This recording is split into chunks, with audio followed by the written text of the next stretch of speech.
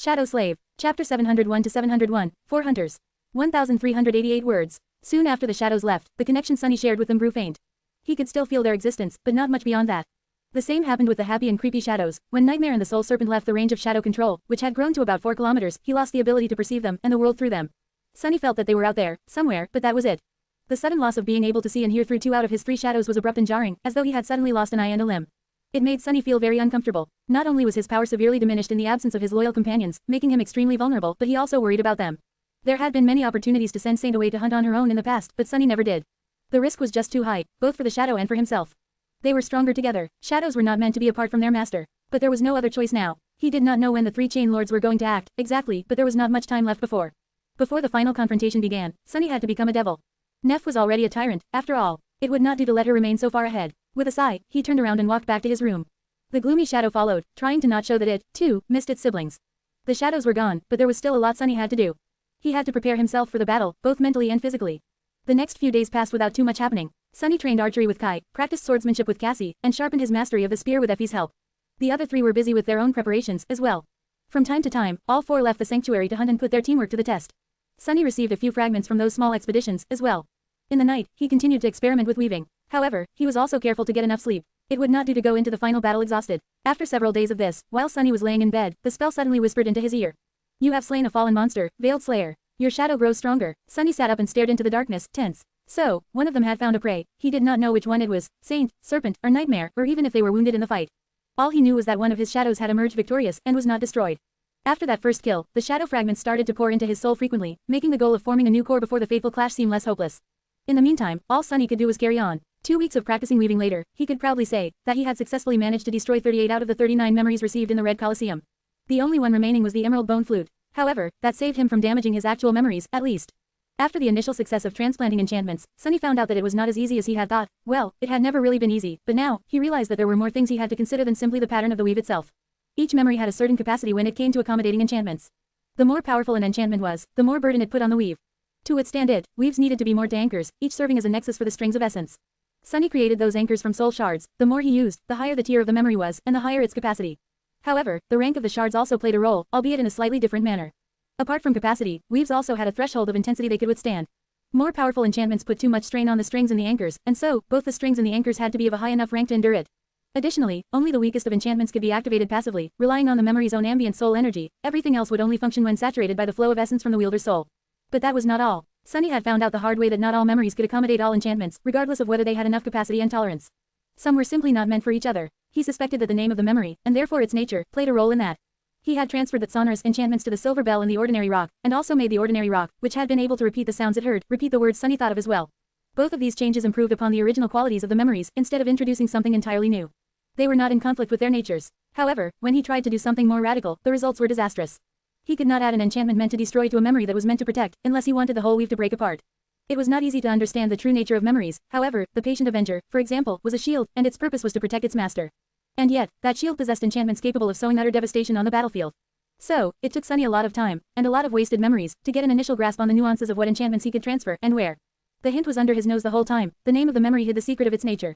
He was still unable to fully grasp it, but after destroying dozens of memories, Sunny managed to develop an intuitive sense that allowed him to glean the general direction of things, at least. It was not much, but it was something. At the start of their 5th month in the nightmare, Sunny found himself on a somewhat familiar island. Some distance away from him, a forest of tall trees stood, darkness nesting between their trunks. The forest looked different from how it had been in the future. There, the trees were twisted and bent, their bark turned dark and rough. But here, they had no need to change and adapt to the devastating burden of the crushing yet. And so, the forest stood tall. The wolves, however, were more or less the same. The nightmare creature lunging at him was the size of a small truck, with fur as tough as steel wire and a long, terrifying muzzle. Its jaws were wide enough to bite a human in half, and strong enough to crush both bones and armor into dust. As the giant beast jumped at him, Sunny dodged left and allowed Effie to barrel into the creature, her fist sending it flying to the ground with a whimper.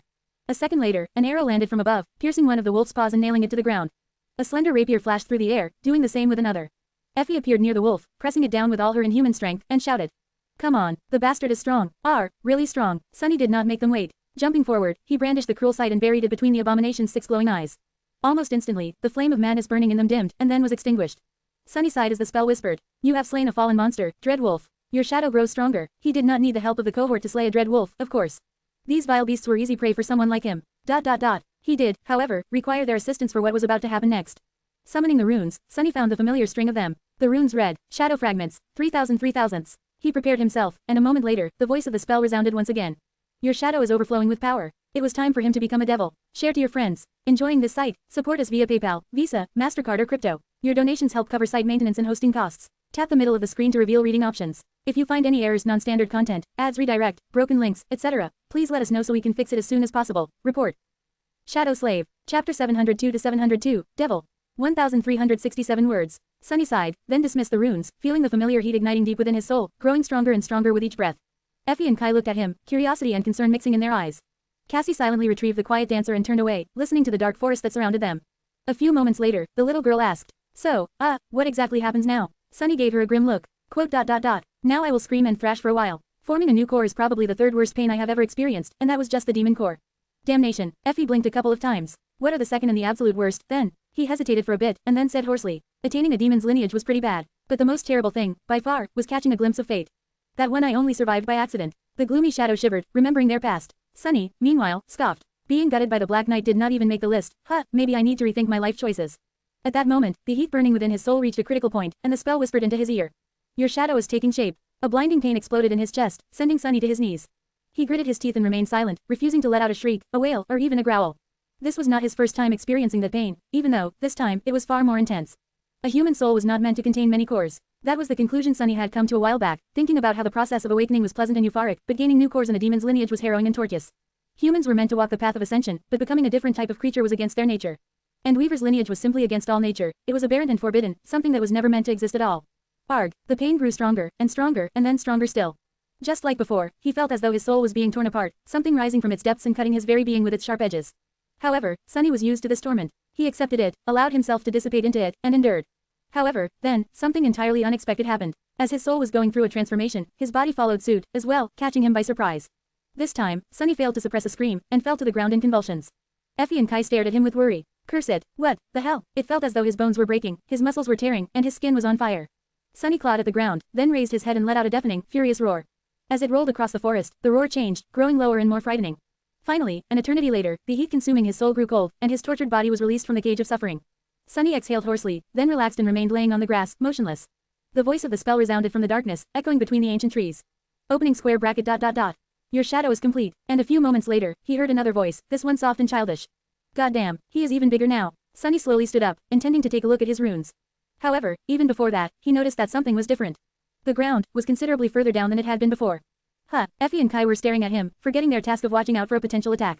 Luckily, Cassie was still vigilant. Sunny frowned, then glanced down to take a look at his own body, as well. It seemed that because he was in a body of a creature, the transformation into a devil changed it, too. The shadow demon, devil, grew even taller, now standing at almost 3 meters of height. His skin had turned into a darker shade of gray, and his claws seemed as if they were cut out of glossy morion. Through the eyes of his shadow, Sunny could see that his horns had grown longer and sharper, as well. More than that, there were now 4 of them, well, 3.5, considering that one had been broken in the ferocious fight with the ascended war maiden Hild. And his eyes, which had been entirely black previously, now seemed like 2 pools of eerie darkness. The shadow's pawn had been fearsome before, but now, he was simply terrifying. Even Sunny himself would not have been happy to meet this towering fiend on a moonless night. Effie shook her head, then looked away. Quote. My neck hurts from staring at you. Is this how everyone feels when they're talking to me? Kai hesitated, then smiled slightly. Well, that is presuming that they are looking at your face. The little girl snorted. Wow, good one. You've been hanging out with Sunny way too much, it seems. Or, with me. Ignoring her jabs, Sunny curiously looked at the ground. He had gained a new shadow. After all, what would its personality be? 2 identical shadows of a 4-armed devil were there, staring at each other. Nevertheless, to Sunny, they seemed very different. One was gloomy and glowering, full of bad mood and disdain. The other was also full of disdain, but of another kind. The new guy somehow managed to seem noble and gallant despite being the exact copy of the other shadow, looking at it with arrogant contempt.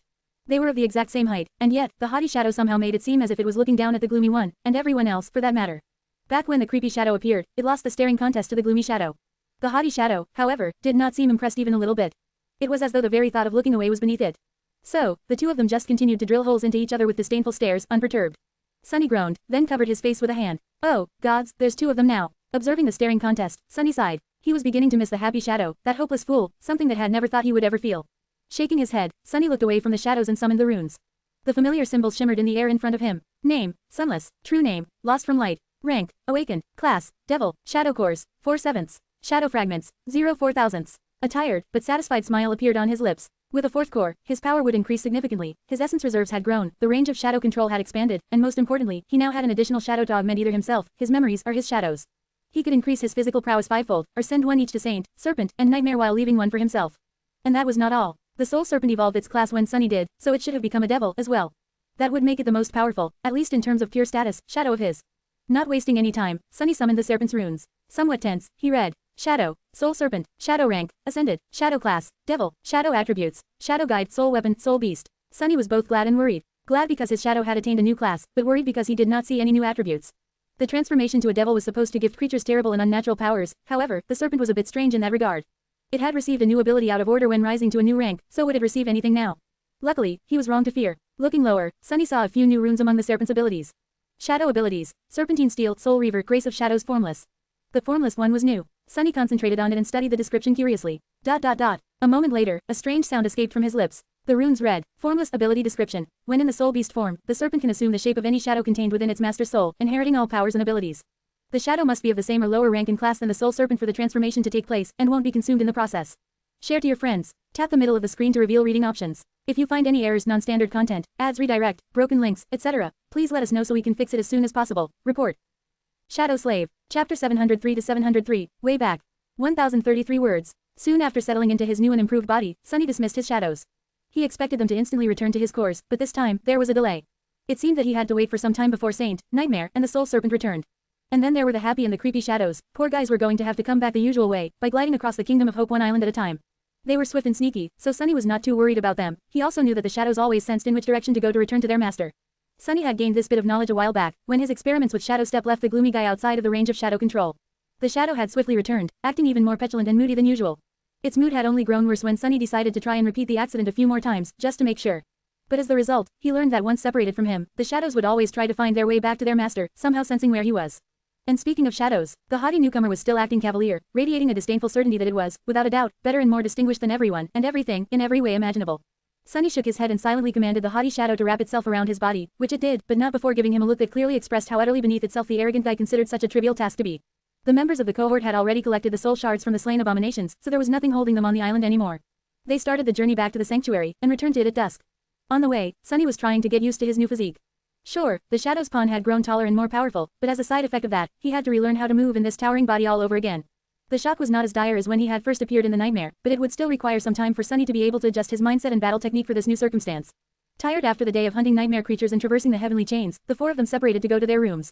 Reaching his own, Sunny fell on the bed, which was now a bit too short for him, and stared at the ceiling for some time, feeling restless and grim. Today, he had accomplished something that he never thought would be possible in such a short span of time. He had formed the fourth shadow core and become a devil. He was now more powerful than he had ever been, with 3 mighty shadows by his side, an arsenal of powerful memories at his disposal, and even possessing a nascent knowledge of sorcery and weaving. In fact, Sunny suspected that there had never been an awakened as powerful as him, except, of course, for Mordred. At least until Neffy's returned from being lost in the dream realm and awakened herself. And yet, he couldn't help but wonder, would that be enough for what was about to come? And if he survives the nightmare, would it still be possible for him to hide his strength and avoid the gaze of sovereigns? Tormented by these questions, Sunny remained awake for a long time, and then finally fell into the embrace of shallow sleep. When the morning came, he opened his eyes and instantly sensed a difference.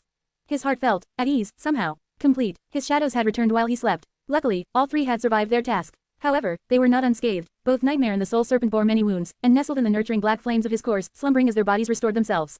Saint was banged up, too, but to a much lesser extent. Even though she had not had the company of a shadow, the taciturn knight fared much better than the other 2. Well, that was not a surprise. She possessed attributes that specifically made her tremendously stalwart and durable, after all. Plus, Saint was Saint. In any case, she was going to heal and recover much faster. The happy and creepy shadows had returned, as well, and were now staring at their new sibling, the former with delighted excitement, the latter with dark and disturbing fascination. The haughty shadow ignored their stares and pretended that the others did not exist, looking past them with flawlessly disdainful indifference. What a character, Sunny smiled, then commanded the 3 shadows to wrap themselves around his body, leaving only the gloomy one on the ground. Finally feeling like himself, he climbed out of bed, freshened up, and went to find Noctis. There was a lot they had to discuss. When he saw the sorcerer, however, the words died on his tongue. Noctis was not on board his flying ship, and neither was he on the edge of the island, sculpting his terrible statues. Instead, the immortal transcendent had returned to his residence, for once. The wooden door stood open, and the sailor dolls let Sunny through without sparing him a single glacé. The interior of the sorcerer's quarters had changed once again. The floor stood cracked and broken, mounds of stone shards arching upward, as if displaced by something rising from below. The circle of runes was broken, as well, devoid of any essence and utterly empty. That, however, was not what scared Sunny. What made him stumble, instead, was that Noctis was not holding a glass of wine, as had been his habit. Instead, the sorcerer was whistling a carefree tune, and brewing himself tea. Sunny froze. Oh, crap, what had it been that the sorcerer told him soon after they met? ... Gather the knives, start a war against both the Ivory City and the Red Colosseum, kill all of the Chain Lords, defy the Lord of Light, break the will of gods, release the demon of desire out of her prison. And have a cup of tea. But then Noctis corrected himself, and said that he should probably have tea first. Sunny gulped. It's starting. Share to your friends. Tap the middle of the screen to reveal reading options. If you find any errors, non-standard content, ads redirect, broken links, etc., please let us know so we can fix it as soon as possible. Report. Shadow Slave. Chapter 704 to 704, A Cup of Tea. 1,225 words. As Sunny was standing still, petrified by what he saw, Noctis finished brewing the tea and poured the amber liquid into a beautiful porcelain cup. Then, the sorcerer raised it to his face, inhaled the fragrant steam, and let out a satisfied sigh. Then, noticing an unexpected guest, he glanced at Sunny and smiled. Sunless, what a nice surprise. Wait, did something about you change? The sorcerer tilted his head with a confused expression, studied the towering figure of the shadow devil for a few moments and then suddenly brightened up. Oh, it's your horn. When did you break it? Really, that is what he noticed. Sunny stared at the cup in the immortal's hands, then grasped the extraordinary rock. He didn't really have to hold the memory to make use of it, but at the moment, Sunny was experiencing a desperate need to hold onto something, anything. Taking a careful breath, he gripped the rock and said hoarsely. Quote. Back in the temple of the chalice. You are drinking tea. Noctis lingered for a bit, glanced at his cup, and then smiled. What a prudent observation. Come, let's not let this nice tea get cold. With that, the sorcerer turned around and headed deeper into his residence, gesturing for Sunny to follow. The teapot flew into the air and hovered above the immortal's shoulder as well. As soon as Sunny made a step forward, however, Noctis suddenly turned, looked at him with a strange expression, and said. Try not to step on anything that seems to be, actually, just don't move at all. We don't want for anything to happen, right? At that moment, the chamber trembled again, and more cracks appeared on its stone floor.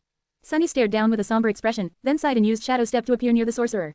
Why, what's under there? Noctis smiled. Oh, nothing, just a memento from an old friend. Don't worry about it. Sunny, however, did worry. He was not a complete fool. The vast circle of runes, the torrential flood of soul essence that the sorcerer saturated it with, the pool of blood that the ancient stones had absorbed, all of it pointed to something dreadful being imprisoned, or maybe created, there in the darkness of the earth. However, he thought better of asking any questions and simply followed Noctis to the stone stairs situated on the other side of the chamber. Using them, they ascended to the top of the ring of giant menhirs and sat down at an elegant wooden table.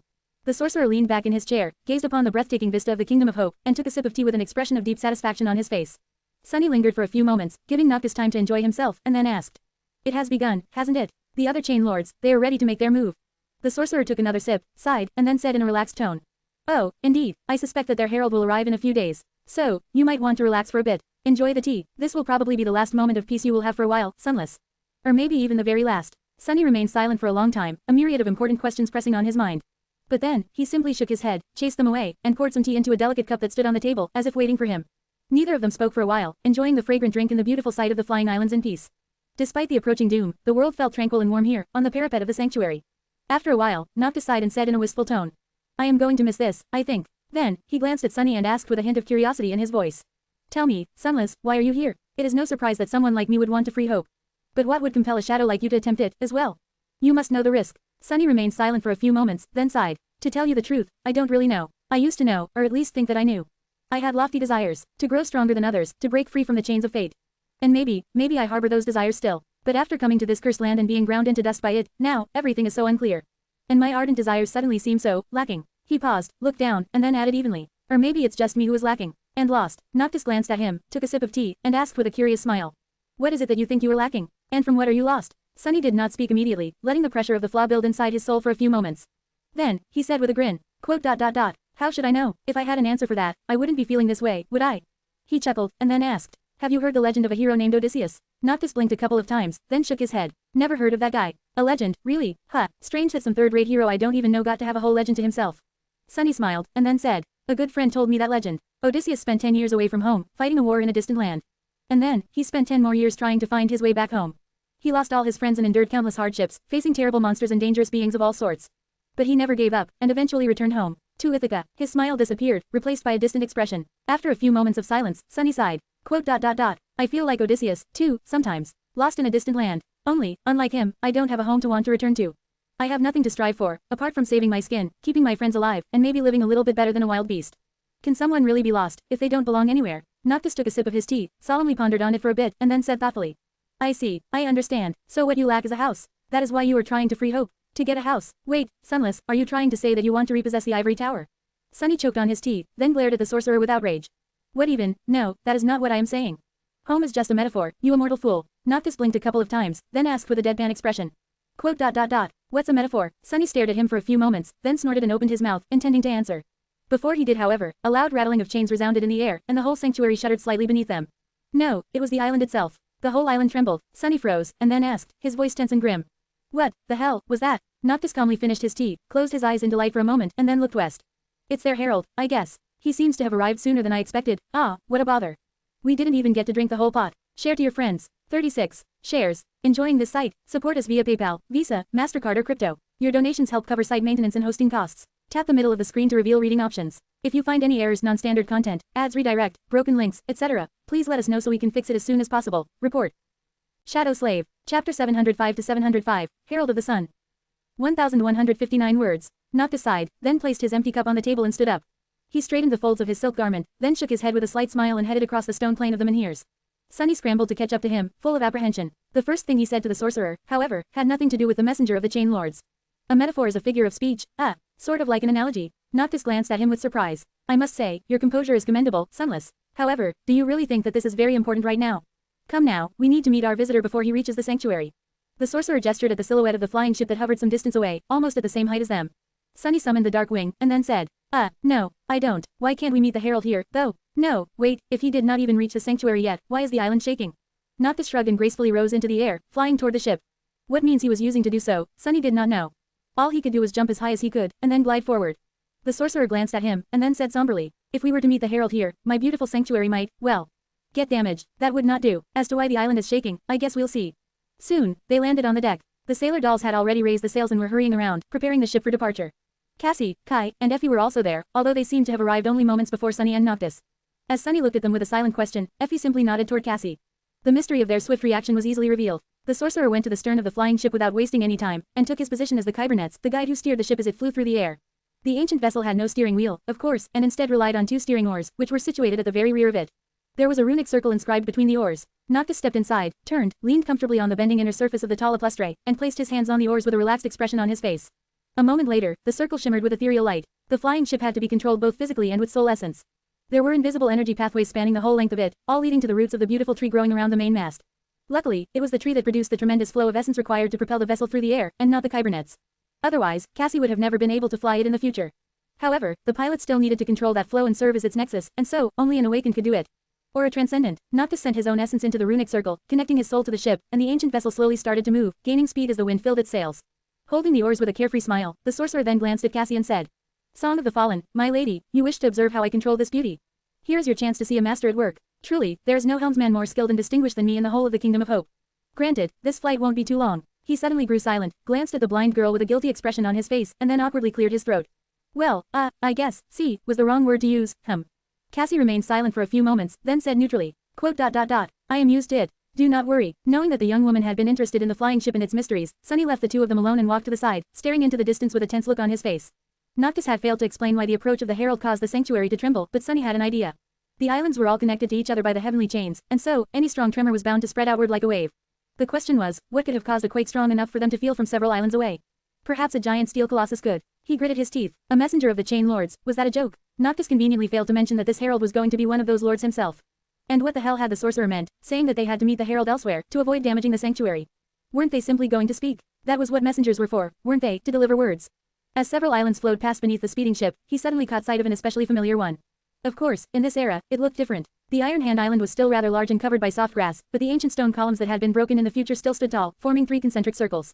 From above, they seemed like a giant sundial, or moondial, perhaps. And, of course, there was no colossal iron hand laying in the center of the island to give it the peculiar name. At least not yet. Sunny suddenly felt cold shivers run down his spine. He didn't have time to think about it more, however, because, at that moment, something else attracted his attention. Some distance away, shrouded in the haze of dawn, he could see the neighboring island. Currently, it was in a higher position than them. The island suddenly swayed, and a small human figure jumped from its edge.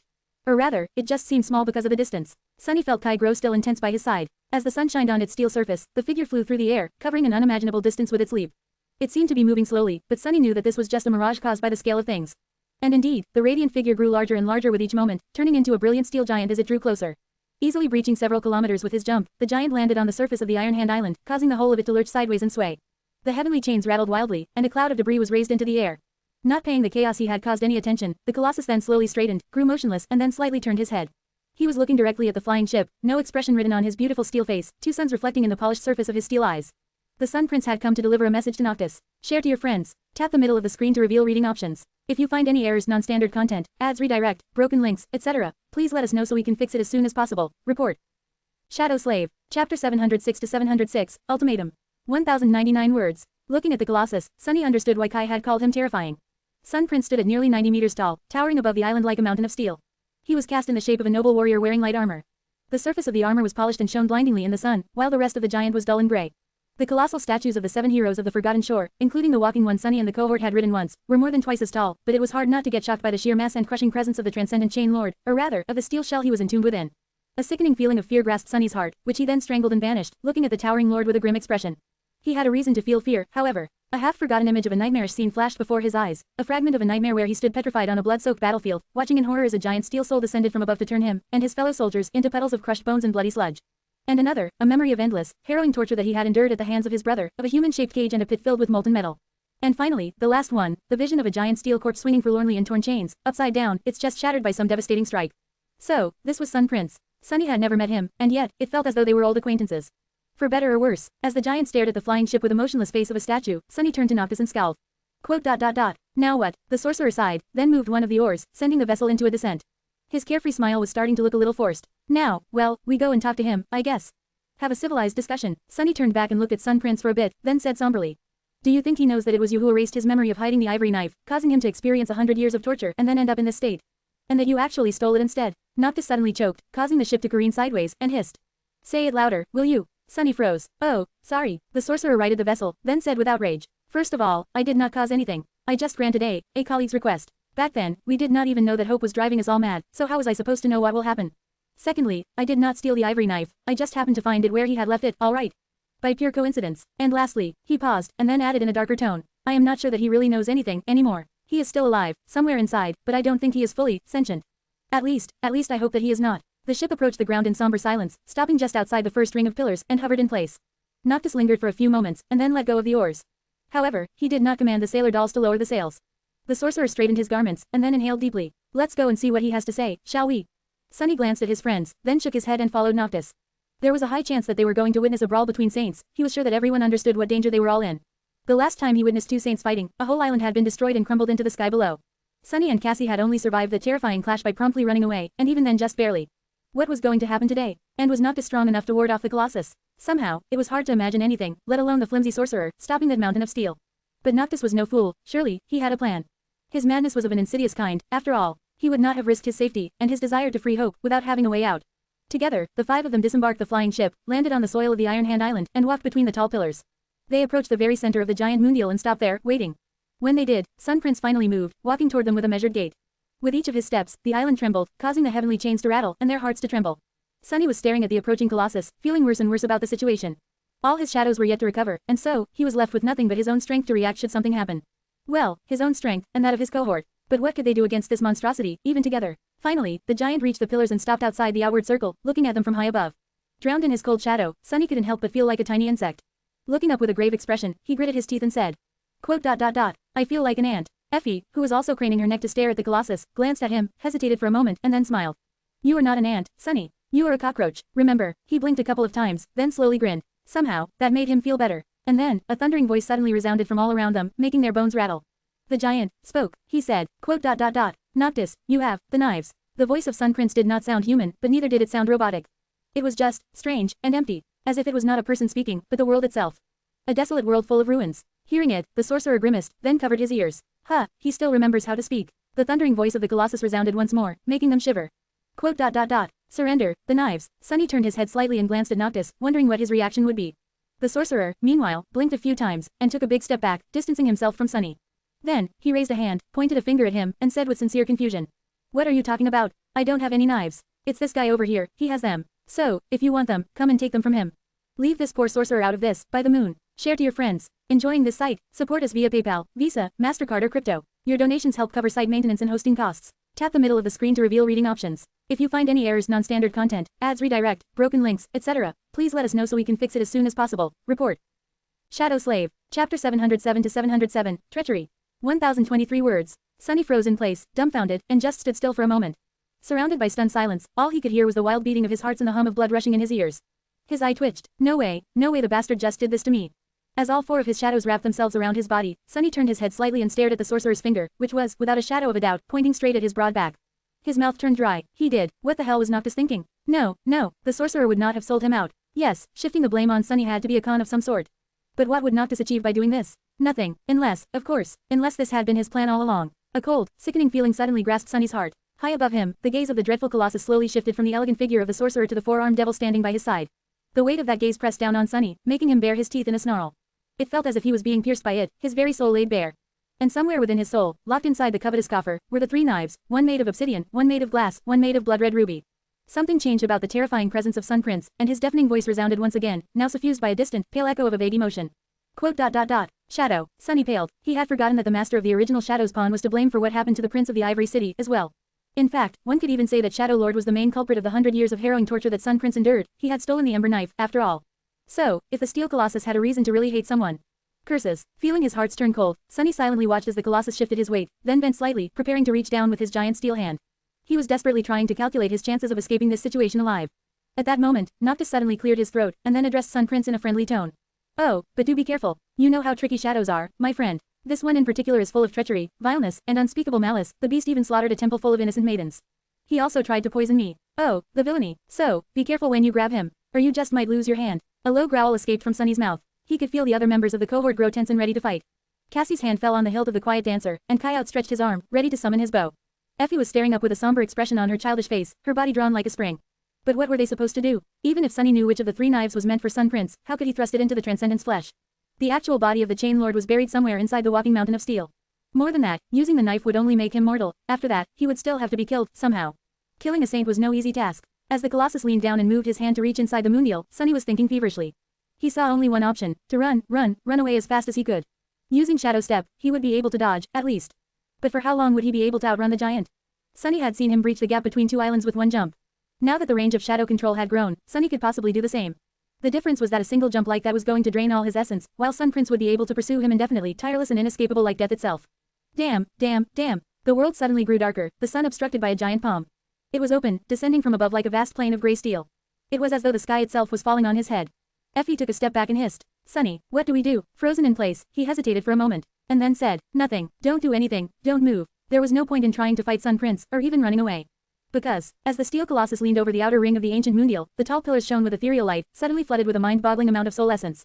A myriad of runes revealed themselves, carved in a vast circle that encompassed the whole structure. And then, everything around them turned to light, cold, pale light of the moon.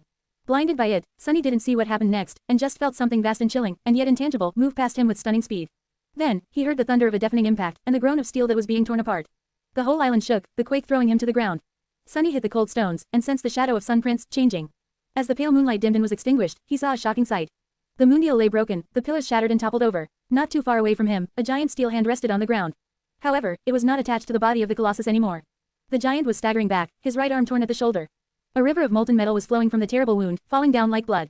The grass was turning to ash where it fell. And amidst all of this, unperturbed, stood Noctis. The sorcerer's expression was calm and slightly amused. Staring at all the chaos, he flicked a speck of dust off his silk garments, shook his head, and said, Tisk, have I not warned him to be careful? I did, didn't I? By the moon, why does no one listen to me? I am the wisest man in all of Kingdom of Hope, after all.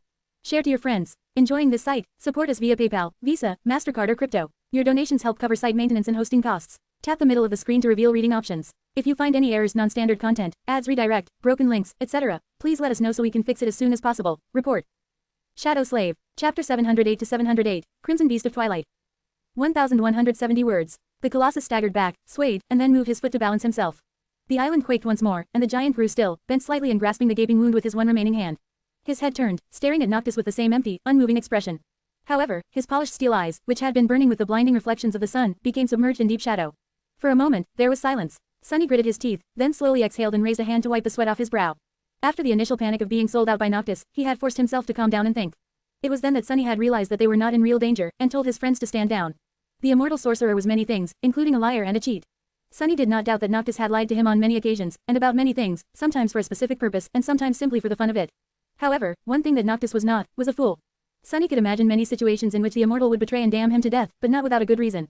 And surrendering the cohort to Sun Prince was the opposite of what Noctis wanted to achieve. At best, it would have bought him some time, at the expense of losing the 3 knives to the other chain lords. One thing that Sunny did not doubt was the sincerity of the sorcerer's desire to free Hope. And so, he had understood that the immortal's sudden betrayal was just another deception. It had not been hard to guess what the purpose of the deception was, as well. After all, Sunny had already guessed how the fateful meeting between rebellious Noctis and the Herald of the Chain Lords was going to end, and how the Iron Hand Island would get its name. Sun Prince had walked right into the sorcerer's trap, and Sunny had been used as bait. Not for the first time, and probably not for the last. So, he wasn't very shocked by the sight of the giant's missing arm and of the streams of molten steel that flowed out of it, slowly cooling on the broken stones, or at least he wasn't supposed to be. In reality, the scene in front of him was so striking, so tremendous that it was simply impossible to remain untouched by the vast and poignant scale of it. Still, he turned to Noctis, remained silent for a moment, and then let out a low growl. Quote. You could have warned me, you know. The sorcerer looked at him with sincere confusion. Then, he smiled and said, But what if I changed my mind at the last moment? Then, warning you would have made me a liar. I have a reputation to uphold, don't I? With that Noctis winked at him, then turned to face the motionless Colossus. As Sunny stared at him darkly, the smile slowly disappeared from the sorcerer's face, making way for something cold and frightening. His gray eyes shone with distant moonlight, and in that moonlight, there was madness. Taking a step forward, Noctis suddenly appeared to be taller than he had been, his previously contained presence spreading over the world like a flood. Sunny shivered, feeling like prey being stalked by a hungry predator. The air suddenly seemed to smell of blood, the light of the sun appeared slightly dimmer, and in the echoing silence, they could almost hear the howls of countless beasts. Even though Sunny knew and somewhat trusted Noctis, he suddenly felt scared. And he wasn't even the focus of the immortal's furious gaze. Instead, it was aimed at the hunched Colossus. The sorcerer grinned, revealing his canines, and spoke, his clear voice flowing across the island like a river of blood.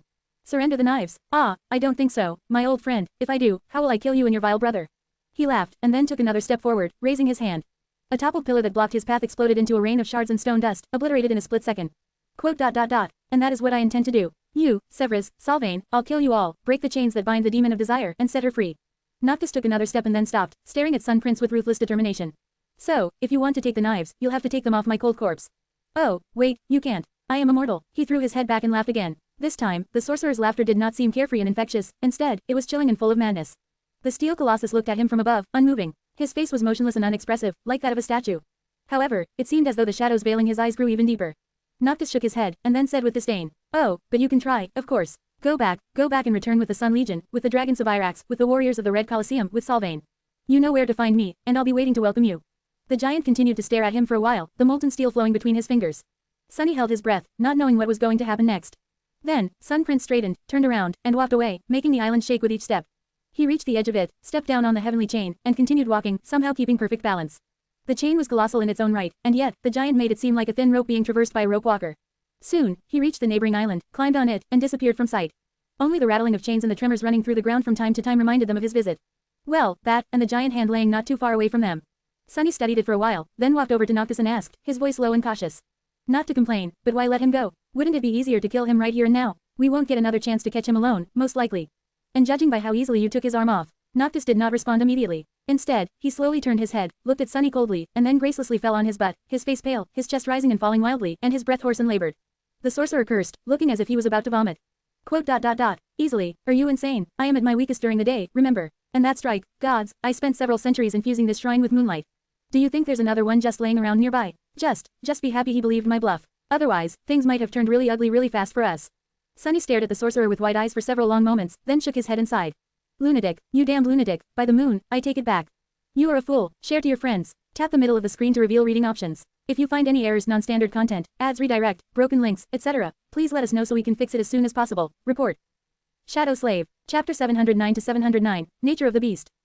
1,195 words. It was only later, when they returned to the flying ship and looked down upon the devastation that the short and furious clash between Noctis and Sun Prince had created, did the understanding of what had happened finally settled in their minds.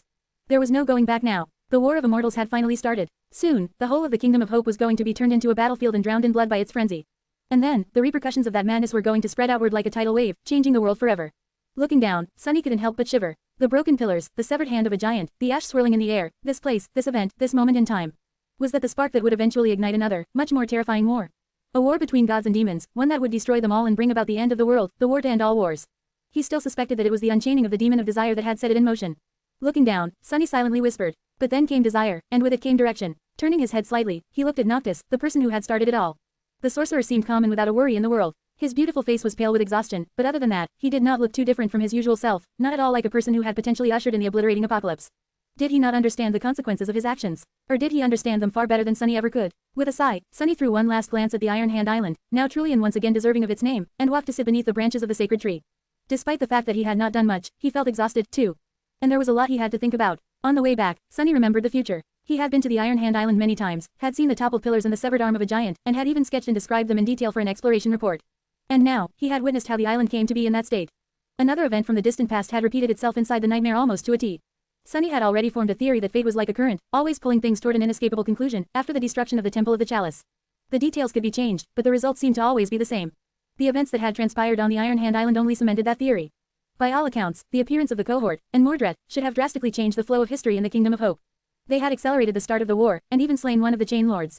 If not for them, Noctis would have most likely spent several years searching for a way to make a deal with Weaver, and only then rebelled against the other immortals. Those several years were, perhaps, the countdown to the blossoming of the Nightmare Seed. If no Awakened appeared to challenge the nightmare by then, the seed would have bloomed. Was that the logic? Seeds blossomed when the conflict inside them resolved itself and fate repeated unchanged. Before, Sunny had thought that the task of the challenger was to resolve a conflict that would have otherwise remained unresolved. But now, knowing what he knew about the Chained Islands and the Kingdom of Hope, he realized that he had been wrong. With or without his help, Noctis was always going to start a war, the Ivory Tower was always going to break free from its chains. The Temple of the Chalice was always going to be destroyed, and Sun Prince was always going to lose his hand to the enchanted Moondeal. Come to think of it, his first nightmare would have resolved itself without his intervention, too. One way or another, the nameless temple slave would have probably died, and Oro of the Nine would have survived, or would they? In any case, there would have been an ending. That doesn't really make sense. So what was the role of the challengers? If the conflict could resolve itself, why were they here? What did the spell want from them? Prove that they were equal to the heroes of the past. Do it better than them. Simply survive. The spell did not care what one did inside the nightmare and how they went about solving the conflict. The reward was going to be the same. Either way, the challenger would ascend to a new rank. They could receive a true name, or even, in extremely rare cases, an evolution of their aspect, but those things could be done outside a nightmare, as well. The only thing the spell cared about was that the challenger survived until the end. But that was not entirely true. The spell would not give additional rewards, or deny the survivor their ascension. However, it did care a little, at least enough to appraise the challenger's performance. The appraisal did not really matter outside of the first nightmare, where it was tied to the boon, but the spell still gave them out each time. Good, exceptional, remarkable, glorious, and so on. Was there a hint in there, somewhere, about what it wanted? If so, Sunny had apparently pleased the spell very much in his first trial. Sitting in the shade of the sacred tree, he sighed and looked into the distance with a solemn expression. I hope it will be pleased with us again, this time. I hope we survive. Soon, the flying ship returned to the sanctuary and descended to its usual position above the altar island. As they returned to the ground, Sunny could see hundreds of faces turned to them, fear and uncertainty written in their lines. The inhabitants of the sanctuary had not seen the clash between Noctis and Sun Prince, but they all knew that something was wrong. By now, the island had stopped trembling, but their hearts did not. Without paying them any attention, the sorcerer tiredly landed on the grass, then turned to Sunny and frowned slightly. I am going to rest for a couple of days. That, most of the Sun Legion, as well as the army of the Red Colosseum, are arrayed along the border between Solvane's territory and that of the Ivory City. It is going to take them at least 2 weeks to assemble together and march east, so, we will give them enough time to break the current formation but not enough to build a new one. We attack in 7 days. He hesitated for a few moments, and then suddenly smiled. Warmongers and the Sun Legion forgetting their hatred and fighting side by side, truly, no one but me could have made it happen. Am I not the most talented diplomat in all of the Kingdom of Hope? With that, Noctis laughed, turned around, and walked away. Sunny stared at his back for a few moments, then sighed and said quietly. You are definitely not, but then again, maybe you are. Share to your friends. Enjoying this site? Support us via PayPal, Visa, MasterCard or crypto. Your donations help cover site maintenance and hosting costs. Tap the middle of the screen to reveal reading options. If you find any errors, non-standard content, ads redirect, broken links, etc., please let us know so we can fix it as soon as possible. Report. Shadow Slave. Chapter 710 to 710, Departure.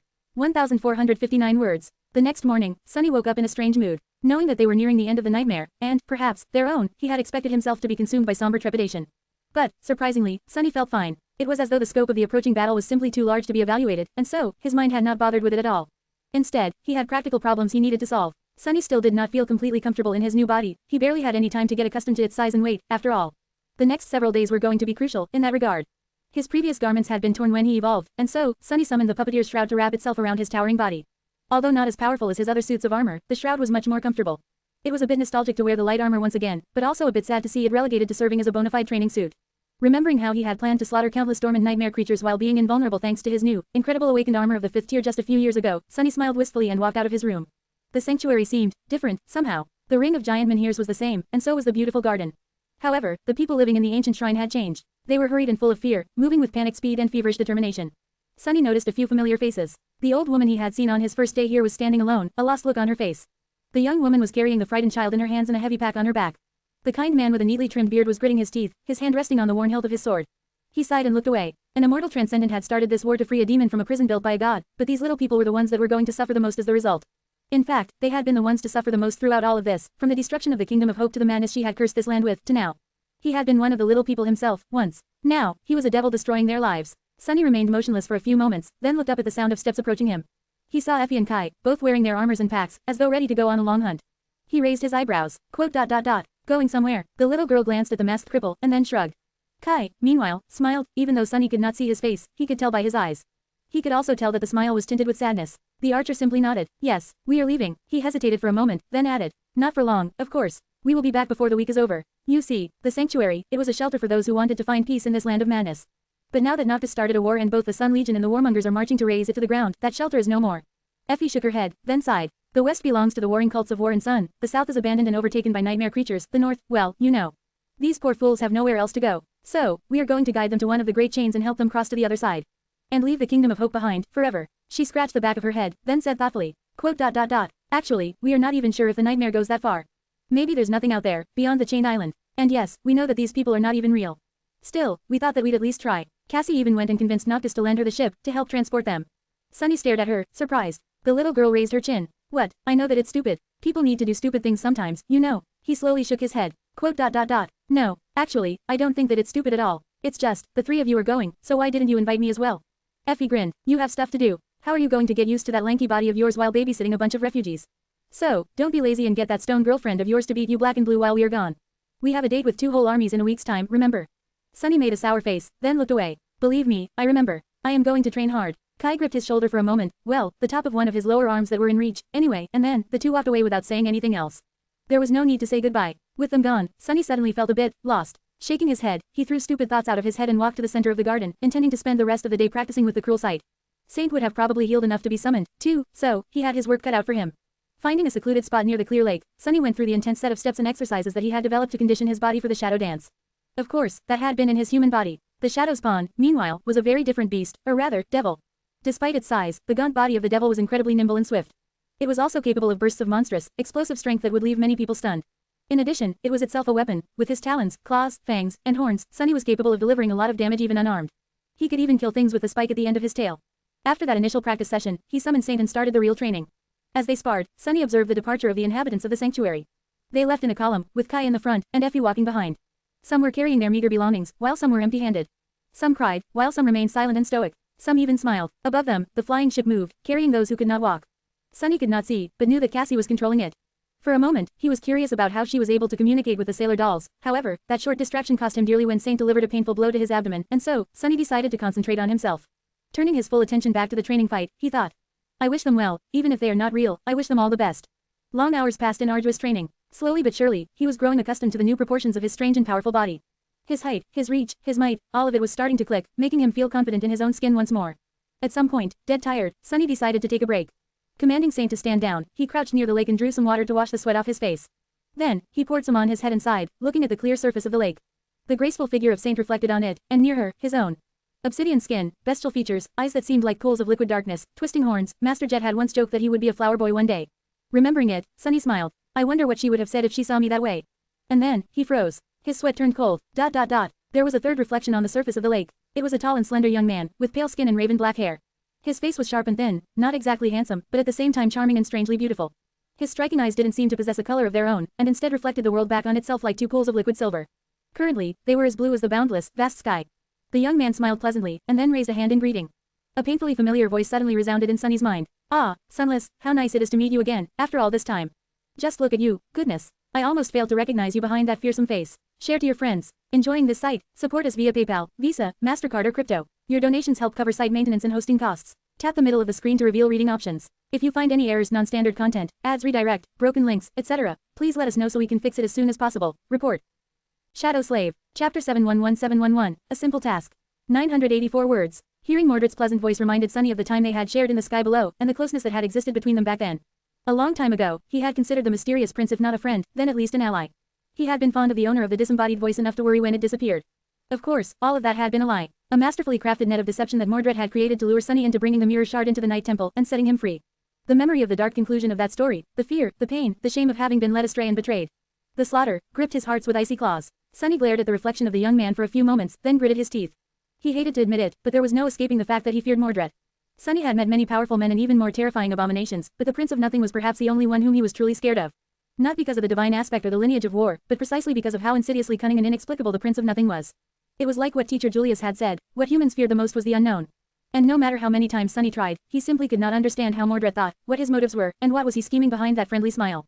Because of the eerie wrongness hiding in the depths of his eyes, the Prince of Nothing was impossible to predict. Hell, he was even impossible to kill. The whole of the great clan Valor had tried, and failed. Grasping the extraordinary rock, Sunny made sure that there was no one really standing behind him, and addressed the reflection in a gruff voice. Quote. Oh, it's you. What are you doing inside the lake? Don't be a stranger, Mordred. Come, enter my soul sea, and let's talk face to face. The reflection of the young man lingered, its smile turning a little forced.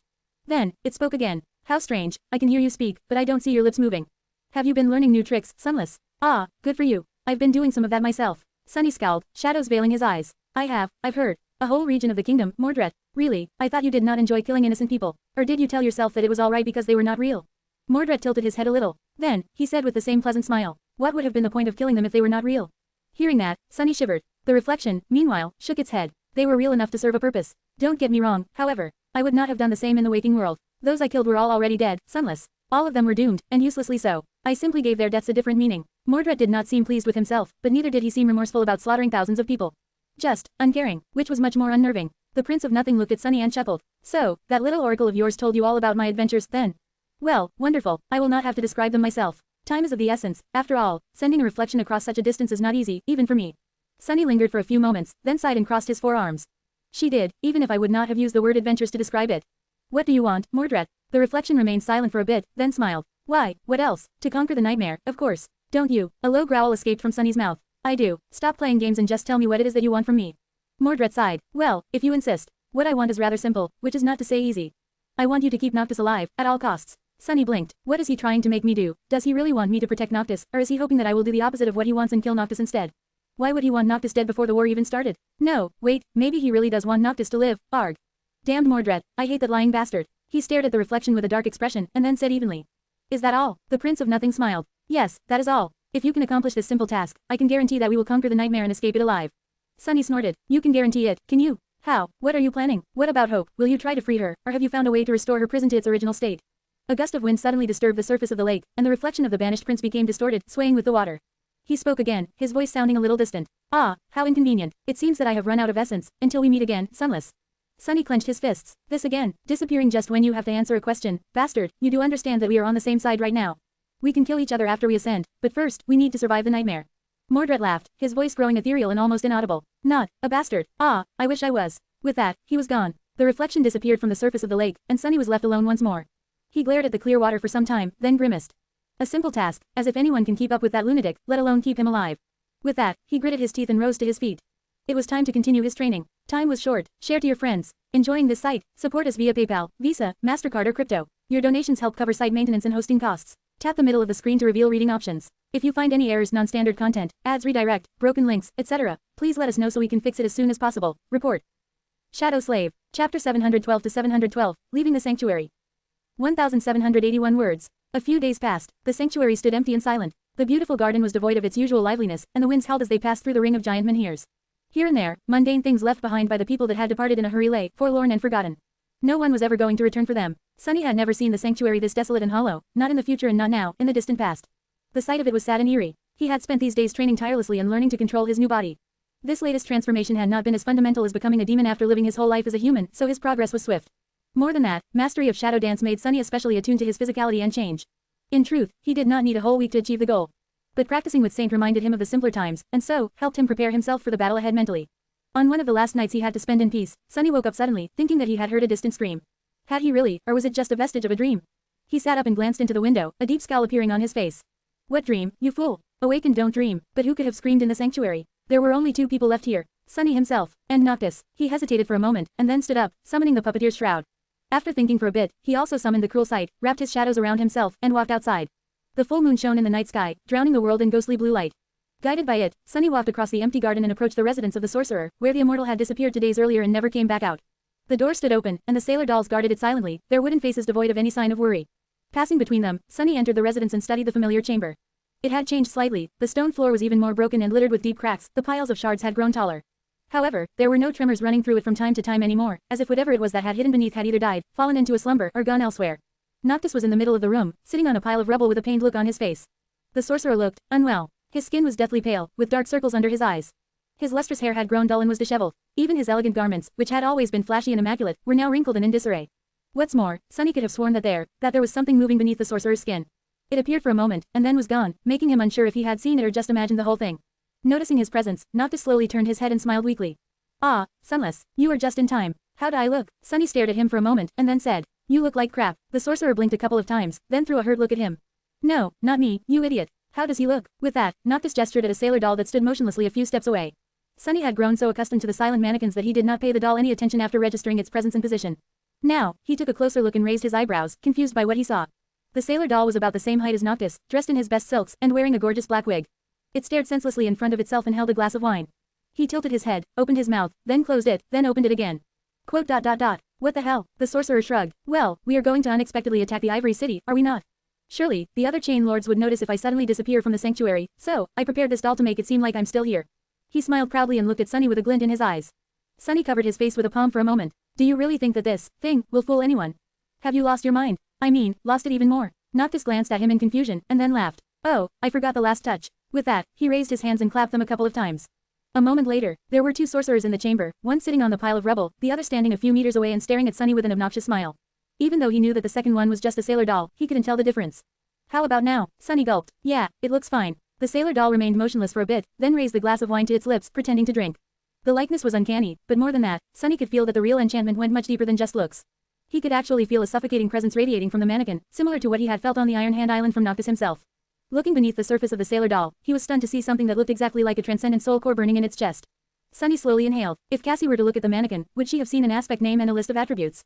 Quote. Better than fine. It is very convincing. Noctis grinned, then rose to his feet with a grimace. Once again, it seemed as if something moved under his skin, but a second later, he seemed fine. Good. Well then, one last thing left to do before we leave. Follow me. Sunny threw one last look at the broken floor of the stone chamber and then turned around. He knew that he would never return here again. Together, the two of them entered the garden and walked across it.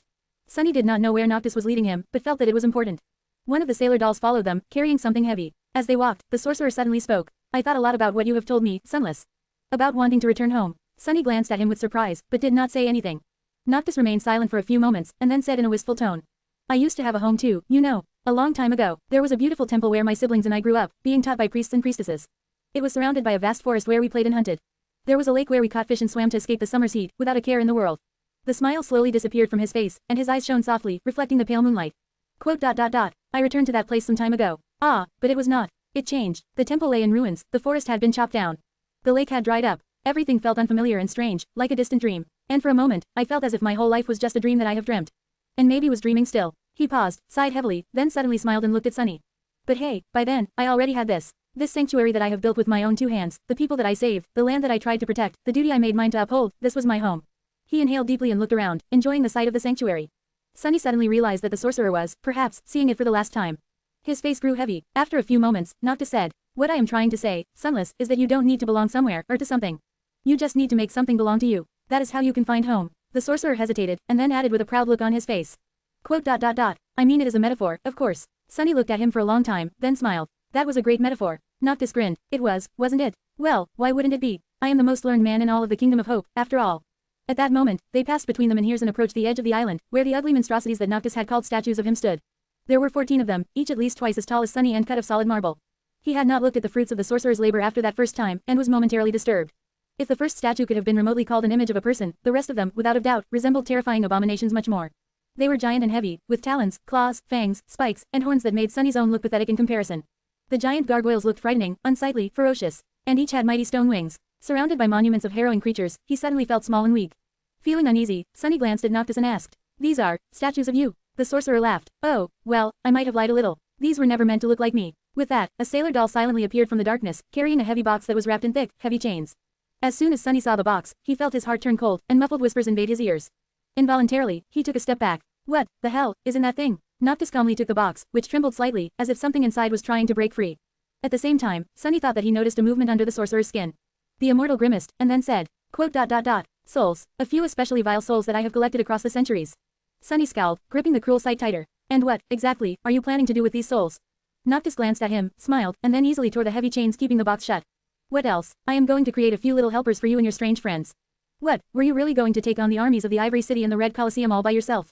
By the moon, Sunless, I do trust in your abilities, but what would people say if I turned out to be the only chain lord without an army? How would that look? Ah, no, such an embarrassment would simply not do. With that, he opened the box, his eyes shining with cold moonlight. And in the next moment, the 14 terrifying stone beasts suddenly moved. Share to your friends. Tap the middle of the screen to reveal reading options. If you find any errors, non-standard content, ads redirect, broken links, etc., please let us know so we can fix it as soon as possible. Report. Shadow Slave. Chapter 713 to 713, War Drums. 1079 words. The flying ship was moving through the deep darkness of the sky below, escorted by 14 stone fiends. With the ocean of flames burning below and vast nothingness above, it seemed as though they were sailing through purgatory. Noctis stood at the steering oars, slouched, with a pale face and dark circles under his eyes. He did not seem to be doing too well, but his hand was steady as it controlled the ship. On the upper deck, the sailor dolls were preparing for battle. They were moving wooden ballistae into position and loading heavy bolts into them, with an especially fearsome siege engine placed at the bow. The bolts themselves were not that simple, either. Their surfaces were carved with runes, which shimmered with stored soul essence and brimmed with power. The mannequins themselves were armed, as well, their elegant liveries replaced with chainmail. They carried heavy bows, sabers, and hatchets, both to kill the enemies and defend the ship from boarding hooks. There were plenty of quivers full of arrows around, as well as barrels of water to douse the flames should the sails catch on fire. The sails, meanwhile, were turned at a strange angle to catch the hot air rising from below, surrounding the vessel from the sides like wings. The ship was flying swiftly, but in the emptiness of the sky below, it was hard to measure how much distance they were covering. Sunny could only tell that their speed was tremendous because of the powerful torrent of essence flowing through the ancient wood, and the howling of the wind that was being cut by the armored ram of the ship. At this rate, they were going to reach the Ivory City soon. The cohort was preparing for battle, too. Kai had summoned his white and gold armor, a memory he had earned while commanding a centuria of the Sun Legion.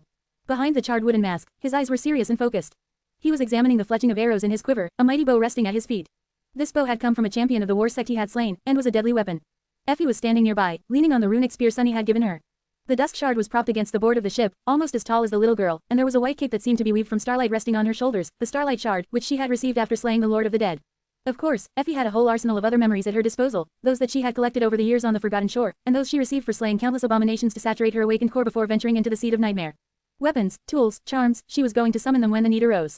Knowing that the battle ahead would be long and arduous, the little girl was hungrily devouring a pile of roasted meat. Cassie was quietly observing Noctis, her hand resting on the hilt of the quiet dancer. Her role in the approaching battle was going to be especially important. When the sorcerer clashed with Solvane and Sun Prince, she would have to control the flying ship and command the sailor dolls, drawing the bulk of the enemy's ire. Sunny was getting ready, too. He had summoned the mantle of the underworld, which covered his demonic body like an onyx carapace. Since this battle was going to be against humans, and not mighty nightmare creatures, he had judged that its utility would be more valuable than the impregnable defense of the undying chain. There was no Elias around to heal a mortal wound should he receive one, as well, so its incredible enchantment was less useful. The blood blossom rested in the onyx armor's breastplate, ready to grant him its strength. In his 4 hands, he held the cruel sight, the midnight shard, and Morgan's warbow. 3 shadows rested in his soul, ready to be sent forth to destroy and slaughter. He was ready, well, as ready as he could be. Just as Sunny thought it, Noctis suddenly moved, and then looked up, a wild smile slowly appearing on his lips. His voice sounded hoarse, but clear. Ah, they finally sense us. The members of the cohort turned to him, their faces calm and collected. The sorcerer grinned, and then moved one of the oars, sending the ship flying up. His eyes glinted with distant moonlight. No point in hiding anymore. We are close enough. Anyway, oh, what a night to be alive, my friends. His laughter rolled across the deck as the ancient vessel climbed higher and higher, swiftly approaching the dark side of the chained island. Sunny stared up, knowing that just in a few minutes, the end of this nightmare was going to begin. As he did, Cassie silently approached him and stood nearby for a few moments, silent. Then, she said, no matter what happens, don't let him enter the tower. Sunny frowned, looking at her with a somber expression. Who, Noctis? She lingered for a second, and then shook her head. No, Mordred. Sunny smiled and turned away. Why, was his guarantee of conquering the nightmare if we do as he says a lie? The young woman did not speak for a while, then said simply. No, I don't think so. Sunny glanced at her and raised an eyebrow. Why should I try to stop him, then? She hesitated for a moment. Then, Cassie asked, what happens after the nightmare? Sunny sighed, then chuckled wryly. All right, I'll take your request into consideration. He could already see the dark underbelly of the Kingdom of Hope above them, and hear the distant whisper of war drums. Caught by surprise, the 2 armies were hurriedly preparing to meet them. Looking at his friends, Sunny sighed, and then said in a neutral voice. I guess this is it. Good luck, guys. Don't die out there. Kai and Effie looked at him, and then nodded. The little girl smiled crookedly. Why would we die? It's just a couple of armies and 3 transcendents. No big deal. She hesitated for a bit, and then added in a somber tone. However, let's make a promise to not do suicidal battles beneath giant towers again, okay? I mean, at this rate, it might become a habit. Sunny looked at her and grinned. So, what, next time, we should do battle on top of a giant tower? Effie sighed. No towers. Let's try to avoid giant towers in the future entirely. How does that sound? Sunny laughed, then turned away and stared at the approaching islands. Sounds fine to me. Can't promise anything, though. Share to your friends. Enjoying this site? Support us via PayPal, Visa, MasterCard or crypto. Your donations help cover site maintenance and hosting costs. Tap the middle of the screen to reveal reading options. If you find any errors, non-standard content, ads redirect, broken links, etc., please let us know so we can fix it as soon as possible. Report. Shadow Slave. Chapter 714 to 714, Dreadnought. 1183 words. As the silver circle of the full moon reached the highest point in the sky, a sudden movement tore through the darkness of the night. In the clamor of drums and human voices, an armada of wooden ships flew forward, each vessel illuminated by the orange flame of lanterns. Some had red sails, and some had white. In the pale moonlight, all of them looked gray and colorless. The ships rushed forward, seeming like a river of lights. On their decks, human figures moved, feverishly preparing for battle. The soldiers were drawing their weapons and knocking arrows on the strings of their bows, while the captains stared at the radiant moon, their faces tense and grim. Soon, a lonesome black dot appeared on the surface of the silver disk, and then slowly grew as it drew closer. A single ship, this one much larger and more graceful than the rest of them, was fearlessly flying to meet the luminous armada. There was a beautiful tree growing around its mast, and a man with pale skin and raven black hair standing at the oar, guiding the vessel forward. His eyes were gray and clear, shining with the reflected light of the moon. Standing near Noctis, Sunny could not help but feel a dark resentment grip his hearts. Curse it, they had chosen the time of the attack to catch the armies of the Chain Lords unprepared. Most of the soldiers were still on march to the Ivory City, their formation broken and in disarray. It was not easy to unite two large forces, and Noctis had chosen the precise moment when the chaos was at its worst to stage his assault. And yet, there was still a considerable force ready to defend the city. At least 100 ships rose into the air to intercept and destroy them, each carrying dozens of warriors, some of them awakened, and some even ascended, but all the absolute elite the warring factions had to offer.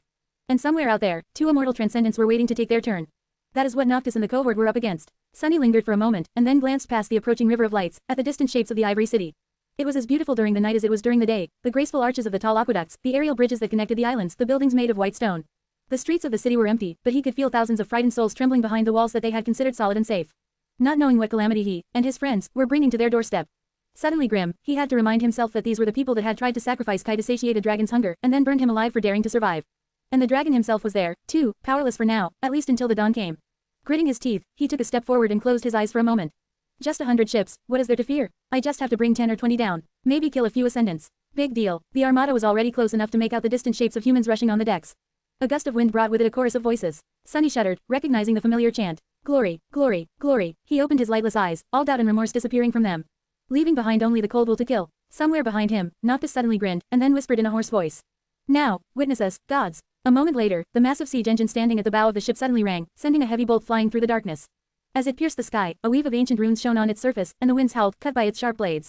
Streaking toward the distant armada like a falling star, the bolt struck the hull of the forward vessel, and crushed straight through it, pulverizing a large part of the bow. It tore through the innards of the enemy ship, and then, an explosion of pale light suddenly illuminated the vessel from within for a split second, leaving behind nothing but a cloud of bloody debris.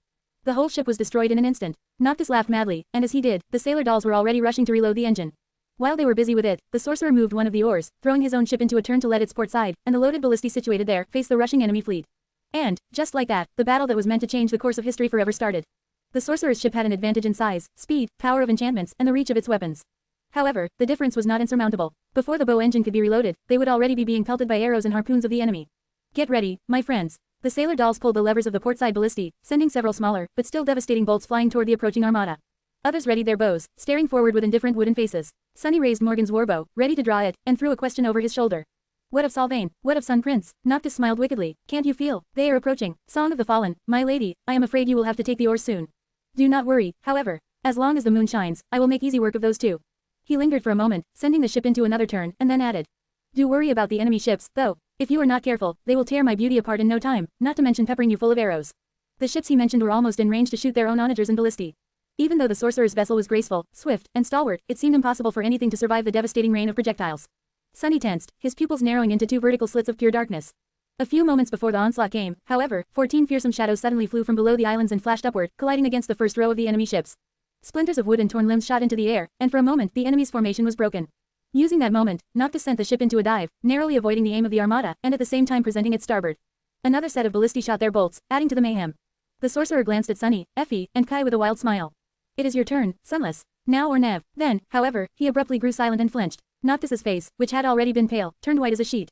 He groaned, and then slowly turned his head, looking up with a stunned expression. A moment later, Sunny heard the immortal let out an ominous whisper. Oh, this is not good at all. Feeling a cold shiver run down his spine, Sunny turned and followed the sorcerer's gaze, up and up, into the night sky. Then, he froze. What? The moon. The moon was disappearing. Share to your friends. Tap the middle of the screen to reveal reading options. If you find any errors, non-standard content, ads redirect, broken links, etc., please let us know so we can fix it as soon as possible. Report. Shadow Slave. Chapter 715 to 715, Boarding Party. 1092 words. Out there in the sky, the silver disk of the moon was slowly being devoured by darkness, as if drowning in a vast and impenetrable shadow. One of its edges was already gone, and with each moment, more and more of it was being erased by the shadows. It looked like an eclipse. Noctis paled, and at the same time, Sunny suddenly felt reinvigorated. It was as though every shadow in the world had just become deeper and darker, and as one of them, he did, too. The feeling was strange and euphoric, but Sunny knew that this eclipse was an ill omen for all of them. Turning to the sorcerer, he asked, what is going on? Noctis stared at the disappearing moon with a dark expression, and then shivered. I guess Severus had a trick of his own up his sleeve. I did not expect him to get his hands on a piece of Shadow's domain, though, how is this even possible? Seeing a lost expression on the sorcerer's face, Sunny growled, how severe is your flaw? How weak are you going to be when the moon is fully gone? What do we do now? The fleet of the Ivory City was still closing the distance to obliterate them, so there was no time to waste. They had a few moments before the clash, at best. He had to know what was going on. Noctis glanced at the dimming moon for one more second, then turned away and sighed. Well, a pale smile appeared on his lips. Quote. Do you guys remember how I told you that I will take care of both Sylvain and Sun Prince while you distract their armies? The sorcerer's smile grew wider, a mad glint appearing in his eyes. Change of plans. You will have to keep the prince busy for a bit, too. We'll try to deal with Sylvain. Best of luck to you, my friends. And to me, as well. With that, he stepped out of the magical circle and gestured for Cassie to grab the oars, which she hurriedly did. A moment later, Noctis was already standing on the board of the ship, his raven black hair dancing in the wind.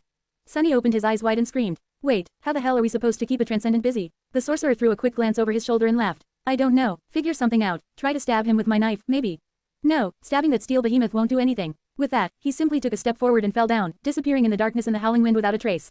Just like that, Noctis was gone. Sunny stared at the empty space where the sorcerer had been just a moment ago with a stunned expression. His momentary stupor was broken by Cassie's shout. Sunny, there are only a few seconds left. What do we do? The blind girl was controlling the flying ship, desperately trying to right its course so that it wouldn't take the full brunt of the Armada's siege weapons all at once. Sunny had no idea how she was able to fly the ancient vessel without being able to see, and it did not matter right now. He hesitated for a moment, then turned away and let out a resentful growl. We follow the plan. Nothing really changed. Effie raised the dusk shard and asked, her voice grim. What about the big bastard? Sunny gritted his teeth. Last I checked, that monstrosity cannot fly. As long as we stay in the air, we should be fine. Cassie pushed one of the oars down, then frowned. Her voice sounded hesitant. But how do we stop him from going after Noctis? He looked at her, then cursed. No idea. Shoot him with the damned bolt thrower. The big one. With that, Sunny left the blind girl behind and rushed forward. The enemy ships were already close enough for him to feel shadows dancing on their decks. Which meant that it was time for him, Effie, and Kai to join the fight. A large fleet was closing in on a swift vessel, its formation in a mess because of the 14 ghastly stone abominations wreaking havoc on the flying ships. Each of the massive gargoyles bore the soul of a vile corrupted creature, so their might and ferocity were terrifying, not entirely on par with the original fiends that Noctis had slain, but close to it. And yet, they alone were not enough. In fact, the 14 gargoyles were merely a distraction. The main strike was yet to come. As the graceful ship came within range of the fleet's siege weapons, it dove down, and at the same time, several figures jumped off its deck into the air. A few moments later, the air was suddenly filled with the smell of blood. The captain of one of the vessels shouted something, pointing upward. Then, however, he swayed and fell down, his neck pierced by an arrow.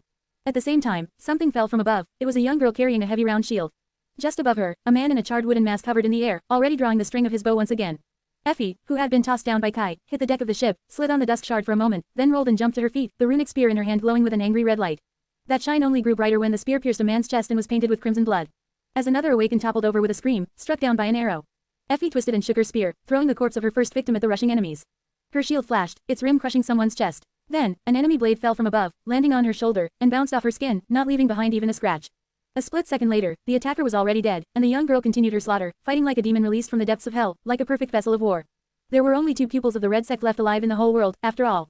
One of them was Sylvain, and the other was here on the ship, killing Sylvain's followers one after another with a feral grin on her childish face.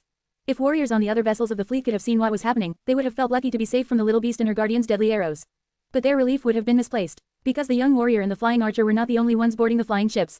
Much more terrifying than them were the coming shadows. Share to your friends. Tap the middle of the screen to reveal reading options. If you find any errors, non-standard content, ads redirect, broken links, etc., please let us know so we can fix it as soon as possible. Report. Shadow Slave. Chapter 716 to 716, Head of the Snake. 1,233 words. A swift figure streaked across the sky, and then, a black steed landed on the deck of a flying ship, its eyes burning with crimson light. The stallion had a coat that was as black as night, 2 horns of adamantine metal, and fangs that resembled those of a wolf. On its back rode a graceful knight clad in onyx armor, the scarlet blade of her odachi matching 2 ruby lights shining behind the visor of her closed helmet. Without pause, the dark rider sent her steed forward, and her sword flashed, beheading the nearest warrior of the Sun Legion in one smooth strike. The other awakened froze for a moment, suddenly grasped by a cold feeling of dread. And as fear crawled into their hearts, the terrifying crimson flames burning in the eyes of the tenebrous stallion ignited even brighter. It moved its head, biting into the neck of another soldier and tearing it wide open. More blood flowed onto the deck. On another ship, the soldiers suddenly screamed and aimed their bows up as a massive shadow suddenly covered the deck. But they were too late. As a gale of wind raised by mighty wings threw some of them off their feet, a repulsive creature crashed into the deck. It resembled a giant lion with the head of a raven, its body gaunt and entirely black. The creature had 2 powerful hind legs and 6 limbs protruding from its wide chest, each ending with a set of long talons. Lean muscles were rolling under its skin like worms, and its terrifying beak was open, revealing rows of sharp, needle-like fangs and a long tongue. Both the fangs and the tongue were of the same black color as the rest of the abominable monstrosity. Using the momentary shock of the warriors, the soul serpent, who had assumed the form of a spire messenger, reached out with its 6 arms and sliced 6 bodies apart with its talons. Blood sprayed into the air, and a chilling, ghastly wail escaped from its beak. And lastly, on the stern of yet another ship, a towering devil wearing black armor simply appeared out of the shadow, silently and without anyone noticing him for a split second. That 1 second was enough for a bolt of lightning to fly off his bow and hit a warrior in red armor that had been preparing to pull the lever of a ballista on the bow of the ship. Instantly, arcs of furious radiance chained to a dozen nearest soldiers, killing several, burning a few, and stunning the rest. Dismissing Morgan's warbow, Sunny dashed forward and brandished the cruel sight, as well as the austere tachi he held in the other 2 of his 4 hands. He knew that his time was short. Yes, Sunny was powerful, and so were his shadows. But when the defenders of the Ivory City recovered from the initial shock, they were going to show that each of them was an awakened too. And then, who knew how long he would be able to survive? The first thing to do was to cut off the head of the snake. Ramming into a tall soldier with his shoulder, Sunny sent him flying away and raised the midnight shard for a devastating downward slash. The captain of the ship, a gray-haired man with a noble face and a thick beard, reacted too fast, throwing his own sword up to block the attack. However, the Tachi never came down. If Sunny really wanted to attack it with it, he would have never telegraphed his strike so clearly. Instead, the cruel sight shot forward from below, piercing the captain through the chest. Infused with divine flame, it easily went through his armor and flesh, killing the man on the spot. The warmonger only had time to look at Sunny with eyes clouded by pain, and smile happily. Then, he fell down like a tree that had been cut down by an axe. Damned crazies, the captain was dead, which would make things easier for Sunny. However, there were still dozens of awakened warriors on the deck of the ship, now fully aware of his presence and clamoring to spill his blood. Sunny had fought plenty of Sylvain's followers in the Red Colosseum, and knew very well how skilled and powerful they were. He was not sure of his ability to survive a battle against that many, especially now that he had no shadows augmenting his body. 3 of them were with Saint, Serpent, and Nightmare, and the 4th one lay on the bloodied deck behind him to serve as his eyes. With the enemy possessing such a terrible numeric advantage, he judged that being aware of his surroundings would be more useful than a bit of physical might. Regardless, Sunny was not going to fight them all unless he absolutely had to. Throwing the captain's corpse out of his way with a powerful kick, Sunny dashed forward, and grabbed one of the steering oars the man had been holding. He might not have known how to fly a ship, but from watching Noctis and Cassie do it, he at least knew how to crash one. As the shadow lantern appeared on his belt and devoured all light nearby, thus hiding him in a cloud of darkness and making it harder for the archers to hit him, Sunny pulled the steering oar all the way to the right. Slowly, the flying ship started to turn left, going off course and breaking formation. A few arrows zipped past Sunny, one bouncing off his helmet and throwing his head back. He could see 10 or so of the closest warmongers already running at him, and further back, even more rushing to join their comrades. Those who had been stunned by the strike of thunder were coming to their senses as well. Crap, forced to keep the oar in place and thus immobilized, he gritted his teeth and threw the cruel sight as a javelin, aiming to kill the nearest of the approaching enemies. However, his spear simply froze in the air, as if the attackers were surrounded by an invisible barrier. In the next moment, a ball of furious light invaded the cloud of darkness that protected him, dimming somewhat but not disappearing instantly. That was the problem with fighting against Awakened. Every one of them had an aspect, and each aspect was unique, making them excruciatingly unpredictable and hard to deal with. As more arrows were aimed at his head, Sunny cursed, let go of the oar, and dissolved into shadows. Left with no one to hold it in place, the steering oar returned to its natural position. But the damage was already done. Before anyone could get to it, the flying ship careened, and rammed straight into the side of another one, piercing it with the metal beak of the forward ram and wedging itself deep into the allied vessel. Both ships were heavily damaged by the collision, but the situation was still not unsalvageable. If an experienced captain acted with haste, at least one, or maybe even both vessels could be saved. But before that could happen, a 4-armed demon suddenly appeared from the shadows on the stern of the ram ship. And a few moments later, its captain was dead, too. Just like that, Sunny had doomed 2 ships and 100 souls to death with 2 strikes of his weapons. He glanced into the night sky for a moment and groaned. Just 90-something or so left. Great. A muffled, mad laugh suddenly escaped from his lips. Share to your friends. Tap the middle of the screen to reveal reading options. If you find any errors, non-standard content, ads, redirect, broken links, etc., please let us know so we can fix it as soon as possible. Report. Shadow Slave. Chapter 717 to 717, Slick with Blood. 1,264 words. As 100 souls plummeted to their deaths in a rain of wood and debris, the 4-armed devil who had doomed them to death laughed madly. Of course, he was falling with the rest, but, unlike most of the warriors on the broken ship, the devil had long grown accustomed to plummeting from great heights. After all, he had once spent a whole month falling into the endless darkness of the sky below. Dissolving into the shadows, Sunny appeared on the deck of the nearest ship. His sword flashed, ending the life of a Sun Legion soldier that stood in his way and sending blood spraying into the night air. There was only a moment before the enemies would shrug off the shock of his sudden arrival, and so, he did not waste any time. Lunging forward, Sunny struck another warrior in the back with the cruel sight, slashed the midnight shard across the throat of an enemy archer, and wrapped his tail around the neck of a 3rd soldier. Sending the last one overboard with a powerful throw, he bared his teeth and briefly glanced into the night sky. Out there in the lightless void, Effie and Kai had managed to slaughter the entire crew of one of the ships and sent the vessel crashing into the rest of the formation. The little girl jumped off the rails at the last moment, and the swift archer caught her, carrying both of them away, toward the next target. The ship where Saint and Nightmare landed was silent and dark, with not a soul moving on it. Everyone was already dead, and the vessel was careening to the side, ready to plummet down. The black courser galloped across the bloody deck and soared into the sky, breaching a gap of 100 meters with a single jump and landing among fearful Awakened on a different ship. Saint's scarlet Odachi flashed. The soul serpent crashed on the deck of another flying vessel, the previous one he had visited breaking apart as it fell into the darkness. Before the warriors could react to the appearance of the ghastly abomination, its shape suddenly shifted, turning into a mass of liquid darkness. Then, the darkness flowed into a figure of a menacing knight, his black armor forged from a lustreless, anthracite steel and decorated with intricate engravings. The great sword of the knight rose and fell like a guillotine, severing flesh and bone.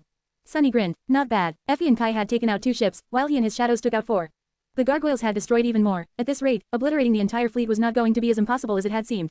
But, of course, that was just an illusion. The main reason for that was a simple but inescapable fact, that their reserves of essence were not going to last that long. Every time Sunny used Shadow Step to travel between ships, he wasted a big chunk of his, not to mention the fact that using multiple active enchantments at the same time was constantly draining it, as well. The Shadow Lantern was especially gluttonous. Every time Serpent killed an enemy, a small amount of essence flowed into Sunny's cores. However, the formless shadow was consuming its own essence at a terrible speed. Not only did it have to expend it to maintain the form of other creatures, but using their abilities had a cost, too. The Soul Serpent was not going to be able to keep it up for long. The second reason was that for now, the cohort had the element of surprise on their side. As soon as the fleet realized what was happening, taking down the ships were going to grow much, much harder. So, all Sunny could do was deliver as much damage as he could, as fast as he could, and then hope for a miracle. Of course, with his luck, chances were that he would have to create that miracle himself. Killing another enemy, Sunny threw his corpse aside and dashed toward the captain of the ship, hoping to slay him and sow discord in the coordination of the vessel's crew. However, this time, he failed to behead the snake with one swift strike. The officer of the Sun Legion that commanded the ship deflected his attack with frightening ease, and then delivered a blow of his own, throwing Sunny back. An angry hiss escaped from his lips. Damnation, the captain, was an ascended, and one of remarkable might, as well. Throwing a quick glance at the dozens of warriors surrounding him, Sunny gritted his teeth. And fought. He fought, as he had in front of the gate in the waking world, surrounded from all sides by nightmare creatures, using everything he had, every trick and deception he could muster, and every little bit of skill and experience he had earned in the past years. Soon, the deck of the ship grew slick with blood, most of it human, but not all. There were a few drops of his own mixed into it, as well, shining with the invisible light of divinity. Sunny killed as many enemies as he could, and then killed even more. The mantle of the underworld rang as a rain of blows landed on it, a few blades finding their way through the thin cracks and biting into his flesh. He spun and danced, reaping lives and jumping through shadows to avoid being entirely surrounded. The awakened warriors were bad enough, but their ascended captain was simply a menace. No matter what Sunny did, the man simply shrugged off all the attacks and pursued, closing distance in a split second no matter how far away from him Sunny jumped. This could not go on any longer. I need to kill this bastard, now. Once again forced to cross blades with the ascended and struggling to withstand the blow, Sunny activated the gates of shadow enchantment, drowning his immediate surrounding in darkness. The soldiers stumbled, failing to adjust in time. The ascended, however, had already learned of this ability of his and continued to attack, as though his eyes could adapt to the lack of light. This would have been very bad for Sunny, if he had not counted on exactly that fact. Deactivating the enchantment abruptly, he poured his essence into the cruel sight instead. Instantly, the darkness was replaced by a flash of brilliant sunlight. The captain might have been able to adjust his eyes to see in the dark, but could he do the reverse in an instant? Surprised by the sudden burst of radiant light, the ascended was blinded for a second. And a second was all Sunny needed. Guided by shadow sense, his spear shot forward, and pierced the man's heart. A pulse of divine flame was all it took to make the terrible wound inescapably lethal. The rest was if not easy, then at least simple. Sunny faced the remaining soldiers of the crew and slaughtered them one after another. He was this close to victory when his shadow noticed something streaking through the air, aimed at his back. Sunny flinched, then fell sideways. In the next moment, a massive bolt flew past and struck one of the warriors in the abdomen, throwing the man back like a rag doll and pinning him to the mast, which then exploded into splinters and toppled. Sunny's eyes grew wider. It seemed that the defenders of the Ivory City had finally understood the nature of the threat facing them and responded to it. 2 more ships were hovering some distance away, both aiming their ballistae, as well as numerous arrows, at one spot. Sunny gritted his teeth, and then dashed forward as fast as he could. Crap, share to your friends. Tap the middle of the screen to reveal reading options. If you find any errors, non-standard content, ads, redirect, broken links, etc., please let us know so we can fix it as soon as possible. Report. Shadow Slave, Chapter 718 to 718, Heavenly Carnage. 1,168 words. Sunny rolled over his shoulder, and just as he did, countless arrows hit the deck in the spot where he had been just a split second ago. Sent from powerful bows made for awakened archers, each carried enough force to pierce plate armor with ease. Of course, the mantle of the underworld was not just any armor. And yet, Sunny was extremely apprehensive of the threat posed by archers. Being battered by a rain of arrows was going to take a toll on his body, and all it took was for one to slide into the slit of his visor, not to mention that there were all kinds of aspects the enemy could possess, and all kinds of runes the bows and the arrows could be enchanted with. The heavy javelins sent flying by the bolt throwers came next. Streaking through the air with terrifying speed, they hit the ship like missiles. Each possessed enough momentum to tear a hole in the deck, sending an explosion of splinters into the air. Sunny was not sure if he would be able to survive being hit by something like that, so he took no risks, diving into the shadows and turning into one of them. The wisest move right now would have been to step onto the deck of a different ship, however, only the 2 attacking vessels were close enough to not require a truly vast expenditure of essence to perform a jump, and their crews were undoubtedly already prepared to resist an assault. Plus, Sunny was reluctant to leave without killing the remaining soldiers and destroying the ship completely. He had a very good reason for that. While the gargoyles and the 4 boarding parties were harassing the formation and slowly whittling down the number of enemy vessels, the fleet's main target still remained the same.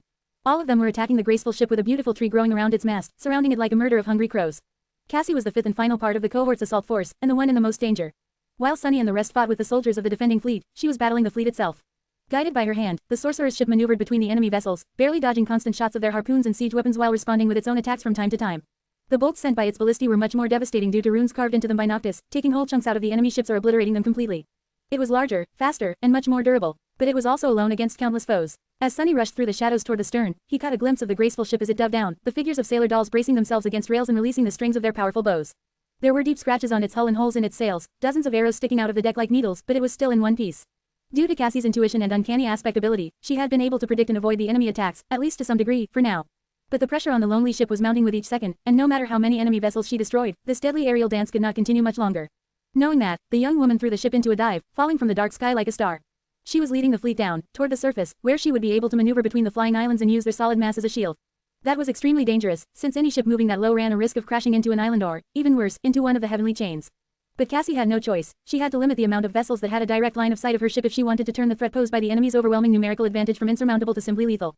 She was barely hanging on to life. And so, Sunny could not allow himself to leave this ship before it was disposed of completely. Sure, it was already damaged, and the few soldiers that still lived were not going to be able to both control it and mount the onagers and ballistae, but it would take just one heroic fool with a death wish to ram the damaged vessel into Cassie, taking out the main force of their small army.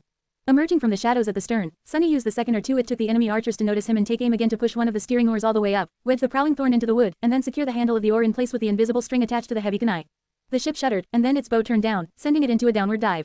Sunny made it just in time. Not a moment after he finished the task, a heavy arrow hit him in the back, sending a jolt of pain and a concussive shock running through his body.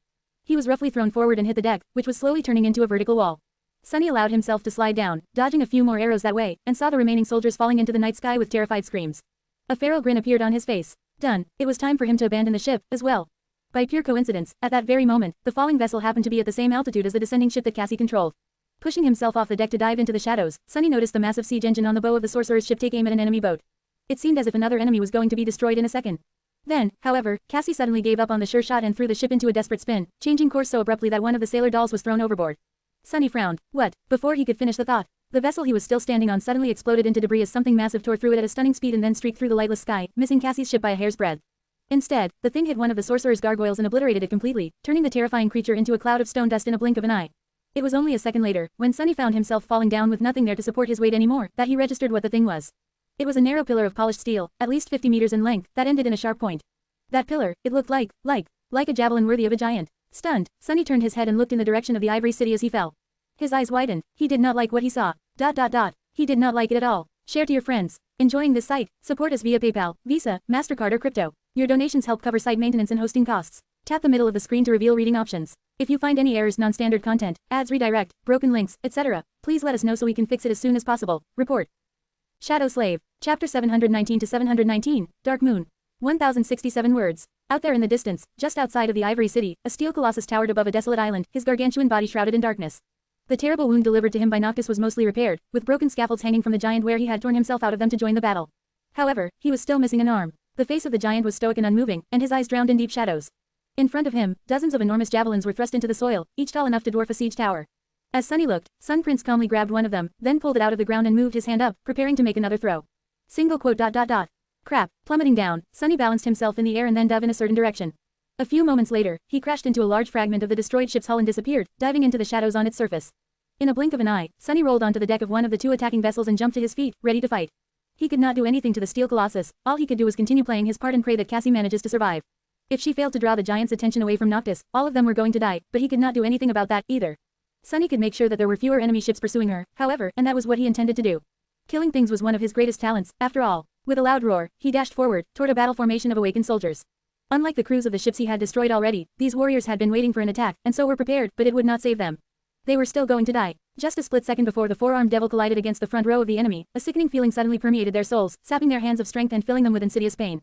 Augmented by the underworld armament enchantment of the onyx armor, the broken oath spread its eroding influence, slowly destroying the very souls of everyone around Sunny. Of course, his own soul was being damaged as well, but it was much stronger than that of mere beasts, and protected by the mantle of the underworld on top of that. He was not going to be able to endure the effect of the vile charm for long, but that did not matter. He just needed to last longer than his enemies. Turning the cruel sight into a sword and summoning the patient avenger into a free hand, Sunny crashed into the formation of weakened enemies and spun, dancing as he sowed death among them. His two blades and his tail moved as if possessing their own lives, and the charred kite shield soon started to emanate an angry orange glow as a rain of strikes fell on it. As it did, the blade of the cruel sight suddenly shone with incandescent white light, and the austere tachi with dim orange one. Infused with flames, one divine, the other mundane, both blades cut through steel armor as if it was made of paper. Screams of terror and agony rose above the deck of the flying ship, disappearing into the moonless night. Similar slaughter was happening on other ships of the fleet, as well. Effie was rampaging on the slippery deck, moving like a wrecking ball across its blood-soaked surface. When someone tried to attack her from the back, they were killed by sharp arrows falling from the darkness. Kai moved swiftly above the ship, dodging enemy archers and never missing a kill shot. He was dealing almost as much damage as the feral girl. Just like what had happened to Sunny, other vessels moved to assist the one where the two were fighting. But as they did, a black steed landed on the deck of one, while a dark abomination with the head of a raven landed on another. For a few minutes, the defensive formation was in chaos, and then, even more ships had to abandon the hunt for the graceful vessel of the traitorous sorcerer to come to their rescue. When they did, however, the stone gargoyles attacked them, causing even more mayhem. Some distance away, Cassie had managed to reach the sky below and was now being pursued in a deadly race between the flying islands, causing several of the enemy ships to break apart as they collided with the heavenly chains and allowing the sailor dolls to shoot several more down with the siege engines. Down there, she was protected both from the unobstructed attacks of the fleet and from the steel giant's javelins. For a moment, things seemed to be going well, but that was exactly the problem. Left without a target, the steel colossus threw two more javelins, destroying one or two gargoyles with each of throw, and then paused, his gaze traveling across the lightless islands. Just as it did, one of them quaked viciously, and a large chunk of it suddenly crumbled, falling into the abyss of the sky below in a cloud of stone debris. The heavenly chain attached to it was released and whipped across the sky, pulverizing a couple of unfortunate ships that happened to be in its way. Then, something strange happened. The shadow devouring the moon finally spread across all of it, leaving nothing but an empty circle of darkness on the surface of the night sky. But then, that circle suddenly became infused with a dim red glow, and the moon slowly revealed itself once again. Only now, it was not silver anymore. Instead, the moon was red as blood, and drowned the whole world in an eerie crimson radiance. Still fighting on the deck of the ship and being poisoned by the soul erasure of the broken oath, Sunny spared a moment to glance at the sky and then pulled his attention back to the battle. Moving through the dim crimson light, he killed another human, gritted his teeth, and then thought, I wonder if this is good news for us, or bad.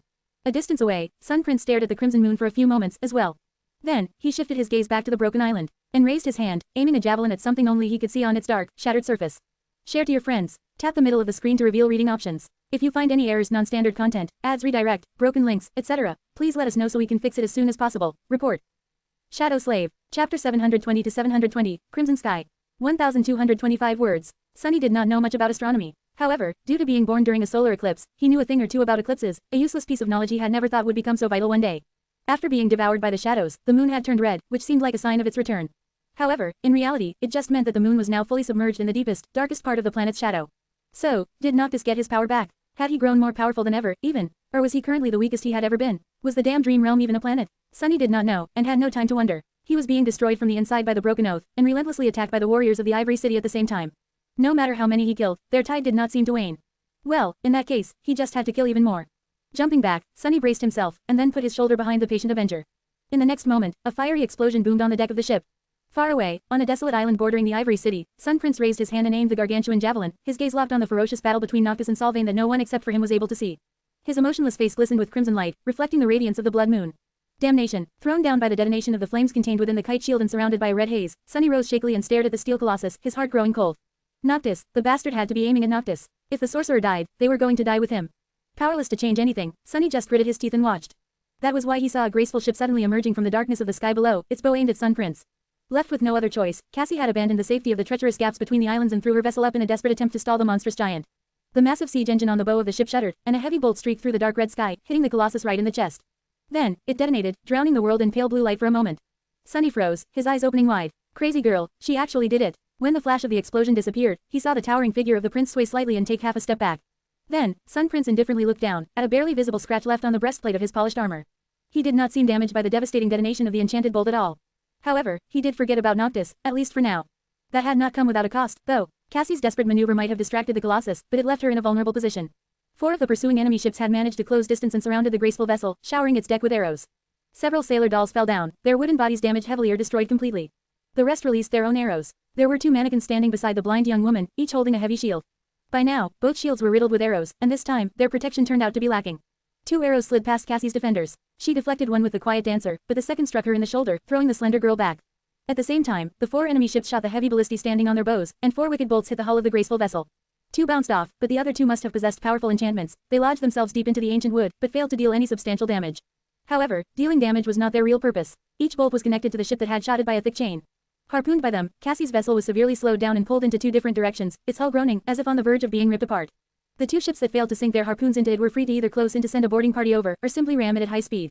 And not too far away, Sun Prince was already readying his javelin again. However, Sunny did not see any of this. After a few moments of disorientation, those warriors who had survived the blast of fire from the patient Avenger had renewed their assault, thrown into a frenzy by the death of so many of their comrades. He was forced to fight without paying attention to anything else. In this battle, each of the members of the cohort had a role to play. He was powerless to help Cassie, even if he wanted to. Sunny had to survive his own ordeal, and the blind girl had to survive hers. That bitter feeling of powerlessness, he had not tasted it in a long, long time. Deflecting a deadly blow of the enemy sword and killing the man wielding it with a lightning-fast slash of the midnight shard, Sunny let out a hoarse, resentful growl. Hate it, I hate this feeling. Far away, the sailor dolls somehow managed to sever one of the harpoon chains, a few of them silently falling into the crimson darkness in the process. Cassie broke the shaft of the arrow lodged in her shoulder, gritted her teeth, and took the oars again. Now held by only one vessel, she did not try to escape by playing tug-of-war with it, and instead suddenly turned her ship in the direction of the enemy. Not expecting this, the enemy captain did not react in time. As the result, the metal beak of the sorceress ship's ram crashed into its side at full speed, piercing the hull and splitting the whole vessel in half. A moment later, the sailor dolls shot the portside ballistae, several more bolts glancing ineffectively off the giant's impenetrable steel body without leaving even a scratch. It did get his attention, however, another javelin flew at the graceful ship, missing it just by a meter or 2. Cassie did not die, and Sunny did not die, either. He slaughtered the last of the ship's defenders and drew in a rugged breath, then braced himself when the deck suddenly shuddered under him. What? Looking up, he saw boarding hooks biting into the wooden railings, and planks being thrown from the deck of another ship to the one he was standing on. Dozens of warriors in red armor were already jumping over, their eyes burning with bloodlust and a maniacal dream of glory. He remained motionless for a split second, and then tiredly smiled. Oh, they came themselves. I see, how convenient, I won't have to waste essence on using Shadow Step. Gripping his weapons, Sunny threw a glance overboard. Only 9 gargoyles remained, but all members of the cohort seemed to be still alive, if a little worse for wear. The enemy fleet was missing 24 ships, or even more. Things were about to get really hard, however. Now that they had the undivided attention of Sun Prince, now that their reserves of essence were starting to run dry, the real trial was about to start. Illuminated by the dim crimson radiance, Sunny bared his fangs and dashed toward the rushing enemies. Share to your friends. Tap the middle of the screen to reveal reading options. If you find any errors, non-standard content, ads redirect, broken links, etc., please let us know so we can fix it as soon as possible. Report. Shadow Slave. Chapter 721 to 721. Dreadful Threat. 1102 words. Sunny cut through the crew of the boarding ship, leaving no one alive. His towering figure moved among the enemies with incredible speed and grace, as if performing a macabre dance of death. His battle style was as shapeless and unpredictable as the devil himself, effortlessly switching from grounded defense to explosive offense to monstrous ferocity that only a nightmare creature could possess. He fought with his 4 hands, with his fangs and horns, even with his armored tail. As more and more enemies fell, cut down by the burning blades, a scorching haze of evaporating blood surrounded him like a crimson mantle. Here and there, the 2 connected ships were already catching on fire, their sails burning in the dim red darkness of the night sky like funeral pyres for the warriors dying by his hand. And then, suddenly, there was no one left for him to kill. Dismissing the broken oath, Sunny groaned and leaned heavily on the cruel sight. His breath was labored and rugged, and the mantle of the underworld was covered by countless scratches. Beneath the onyx armor, his body was bruised and battered, with several shallow wounds seeping with blood where the enemy blades or aspect abilities had found their way through the cracks. Sunny gritted his teeth. How many ships did I take out? 3, 4, no, 5. He looked around, trying to ascertain the situation. The others had done well, too. Together with the gargoyles, the cohort had managed to destroy. His eyes widened. Almost half of the enemy fleet was gone. Dozens of ships were obliterated, thousands of brave warriors killed. A lion's share of that had been done by Cassie and the sailor dolls, as well as the gargoyles, but still. Sunny drew in a hoarse breath. When did we become so scary? The thought of being the big dreadful threat, for once, was refreshing, and yet, his excitement was short-lived. No matter how powerful the cohort had become and how well they had planned the battle, it was still not enough. By now, the tide of it was already shifting, their temporary success waning with each second. Sunny, Effie, and Kai had exhausted most of their essence. The Soul Serpent was mere moments away from losing its ability to assume the form of other shadows. Saint and Nightmare were faring better than the rest of them, but they, too, seemed to be slowing down, more and more injuries accumulating on the black body of the fearsome steed, its taciturn rider moving with visible strain. Much worse than that, the sorcerer's ship was playing a deadly game of cat and mouse with Sun Prince. Guided by Cassie's hand, the vessel was still in one piece, but it was unclear how long she would be able to outrun death. Without her presence on the battlefield, the rate at which the enemy ships were being destroyed diminished drastically, and each had more freedom to move and attack. And the gargoyles were no more. Most of them were destroyed by the steel colossus, some were overpowered and shattered by the ascended warriors of the defending fleet. The few that remained were struggling, caught in enchanted chain nets and moments from being obliterated. The blood moon still shone with crimson radiance, as though the eclipse had no intention of ever ending, and there was no sign of Noctis. There was no sign of Solvane, either, which meant that the sorcerer was still alive, at least. The only indication that the 2 immortal transcendents were out there, somewhere, locked in a vicious fight, were the loud rattling of the heavenly chains and sudden quakes that run through one island after another. The island swayed as pieces of them crumbled into the sky below. Hoping that Noctis would arrive and save them all like a god out of the machine was pointless. Hoping for anything was pointless, they were here to release hope from her shackles, after all, and not the other way around. The situation was about to turn really, really bad for the cohort, and there was no way Sunny could think of to change it. No problem, I'll just go and destroy 5 more ships, somehow. And then 5 more. Falling down, he dove into the shadows and stepped through them, wasting some of his last essence to appear on a different ship. Sunny might have been tired, but the battle went on. The world did not care about his exhaustion. It only cared about one thing. Sunny had to fight, or die. On a different vessel, Effie stared at the broken remains of the runic spear in her hand for a short moment, then let out an infuriated shout and bashed the attacking enemy with what was left of its shaft, using it as a club to shatter his leg. The dusk shard was growing heavy in her hand, and she had no essence left to spare to activate the indomitable enchantment and change its weight. Because of that, Effie was a split second too slow, and a sharp blade passed beneath the shield to slash her across the shoulder. This time, the blade did not bounce off the girl's skin, and instead sliced it apart. Drops of blood fell down to the slick deck. High above, Kai barely dodged an enemy arrow and reached toward his quiver, only to find it empty. Gritting his teeth, he dashed to the side, caught another arrow out of the air, then instantly knocked his on the string of his bow and sent it flying back at the archer, hitting the man in the eye. His essence was nearly gone, as well, and he had already lost too much blood to the blood arrow. Mundane ones were all he could use, and now, he had none left. A few moments later, the man in a charred wooden mask crashed into the deck of the ship a few steps away from Effie and spun, summoning a sharp saber. He was prepared to cover the young girl's back to his last breath, if need be. And some distance away, Cassie finally failed to dodge one of the monstrous javelins completely. It streaked across the deck of the graceful ship, turning the massive siege engine on its bow into a cloud of splinters, tearing out a part of the hull, and obliterating a dozen sailor dolls along with it. The young woman paled at the sounds of carnage, then hesitated for a few long moments. Then, a resolute expression appeared on her beautiful face. With a steady hand, she pushed one of the oars all the way down. Following her command, the ancient vessel abandoned the border between the 2 skies and started climbing up. Higher, higher, and then higher still, as if trying to reach the crimson moon itself. Share to your friends. Tap the middle of the screen to reveal reading options. If you find any errors, non-standard content, ads redirect, broken links, etc., please let us know so we can fix it as soon as possible. Report. Shadow Slave. Chapter 722 to 722, Soul Reaver. 1258 words. Landing on the deck of the enemy ship, Sunny swayed and caught himself, then stared somberly at the warriors of the Sun Legion, all of whom had already noticed his arrival. Following the command of the captain, the swordsmen advanced in a loose but orderly formation. Behind them, the archers drew their bows and aimed them at the towering devil, their eyes shining with faith and resolve. They did not get a chance to shoot, however. A split second later, a ghastly abomination landed between them, its 6 front limbs and terrifying beak reaping half a dozen lives in an instant. This was Sunny's signal to move. He dashed toward the ranks of the advancing swordsmen, and at the same time, the soul serpent attacked them from behind. The two cut through the defenders of the ship and met in the middle of its deck. It was at that moment that the shadow finally exhausted the last of its essence. The abominable form of the spire messenger suddenly lost its shape and crumbled into a tide of darkness, which then rushed toward Sunny. A serpentine black odachi then appeared in his hands. Sunny dismissed his other weapons, leaving only the great blade to keep him company. And roared. He was too low on essence to use any of their enchantments, anyway, but each kill of the odachi was going to return a portion of it into his cores. More than that, the soul serpent was not the only one who reunited with Sunny. The haughty shadow had returned, as well, and had already wrapped itself around his body, alleviating some of his exhaustion and gifting him with its strength. Now, all Sunny had to do was fight and kill. With each of the enemies that fell, he was going to replenish more of his dwindling shadow essence, and that essence would then be used to kill more enemies and destroy more ships. As long as he continued to kill, he would not have to stop. Unless he was killed himself, of course. Soul Reaver was, indeed, an insidious ability. In a split second before the avalanche of enemies descended on him, Sunny glanced into the crimson sky. Out there, at a distance, the graceful ship was climbing high into the sky. Its hull was in shambles, with several sections of it shattered by the heavy bolts of the enemy ballistae. The powerful siege engine on its bow was gone, blown away by some terrible strike. There was a massive harpoon lodged in the vessel's side, with a piece of an enemy ship swinging below it on a thick chain. Barely any sailor dolls remained on the deck, most of them broken or destroyed. Seeing the pitiful state of the once majestic ship, Sunny couldn't help but grit his teeth. Then, he frowned. What the hell is she doing? Why was Cassie rising into the sky? Out there in the boundless vastness of the night, there was nothing to protect her from the ire of Sun Prince and the enemy ships. The winds were much stronger up there, and the air much thinner. It was very risky. However, Sunny had no time to think about it. The blind girl must have known what she was doing. Out of everyone he knew, he was confident in Cassie's foresight the most. She always had a reason. Throwing these thoughts out of his mind, Sunny strangled his worry for her and clashed with the first few of the enemies. He slashed down, splitting the opponent's helmet and skull with the sharp blade of the great odachi, then slammed its hilt into another man's face, shook the first corpse off the sword, and cut low, severing another enemy's leg. Then, Sunny grabbed the disoriented man whose face he had just crushed with one of his free hands and, using his body as a shield, barreled through the enemies, slashing left and right. The mantle of the underworld rang, withstanding several powerful blows. One of the strikes was especially dire. Something managed to cut through the onyx armor and bit deep into his flesh, making Sunny stumble and hiss. It was the captain of the vessel. The woman in bright armor stood among the slaughtered archers, her hands raised, 2 discs of sharp, blinding light forming on her palms. Cursing, Sunny threw the body of the still struggling enemy at the attacking legionnaires, and then bent down, picking up a stray bolt meant for the ship's ballistae. In the hand of the towering demon, the massive projectile almost looked like an oversized spear. Sending some of the newly received essence into his muscles, Sunny grunted, and then tossed the bolt with all his might. The captain's eyes widened, but before she could even move, the improvised javelin struck her in the chest with the force of a siege ram, ending the woman's life immediately.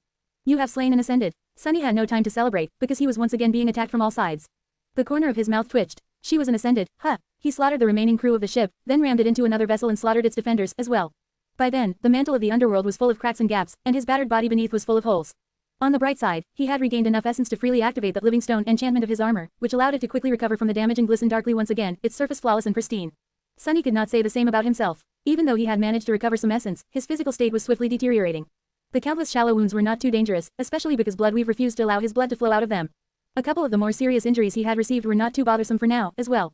However, his endurance was not limitless. Sunny was dead tired, and no amount of essence could fix that. He had only managed to last that long because of the blood blossom and the underworld armament, but even that was not enough to sustain him anymore. And the battle still raged on. Cassie had climbed so high into the sky that he could not even see her damaged ship anymore, taking most of what remained of the enemy fleet with her. The light of their lanterns turned into small dots that moved high above, resembling falling stars. From time to time, a piece of broken wood would fall from the darkness, reminding him that a fierce clash was still taking place up above. The pressure on the boarding parties reduced somewhat, but there were still a dozen ships left to stall them, or rather, hunt them down. Now that Sunny, his shadows, and his friends were tired and riddled with wounds, the roles they played subtly changed. He was not sure who was attacking whom anymore. But worst of all, with the distraction of Cassie's ship gone, the Steel Colossus once again resumed his search for Noctis. Sun Prince grabbed 2 of his gargantuan javelins, then bent slightly, and lunged forward. Gaining incredible speed, the giant leapt into the air, flew across a vast gap between 2 islands, and landed on the surface of a new one with a thunderous crash. This island was just 1 chain away from the Ivory City, with several tall pillars rising into the air to serve as mooring masts for the flying ships. Much more importantly, from it, the Colossus had a clear shot at the last place where Noctis and Sylvain had shown themselves, still locked in terrible combat. Sun Prince gazed into the crimson darkness, and then slowly raised his hand. Share to your friends. Tap the middle of the screen to reveal reading options. If you find any errors, non-standard content, ads redirect, broken links, etc., please let us know so we can fix it as soon as possible. Report. Shadow Slave. Chapter 723 to 723, Falling Star. 1018 words. Crap. The ship Sunny had just cleared happened to be very near to the island where Sun Prince was standing. In fact, all of the remaining ships were close to it due to the fact that the battle had gradually shifted closer to the Ivory City. He was not sure how much time it took and for how long he had been fighting. All he knew was how terribly tired he felt, and that they were on the verge of utter defeat. Looking at the steel colossus that was just beyond reach, Sunny gritted his teeth. The bastard was not allowed to throw that javelin, he had to be stopped at all costs.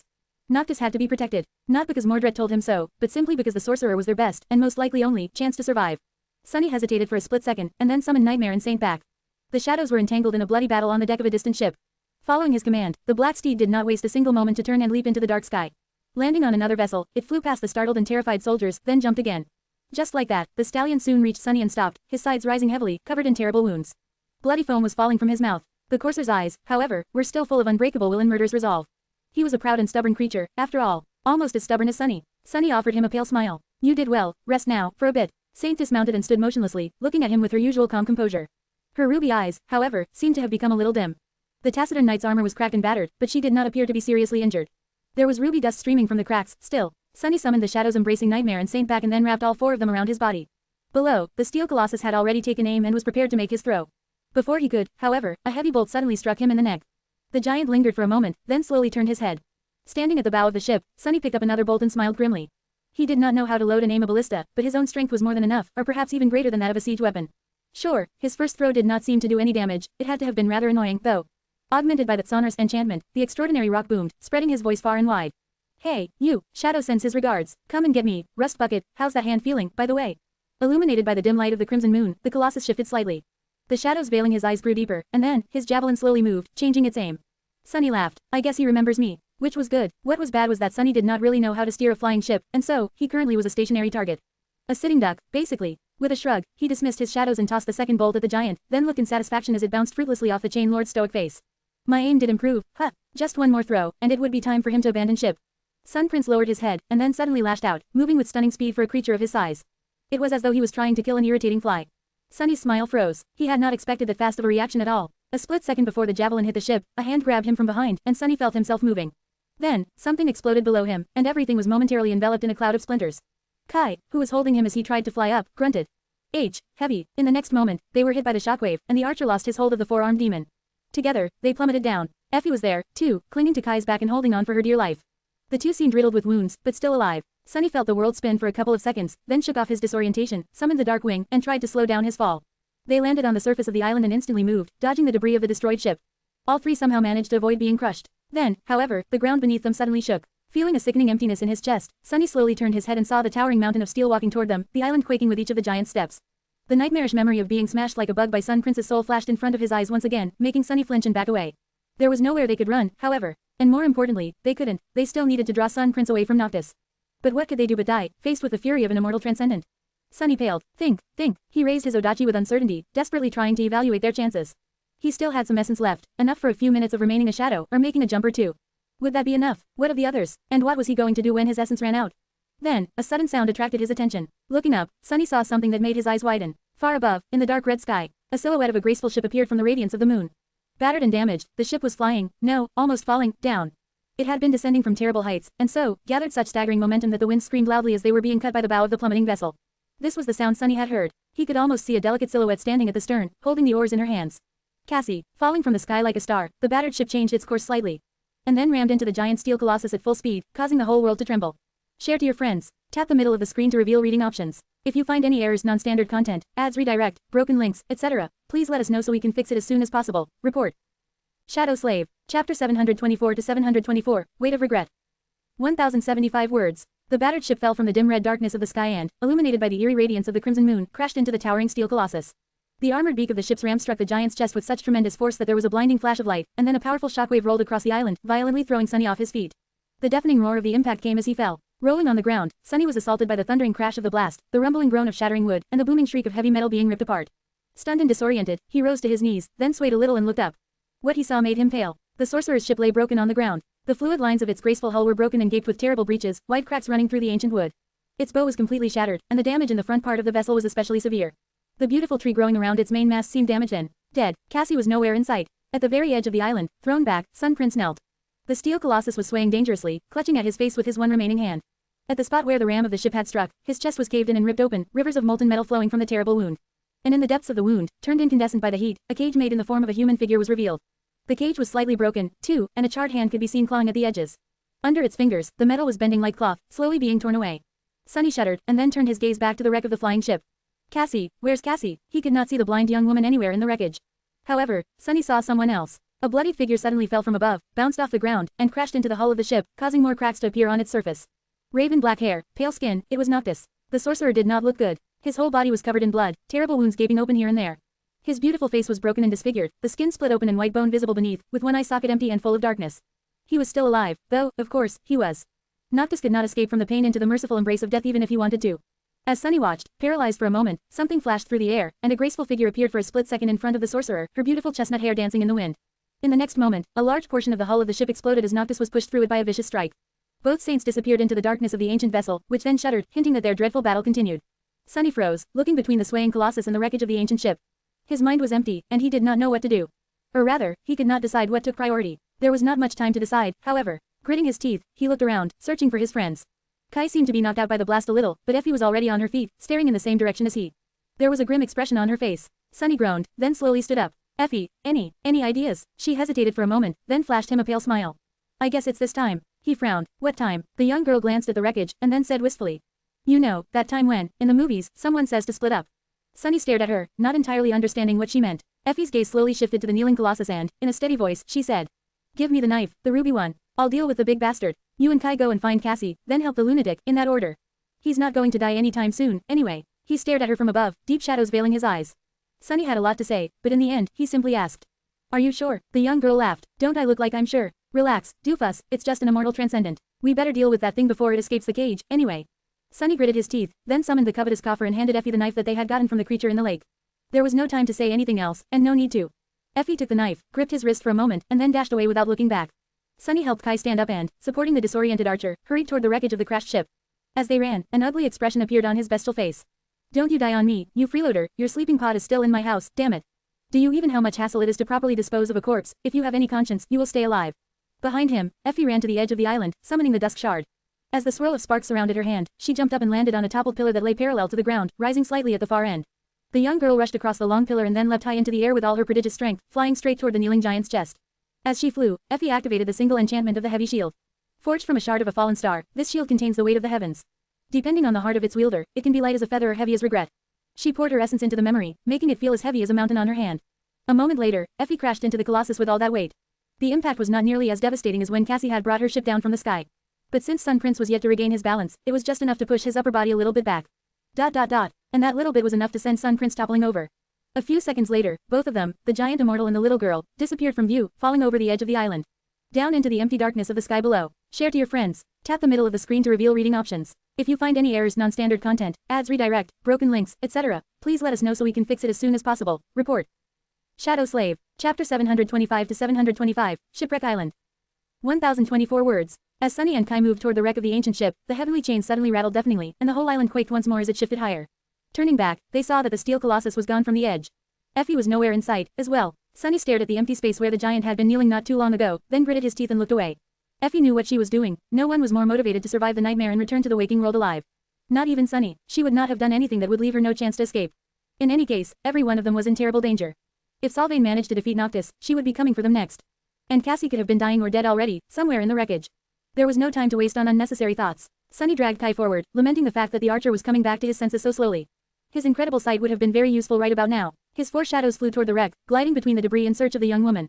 However, it was hard to make out anything in the chaotic mess of splintered wood, upturned soil, and shredded sails. And then, finally, he thought that he noticed weak movement under a pile of debris. With his two hearts beating wildly, Sunny rushed forward, then threw a piece of the ship's hull aside and bent down, digging through the soil. Soon, he saw a piece of black fabric, and then removed some more dirt to reveal Cassie's pale face. She struggled to sit, and then coughed violently. The blind young woman seemed to be fine. The piece of cloth covering her eyes had slid down, revealing two empty eye sockets, and her dress was soaked with blood from the arrow wound on her shoulder, but other than that, there were only mild scratches and lacerations on her body. Miraculously, Cassie was alive. Sunny stared at her with wide eyes, a sense of profound relief slowly spreading through his chest. The young woman coughed some more, wiped the dirt off her face, then turned her head slightly with an uncertain and vulnerable expression. Who was there? Sunny. He helped Kai sit down, then said, Yes, it's me, but can't your ability tell? Cassie grimaced. I've run out of soul essence. Damnation. A stifled laugh escaped from his mouth. That's what you were concerned with. You damned fool, what the hell was that stunt? How did you even survive the crash? Cassie turned to him with a confused expression on her beautiful face. How did I? What? I jumped off the ship a few moments before it hit the prince, of course. Dancer carried me down. I am not crazy. He stared at her for a moment, then covered his face with a hand and let out a long, relieved sigh. You've been spending too much time with me. Only a madman would call ramming a flying ship into an immortal steel giant at full speed not crazy. Now that he knew that the blind girl was alive, though, he could finally think about everything else. As cold shivers ran down his spine, Sunny turned and stared at the dark gaping hole in the hull of the crashed ship where Noctis and Sylvain had disappeared. The wreckage was still trembling and groaning, proving that the two Transcendents were still fighting inside. Cassie tried to stand up, fell back, then remained motionless for a few moments.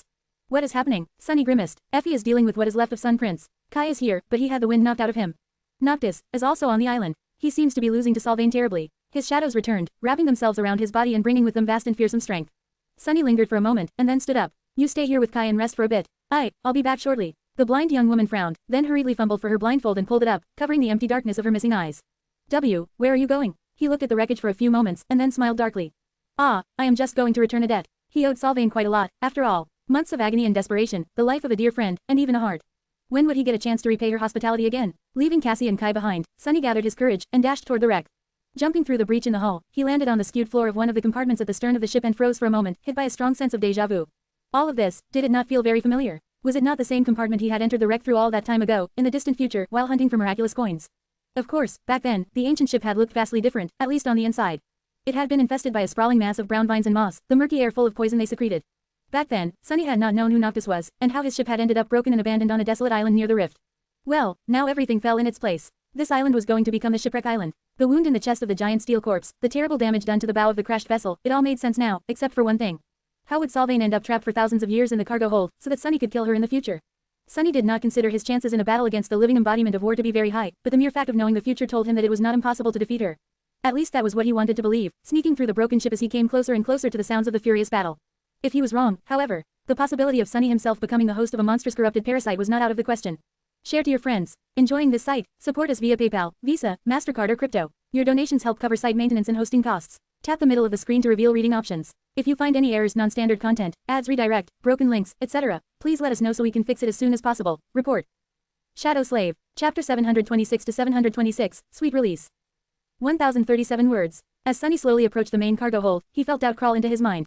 What was he actually doing? A battle between two saints was no place for an awakened, no matter how powerful he had grown after absorbing thousands of shadow fragments and forming the fourth core. The gap in power between Sunny and Sylvain was just too vast. He had faced her twice in the past, and each time, the War Maiden crushed him without even putting any effort into her attacks. The bitter taste of those defeats still lingered in his mouth, especially of the second one, when he watched helplessly as she slaughtered Elias in front of his eyes. When he remembered that vile day, his pupils narrowed. An overwhelming feeling of hatred and anger drowned his mind, so scorching and consuming that Sunny was momentarily stunned by the intensity of it. Every wound, every second of torturous pain, every night of quiet desperation he had experienced in the Red Colosseum rose from the depths of his memory, making him feel as if he was reliving all that torment. The memory of the burning sacred grove was there, too, as well as that of an old man crying as he cradled the dead body of his mother in his trembling arms. And that of Elias's bright eyes suddenly turning empty and hollow. The grief, shame, and fury of not having been able to keep his promise and save the young man. Sunny tried to resist the hatred, but failed. It was just too vast, deep, and deserved. Sylvain had deserved his hatred. She put him in a cage. She tried to make him a slave. Gritting his teeth and suppressing a bestial growl, Sunny continued to move forward. I'll make her pay. It is not impossible. His task was not as hard as he had made it to be. He did not need to defeat Sylvain, he just needed to give Noctis an opportunity to defeat her. Anyone could be defeated, anyone could be destroyed. You just had to use the right weapon. Even the gods had not been able to save themselves. Sunny's enemy was an immortal transcendent, but his weapon was an immortal transcendent, too. Approaching a familiar door, he summoned the cruel sight, inhaled deeply, and then turned into an incorporeal shadow, sliding noiselessly into the main cargo hold of the broken ship. There, two saints were entangled in a vicious battle. Both Noctis and Sylvain seemed to have foregone the use of weapons. Neither had they assumed their transformed forms, preferring to remain in the shape of humans. They were not even using their aspect abilities, unless Sunny simply failed to comprehend the scope and magnitude of what the Transcendents were doing. Instead, the Immortals chose the most direct, intimate, and brutal form of combat. They were fighting with their bare hands. Each strike was devastating enough to crush a mountain, sending destructive shockwaves through the vast cargo hold. And Noctis seemed to be losing terribly. Up close, the sorcerer looked even worse than when Sunny had caught a glimpse of him outside of the ship. He was covered in blood from head to toe, his face broken and missing an eye. One of his cheeks was ripped open, revealing white teeth and making it seem as though Noctis was grinning.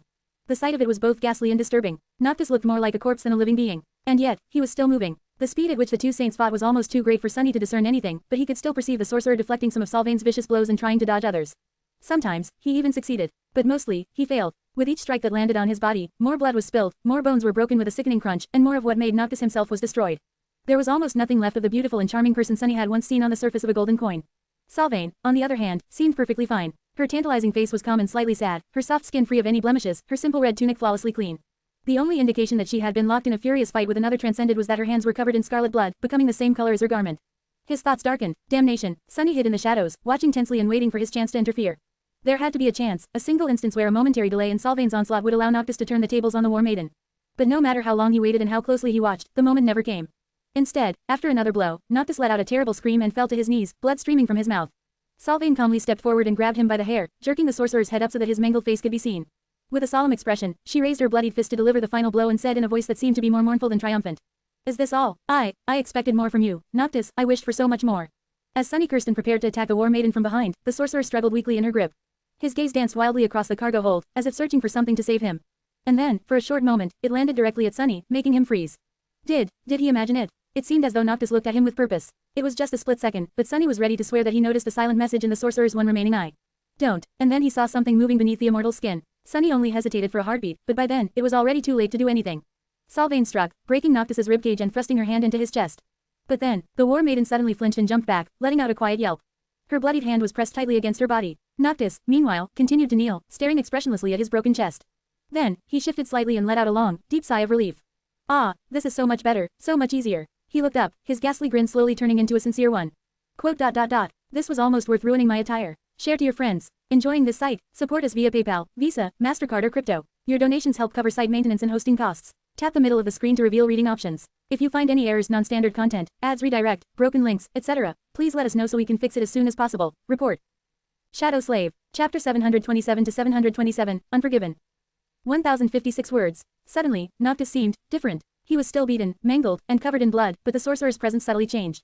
If before it was faint and weakening, now, it became brimming with power, potency, and free-flowing energy. Vast, furious, unrestrained, and suffused with madness. Despite the fact that Noctis was on his knees and crippled, he suddenly seemed terrifying. The morbid grin on his torn and disfigured face seemed more menacing than pitiful now. His one remaining eye glistened, reflecting the distant light of the crimson moon.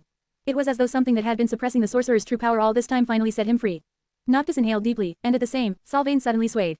The hand she had used to crush his ribcage was still pressed against her body, blood streaming down on the red tunic. Her beautiful eyes widened, and then, something moved under her skin, making the war maiden let out a pained scream.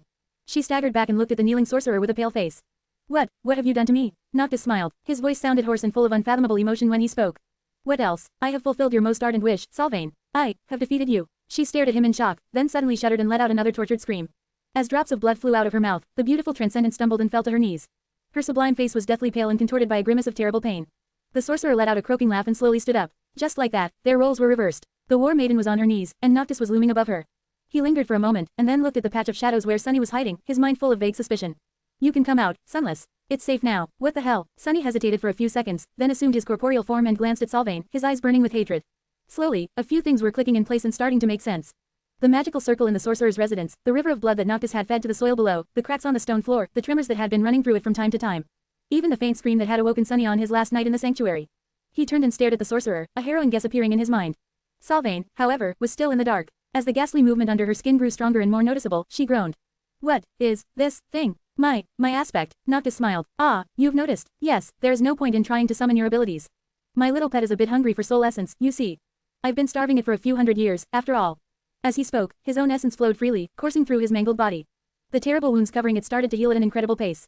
As Sunny watched, the bloody hole in the sorcerer's chest closed, his shattered ribs coalescing back into proper shape. His torn cheek was already growing back together. A clot of blood formed in his empty eye socket, slowly turning into a new eye. Noctis took a step forward, leaned forward, and looked at Sylvain. Then, he whispered, this pet of mine is a very special creature, it is a vine that feeds on powerful souls. The profane seed that eventually birthed it was created when the ashes of the hard grove mixed with Ader's blood. You remember Ader, don't you, Sylvain? Well, allow me to return her last gift to you. His voice seethed with boundless rage and sorrow. Sunny frowned, then glanced at the sorcerer with a complicated expression.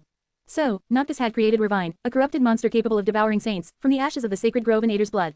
He had kept it in the ground beneath his residence for hundreds of years, nurturing the abomination by feeding it his essence and blood. And then, when the time came, he took it into himself, making his body both the bait and the trap for the person who had desecrated the grove and killed its lady. All this time, the sorcerer was restrained by having to suppress the creature and prevent it from devouring him from the inside. And when the monster finally found a new host, he was finally free to exert his full power. A pale smile appeared on Sunny's face. What a devious, patient, and ruthless vengeance Noctis had envisioned for Sylvain. He could learn a thing or two from the unforgiving sorcerer. The war maiden looked at Noctis for a few moments, then bent in a violent convulsion, letting out a terrible shriek. The skin on her face broke, and a thin, worm-like vine appeared from beneath it, crawling forward through the blood. Another, thicker one, burst from her hand. Sylvain groaned, then let out a stifled chuckle. Ah, after all this time, I am defeated, by you. She gritted her teeth, and then suddenly smiled through the pain. Glory, to the beast. With that, the war maiden struggled to move, and arduously reached forward with a trembling hand. A knife carved out of a single piece of wood rested on her bloodied palm. Noctis looked at her for a while, then silently took the knife and straightened, towering above the trembling, suffering woman. He remained motionless for a few moments, darkness veiling his face. Sunny took a step forward, being strangled by hatred. No, not yet. Let her scream, let her suffer more, let her suffer forever. Killing Sylvain was what they had planned, but now, looking at the beautiful, hateful priestess of war, he was unwilling to let her escape that easily.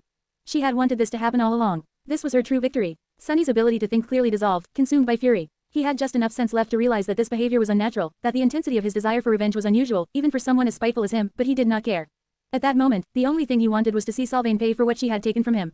Noctis looked at the knife, his eyes full of darkness, and then threw it aside, lodging the wooden blade into the wall of the cargo hold. When he spoke, his voice was trembling. You don't deserve to die. For what you did to us, you don't deserve to die, Sylvain. You only deserve to live. Share to your friends. Enjoying this site? Support us via PayPal, Visa, MasterCard or crypto. Your donations help cover site maintenance and hosting costs. Tap the middle of the screen to reveal reading options. If you find any errors, non-standard content, ads redirect, broken links, etc., please let us know so we can fix it as soon as possible. Report. Shadow Slave. Chapter 728 to 728, Spiteful Shadow. 1165 words. Hearing the cruel words that sentenced Sylvain to thousands of years of harrowing torment, Sunny couldn't help but feel a dark, euphoric sense of glee.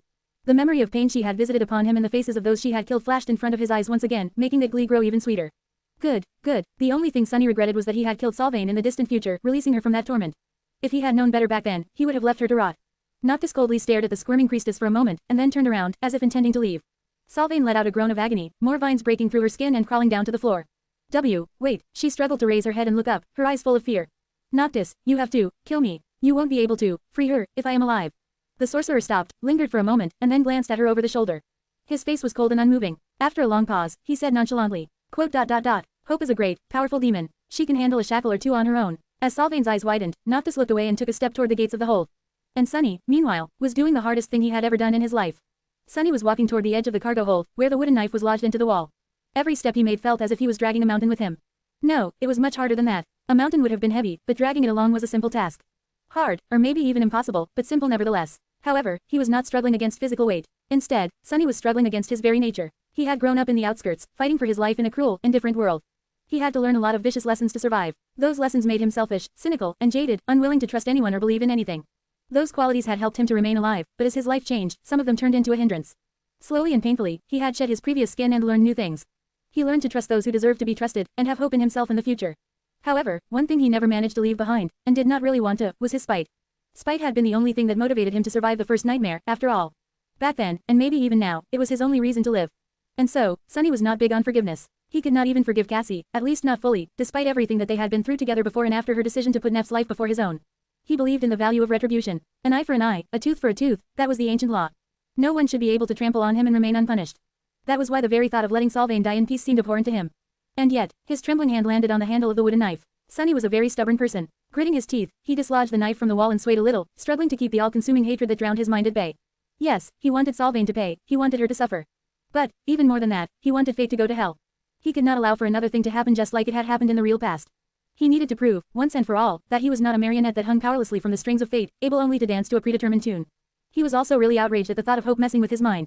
And this was where the scorching intensity of his hatred for the war maiden had come from, without a doubt, from the poisonous influence of the demon of desire, who had taken his trauma, sorrow, and anger, and turned it into a weapon to subjugate him. It was a weird thing, to know that his fury was fabricated, but at the same time welcome it and be tempted to surrender to it. And that temptation, it was way harder to overcome than the weight of a mountain. Why am I even doing this? She deserves to suffer. Wouldn't it be splendid to leave her to suffer? Wouldn't it be the most joyous thing ever? Oh, it would. I can't imagine anything sweeter. Sunny struggled to even remember why he was holding the knife. Oh, right, fate, I did promise to destroy it, didn't I? That was because my fate is to be a slave. I don't really want to be a slave, but who cares? I want Sylvain to be tortured for eternity much more than I want to be free. Freedom is distant and abstract. Who even wants it? But retribution, it's right here, and feels so wonderful. Gritting his teeth, he made a step forward. Step, another step. Walking across the cargo hold of the broken ship was much harder than it had been to climb a cold, dark mountain in chains. He wasn't sure that he was going to make it. His face was contorted by an ugly grimace, and his dark eyes burned with mad glee. Then, Sunny stopped. I changed my mind. It is worth it. Surrendering to fate is worth it, if it means that this hateful witch will be tortured endlessly. This will be right, this will be just, this will be the best outcome of all. Sunny sighed, and smiled with relief. Now that he decided to surrender to fate, it was as though a terrible weight was lifted from his shoulders. He was free to bask in the joy of revenge, revel in it. He was unburdened, ecstatic, and at peace. Sunny smiled, and thrust the wooden knife into Sylvain's chest. Damnation, yes, leaving the war maiden to suffer felt right and just.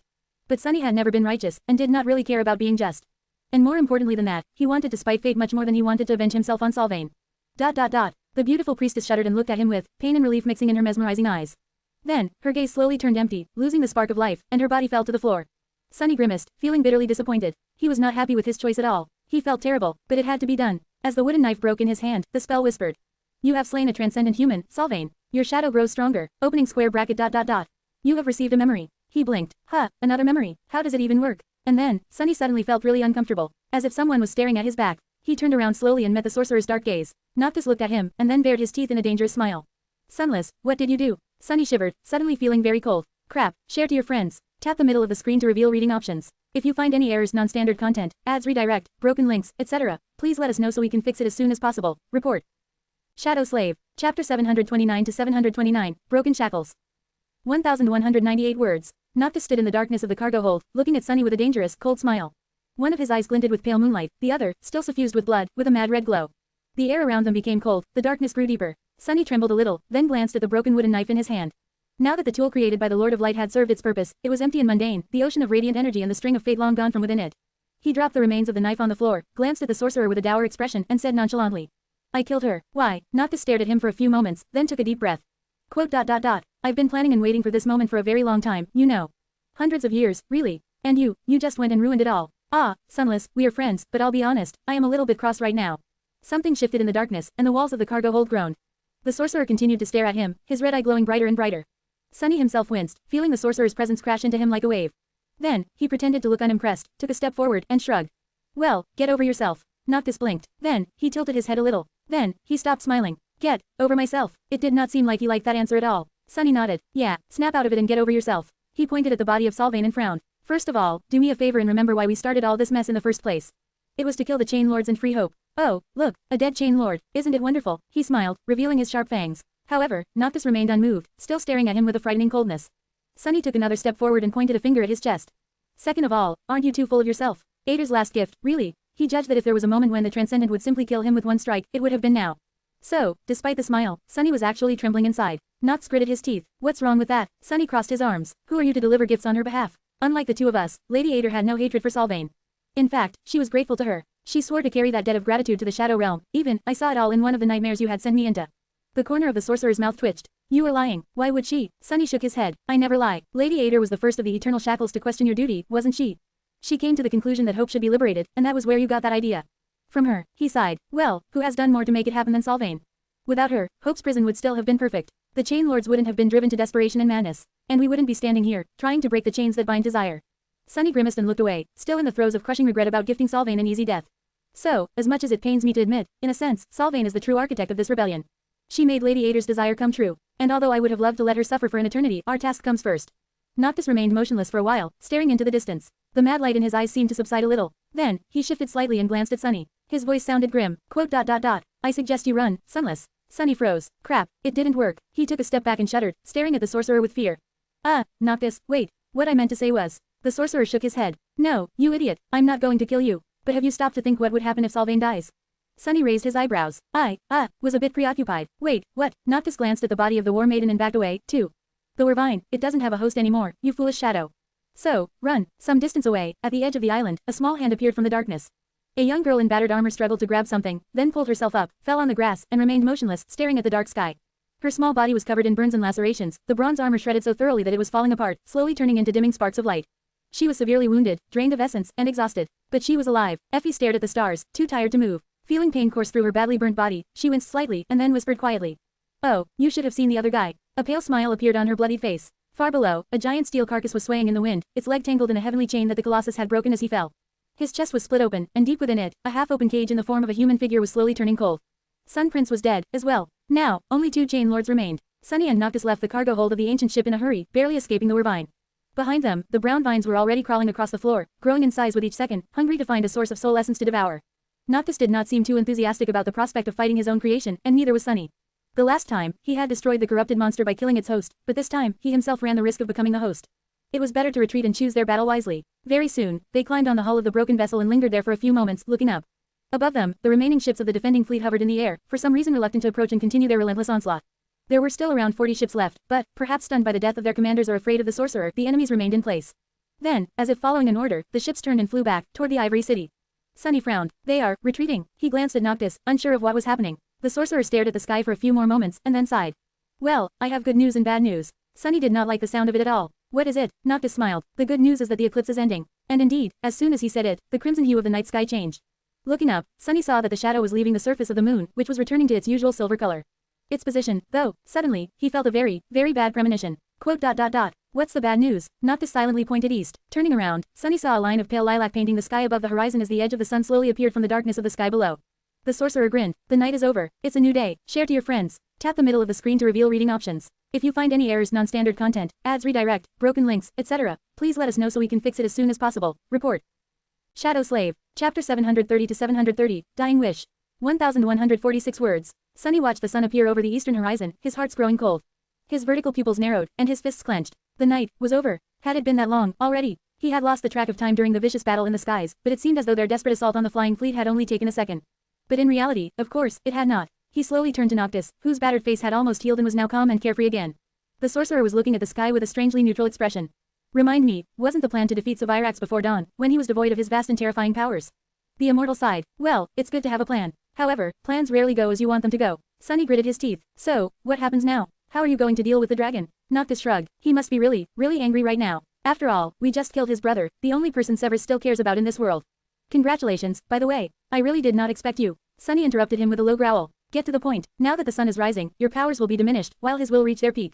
How are we going to survive? The sorcerer remained silent for a few moments, then scratched the back of his head. We'll come up with something. Sunny stared at him in disbelief. You are joking, right? Come on, you must have some devious trick up your sleeve. You have an incredible advantage, after all. You have the knife that can make him mortal, while he doesn't have yours.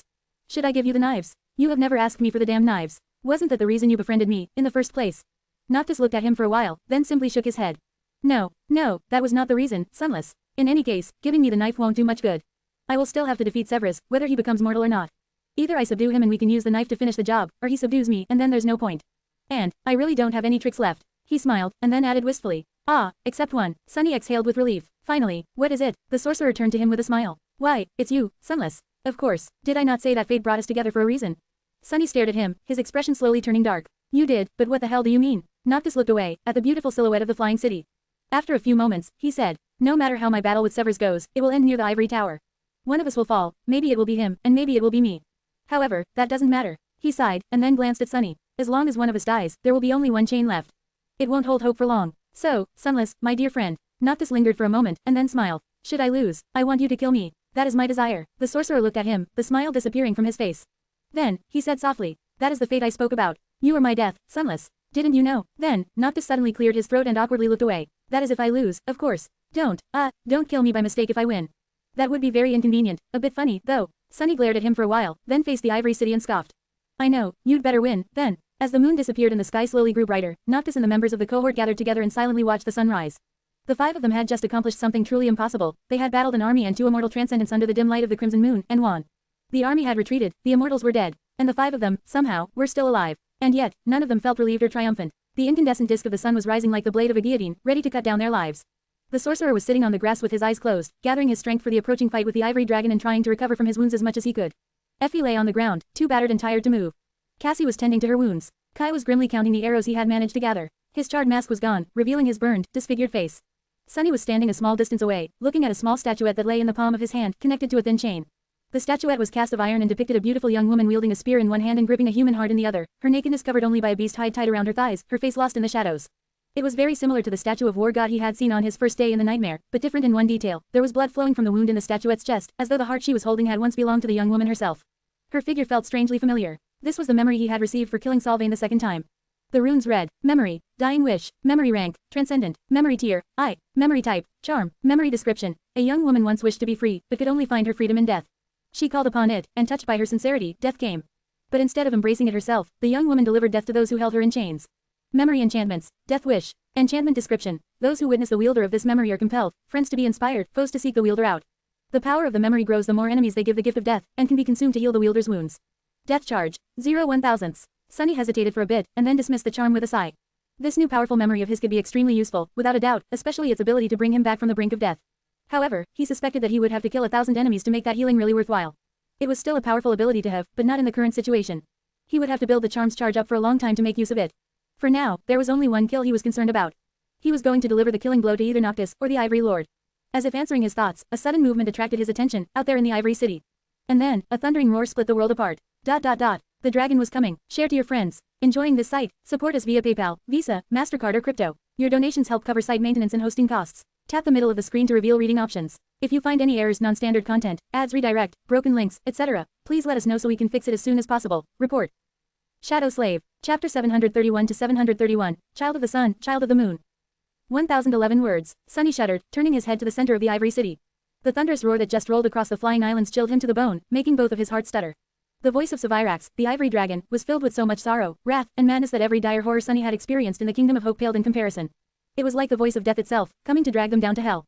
Taking an involuntary step back, he looked at Noctis and asked hoarsely. Wasn't he supposed to be the sanest of the Chain Lords? The sorcerer slowly opened his eyes, remained motionless for a moment, and then rose to his feet. He was. Noctis glanced in the direction of the sky below, where the corpse of the Sun Prince swayed forlornly, tangled in the chains. Quote. He's not anymore, though. As all of them watched, a gargantuan silhouette rose above the city. Sun glistened on the ivory scales of the great beast, and as he moved through the sky, a deep shadow covered streets and houses. The dragon was much more beautiful, majestic, and terrifying than Sunny could have ever imagined. It radiated a feeling of power and holiness that was so intense that it reached across dozens of islands and crashed into them like a wave, making the members of the cohort pale. Sevirax looked more like a creature of myth than an actual monster. In fact, calling him a monster would have been unthinkable. Whatever the nightmare creatures were, he was the opposite. His mighty body, his white scales, his shining eyes, his terrible maw, all of it was suffused with profound and dreadful splendor. The whole body of the great beast was surrounded by a golden halo of divinity, which only Sunny could see. And all of that immeasurable power, all of that immolating fury, all that inhuman madness was aimed at them. Only Noctis remained indifferent, looking at the approaching dragon with a steady gaze. Sunny's face grew dark. You are going to fight, that? The sorcerer lingered for a moment, then glanced at him and smiled. He finally lost his mind. A mindless enemy is not too terrible to face. With that, Noctis took a step forward and glanced over his shoulder. He said in a wistful tone, quote. Remember your promise, my friend. In the next moment, the figure of the sorcerer shimmered and then disappeared. Turning into a torrent of pure light, Sunny and the rest looked at the river of beautiful light that suddenly surged forward, pale under the bright radiance of the sun. All of them suddenly felt something moving in their hearts, as if they were touched by the presence of true divinity. As if they were witnessing something sacred. As the pale light rose to meet the white dragon, it flowed and swirled, shaping itself into the form of a colossal, ghostly wolf. On his forehead, a shape of a crescent moon shined radiantly. The wolf, whose body was weaved of moonlight, opened its maw and let out a deafening howl. Then, he collided with the frenzied dragon, and was obliterated. He was made out of nothing but ethereal light, after all. But although the shape of the wolf was broken, the light remained. It washed over Sevirax and clung to his scales, 10,000 radiant fangs sinking into them at the same time. It was as though the dragon was fighting a boundless swarm of fireflies instead of a single beast. Sevirax roared in pain, and then twisted his long neck. A stream of annihilating flame shot out of his maw, destroying thousands upon thousands of motes of light. Drops of sizzling blood fell to the ground from the skies. Sunny stared up, paralyzed by the mind-boggling scale and otherworldly sight of the heavenly clash. Beast of Twilight, for better or for worse, he had no time to observe the fight between descendants of the gods. In this battle, he had a role to play, too. With a sigh, Sunny turned his gaze to the beautiful Ivory City and dashed forward. He had to enter the Ivory City. In the future, the shipwreck island had been connected to the twisted rock, and then to nothing, directly bordering the rift after the small island crumbled into the sky below. However, this had not happened yet. The rift did not even exist. Instead, it bordered the Ivory City. Sunny jumped down to the heavenly chain, realizing that he had traversed this one already, once. Back then, it had been rusted and sick, being slowly devoured by chain worms. The mordant mimic had run across it, escaping the awakening ravine while Sunny pursued. Now, the heavenly chain looked as good as new. Trying to conserve his essence, Sunny held off on turning into a shadow and simply ran forward. With his 4 cores and the augmentation of 4 shadows, his speed was nothing short of staggering, especially because he used his long upper arms to propel himself forward, as well, running more like a beast than like a human. As the 4-armed devil shot across the chain, the 2 transcendents continued their fight in the skies. He caught glimpses of it from time, or simply felt powerful shockwaves travel through the air, making his bones tremble in the heavy chain sway. The dragon was still enveloped by the swarm of light, spewing streams of fire to burn it away. The light, however, constantly moved, breaking apart and coalescing together, changing shape, and causing more and more pain to the great beast. Sometimes, the colossal form of the ghostly wolf appeared for a short moment to deliver a vicious attack, then dissolved again to avoid retaliation. It seemed as though Noctis was just one mistake away from being gravely wounded and broken by the dragon's flames, and yet, he was not making any mistakes. Fighting with a devious cunning and fierce will, the sorcerer always seemed one step ahead of Sevirax. But with every flash of annihilating fire, a small part of him was destroyed. Sunny did not know how much longer Noctis would be able to hold. And for that reason, his task was growing more and more pressing. He had to reach the ivory tower before one of the saints fell. Share to your friends. Tap the middle of the screen to reveal reading options. If you find any errors, non-standard content, ads, redirect, broken links, etc., please let us know so we can fix it as soon as possible. Report. Shadow Slave. Chapter 732 to 732, Severus. 1042 words. As the battle between the Ivory Dragon and the Beast of Twilight grew more and more devastating, Sunny raced across the heavenly chain and approached the walls of the Ivory City. Up above, Severus and Noctis continued to rip each other apart, their fury terrible enough to shatter the sky. Effie was in no condition to fight, and Cassie had exhausted all of her soul essence. She had been battered during her escape from the falling ship, as well, so the 2 of them stayed behind, taking care of each other. There were only 2 members of their small cohort still capable of diving into the battle, Sunny and Kai. Each had their own task, and had gone their own way to complete it. From now on and maybe until the very end of the nightmare, Sunny would be on his own. Summoning the Dark Wing, he pushed his way to the top of the city wall and remained there for a moment, hiding in the shadow of a graceful guard tower. The Ivory City lay beneath him, bathed in sunlight. It was as beautiful as he had remembered, even more so, up close. The graceful buildings were constructed of pristine white stone, with vibrant green vines crawling up their walls. Here and there, sparkling water murmured as it flowed through carved channels. Incredible aerial bridges and arching aqueducts connected dozens of flying islands together. Now that the sun had risen, thousands upon thousands of people poured onto the streets. All of them looked healthy and beautiful, their tan, dewy skin covered by white garments. Sunny could imagine Elias growing up happily in this beautiful place, in this paradise built on blood. Right now, every person in the Ivory City was looking up at the sky, fear and awe mixing on their faces. With eyes burning with zeal, all of them were whispering prayers. May the sun shine upon you, Lords of Irax. Bless us, Ivory Dragon. Protect us, protect us. Their prayers rose like a sea, battering into the crazed dragon that roared in sorrow and pain as the ruthless light bit into him again and again, drawing blood and driving him even deeper into the madness. Suddenly, Sunny shivered. He remembered what Noctis had told him once about the noble, valiant, and wise Severus, the Ivory Lord. That he was both the sanest of them all, and the closest to utter madness. Severus had resisted hope longer than any other chain lord, but it was precisely for that reason that he was the most susceptible to her poison. Due to his uncompromising resilience, he had maintained most of his sanity intact, and so, had never had a chance to build up a tolerance for the insidious influence of the demon of desire over the ages. Now that the death of Sun Prince pushed him over the edge, everything that Severus had been stalwartly keeping suppressed broke out of control and flooded his mind in an instant. Hundreds of years of harrowing struggle, crashing into the bastion of his sanity all at once. Noctis had also said that the Ivory Lord both loved and hated his people. That they were a burden that weighed heavily on his soul, one which he could not escape due to his sense of duty. That they had bound the dragon to themselves with their faith, their devotion, their trust, and their dependency. Looking down, Sunny saw a wide square directly under the section of the wall he was hiding at. It was crowded with thousands of people, all staring at the sky with faith and hope shining in their eyes. Slowly, another image appeared in front of his eyes. The visage of the twisted rock as it had been in the future. All of its surface had been nothing but an uneven expanse of dark stone. That stone, however, had looked really strange. It was as if once, a long time ago, it had been melted by unimaginable heat and then solidified again, creating strange shapes and swirls.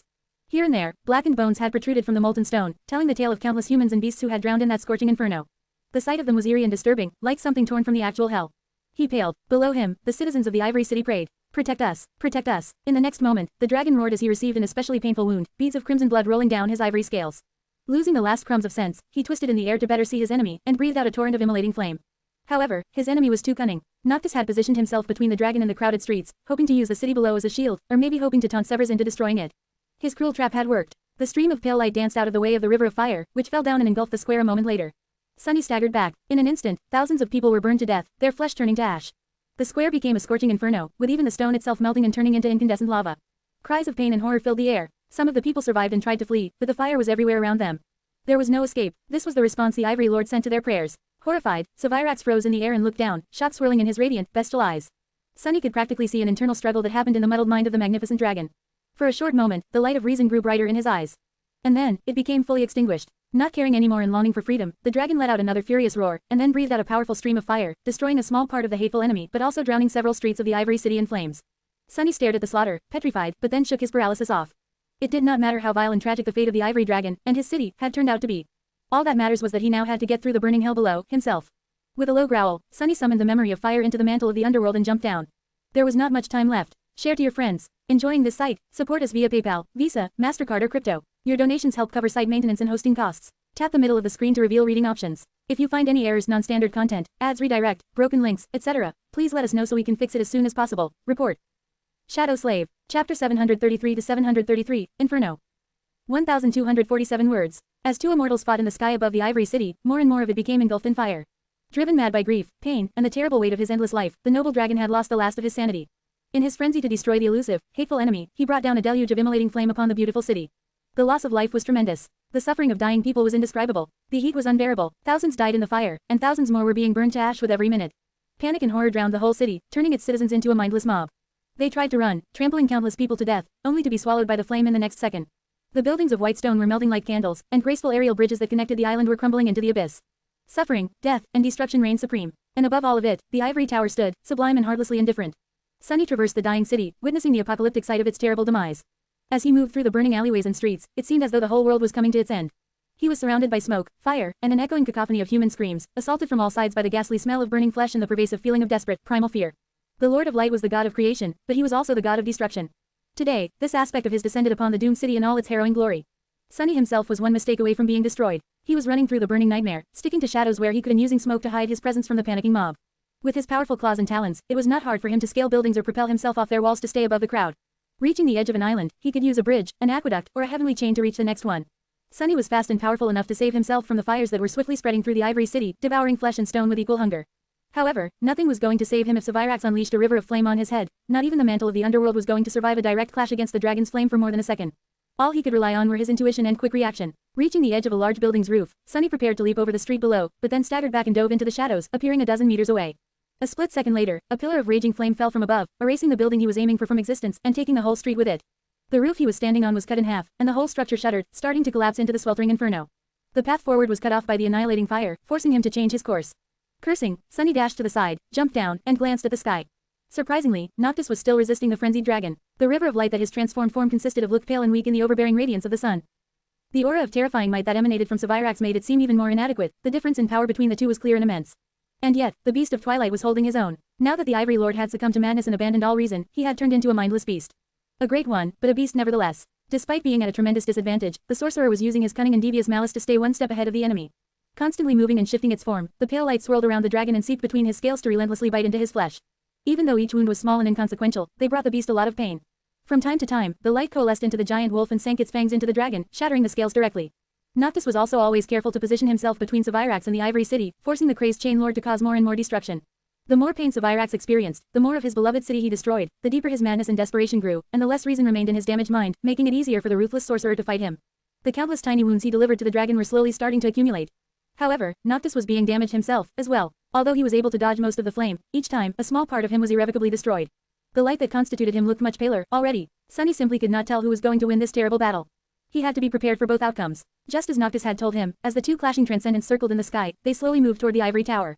Sunny was getting closer to it, too. He had already traversed half a dozen islands, somehow managing to suffer only a couple of serious burns. Now, only a few chains separated him from the great pagoda itself. As he climbed onto the last island before the one he was aiming for, a terrible roar suddenly thundered from above, making the whole world shudder. Falling to his knees, Sunny pressed his hands against his ears and looked up, stunned. What he saw made him freeze in shock. The great dragon Sevirax was falling, his ivory scales were painted red, and a large chunk of flesh was missing from his neck. A river of sizzling blood was flowing from the terrible wound, and one of his mighty wings seemed to be broken. Unable to support his weight in the air, the dragon plummeted from the skies and crashed heavily into the ivory island, raising a cloud of dust and disappearing from view. Sunny swayed, then slowly stood up. See, crazy bastard, he actually did it. Noctis had won. Turning around, he searched the sky and saw the form of a ghostly wolf being engulfed in flame. The pale light was being swiftly devoured by it, and then disappeared entirely. Instead, a small human figure fell down, landing somewhere far away in the city. He knew that Noctis was still alive. The sorcerer was immortal, after all. However, Sunny doubted that he would be able to recover any time soon. It did not matter, though. The sorcerer had already done his part. Sevirax was mortally wounded, and all that remained was to thrust the knife into his flesh, making the wound actually kill him. Sunny dashed forward. The ivory tower loomed above him, obstructing the sky. He just had to reach the edge of the island and traverse one last chain to approach its foundation. The island he was currently traversing was devoid of any buildings. Instead, there was just one tall, jagged piece of white rock protruding from its center, with soot-covered chains hanging from it. Not paying it any attention, Sunny ran to the aerial bridge that led to the ivory island. As he approached it, however, he slowed down, and then stopped completely. A lone human figure was sitting on the steps leading to the bridge. The stranger was relaxed and seemingly unconcerned by the titanic battle that had just taken place. With his back turned to the ivory tower, the man was looking directly at Sunny. Waiting for him. Share to your friends. Enjoying this site? Support us via PayPal, Visa, MasterCard or crypto. Your donations help cover site maintenance and hosting costs. Tap the middle of the screen to reveal reading options. If you find any errors, non-standard content, ads redirect, broken links, etc., please let us know so we can fix it as soon as possible. Report. Shadow Slave. Chapter 734 to 734, Final Obstacle. 1072 words. The Ivory Island was separated from the rest of the city by a wide chasm. Once, it had been connected to 7 islands by 7 unbreakable chains. Now, only 2 remained. There had been several arching bridges leading to it, as well, but most of them long collapsed. Only one still stood, arching and monumental, built of pristine white stone. An old man with a wrinkled face and gray hair was sitting on the steps leading to the bridge, dressed in a white tunic. It was different from the clothes most of the citizens wore, resembling that of a priest. The man had a frail body and pale blue eyes. The old man's face was strangely calm. He observed the burning city with solemn indifference, as if the weight of years made him numb to the cruelties of the mortal realm. Even though his world was ending, the elder remained poised and dignified. Noticing the approaching devil, the old man tiredly leaned on his cane. Stop, creature, this is a sacred land, you are not allowed to go further. Sunny stopped a few meters away from the stranger and studied him for a few moments. Then, he sighed and said, his voice even. Why the charade? Drop it, Mordred. The old man looked at him with confusion, then suddenly grinned. His whole presence suddenly shifted, becoming much more energetic and unrestrained. He laughed dryly, and then shook his head. Ah, what a pity. What gave me away? Sunny shrugged. I knew that you would show up sooner or later. And there's not much of later left. Mordred, who inhabited the old and frail body, smiled. True, thank you very much, Sunless. You have fulfilled my request to keep Noctis alive very well. In fact, his face darkened a little. Quote. I'd say that you even performed a little bit too well. Who could have thought that the Beast of Twilight would still win, despite not having the Night Oracle support? It makes me feel as though all my ordeals in the north were a bit silly. The old man sighed, but then smiled again. Well, no matter, it can still be salvaged, however, I was very serious. Sorry to say this, but you can't go any further, Sunless. Sunny tilted his head a little, staring at Mordred with a dark expression. Oh, yeah, how are you going to kill that damned dragon without my knife? I am sure you know that I visited the Temple of the Chalice. The old man gave him a polite nod. Oh, I do, that was rather spectacular, but, Sunless, you see, that is exactly why I can't allow you to cross that bridge. Sunny frowned. What do you mean? Why? Mordred looked at him with surprise. Well, because I need Severs alive, of course. Killing him would ruin months of torturous effort I put into preparing everything. Remaining in this feeble body all that time was not very pleasant, you know, but there are very few people that the Ivory Lord allows to tend to him, and this priest was the best choice. Sunny gritted his teeth, then uttered with frustration. Keep Noctis alive, keep Severs alive, damn it. What the hell do you actually hope to achieve, Mordred? You are clearly not planning to free Hope, what else can end this nightmare? What do you want? The old man blinked a couple of times, confusion appearing on his face. Free Hope, he thought for a moment, then shook his head with a smile. Of course, I am not here to free Hope. That is not the reason why I entered this seed. His smile twisted slightly, a disturbing glint igniting in his eyes. I am here to kill her. As the words echoed in the silence, Sunny stared at the frail old man with a deep frown. Then, he threw his head back and laughed. Kill her, kill Hope. Have you completely lost your mind, Mordred? The banished prince shifted slightly, then said in a neutral tone. Quote. Not completely. Sunny clenched his fists, then shook his head in indignation. She is a demon, you fool. A divine being, a god. How are you, a mere awakened, going to kill her? How can you hope to even scratch her? Mordred shrugged, then looked at him with a friendly smile. Why, have you never wanted to kill a god? Sunny stared at him with wide eyes. I am of a rather high opinion of myself, but I am not delusional. I know my limits, Mordred, don't you? The old man sighed. It's not like killing a god is impossible. They are all dead, after all. However, I understand your concern. I would not have wanted to face the demon of desire in battle.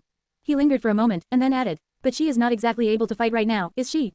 She is bound, sapped of most of her powers. Imprisoned for 1,000 years, so, you see, I can't let you go breaking more of her chains. Your part is done, Sunless. Leave the rest to me, I will conquer this nightmare for both of us. Well, and reap the reward, of course. Sunny bared his fangs. She might not be as powerful as she had been before Sun God put her in chains, but she is still a creature of divine rank. Your power alone will not be enough to wound her, let alone kill her, you are insane. Hope's poison must have gotten to you. Mordred smiled. Ah, you are correct. I am not powerful enough to kill her alone. That is why I have spent months carefully putting a few useful ideas into the Ivory Lord's muddled mind. I needed Noctis to give him a little push, though, kill his brother, destroy his city. You did well to assist him. A dangerous gleam appeared in the old man's eyes. Now that Severs has nothing left, he will direct his endless ire on Hope. That will be my chance. So, Sunless, I would advise you to stand down. If you truly know your limits, you won't stand in my way. Sunny stared at Mordred for a few moments, his eyes growing darker and darker. A tense silence settled between the two of them. Then, a swirl of sparks appeared around the devil's hand. The old man looked at it, his gaze growing sharp and cold. He was waiting to see what weapon Sunny was going to summon. However, Sunny did not summon a weapon. Instead, an exquisite wooden chair appeared in his hand. Glaring at Mordred, Sunny put the chair on the ground, sat on it, and crossed his arms. Well, go on, then. What are you waiting for? I wish you luck. Share to your friends. Tap the middle of the screen to reveal reading options. If you find any errors, non-standard content, ads redirect, broken links, etc., please let us know so we can fix it as soon as possible. Report. Shadow Slave. Chapter 735 to 735, Settling Debts. 1002 words. Sunny sat comfortably on the elegant wooden chair, staring at Mordred with all four of his arms crossed. The chair was a bit small for his prodigious body, but due to the quality and durability of the materials it was made of, it managed to carry the weight rather well. Noctis really knew the value of good craftsmanship. The old man, meanwhile, met his deadpan gaze with a mildly surprised expression slowly appearing on his face. All around them, the Ivory City was being devoured by fire. After a while, Mordred shifted a little, and then said with amusement. Quote. To be honest, I expected you to attack me. Sunny scoffed. Why would I bother? You seem to be hellbent on committing suicide. I can just wait until Hope kills you, then carry on with my initial plans. He thought for a bit, and then added. Plus, in the improbable case that you somehow succeed, I don't really lose anything. I will still become a master. Sure, the great and mighty clan Valor might suffer as the result, but what do I care? I have no relationship with them. The old man glanced at him with a pleasant smile. That bow of yours suggests otherwise. Sunny chuckled. My war bow. Do you like it? Well, I like it very much. What a beauty, your family really knows how to craft a memory. However, you are mistaken if you think that I received it for rendering some service to Valor or being close to your father. In fact, they don't even know that I have it. I would prefer if it stayed that way, too. Mordred tilted his head a little. Have no worry, Sunless. Your secret is safe with me. All your secrets, actually. I have to admit, though, with how paranoid you are, I thought that you would try to silence me at all costs. Aren't you afraid that I will reveal them after escaping from the nightmare? Sunny smiled lazily, then shrugged. Not really, he sighed, and then said in a serious tone. While it pains me that you know so much about me, you and I are similar in many ways. We both believe that knowledge is the origin of power, don't we? So, sharing my secrets would be no different from giving your power away. Why share the leverage you have on me with anyone when you can have it all to yourself? Sunny's expression grew a little dour. Of course, I would gladly kill you to destroy that leverage. However, the benefit of destroying you is not worth the risk of fighting you.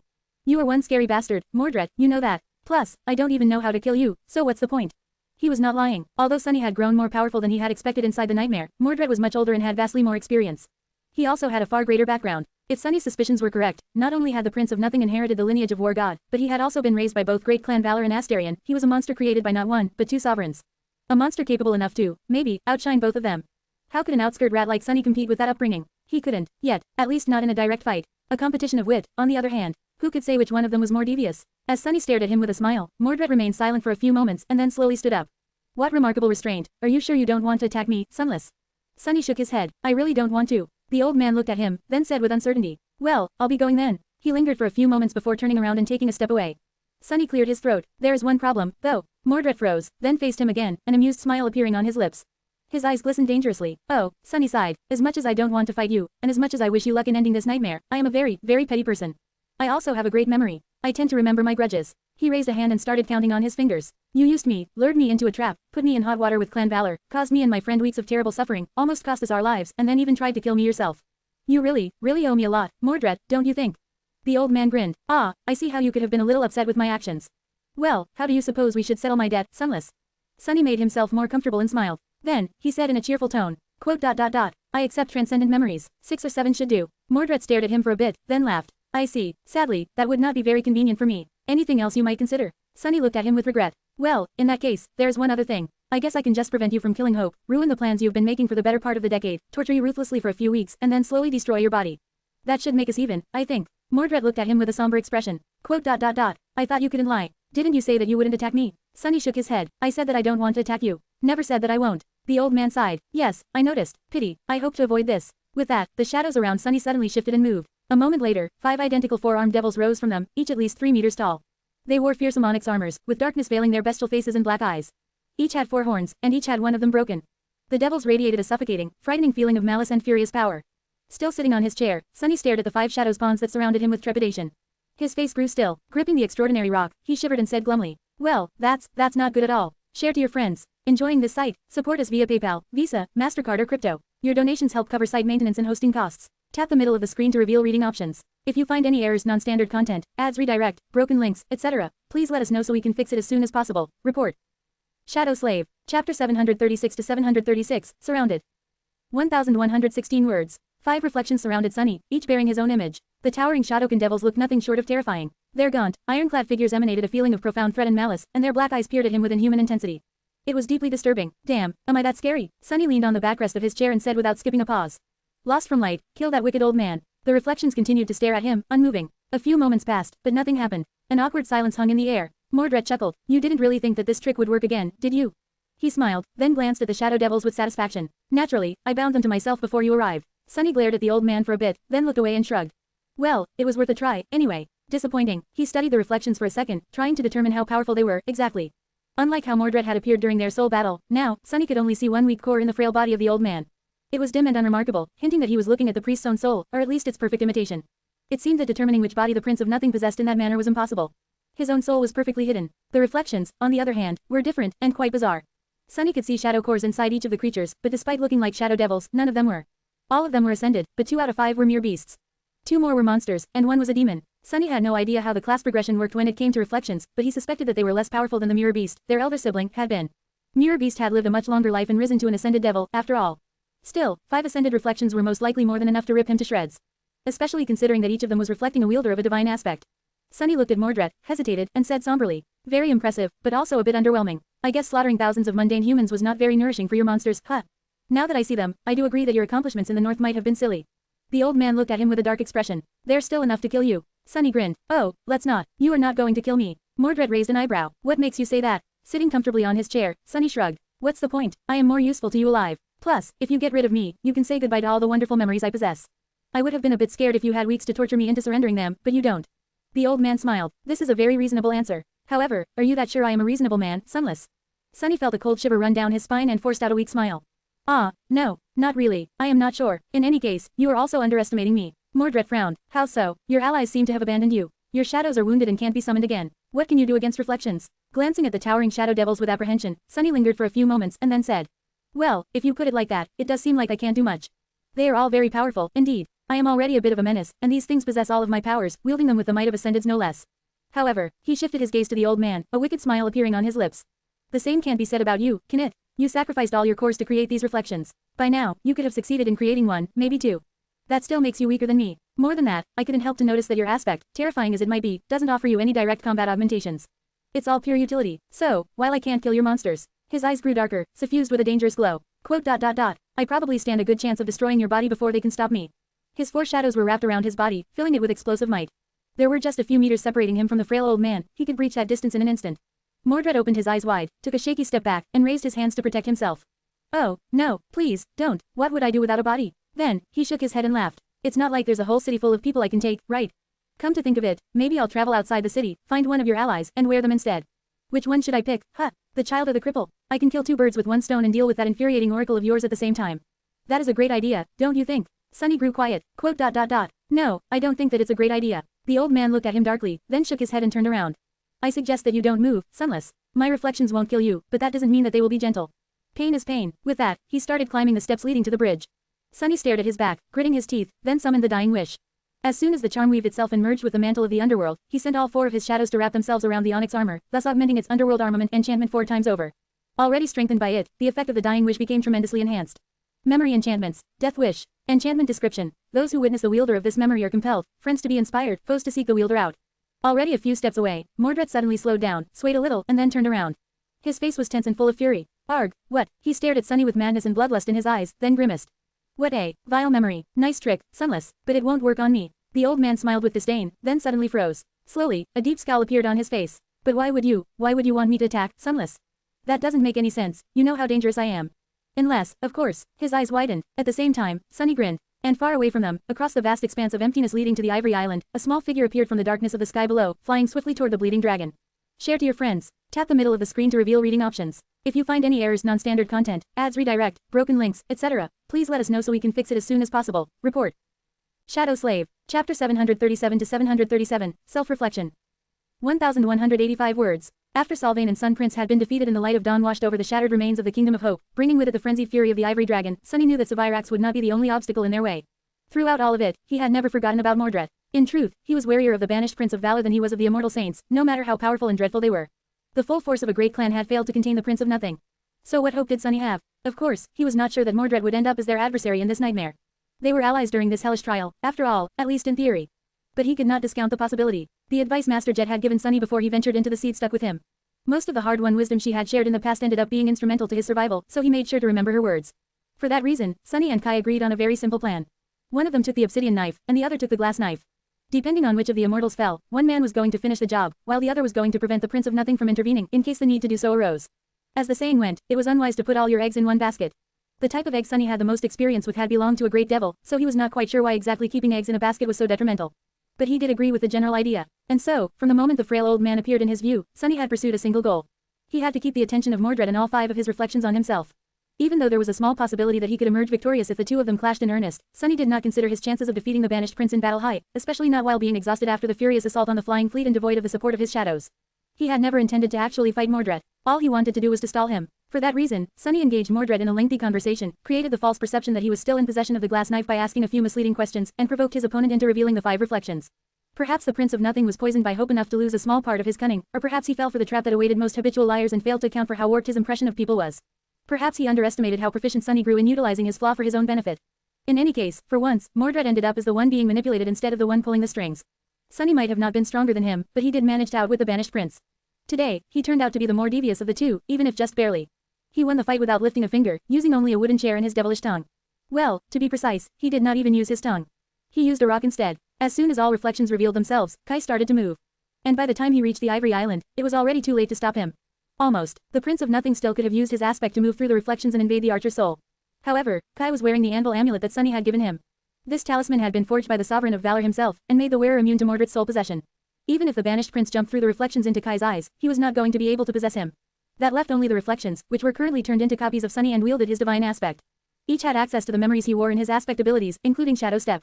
They could still reach the island in time to prevent Kai from delivering the killing blow to Sevirax. Sunny had to stop them at all costs and buy his friend a few precious seconds.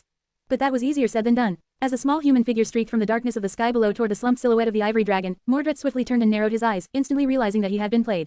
Before he could react, however, a tide of shadows suddenly exploded from the small lantern hanging on Sunny's waist, enveloping everything around them in impenetrable darkness.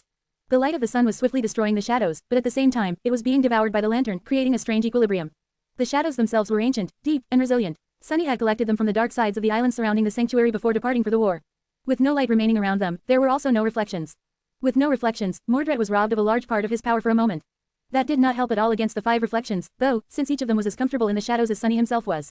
They were his perfect copies, after all. Knowing that, Sunny decided to try a desperate gamble. The mantle of the underworld was still augmented by 4 shadows, its underworld armament enchantment empowering the dying wishes effect manifold. Sunny himself was strongly affected by the compelling aura of the charm, feeling an almost irresistible urge to throw himself at the reflections and tear them apart. However, this sensation was swiftly disappearing, since he had already dismissed the iron statuette. Instead, he summoned the broken oath into the onyx armor. And since the 5 reflections were mirroring him, each of them reflected the change, too. Only the demon turned out to be smart enough to stop himself and consider the consequences. The beasts and monsters failed to realize the result of their actions in time. Mordred moved, and so did the shadow devils. But just as they did, the vile charm fully weaved itself into existence. Augmented by the enchantment of the mantle of the underworld, its soul-eroding aura was strengthened and flowed outward like invisible poison. The armor, however, was itself augmented 4 times over by Sunny's shadows, making the empowering effect tremendously more pronounced. And on top of that, 4 out of the 5 reflections suddenly emanated the same ferocious aura. The 5 overcharged fields of soul erosion merged together, turning into something far more vicious and destructive than the sum of its parts. Into something truly horrid. Even though the mantle of the underworld provided Sunny with a substantial degree of resistance against soul attacks, he couldn't help but let out a scream. The reflections opened their mouths in agony, too, although no sound came out of them. Mordred did not enjoy the same protection that Sunny and the reflections received from the onyx armor. Share to your friends. Tap the middle of the screen to reveal reading options. If you find any errors, non-standard content, ads, redirect, broken links, etc., please let us know so we can fix it as soon as possible. Report. Shadow Slave. Chapter 738 to 738, Soul Annihilation. 1212 words. The underworld armament allowed the mantle to accommodate and augment a charm memory, channeling its enchantment as if it was inherent to the armor itself. That alone made the mantle of the underworld incredibly flexible. What was more, this quality truly shined when wielded by Sunny. He could have augmented the broken oath with his 4 shadows, but chose to wrap them around his armor instead, achieving an even better result. Not only was the effect of the augmentation shared and enhanced, but all the other enchantments of the mantle of the underworld were augmented as well. Among them was Stalwart, which granted him extremely high protection against physical attacks, high protection against elemental attacks, and, most importantly, a moderate amount of protection against mind and soul attacks. Currently, the mantle was simultaneously radiating a tremendously damaging soul annihilation aura and providing him with vastly increased resistance to soul damage. Even then, when 5 of these auras clashed and combined together, he let out a scream and collapsed to the ground, consumed by harrowing agony. His already wounded soul was being frayed and eroded at a terrible rate, and all he could do was writhe on the ground, barely clinging to any resemblance of consciousness. The 5 reflections were not doing much better. Even though their ascended souls, or whatever it was they had instead of souls, possessed a far better quality due to a superior rank, they had fewer cores. While that was not enough to make them succumb to soul annihilation faster than Sunny by itself, that also meant that they had fewer shadows, and therefore their reflected versions of the mantle enjoyed less augmentation, providing them with less resistance to soul damage. What it all meant, Sunny had no idea. He could not guess who was going to be destroyed first, the reflections or him. As far as he could tell, their chances were about equal. However, things were very different when it came to Mordred. Unlike Sunny and the reflections, he did not enjoy the protection of the mantle of the underworld. He was also only able to steal the aspect of the body he possessed, while his own strange and terrible ability to mirror someone's powers only worked inside the victim's soul. He could not simply copy the onyx armor onto himself, nor could he augment it. For the moment, Mordred was defenseless. With a startled yelp, the old man awkwardly fell to his knees and then rolled down the steps, ending up on the ground not too far away from Sunny. A stifled howl escaped from his lips, and his eyes opened wide, full of shock and terrible pain. The suffering Sunny and the reflections experienced affected him so much worse. Any other awakened would have been swiftly destroyed, but the Prince of Nothing persisted, somehow. Several swirls of sparks instantly appeared around his body, heralding the appearance of protective memories. Who knew how vast and powerful his soul arsenal was? Mordred could have possessed a memory capable of turning the tide of events completely. But very few memories were capable of manifesting themselves instantly. Most took several precious seconds to appear, and usually, the more powerful ones took the longest. By the time the sparks of light turned into tangible objects, he could have been either already dead or too severely damaged to be able to act. Writhing in agony, Sunny threw a burning look at the old man and gritted his teeth so hard that his fangs pierced his lip, sending drops of blood rolling down. Die, you bastard, just hurry up and die. A desperate hope that Mordred would fail to survive the soul annihilation filled his hearts, despite the fact that Sunny did not really think that getting rid of the prince would be so easy. He seriously doubted that Mordred would allow himself to be killed in this fashion. Not to mention that as far as he knew, the Prince of Nothing was as immortal as the cursed transcendence of the Kingdom of Hope. Both his physical and spirit bodies had been destroyed in the past, but that did not stop Mordred from continuing to exist, somehow. The great clan Valor certainly did not lack means of dealing soul damage, but they had failed to get rid of his reflection. I don't care, just die. Sunny would have been satisfied with just destroying Mordred's mortal shell, anyway. His true task was to buy Kai enough time to kill the ivory dragon, and forcing the prince to search for another body would do just that. Sadly, Mordred had the same idea. If he had lost all reason because of the pain, things could have turned differently, but the Prince of Nothing was nothing if not cool-headed and calculating. Despite the terrible suffering of having his soul slowly torn to pieces, he kept some of his composure and ability to think intact. Twisting, Mordred struggled to raise his head and looked in the direction of one of the reflections. The Shadow's pawn was on his knees, his bestial face contorted by a grimace of agony. The Prince of Nothing paled, and then whispered something. A moment later, the figure of the kneeling devil rippled and shattered like a piece of glass. Something swift and intangible moved through the air and entered Mordred's body. Then, another reflection shattered. And then another, and then another. In an instant, 4 of the 5, both beasts and both monsters, were gone, leaving a lone demon behind. As they disappeared, the components of the soul-annihilating field disappeared as well. Only Sunny's own augmented aura was left to spread the invisible poison. He let out a trembling sigh of relief, and then dismissed the broken oath entirely. Almost at the same time, a silver bracelet, a necklace made of strange black pearls, and a bone scepter appeared on Mordred's body and in his hand. Each of the memories, without a doubt, provided him with a degree of soul protection, but by now, they were of no use. With his soul in shambles and barely keeping itself together, Sunny remained laying on the ground. He groaned, and then threw a tired glance at his enemy. The flood of soul essence he was sending into the shadow lantern had run dry, and the sunlight finally prevailed, dismantling the dome of shadows that surrounded them. Mordred looked different, somehow. The old man's body remained the same, but now, a subtle sensation of immense, turbulent power emanated from it. As if Sunny was facing a titan instead of a man. No way could it be. 2 monsters and 2 beasts. Between the 4 of them, they had shared 6 soul cores. Had Mordred not dismissed the reflections, but actually absorbed them in order to strengthen his soul and survive the powerful attack? How did it even work? How could an awakened absorb ascended cores? Would they weaken, or would all that excess power rip his soul to shreds from the inside? Sunny did not know. All he knew was that he was utterly beaten and spent, and there was an ascended demon and an awakened titan in the guise of an old man in front of him, wrath burning in their eyes. But that did not matter. Because at that moment, an inhuman, pained cry rolled across the empty expanse of the empty void and reached their ears. It was the voice of the ivory dragon, Savirax. His dying breath. Share to your friends. Enjoying this site? Support us via PayPal, Visa, MasterCard or crypto. Your donations help cover site maintenance and hosting costs. Tap the middle of the screen to reveal reading options. If you find any errors, non-standard content, ads redirect, broken links, etc., please let us know so we can fix it as soon as possible. Report. Shadow Slave. Chapter 739 to 739, Empty Skies. 1113 words. While Sunny and Mordred struggled to survive as their souls were being destroyed, a human figure emerged from the darkness of the sky below and shot into the sunlight, flying with incredible speed. It was a man with skin that looked like polished bark and a burned, disfigured face. His armor was battered and painted dull by dried blood, and the quiver attached to his belt was long empty. The man had been an officer of the Sun Legion once, but now, he returned to kill its commander. His eyes were full of resolve. Months had passed since the terrible day when Kai and his most brave soldiers were chained to the White Cliff on the Sacrifice Island and left there to be devoured by the Ivory Dragon. Who could have thought that he would be back to this cursed place so soon? Leaving the heat of the burning city behind, Kai had hidden himself under the island where his comrades were turned to ash by the dragon's flame, waited for Sunny to get the full attention of the Prince of Valor, and then dashed forward without looking back. He did not wish to see the White Cliff and the soot-covered chains hanging from its surface ever again. Flying under the last bridge connecting the rest of the city to the Ivory Island, he avoided being noticed too soon and then ascended into the sunlight. Behind him, a dome of shadows suddenly appeared at the entrance to the bridge, hiding his friend from sight. With his heart growing heavy, Kai soared above the emerald grass of the Ivory City and finally saw his goal. A magnificent dragon was laying on the ground, blood streaming from his mangled neck. His white scales were painted crimson, and one of his wings was broken. But the great beast was still alive. He was still breathing. He was immortal, after all. But not for long. In his hand, Kai held a knife made of ghostly glass. Inside the knife, the dragon's fate was sealed, placed there by a ruthless god. Was Kai breaking the will of the gods by delivering it back to its owner? Or completing their design? He did not know, and he did not care. All he cared about was killing the dragon. Kai had never been very strong, or very brave, or very smart. It took him a long time to grow a little. He was not a person of great conviction, either. But if there was one thing he believed, it was that Savirax had to die, and that his ghastly reign had to end. The beautiful city he ruled was just too vile. Gritting his teeth, Kai ignored the pain that had tormented him for months and lunged at the gargantuan form of the dragon. The glass knife glistened in his hand. But even terribly wounded, the immortal transcendent was still immensely powerful and deadly. How could a mere awakened ever hope to wound him? Before Kai could thrust the ghostly blade into the exposed flesh on the great beast's neck, Savirax suddenly stirred. His eyelids flew up, revealing inhuman amber eyes. His maw opened slightly, wisps of smoke escaping it. The dragon moved his healthy wing, and a torrent of wind crashed into Kai, sending him spinning. The glass knife scratched uselessly against impenetrable scales, and he was thrown away. A moment later, a giant claw brushed across his chest. The young man dashed away in time to avoid being killed, but just this light touch was enough to rip his breastplate open and shatter a few of his ribs. With a groan, Kai fell on the soft grass. His speed was so great that his body slid for a few dozen meters, and by the time he rose shakily to his knees, the dragon was already looking at him, ready to attack. A hint of confusion surfaced from the ocean of madness hidden in his eyes. Savirax lingered for a moment, and then, a low, tired, sonorous voice resounded from all around them. You, I know you. Kai gritted his teeth. His surprise attack had failed. He failed. Now that the Transcendent was aware of him, there was little chance of delivering the fateful strike. No matter how wounded and exhausted the Ivory Lord was, he would still be immeasurably faster, stronger, and more powerful than an awakened with a weak aspect. He would crush Kai in an instant. The immortal was not going to die. Hope was not going to escape. The nightmare was not going to end. His friends would not be saved. Kai might have been able to fly through the sky and see far and wide. But he was no dragon. The man with a disfigured face looked at the immortal beast towering in front of him. He shook slightly, and then lowered his head. And then, he lunged forward, sending bits of torn grass into the air. He was fast, incredibly fast, but Savirax was faster. The great beast twisted his neck, protecting the wound left on it by the fangs of the beast of twilight, and then opened his maw to crush the small human between his jaws. Perhaps Kai could have dodged, but he didn't. Instead, he accelerated even more and flew straight into the dragon's maw, which instantly closed, giant fangs striking against each other with a deafening sound. Just like that, the crippled man was gone. The dragon froze for a moment, stunned by the little human's unflinching bravery. Then, he suddenly shuddered and let out a tortured cry. Kai, who had plunged the glass knife into the soft flesh of the great beast's tongue, was thrown back and crashed heavily onto the ground.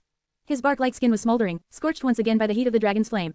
His armor was disintegrating, and the Ivory Lord, meanwhile, was becoming mortal again. Now that his fate had been returned to him, the terrible wound on his neck was sapping him of life. A few seconds more, and it was going to kill him. But no, not yet. As a long, sorrowful cry of the great beast echoed across the burning city, Severus stubbornly refused to die.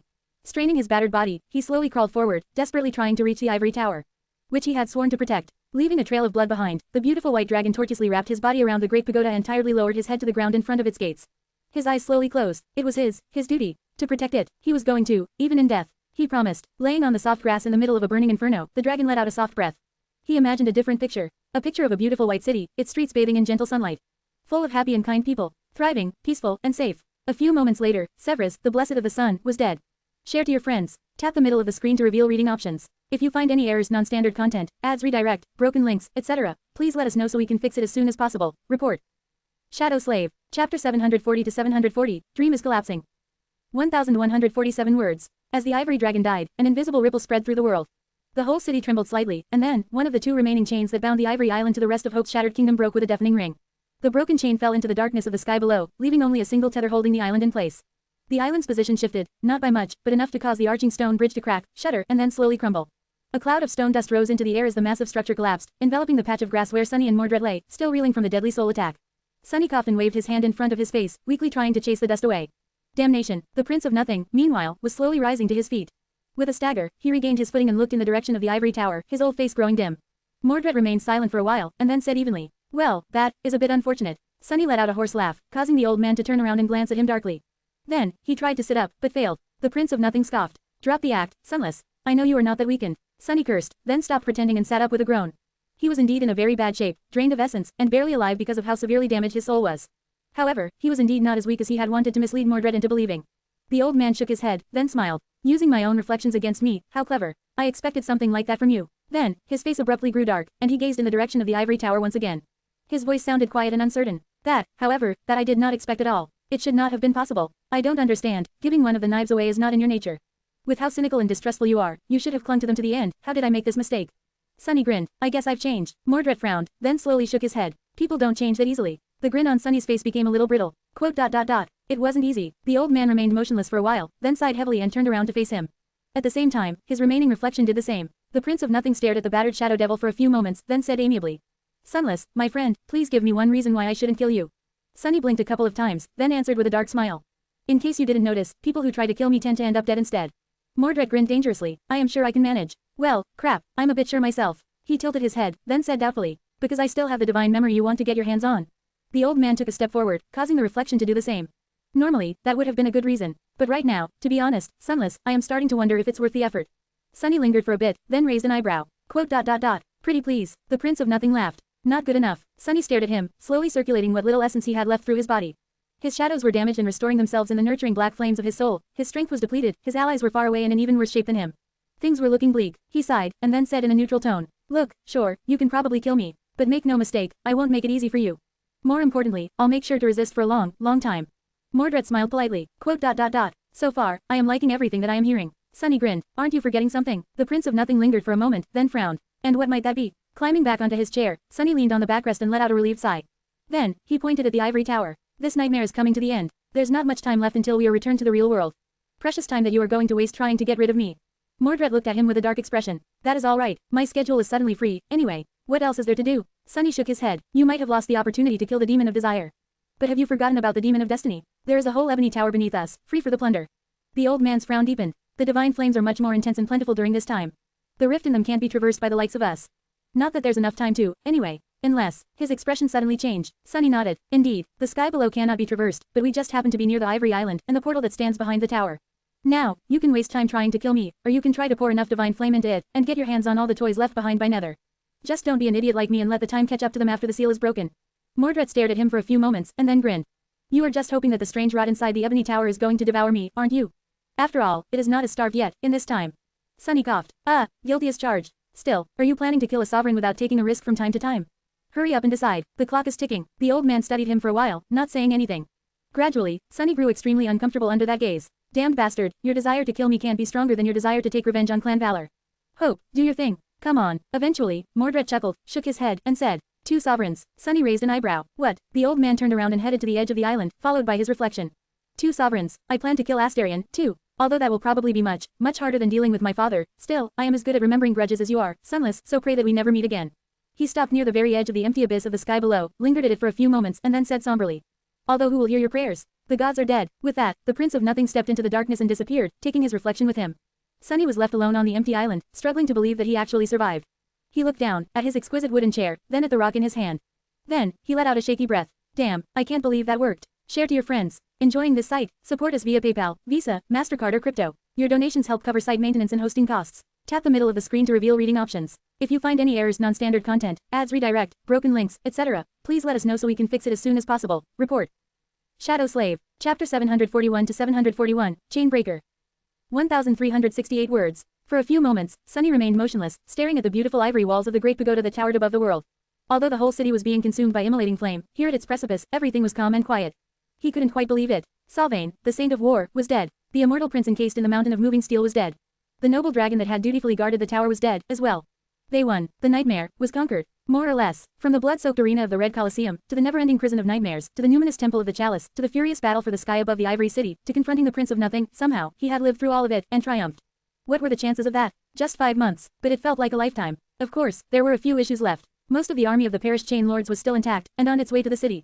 The cohort had dealt a terrible blow to the small part of it, but hundreds upon hundreds of flying ships still remained, carrying thousands upon thousands of soldiers. Now that their commanders were dead, he was not sure what would happen to them, and how they would react.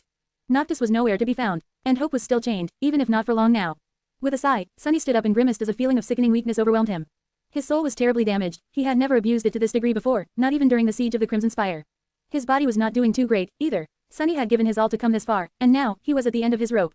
But he was also so close to becoming a master. Slowly walking to the edge of the island, he looked into the darkness of the sky below for a few moments, summoned the dark wing, and then glided down to the last remaining chain holding the ivory island in place. There was not enough essence left in his soul to turn into a swift shadow, and he was too tired to run, so Sunny simply walked forward, using his enchanted cloak to scale the uneven links of the heavenly chain from time to time. It took him a while to traverse the wide chasm of emptiness and climb to the surface of the familiar tranquil island. The emerald meadow, the calm surface of a clear lake, the peaceful grove of ancient trees, he had been here before, in the distant future. Of course, now, the island did not look exactly the same. There were pools of dragon blood sizzling in the green grass, and wisps of smoke floating in the air, brought over from the burning city by the wind. He looked at the ivory tower and saw the body of a beautiful white dragon wrapped around it, not yet reduced to weathered bones. Sunny remained motionless for a bit, and then went to find Kai. The young man was laying on the grass not too far away, unconscious. His armor had melted and disintegrated, and his bark-like skin seemed damaged and scorched. Many of his bones were broken, and his disfigured face was contorted by a grimace of pain. But he was alive. After checking on his friend, Sunny came to the conclusion that Kai's life was not in danger. His wounds, while serious, were not enough to kill an awakened. At least not in a short time. Not knowing what else to do, Sunny summoned the puppeteer's shroud, rolled it, and placed the soft fabric under the archer's head as a pillow. Then, he lingered for a few moments, patted Kai on the shoulder, and stood up. Then, he slowly walked forward and stood in front of the dead dragon's head, looking at the closed gates behind it. This was it, the prison of hope. As he studied the gates, something suddenly rustled behind him. Sunny remained motionless for a few moments, and then slowly turned around. His eyes were dark and hollow.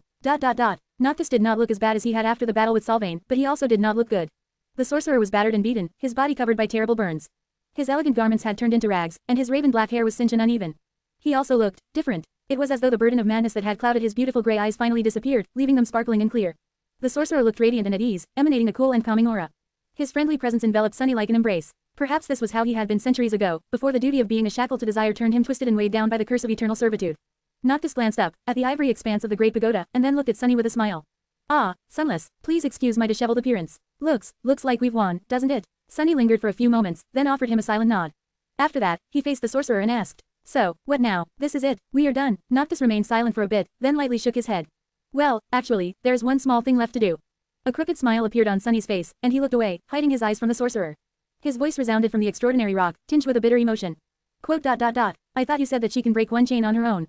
Noctis smiled. "Oh, I think that she can." However, the immortal's smile paled and then disappeared, leaving his face strangely bare. "That doesn't mean that she should." He sighed, and then looked away, at the pillars of smoke rising above the dying city. His gaze was distant and solemn. "Have you ever seen a wolf gnaw its paw off to escape a trap, Sunless? Ah, it's a terrible thing to behold. I wouldn't wish such a fate on anyone." Noctis remained silent for a while, and then added in a wistful tone. "Wolves are meant to be free." Then, a carefree smile appeared on his beautiful face once again, and the sorcerer turned to Sunny with sparks dancing in his gray eyes. "So, my friend, the time has finally come for me to request something of you." He reached out with his hand and opened his palm. Sunny remained silent, refusing to look in the sorcerer's direction. "Will you give me the obsidian knife?" Goddammit, Sunny wanted to say so much. He wanted to do so much. He felt so much, but he knew that it would have been a wrong and cruel thing to do. A betrayal. He sighed heavily, and then faced Noctis. A swirl of sparks appeared around his hand. "I have never seen a real wolf, you know. And yes, I will, since you asked nicely." He opened the lid of the covetous coffer, rummaged inside, and then placed the knife cut from a single piece of obsidian in the sorcerer's hand.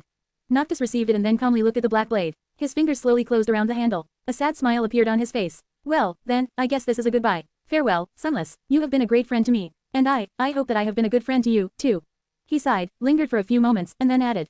"Before we part, however, I must tell you something." Sunny looked at him darkly and asked in a hoarse voice. "What?" Noctis silently shook his head. You really should stop wearing all black. What a terribly drab color. Ah, Sunless, you are better than this. With that, the sorcerer laughed and took a step forward. He hesitated for a second, then locked Sunny in a hug. Because of the difference in their heights, Sunny had to bend down a little. Noctis chuckled, then grew silent for a moment. Then, he sighed and whispered, his voice suddenly low and somber. Just 4 words, each carrying a measurable weight. Never trust the gods. Then, the sorcerer let go of Sunny, smiled one last time, and walked away. Soon, he disappeared from sight. And not too long after that, the ivory island trembled slightly as the last chain holding it in place broke apart. Sunny gritted his teeth, then looked away and wiped his eyes. His shoulders fell. Damn scoundrel, you tricked me again. Share to your friends. Enjoying this site? Support us via PayPal, Visa, MasterCard or crypto. Your donations help cover site maintenance and hosting costs. Tap the middle of the screen to reveal reading options. If you find any errors, non-standard content, ads redirect, broken links, etc., please let us know so we can fix it as soon as possible. Report. Shadow Slave. Chapter 742 to 742, Hope. 1168 words. Sunny stood motionless for a while, feeling the ground move beneath him. Now that all 7 of the chains were broken and the ivory tower became completely untethered from the rest of the Kingdom of Hope, it started to ascend. Slowly at first, and then faster and faster, the island it stood upon soared into the sky, leaving the shattered land behind. And as it did, Sunny felt the nightmare coming to the end. Slowly, he walked to the edge and looked down, at the burning city below. The beautiful buildings of white stone were melting. The aerial bridges and elegant aqueducts were collapsing, unable to withstand the terrible heat. The streams of clear water were turning into scalding steam. All around, he could see nothing but an ocean of flame. The wind brought with it the distant sound of human cries, smoke, and the smell of burning flesh. Thousands of people, those who still lived, were drowning in the fiery ocean, turning into piles of blackened bones and ash. The ivory city was dying. Was this what salvation looked like? In the thousands of years to come, the scorched islands were going to crumble into the sky below one after another, forming the tier. The twisted rock would eventually be the last one to fall. As the ivory tower rose higher and higher, the sight of the dying city did not encompass all of Sunny's vision anymore. Now, he saw further and wider. The landscape of the Kingdom of Hope was laid bare in front of him. He saw the shape of a giant steel corpse swinging below a faraway island on a broken chain, and a shape of a shattered ship laying on the ground. Effie and Cassie were somewhere there, as well, but the distance was too great for Sunny to see them. He saw countless islands, some of them verdant and green, some of them gray and desolate. There were forests and lakes, rivers and hills, human settlements, small and large.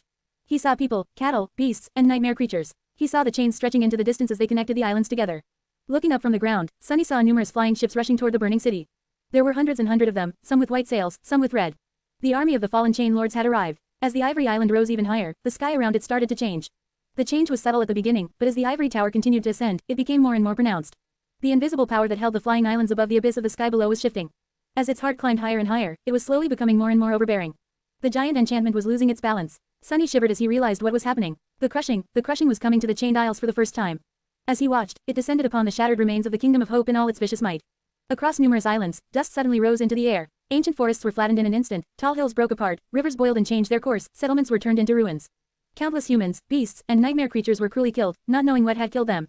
The flying ships were hit the hardest, every one of them instantly turning into a cloud of splinters, debris, and broken bodies. The mighty army was gone in a second. The scale of the destruction was too large to comprehend. Sunny watched as the Kingdom of Hope was turned into the chained isles, paralyzed by the inconceivable horror of that sight. For a while, all thoughts disappeared from his head. Then, suddenly, his eyes widened. Cassie, Effie. For a moment, he was consumed by fear, but then his heart slowly calmed.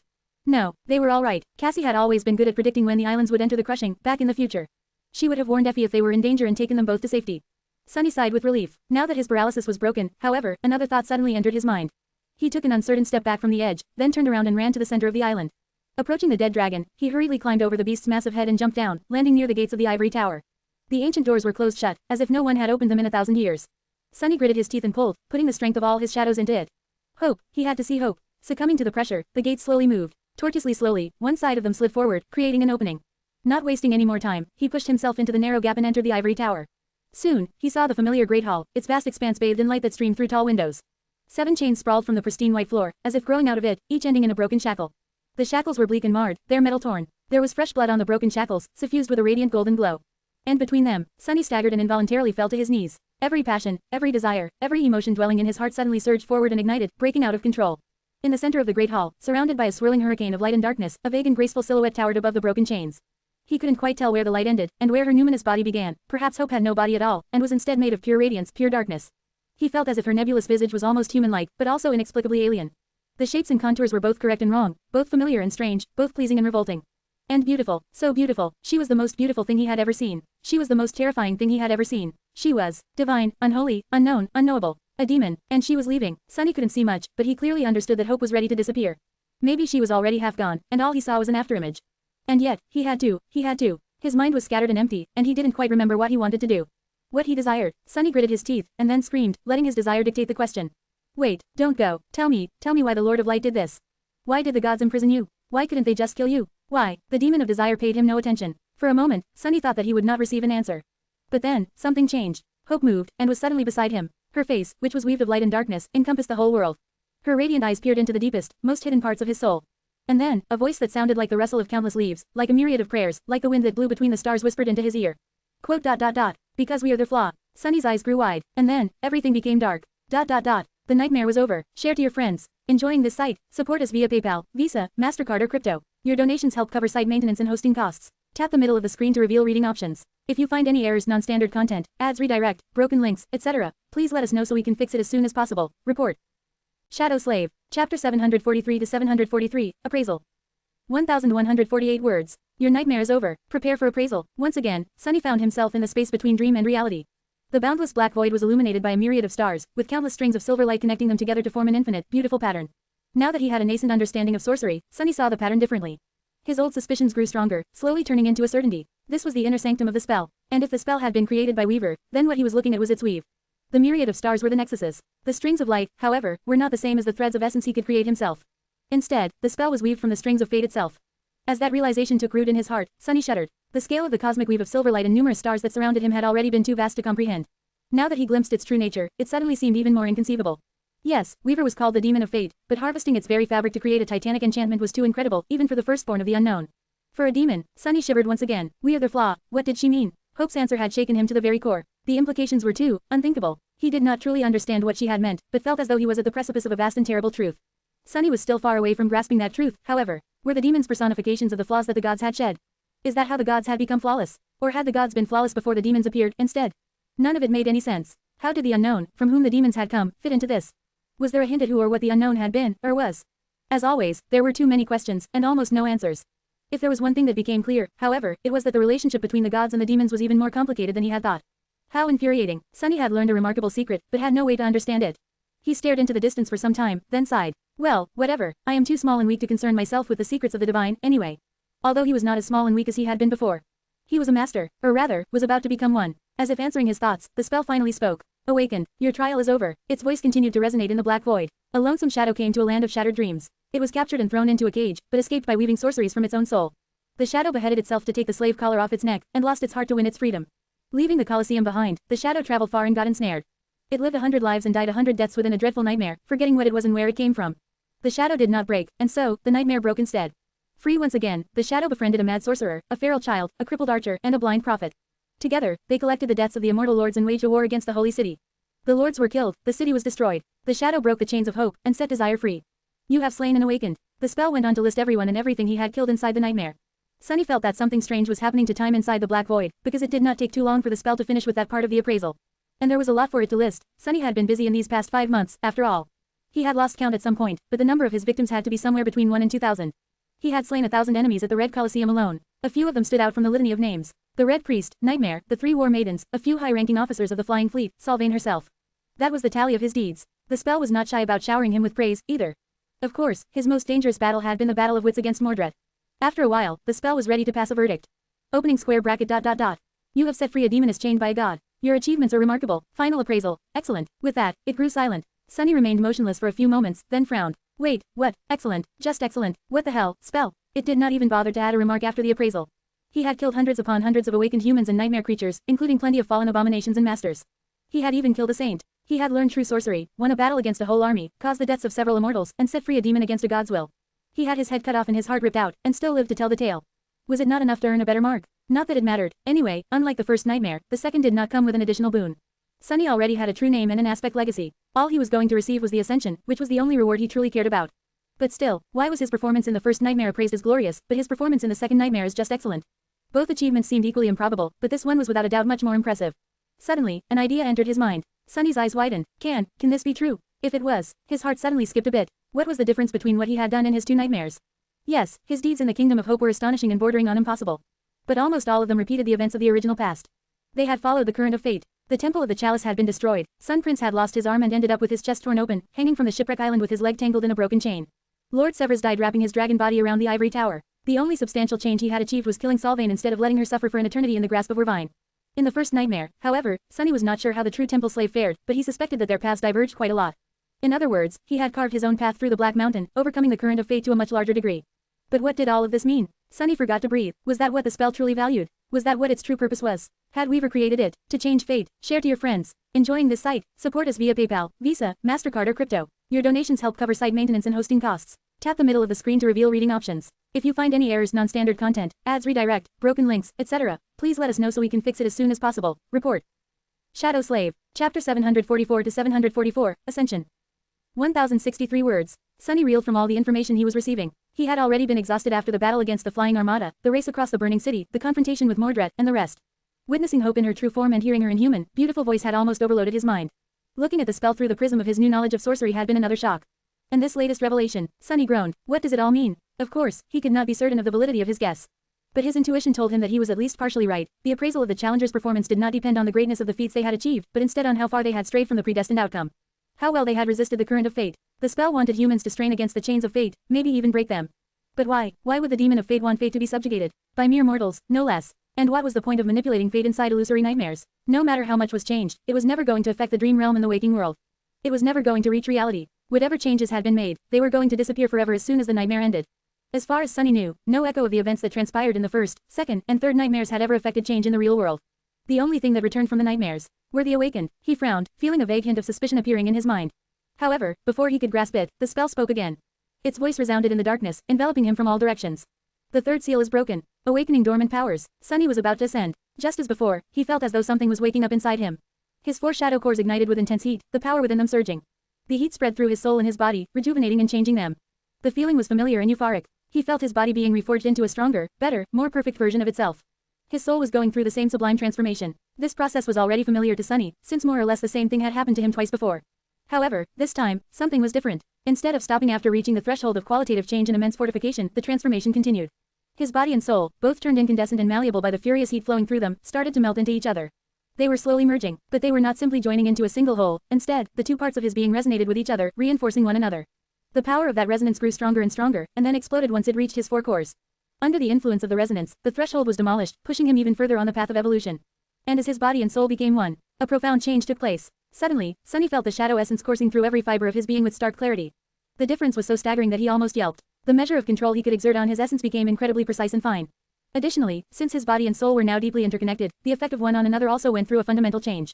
He could do much more, and with much less. This was the true boon of the ascension. And there was something else, a deep and vast shift in his very being that he could feel, but not understand or express with words yet. All Sunny knew was that it had to do with his relation to the waking world, the dream realm, and his connection to both. Slowly, the heat suffusing his newly reforged self subsided and turned into a pleasant coldness. The coldness then disappeared, absorbed into his spirit, his flesh, and his bones. Sunny looked at the black void with new eyes. He felt powerful. He felt as though there was furious might boiling under his skin. He also felt calm and confident, balanced. As he listened to his body, the spell spoke from the darkness.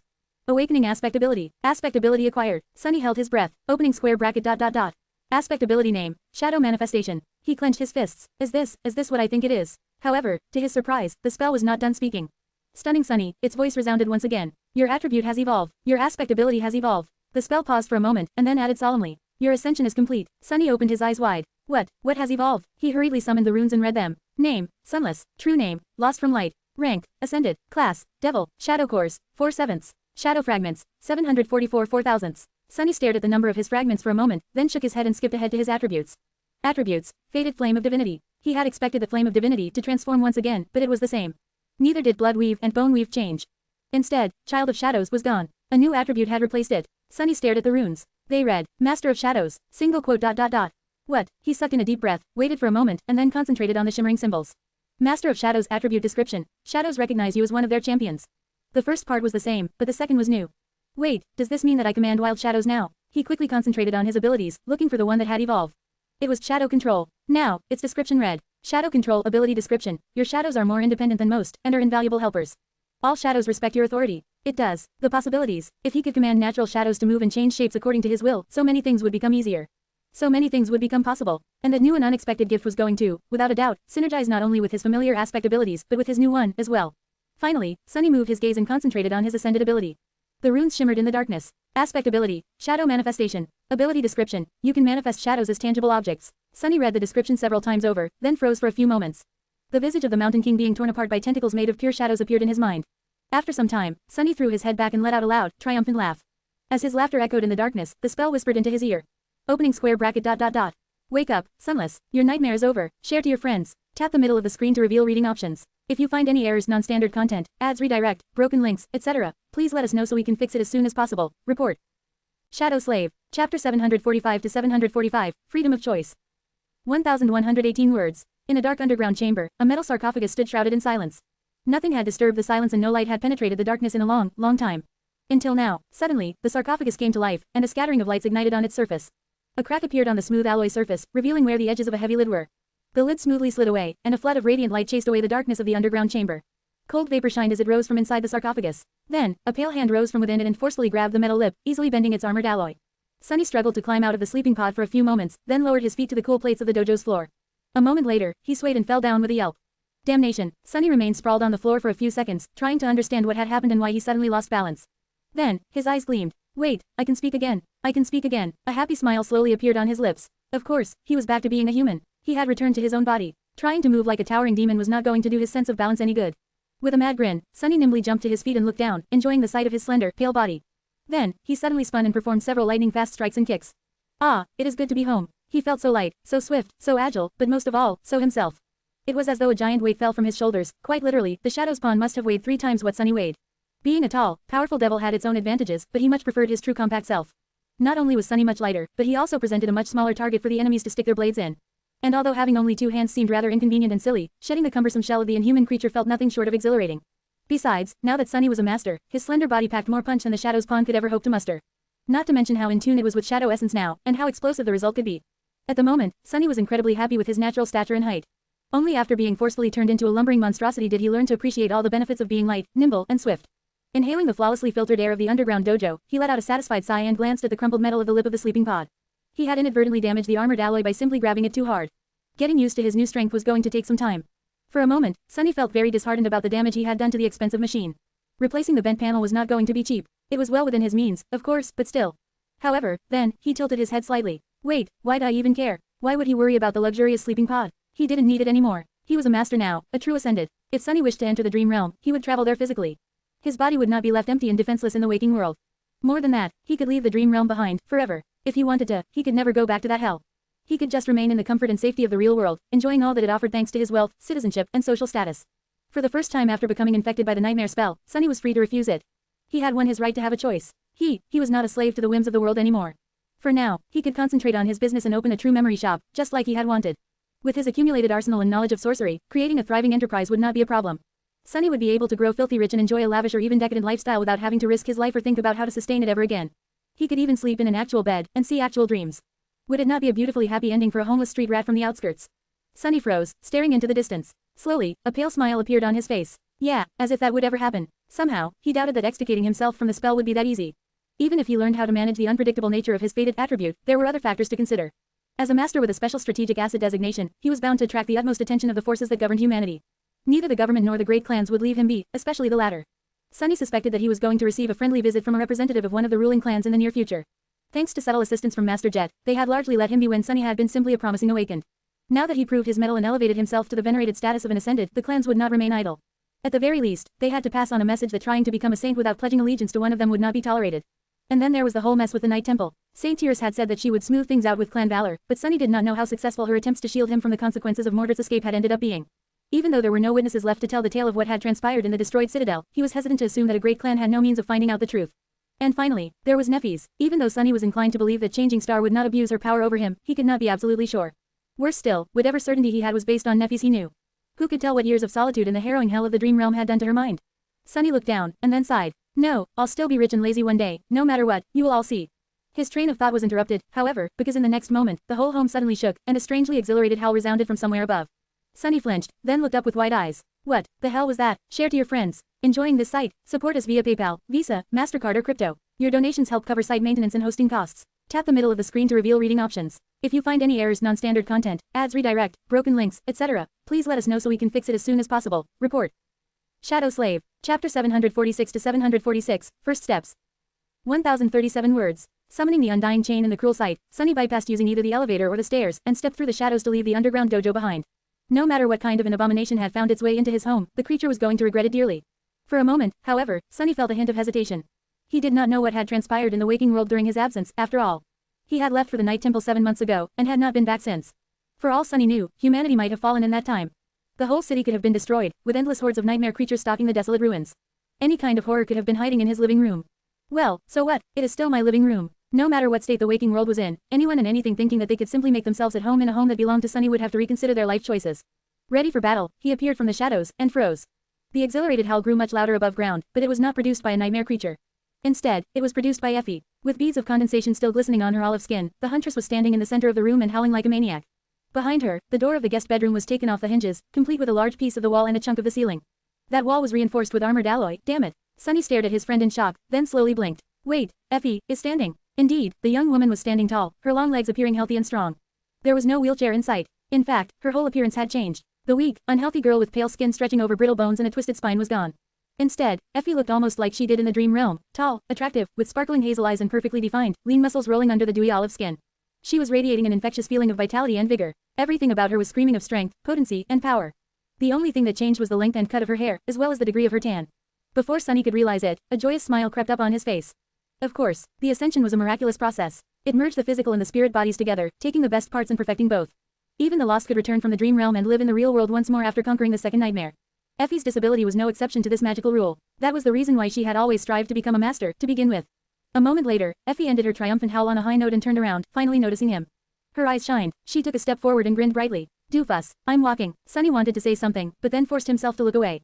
He cleared his throat. Congratulations. I am very happy for you, I am. But, please, can you put something on? Effie blinked a couple of times, then looked down. In all the excitement, she had completely forgotten to dress after climbing out of the sleeping pod. Her grin turned a little sheepish. Ah, well, pretend you didn't see anything. Hearing the young woman hurriedly stomp away, Sunny let out a heavy sigh. I will, try. Effie's voice resounded from the guest bedroom. Sunny, he turned his head slightly. What? For a moment, there was silence. Quote.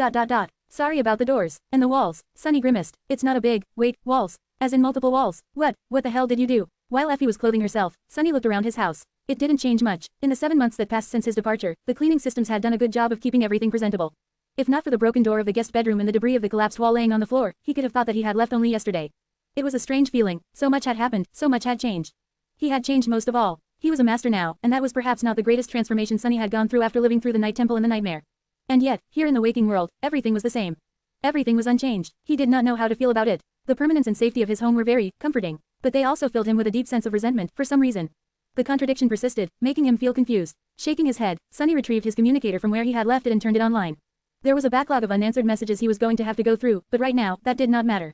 Only the last message caught his attention. It was from Cassie, containing only a couple of words. I'm fine. He quickly sent a response, and then dialed Kai. His friend answered the call immediately, as if he was waiting for it. The charming young man was already dressed, although his gorgeous hair was wet and messy. In the background, multiple people in stylish business suits were feverishly running around with slightly shell-shocked looks on their faces. They were probably the representatives of his agency and PR team.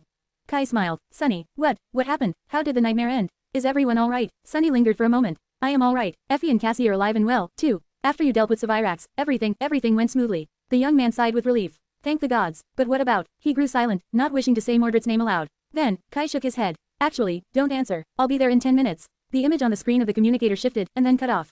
The last thing Sunny heard was someone's voice yelping. Mr. Knight, what are you? What do you mean? Step away from the window. Sunny lowered the communicator and smiled. A piece of the broken wall caught his eye, laying on the kitchen table. Everything else was perfectly clean and spotless. As Sunny stared at the piece of debris with displeasure, a dark tentacle rose from below, and easily swatted it to the floor. Share to your friends. Enjoying this site? Support us via PayPal, Visa, MasterCard or crypto. Your donations help cover site maintenance and hosting costs. Tap the middle of the screen to reveal reading options. If you find any errors, non-standard content, ads redirect, broken links, etc., please let us know so we can fix it as soon as possible. Report. Shadow Slave. Chapter 747 to 747, Invisible Scars. 1003 words. Usually, it would have taken Kai a lot longer to fly across the city to reach the Tranquil Terrace district, not that he would have. But today, the famous idol neglected his habit of staying low and out of sight. It seemed that his speed increased tremendously, as well, because 10 minutes later, he was already at Sunny's door. Maybe because of that, there was no crowd of paparazzi following him. As they waited for Cassie, Effie rummaged through the empty refrigerator, then walked away from it with a disappointed sigh. There's no food. Sunny, who was evaluating the damage the boisterous huntress had done to the guest bedroom, glanced at her darkly. We've been gone for months. What did you expect? Effie made a sad face, then shrugged. But I'm hungry. Sunny let out an exasperated breath. Quote. I have some synthpast, if you want. She shuddered and opened her mouth to retort, but at that moment, there was a knock on the door. If not for the haughty shadow standing guard outside, reluctantly, of course, since mundane tasks such as this were grossly beneath it, Sunny would have tensed up. However, he already knew that it was Cassie. The blind girl walked inside, froze for a moment, then raised a deliciously smelling package. Quote. I brought food. Effie threw a quick glance at Kai and grinned. See, someone has some sense. She did not stare at the archer for long, though. Kai had always been ridiculously charming, but after becoming a master, his looks assumed an almost hypnotizing quality. It was easy to get distracted if one stared at him for too long. In fact, every one of them became much better looking, albeit to a different degree. After studying Kai and Cassie for a bit, Sunny couldn't help but shake his head ruefully, a stunned expression on his face. He finally understood why Master Jet had called herself average when they first met, at least as far as ascended went. Still, it felt wrong to put the word average in one sentence with someone like her. Jet possessed an intangible quality that no one he had ever met was able to match. The four of them were masters too, now, but they were far away from matching her arresting presence. And Sunny himself, he wasn't sure that he qualified to be considered a flower boy, as Soul Reaper had once predicted, but even he couldn't call himself unassuming anymore. The scrawny kid from the outskirts was gone. Instead, a young man with porcelain skin and striking black eyes took his place. Deep in their darkness, visible only to Sunny himself, golden threads of Weaver's forbidden legacy glowed with the flame of divinity. The four of them settled around the table and shared a silent meal. Despite the fact that they should have been exhilarated by their triumph over the nightmare, none of the four seemed too joyous, well, except for Effie, who couldn't stop grinning and stealing glances at her pristine, vigorous body. The huntress was overflowing with giddiness. The other three, however, just felt hurt, tired, and empty. And why wouldn't they be? Inside the nightmare, there was no time for weakness. They had to carry on no matter how deep the wounds dealt to their souls cut. Now that the danger had passed and the members of the cohort were back in the real world, all those invisible scars were starting to make their presence known. The slaughterhouse of the Red Colosseum, the nightmares, the assault on the Ivory City, all of it was slowly coming back to haunt Sunny. The others had their share of demons to quell, no doubt. After a while, Kai poured himself a cup of tea, looked at Sunny, and asked with uncertainty. So, what happened? I don't remember much after being swallowed by Sevirax. Effie dropped her fork and stared at the archer with a stunned expression. Swallowed? What? You were swallowed by the dragon? Kai smiled with embarrassment. Oh, not really. I just, sort of, jumped into his mouth. Because I didn't know how else to kill him. The Effie blinked a few times, but didn't say anything. She even forgot about her food for a moment. Sunny looked down, then sighed. Nothing really happened. I managed to stall the fifth challenger for a while. He fell for my deception because he had assumed that I would not trust anyone with the knives, I think. After you killed the dragon, there was no real reason for him to stay. He left to salvage at least some rewards before the nightmare ended, and I crossed to the Ivory Island. He grew quiet for a few moments, and then added, when Severus died, one of the two remaining chains that held it in place broke. Then the other one did, too. The tower rose into the sky, and as it did, the force holding the islands afloat shifted, creating the crushing. That is how Chained Isles came to be. Hope escaped, and the nightmare ended. A somber silence settled over the table. After a while, Cassie asked, So Lord Noctis fell, too? Sunny slowly nodded. Yes, he asked me to give him the obsidian knife, and broke the last chain himself. Effie sighed, then glanced at the cup of tea in front of her. Damn it, I wish we had something stronger to drink, in his honor. Some wine, maybe. Noctis, he was a devious, wicked, two-faced lunatic. But he was also great, in more than one sense. You know, she smiled wistfully, and then shook her head. Isn't it strange? Mourning a figment of the spell. They weren't real, after all. Sunny looked down, knowing that Effie was not only talking about Noctis. Then, the corners of his mouth curled upward. He raised his cup of tea and smiled. Quote. Actually, I think that enjoying some tea is what he would have wanted us to do. That was his plan, you know. Win a war against the immortal saints, defy the gods, release the demon of desire from her prison, and then have a cup of tea. Sunny took a sip, and then let out a satisfied sigh. So, let's relax and do exactly that. We deserve this much, at least. Don't you think? Share to your friends. Tap the middle of the screen to reveal reading options. If you find any errors, non-standard content, ads redirect, broken links, etc., please let us know so we can fix it as soon as possible. Report. Shadow Slave. Chapter 748 to 748, Young Masters.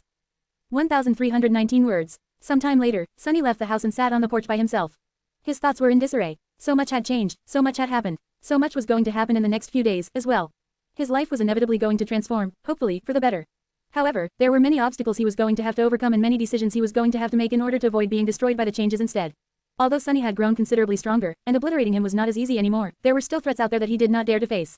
He sighed, and looked down. I am a master. The knowledge rested in his mind, but he was yet to truly comprehend it. Ascended had seemed so distant and glorious to him, once. Not quite demigods, but also not mere mortals anymore. But now, he was one of these venerated beings himself. He could feel inhuman power coursing through his veins. That was something he couldn't process that fast. And yet, time waited for no one. Sunny knew that there would be no opportunity to properly get used to his swiftly shifting circumstances. He had a lot to do, and he had to do it now. Just take it one step at a time. What did he have to do immediately? Call Aiko, for one. He had to let his business partner know that he was back and get an update on how Rain was doing. Then, discover a way to contact the White Feather clan and find out about the fallout of the destruction of the Night Temple, although Cassie could handle that. Finally, get in touch with Master Jet. For better or worse, she was his handler and his point of contact with the government. If things turned from bad to worse with the great clans, the authorities were the only force influential enough to shield him, for a price, no doubt. Sunny grimaced. Not yet, I need to collect my thoughts first. He leaned back and studied the familiar, peaceful landscape of the Terrace district. Despite the fact that the great clans possessed incredible powers, it was not too easy to deal with Sunny and the other members of the cohort anymore. All four of them were masters now, and exceptional ones at that. Not only had they conquered the second nightmare, but they had also done it at an abnormally young age and after entering the seed one measly year after awakening. The survivors of the Forgotten Shore were already famous, and this latest accomplishment was bound to stir up a real storm, both in the media and behind closed doors. Sunny would not be able to remain fully under the radar anymore. Not to mention that each of them received extremely powerful abilities. Effie's was, perhaps, the most remarkable in how useful it was. Sunny had expected the Huntress to receive another combat ability, but instead, her new power appeared to bolster her allies as long as they could see her. It was as though they were receiving a part of her phenomenal, comprehensive physical augmentation. Sunny had experienced that enhancement himself when Effie enthusiastically activated her new ability, and had to admit that it was powerful. Not comparable to what the young woman herself could accomplish, but still significant. What was even more amazing, it could be effortlessly shared with any number of people as long as they maintained the line of sight with the Huntress, without an additional cost in essence. That basically meant that any cohort, any force, and even any army could benefit tremendously from having Effie fight in their ranks. Of course, masters usually acted alone. There were simply not enough masters and too much for them to do to form full cohorts of Ascended. However, that did not mean that one could not build supporting teams of awakened or even mundane soldiers around them. Sunny had seen exactly that when Master Jet arrived to contain the gate ahead of the government forces. So, Effie was about to get very, very popular among the great powers of humanity. Kai was in a similar situation, although for different reasons. His Ascended ability was strange and a little bit frightening. None of them, not even Kai himself, had the chance to explore the full range of its capabilities. However, the potential of what it could achieve was vast. Basically, Kai's voice acquired a supernatural quality that compelled people who heard it to follow his commands. The result and the consequence depended on how much essence he poured into the compulsion and the target's resistance, as well as some other factors that no one understood. Direct commands were hard to force on people with strong willpower or high resistance to mind attacks. For example, if Kai commanded another Ascended to drop their weapon, they would be able to refuse the compulsion. However, their grip might grow weaker, and their attacks might grow slower. The same principle worked the other way around, too. The compulsion did not have to be aimed at an enemy. Kai could call upon his allies to fight with more fervor or to hold their ground no matter what. He could invoke any feeling he wanted in large groups of people, or lure them to their deaths like a siren. That ability made him incredibly valuable for those who held power, as well. The government propaganda machine especially was going to lose its collective mind over Nightingale and his enchanting voice. And there was more. Kai's aspect had evolved after he had faced and slain the Ivory Dragon. Instances like that were known to happen, but were also incredibly rare. His awakened aspect was now Ascended, which made his previous abilities more potent, and maybe even introduced new facets to them.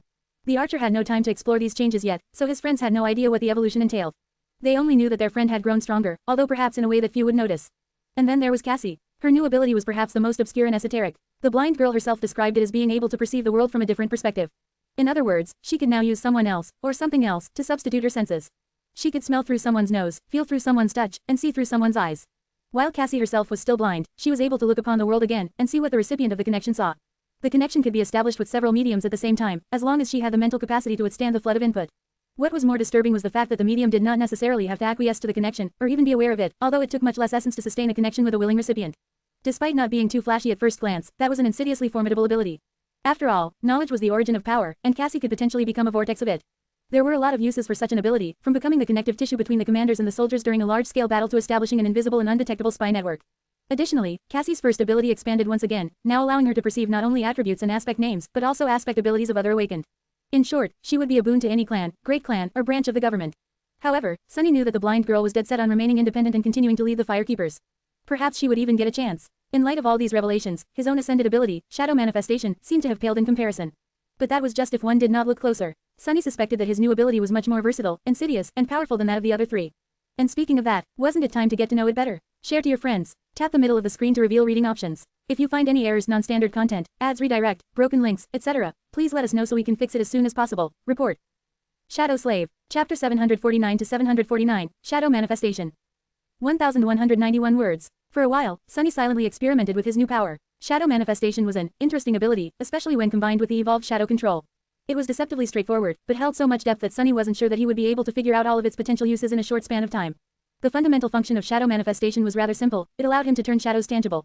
But the devil hid in the details. Now that Sunny enjoyed authority over all shadows, and not only his own, he could manipulate their shape and even make them move according to his will.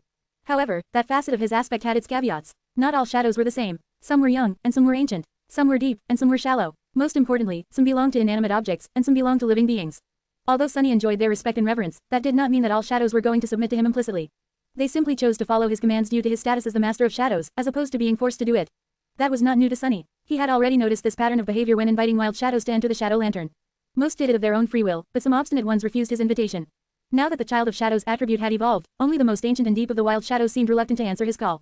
However, not all shadows were wild. That was a term he decided to use when speaking about those of them that were cast by inanimate objects. If a shadow was cast by a living being and connected to a living soul, no amount of authority Sunny had could compel it to abandon or betray their source. So, shadow control only allowed him to manipulate wild shadows. The deeper and older a shadow was, the more concentration it took to command it. He also experienced more strain when commanding distant shadows. Now that Sunny became an ascended devil, the reach of his control extended to almost 10 kilometers. His shadow sense, however, did not usually extend quite that far. His human mind would have been overloaded if it did. So while Sunny could potentially control shadows that were very far away, he simply had no way of sensing them. Unless they were his own shadows, of course, or those he perceived through them. And then came the actual shadow manifestation. Unlike shadow control, manifestation required him to expend essence. The shadows would remain tangible as long as he continued to sustain them with essence, and would return to their natural state if he stopped. This was both a blessing and a curse. For obvious reasons, Sunny would have preferred to keep his essence, however, there was an unexpected and incredible boon to this ability. Due to the fact that the manifested shadows were suffused with his essence, they assumed its property. In other words, all of them were akin to memories of the ascended rank in terms of durability and resilience. This meant that if Sunny shaped a shadow into a blade and manifested it, the blade would be comparable to an ascended memory in terms of both sturdiness and the damage it could do. But he was not only limited to creating weapons. Shadow manifestation offered him an incredible measure of utility. Since shadows were formless by nature, he could shape them into anything he wanted. He could create barriers, bridges, ropes, suits of armor. The only limitations were his imagination and his reservoir of essence. Hell, he could even create a saddle for Nightmare, or an entire house. Of course, nothing came without a cost. The more complex and condensed a shape was, the more essence it took to sustain it. Creating a simple shadow tentacle was not too hard, but imbuing it with enough solidity to cut through an enemy like a sword was much more taxing. Manifesting deep and ancient shadows also took a toll, although they were more powerful. And lastly, all the things he made tangible were able to move on their own, as long as their shape allowed it. A sword was not going to fly on its own, but a manifested shadow could move around and grab his enemies. That was not a very efficient form of attack in most cases, however. Each shadow possessed its own level of strength, which was usually not too high. Sunny was far away from being able to rip an awakened tyrant to shreds, for now. And unless he really wanted to. By experimenting a little, he found out that he could enhance the might of the manifested shadows by pouring more essence into them. The more force he wanted to exert above their natural threshold, the more essence he had to burn. That would not have been too powerful in the hands of an average master. But Sunny was a devil. He had vastly more essence than almost any other master had at their disposal. If he really wanted to, he could exert truly monstrous strength through his manifested shadows. Even though that would be grossly inefficient in terms of essence expenditure, he felt very happy to have such an option. Who wouldn't want to rip enemies apart without having to lift a finger? Even if there were many easier and smarter ways to kill something, very few were as cool. And as devious. Apart from the wild shadows, Sunny could also manifest his own. In fact, doing so was much easier, allowed him much better control, and demanded much less essence to be used. For a few moments, he imagined summoning Gloomy, Happy, Creepy, and Haughty, arming them with shadow blades, and making them fight in his stead. What a sight that would be. However, after thinking for a bit, he decided that this was not a very good idea. There was a very simple reason for that. While tangible shadows could affect the real world, they could be affected in turn. Manifested shadows could damage his enemies, but could also be damaged instead. Since his shadows were deeply connected to his soul, making them vulnerable to physical attacks was a very stupid thing to do. Sunny did not even want to think about what would happen if one of them was destroyed. At most, they would be able to perform simple tasks that did not pose any risk. Overall, Sunny was very happy with his new aspect ability. It was powerful and versatile, providing him with potent means of both attack and defense, as well as incredible utility. What made him especially happy, though, was how perfectly it synergized with the shadow lantern. Shadow manifestation had only one apparent weakness, the fact that he would not always be surrounded by shadows. Without anything to manifest, its worth was almost non-existent, unless he wanted to risk his own shadows, of course. However, that weakness was made moot by the shadow lantern. With its help, Sunny could carry an infinite amount of shadows with him at all times. No matter where he went, he would never be without their assistance. He would never be a master without servants. Wherever Sunny went, a swarm of shadows would follow. Share to your friends. Tap the middle of the screen to reveal reading options. If you find any errors, non-standard content, ads redirect, broken links, etc., please let us know so we can fix it as soon as possible. Report. Shadow Slave. Chapter 750 to 750. Home. 1,218 words. Sunny remained on the porch for a while longer, thinking about nothing in particular. He wondered about the future, and about the past. What had happened to the real Noctis? What had happened to the real Hope? What had really happened to her cursed kingdom? He had seen the corpses of Severus and Sun Prince in the dream realm. However, Sylvain had still been alive. The obsidian and the ivory knives had never been used, hinting that the real events of the liberation of Hope had been both similar and vastly different from how they had transpired in the nightmare.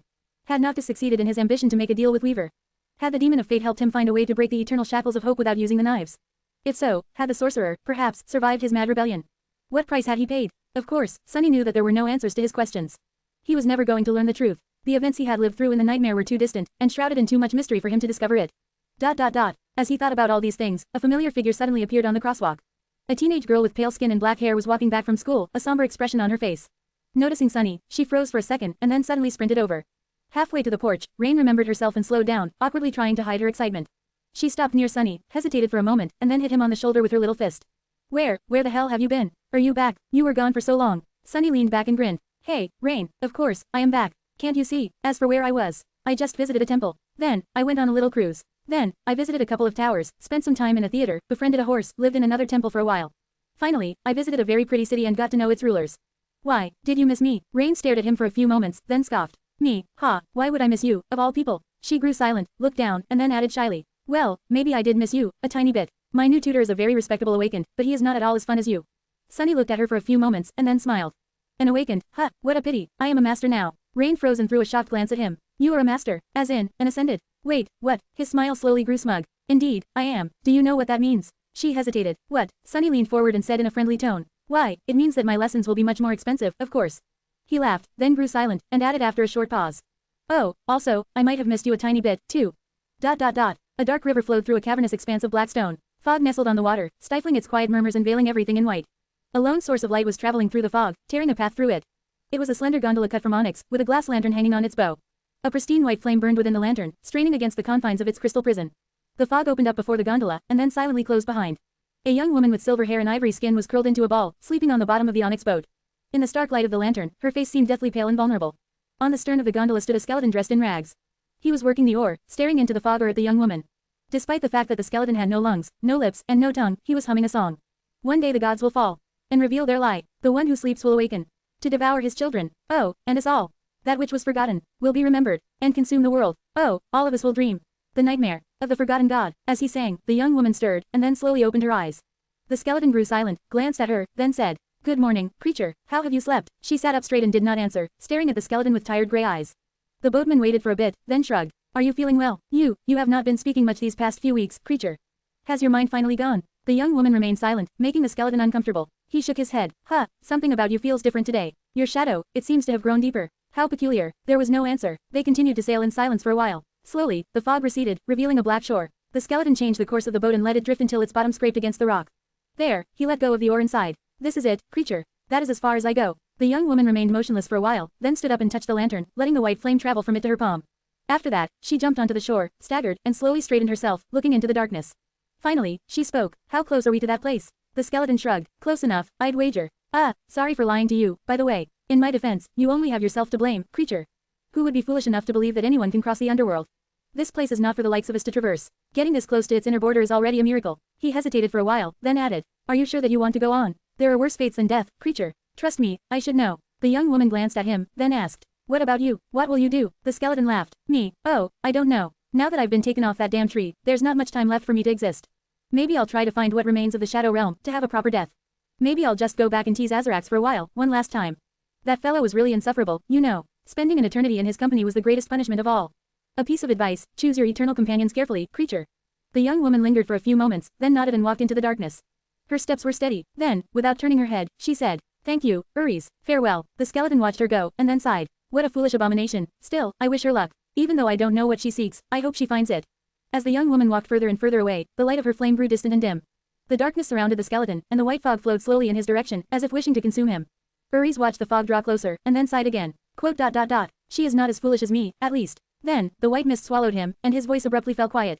Soon, impenetrable darkness reigned the cold river once again, and far in the distance, a lonely spark of light continued to climb higher and higher, soon disappearing from view. End of Volume 4, Chainbreaker. Share to your friends. Tap the middle of the screen to reveal reading options. If you find any errors, non-standard content, ads redirect, broken links, etc., please let us know so we can fix it as soon as possible. Report. Shadow Slave. Chapter 751 to 751, Master Sunless. 1,590 words. In one of the fortified lecture halls of the Awakened Academy, a large auditorium was slowly filling up with students. These young men and women, however, did not look like inexperienced sleepers. Instead, most of them possessed the grim confidence of battle-tested veterans. They were sharp and rough around the edges, exhibiting the telltale signs of those who had just recently returned from the dream realm. For the same reason, the crowd of students was suffused with a sense of energy and liveliness typical to people who had recently brushed with death, but managed to escape its clutches alive. These were the newly awakened. Several weeks after the winter solstice, most of those who were destined to survive had already found their way to a human citadel and returned to the waking world. Now, they were settling into their new lives and responsibilities. While some chose to forge their own path, many decided to remain in the academy for a while longer. Its curriculum was not only aimed at sleepers, after all. A larger part of the complex was dedicated to continuous training of the awakened students. Just because one had survived the crucible of their first venture into the dream realm did not mean that they could stop learning, after all. In fact, faced with its many challenges, most of the survivors learned one crucial lesson. No matter how prepared they were, that was never enough. Granted, the lecture that these particular young awakened were about to listen to was not from a popular course. Titled, Resource Management During Prolonged Expeditions and Intercitadel Travel, the course had nothing to do with battle training or aspect proficiency. As such, it was rather obscure and unpopular. The large crowd of students had more to do with the identity of the lecturer as opposed to the theme of the course. As an actual ascendant and a person of wide renown, this star lecturer presented an irresistible attraction to the awakened students. Who was better to teach them than a person who had braved the dangers of the dream realm and slain countless nightmare creatures with their own two hands? As the time of the lecture approached, the students settled on the seats in the auditorium and waited for the lecturer to arrive. One of the last to come in was a young man in stylish civilian clothes. They were predominantly black, with subdued gray accents. The young man glanced at the young awakened, then proceeded to walk to the center of the auditorium. A few people looked at him in confusion. Instead of joining his fellow students, the young man walked to the teacher's desk and outstretched one hand. To everyone's bewilderment, he was summoning a memory. Stranger still, that memory turned out to be in the shape of an exquisite wooden chair. The strange guy put it down, then took a seat behind the desk and looked at them as if this was the most natural thing in the world. Several awakened opened their mouths to condemn his childish antics, but then hesitated. Although the eccentric student was bound to anger the lecturer with his disrespectful behavior, there was something about him that demanded attention.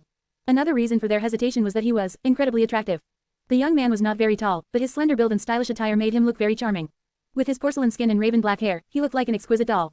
His striking dark eyes seemed to glint with good-natured humor. At the same time, there was something cold about them that made those who looked at the young man for too long shiver. It was as though shadows grew a little deeper around him. After a few moments, one of the young women in the first row cleared her throat and said in a friendly tone, "Hey, you better move before Master Sunless arrives. Here, there's a free seat. Right next to me." The young man looked at her and smiled pleasantly. At the same time, the girl next to her whispered furiously, "What are you doing? This is Master Sunless, you idiot." The first girl slowly opened her eyes wide, then turned beet red and raised one hand to cover her mouth in horror. A wave of whispers ran through the auditorium. "What? This is Master Sunless. But he's our age. Of course he's our age. It took him less than 2 years to ascend. Why do you think he is famous? Quote. He's not at all like the actor who played him in the Song of Light and Darkness. The casting director must be crazy." Sunny, who listened to all that with the same pleasant smile, cleared his throat. Immediately, the students grew quiet. "Good morning, Awakened. I am Ascended Sunless. You can call me Master Sunless, or simply Master. Welcome to the first lecture of the Resource Management during Prolonged Expeditions and Intercitadel Travel course. As some of you might know, I have a tiny amount of experience with that." A few polite chuckles resounded from the audience, making him wince internally. Damn, tough crowd. As this was his first day as a teacher in the academy, Sunny was unsurprisingly nervous. He would much rather fight a room full of nightmare creatures than speak in front of a room full of people.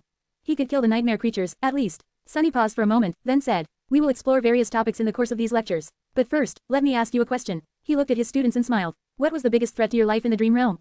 Overall, the lecture went better than Sunny had expected. If not for the fact that many female students had stared at him a bit too intensely, for some reason, he would have been completely comfortable teaching these young awakened.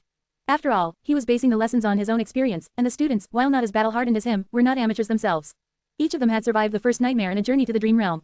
So, the lecture was more of an exchange of knowledge between professionals than a traditional lesson. It was even refreshing, compared to his tutoring sessions with Rain. Although his sister was incredibly talented and hardworking, not to mention nice to be around, there were many things he simply couldn't explain to her with words. With a sigh, Sunny turned off the projector and looked at the empty auditorium. Was this his life now? 6 months had passed since the cohort returned from the second nightmare. During this time, many things happened. He had celebrated his 20th birthday just a few weeks ago. Some of the changes were good and some were bad. On the bright side, he got to spend a lot of time with Rain, teaching her how to protect herself and slowly growing closer to her. Sunny had been careful not to appear too friendly, though. He still did not want anyone, including the girl herself, to know that they were siblings. He had also spent a lot of time talking to Aiko and trying to turn the brilliant emporium into a small, but thriving business. However, there was one big problem that loomed over everything he did. Ever since returning from the nightmare, Sunny was not able to enter the dream realm again. He had spent all 6 months in the safety of the waking world. And the reason for that was the strange situation he had found himself in with Clan Valor. While Saint Tyrus had done everything in her power to shield Sunny and Cassie from the wrath of the Great Clan, her influence was not unlimited. The White Feather Clan itself got into hot water with their overlords. From what Sunny learned, they were dismissed from ruling the Chained Island and burdened with another duty. What that duty was, he did not know. Both Cassie and he would have fared poorly if they remained awakened. However, their ascension changed things substantially and gave them more room to bargain. If before the Great Clans would have been inclined to make them disappear, now, they were more careful in their approach. Which did not mean that everything was fine. The issue was too nuanced and sensitive to be solved quickly. So, the preparations for the negotiations took a lot of time. For the time being, both of them had to protect themselves. Things were much worse for Cassie, who seemed more complicit in Mordred's escape. After all, she had requested to be stationed in the Night Temple, only to leave after a while and return, causing the disaster. Since no one except for Saint Tyrus knew about Sunny's clash with Mirror Beast, it was easy to believe that Cassie had come in contact with the imprisoned prince during her stay in the Citadel, and then orchestrated his escape, or that she had this goal in mind from the very beginning. As the result, things turned a bit ugly for the Firekeepers. After a couple of them disappeared, the rest took shelter in the Ebony and Ivory Towers, where the ocean of divine flames and the crushing protected them from any threat. They rarely returned to the waking world to avoid problems. Sunny was on the opposite side of things. Thanks to Master Jet, he enjoyed a bit of protection from the government. Since the Great Clans had a lot of influence in the Dream Realm, but were not as powerful in the waking world, he was advised to remain there for a while. Which meant that he could enjoy some peace and quiet for a bit. It also meant that he could not hunt the nightmare creatures and saturate his cores, unless a gate suddenly opened nearby. This was a problem. Share to your friends. Enjoying this site? Support us via PayPal, Visa, MasterCard or crypto. Your donations help cover site maintenance and hosting costs. Tap the middle of the screen to reveal reading options. If you find any errors, non-standard content, ads redirect, broken links, etc., please let us know so we can fix it as soon as possible. Report. Shadow Slave. Chapter 752 to 752, Solid Foundation. 1,694 words. After the Seed of Nightmare had been destroyed, something unexpected happened. A gateway took its place, turning the Ivory Tower into a citadel. At the same time, the Dream Realm anchors of the cohort members shifted, becoming tied to it. Masters did not have to travel to another world every time they slept, but they still needed a gateway to return to reality. Changing an anchor was as easy as making use of another gateway, but there lay the problem. The only way to leave their new citadel was to either brave the crushing, somehow, or to go through the portal to the Ebony Tower and rise from the depths of the sky below on the flying ship. While that made the Ivory Tower incredibly safe, it also meant that there were no nightmare creatures around for them to hunt. There was no point for Sunny to go to the Dream Realm at all, especially after he had explored Hope's former prison, finding nothing of particular interest inside. It also meant that Mordred was most likely tied to the same gateway. However, the Prince of Nothing had never shown himself. Either he had found a way to change his anchor, or he had chosen to remain in the waking world as well. In any case, there was no safe way for Sunny to collect shadow fragments in the dream realm. He was also cut from his main source of memories, which he had hoped to put on sale through the Emporium. At first, Sunny was very unhappy with this situation. He was both much stronger and still far behind Neffy's in terms of raw power. Even though there was a vast gap of 2 ranks between them now, his soul lusted to grow even more. He could never have enough strength, never be powerful enough to protect himself and those he cared about from the vicissitudes of life. He was still too weak to challenge fate. But after a few days of peaceful life in the waking world, Sunny had started to slowly change his mind. In the past 3 years, his power had grown tremendously, and at a breakneck pace. While that was extremely beneficial overall, there was a negative side to such speed. His foundation had turned unstable. He had been so preoccupied with gaining more power, more strength, deeper insight, greater understanding, that he had not spent enough time actually assimilating all these gains into a coherent whole. Internalizing and absorbing all the lessons he had learned into his very bones was very important, yet he had neglected it for the lack of time and opportunity. He needed time to truly make the vast power he had won his own. Additionally, there was something else that concerned Sunny. His mental state. Ever since he had been infected by the nightmare spell at 16, his psyche had been subjected, sometimes by the circumstances and sometimes through his own volition, to incredible abuse. Sunny prided himself on the fact that he never broke, no matter what ghastly horror and gruesome agony he had to endure. And there had been plenty. However, he also never forgot the conversation he had with Master Jed on the way to Shadow Blade Kurt's execution. He knew that awakened, no matter how great and powerful they seemed, were also the most likely to crack. The nightmares they brought back from the dream realm haunted them, and many succumbed to the relentless strain. Sunny had been gutted, beheaded, and burned. He had watched friends die or be left behind. The amount of torturous pain he had gone through could only compare to the amount of mental anguish he had experienced. The Red Colosseum, the nightmares, and all the rest, it was enough to crush a dozen people. And yet, he still stood tall. But for how long? While Sunny considered himself to be a resilient person, maybe even incredibly so, he was not prideful enough to think that he was better than every other human out there. Would his soul and mind continue to remain strong if he continued to carelessly abuse them, or would small cracks appear on their surfaces? Maybe there were countless cracks on them, already. In the end, he had decided that taking a break to consolidate his foundation and give his mind time to heal was worth it. The situation with Clan Valor, while unpleasant, was not critical. It just demanded time and caution. Slowly but surely, the sides were going to come to an understanding and find a compromise through negotiations. As masters of considerable renown, Sunny and Cassie had enough influence and weight to reach a favorable outcome in these negotiations, especially because 50 of the most promising awakened of their generation were following Song of the Fallen. He was going to use the time before that happened to his benefit. So, although the past 6 months had not exactly been exciting for Sunny, they had been very fruitful. He had spent a lot of time practicing his combat skills in Shadow Dance, properly assimilating everything that he had learned to elevate his mastery of battle to a new level. He also had to relearn a lot of things to adjust to his new power as a master, and adjust all his techniques to this new incredible reality. One of the more valuable discoveries he made during this time was that the inherent problem he had been struggling with, the threat of losing himself to the formlessness of Shadow Dance, was easily remedied by a simple thought exercise. He just had to remember his true name. No matter how far gone he was, it always brought him back. Apart from that, every single aspect of Sunny's combat ability was vastly improved by his newly profound control of Shadow Essence, as well as the time he had taken to fully absorb all of his rich battle experience. Battle techniques were not the only thing he trained, though. He also dove deep into the intricacies of Shadow Manifestation, first learning how to properly wield it, and then leveraging his cunning and creativity to push its uses to their limits. His new ability was an incredibly versatile one, so there was a lot he could do with it. Not only did it have the potential to be powerful on its own, it could also be weaved into every other facet of his battle performance in unexpected and insidious ways. Almost every day, Sunny discovered something new he could do. The possibilities were simply limitless. That limitlessness, however, was its own problem. Just because Sunny could do a lot did not mean that it was wise to do it. So, it took a lot of time to find the most effective and efficient ways to use Shadow Manifestation. Slowly but surely, his arsenal of true and tested tricks and methods grew. He practiced each one until they became as instinctive as his combat techniques, so that he could use them without wasting even a split second on thinking about and concentrating on the desired result. Lastly, there was sorcery. After the initial breakthrough he had made in the nightmare, Sunny spent a lot of time widening the scope of his understanding of spellweave. This was perhaps the most unassailable and tough field of expertise he was trying to study, since there was nothing and no one to teach him how to do it. The scope and complexity of the subject were boundless, and all he could do was blindly stumble in the darkness, learning tiny bits through trial and error. It did not help that he could only experiment with memories, which were a rare and finite resource to him.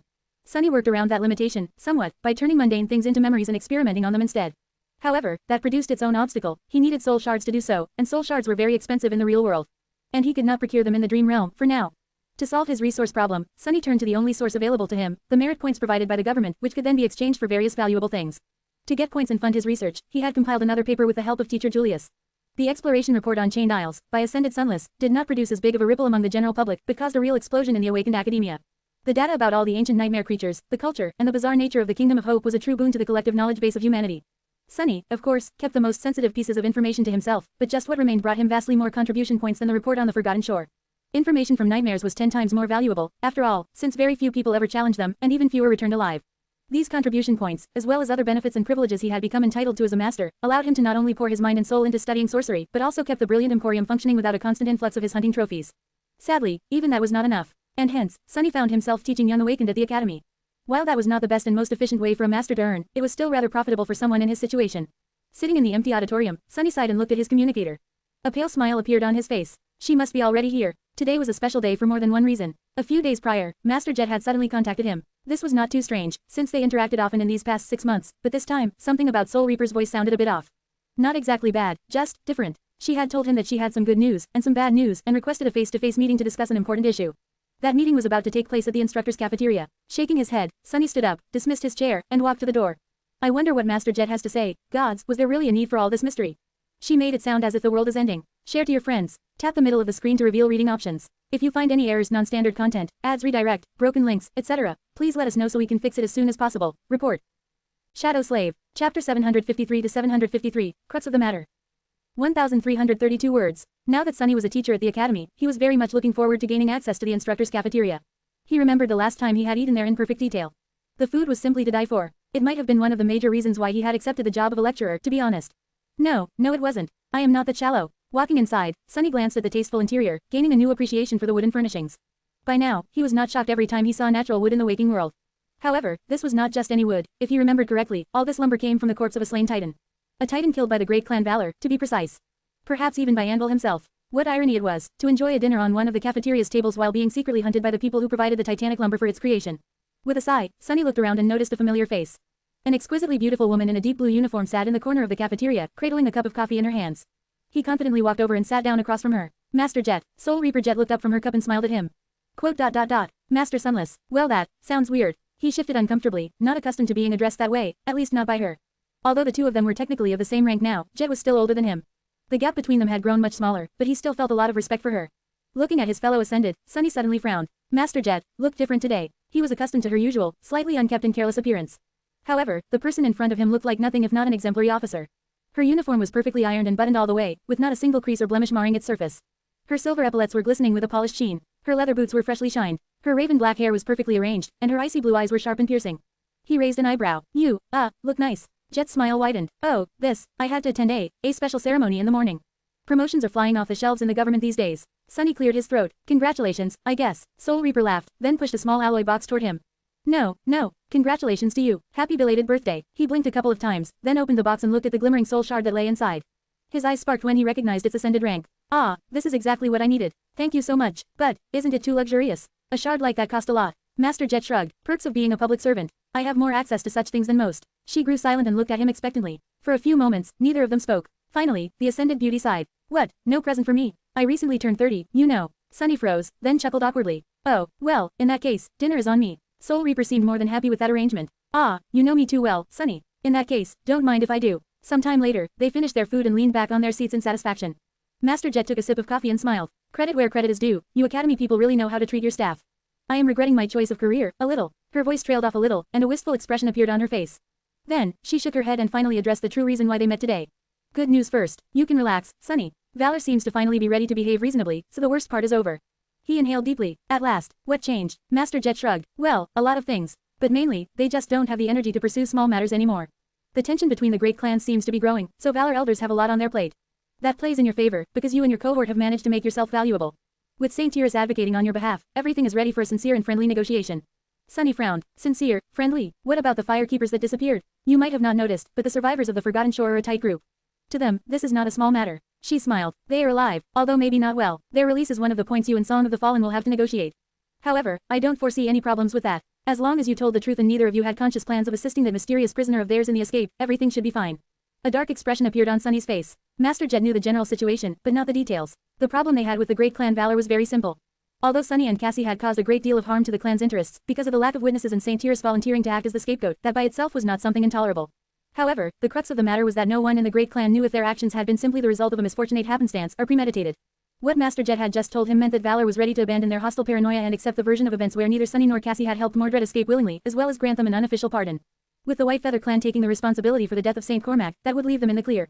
However, although the great clan knew that Mordred had escaped as the result of their actions, no one except for the members of the cohort knew that he had followed them into the nightmare. If the fact that the five of them had become masters together ever came into the light, then, no matter what the truth was, no one would believe that the bastard simply manipulated them all. They would all think that Sunny and Cassie were his willing allies. So, this secret had to remain buried, forever. Sunny grimaced. So what do they want? Master Jet shrugged. I can't say, really. But you have to be ready to make some concessions. Valor will probably insist on recruiting you to their side, at least in some capacity. Whether you manage to resist their forceful invitation or not depends on you. She thought for a bit, and then added. What works in your favor is that you, Song of the Fallen, Nightingale, and Raised by Wolves are a package deal, as far as everyone is concerned. Valor might have ambitions of making all of you their asset, but they will probably be satisfied by ensuring that none of you becomes entangled with their opponents. Recruiting just one would make it so that the rest would not join the opposite side. A deep scowl appeared on Sunny's face. Quote. Are you telling me that we will have to sell one of us to Clan Valor? Master Jet smiled. You make it sound as if becoming a member of a great clan is something horrible. Most awakened would kill for such a chance, you know. Granted, you will never be treated as a true blood descendant, but that does not mean that they won't shower you with resources and opportunities.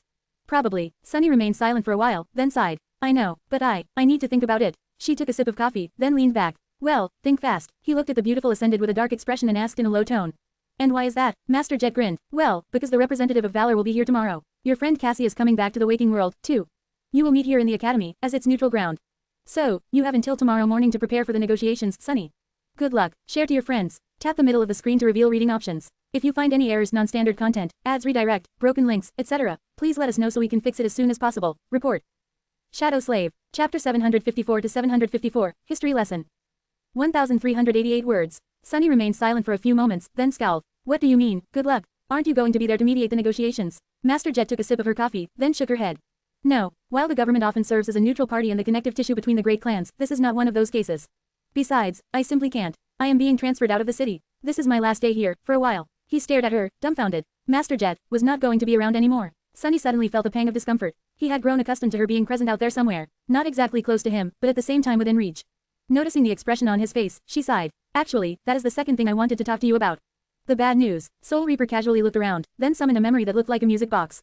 Immediately, a dome of silence appeared around them, cutting off all outside noises. Sunny frowned, confused by the need for secrecy. She had seemed to be perfectly fine discussing private matters of a great clan in the public. What could have been more sensitive than that? Master Jet lingered for a moment, then said, to be honest, Sunny, I was not going to have this conversation with you, at least not yet. But since the situation changed, and the things we are going to talk about can affect the decisions you will make tomorrow, I decided that there is no point in postponing it. He shifted uncomfortably. That is, very suspenseful. What is the matter? She smiled, then activated her communicator and summoned a projection. It showed a map of something that looked like a big chunk of the dream realm. Sunny saw a lot of water and several large landmasses, each no smaller than the Forgotten Shore by the looks of it. However, no matter how he looked, he could not find the familiar landmarks, the Hollow Mountains, Bastion, Ravenhard. Either he was not as proficient at reading maps as he had thought, or he had never seen this land. Slightly confused, he glanced at Master Jet and asked, is that a previously unexplored region of the dream realm? She looked at him with a strange expression, then coughed. Quote.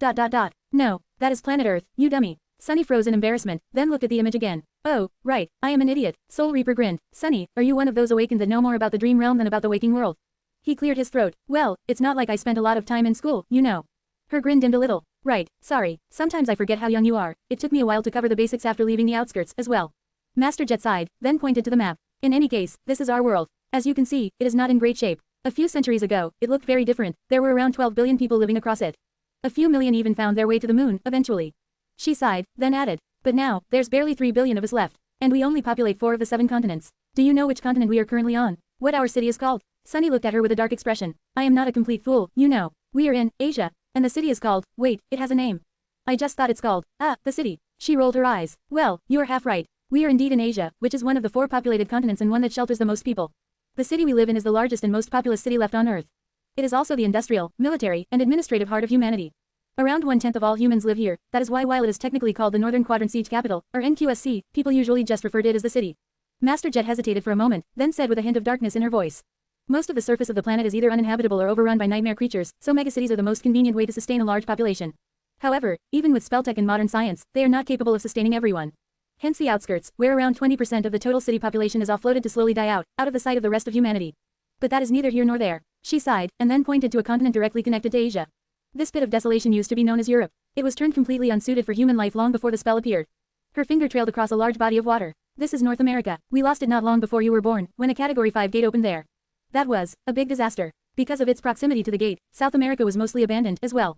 Now, we only maintain a small presence in its southernmost part.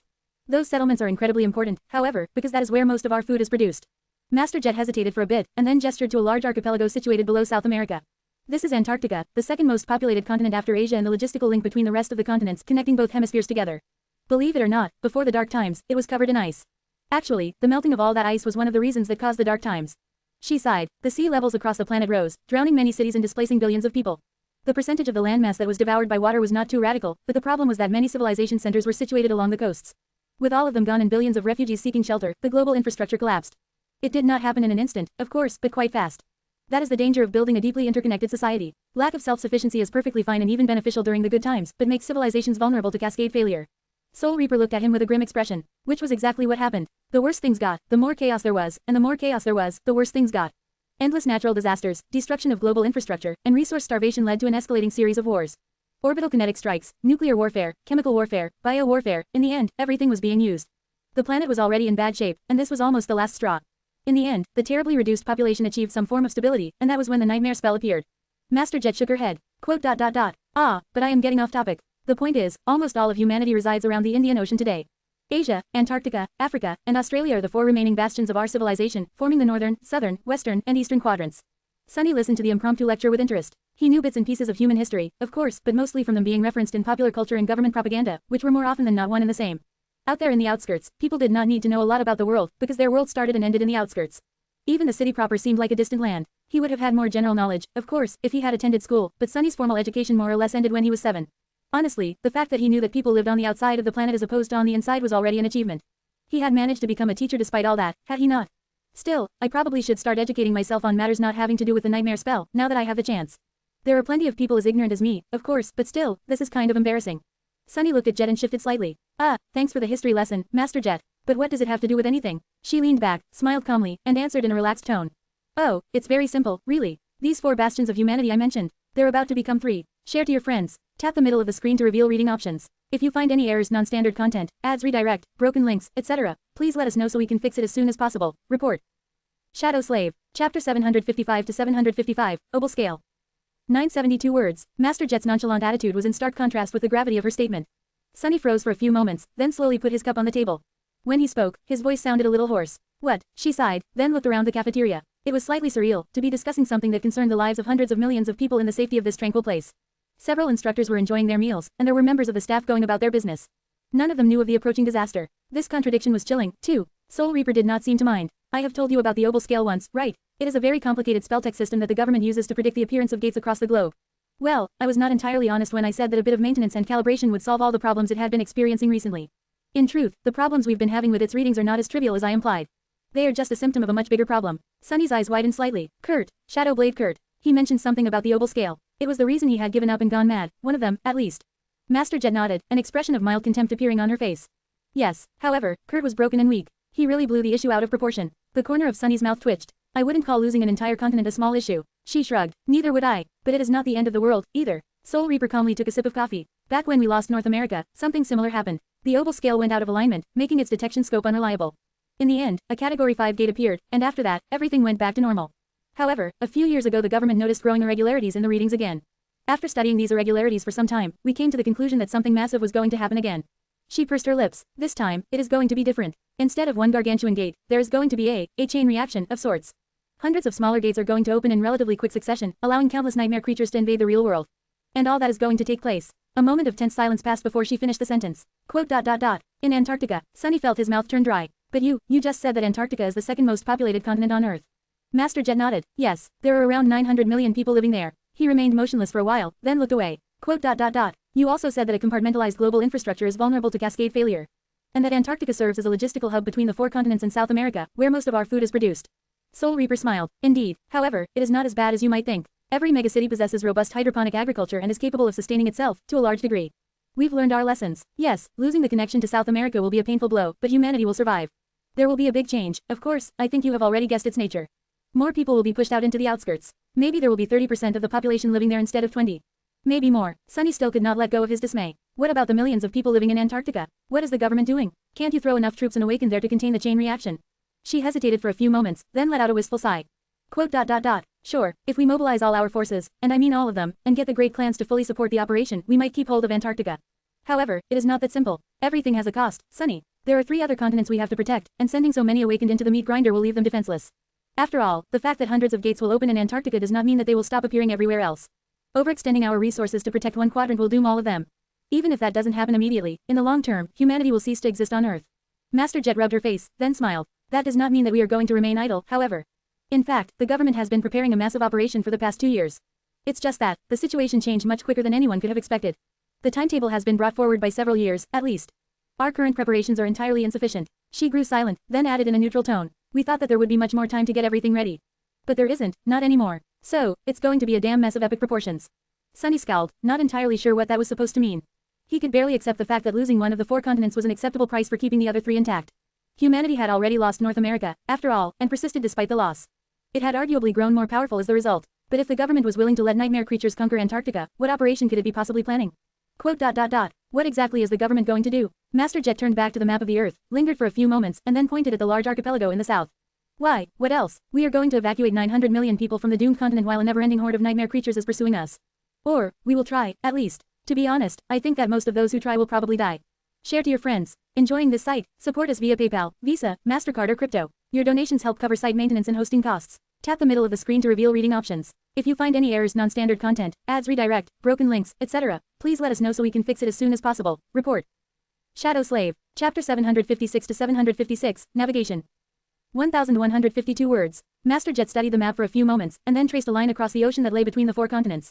Then, she suddenly asked, "Do you know a lot about seafaring, Sonny?" He slowly shook his head. "As much as the next guy, I guess." She smiled. Understandable. In truth, navigating the oceans is not an easy task. If it was, we could have just used the Pacific or the Atlantic to transport food from South America.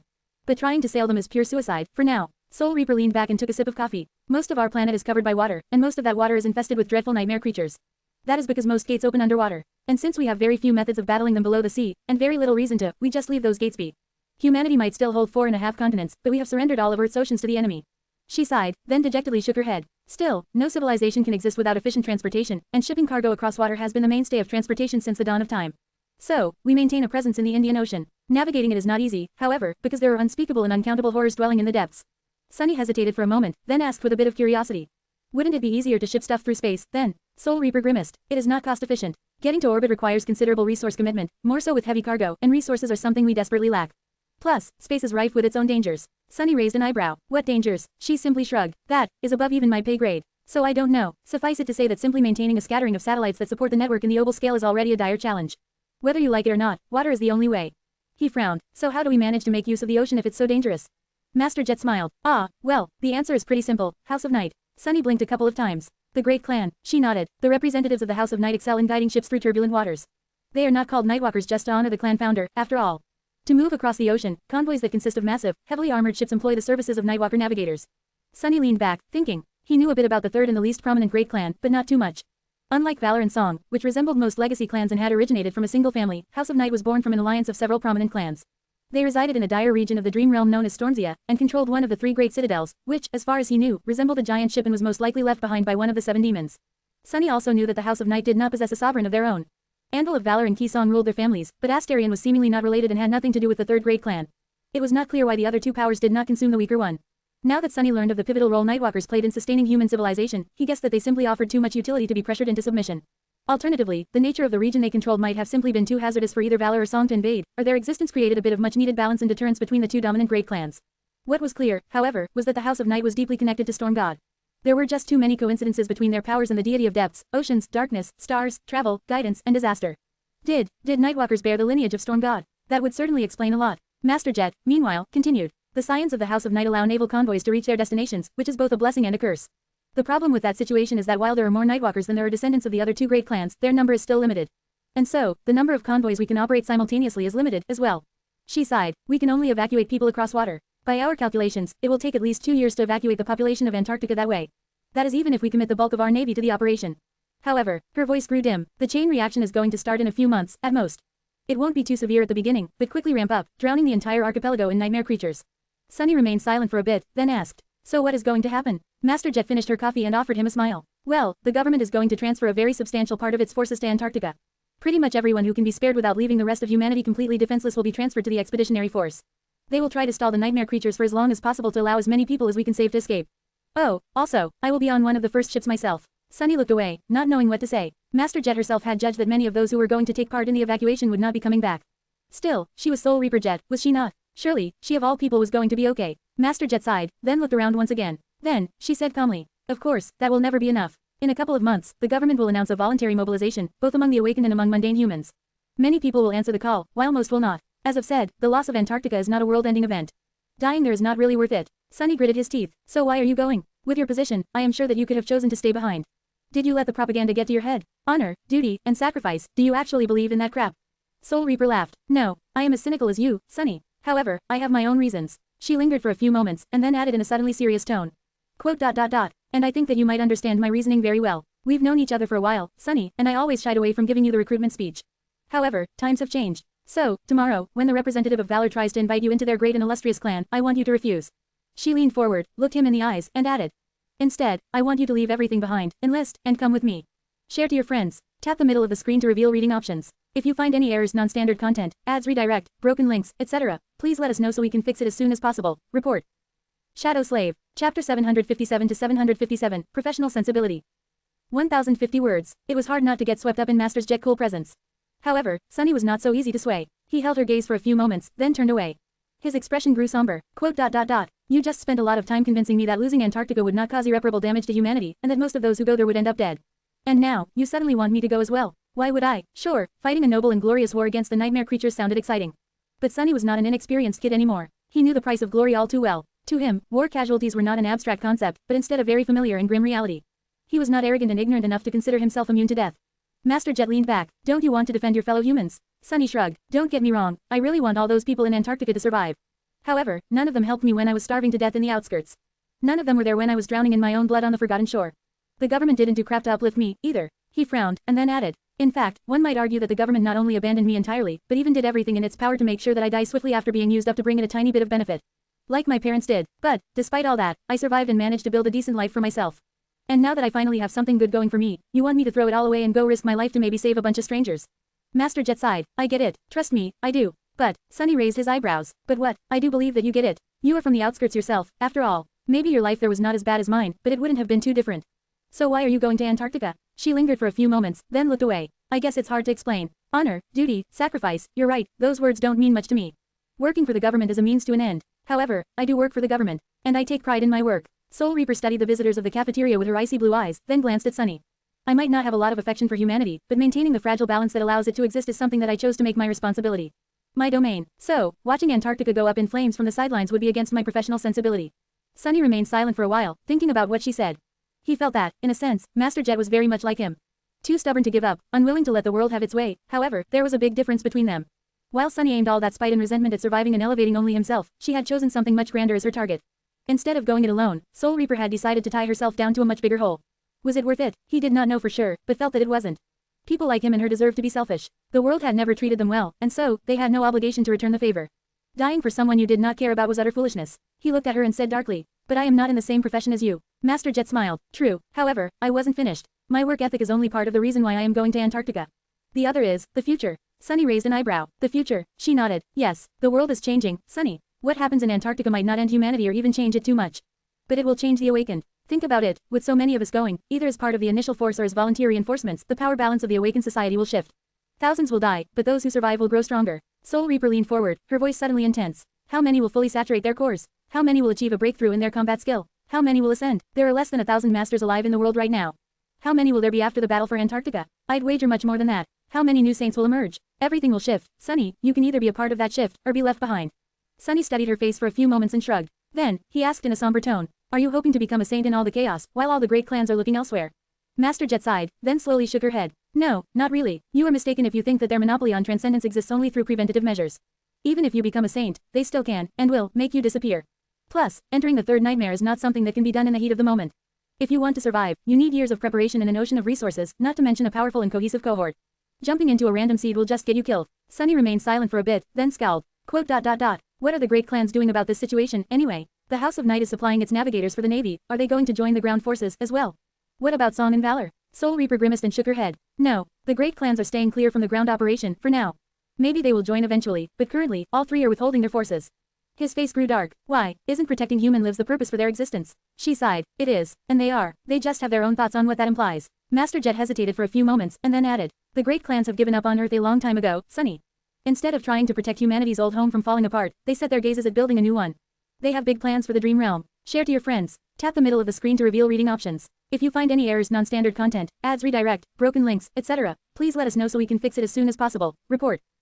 Shadow Slave. Chapter 758 to 758, Crossroad. 1083 words. Sunny left the academy with a lot on his mind. As a master and a high-ranking citizen, he had the right to acquire a PTV license and more than enough money to purchase one. However, Sunny had no idea how to control a personal transport vehicle and was too lazy to learn, so he still used public trains to move around the city. Around the northern quadrant siege capital, paying no attention to the captivated glances people threw at him, he looked into the window as the train slid forward on its magnetic guideway, flying through district after district with incredible speed. The city was a nice enough place, as long as you were not born in the outskirts. Tall buildings burrowed deep underground and rose high into the sky, connected by tunnels and aerial bridges into a complicated maze of graphene composite and reinforced alloy. Here and there, artificial trees and grass broke the white monotony with vibrant shades of green, yellow, orange, and red. Everything seemed clean and bright despite the heavy snowstorms that were prevalent this time of year, not at all like the dirty, dim, poisonous clutter of the outskirts. There were large screens displaying beautiful vistas of breathtaking landscapes that had not existed on planet Earth since centuries ago, and propaganda projections that had been masterfully designed to brighten the mood of the citizens. Most of all, the city seemed full of life. Endless streams of people were crowding the crosswalks, with a rare PTV or two appearing from time to time. Millions, hundreds of millions of humans called this place their home.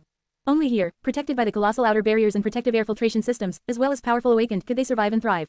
It was strange to imagine that many similar human shelters in Antarctica were going to be abandoned and destroyed by the endless tide of nightmare creatures very soon. Sunny had seen the panic and mayhem that an unexpected manifestation of a gate could cause. However, his imagination failed when he tried to envision what the same disaster, but magnified 100-fold, would look like. All he could picture was the horde of abominations that the Dreamer army had faced under the Crimson Spire suddenly appearing on these peaceful streets. Already, that image made him shudder. However, he still stood by his words. He did not owe these people anything. Sure, if a gate opened right in front of him, Sunny would have been inclined to fight and buy the civilians time to run away. This was just human nature. But he was not going to go out of his way and seek death just to fulfill some abstract obligation. No one had helped when he had been desperate for help. He had survived despite humanity, not because of it. And he would continue to put himself first. Most likely, Sunny would have lied if he said that Master Jet did not put a seed of doubt in his heart. Sure, the expedition to Antarctica seemed like a suicidal exercise in futility, but she was right. Those who survived that ordeal were going to grow much stronger. Although Sunny would not be getting any shadow fragments from the hordes of dormant and awakened abominations that were going to flood the southern quadrant soon, he could still collect plenty of soul shards and memories, maybe even echoes. There would be more than enough of fallen nightmare creatures roaming Antarctica, as well. However, he also did not believe in the government's ability to accurately predict what would happen there. They seemed to think that only lower category gates would appear during the chain reaction, but was that assessment right? Who could say with certainty that another category 5 gate would not manifest itself instead? The last time it happened, the lights of Immortal Flame and Smile of Heaven perished in the fight. Could Sunny guarantee that he would fare any better? No, he definitely could not. In the end, it all came down to a simple choice that depended on tomorrow's negotiations. If all went well, Sunny would regain the ability to enter the Dream Realm. There, he would be able to achieve much better results than the expedition to Antarctica could ever provide, and with much less risk. More than that, he could even pledge allegiance to the illustrious clan Valor. By now, he had more than enough value to negotiate a supremely lucrative deal. With their training, support, and resources, becoming a Titan would not be out of the realm of possibility. The barrier that stood between him and transcendence would instantly disappear, too. Instead, he would be in the best position possible to attempt conquering the third nightmare. Perhaps he would even be able to enhance his understanding of sorcery by leaps and bounds. Valor was widely renowned for creating incredible memories, after all. He had also seen how proficient the representatives of the Great Clan were in using runic sorcery, back in the Night Temple. There was so much knowledge that they possessed. So much he could learn from them. As for the fact that the Great Clan seemed to be preparing to abandon Earth in favor of the Dream Realm. Were they even wrong? Sunny still remembered the conversation he had had with Effie in the ruined cathedral of the Dark City. She, too, believed that the waking world was dying, and that the Dream Realm could become humanity's salvation. Her argument was dreadful, but compelling. In any case, if something went wrong, he would always be able to leave Clan Valor behind. Pledges of allegiance did not mean anything to Sunny, after all. As a person who abhorred the word honor, he was more than willing to betray any promise he made as long as it suited him. Deserting a great clan would probably not be easy, but by then, he was going to be powerful enough to manage. So, if negotiations went well, he had no reason to do something as stupid as following Master Jet to Antarctica. If they went poorly, however, that would be pretty much his only choice. That was why Sunny had not given Soul Reaper a definitive answer. She did not ask for one, anyway. Master Jet had just told him to think about her offer and inform her of his decision during the next 2 months.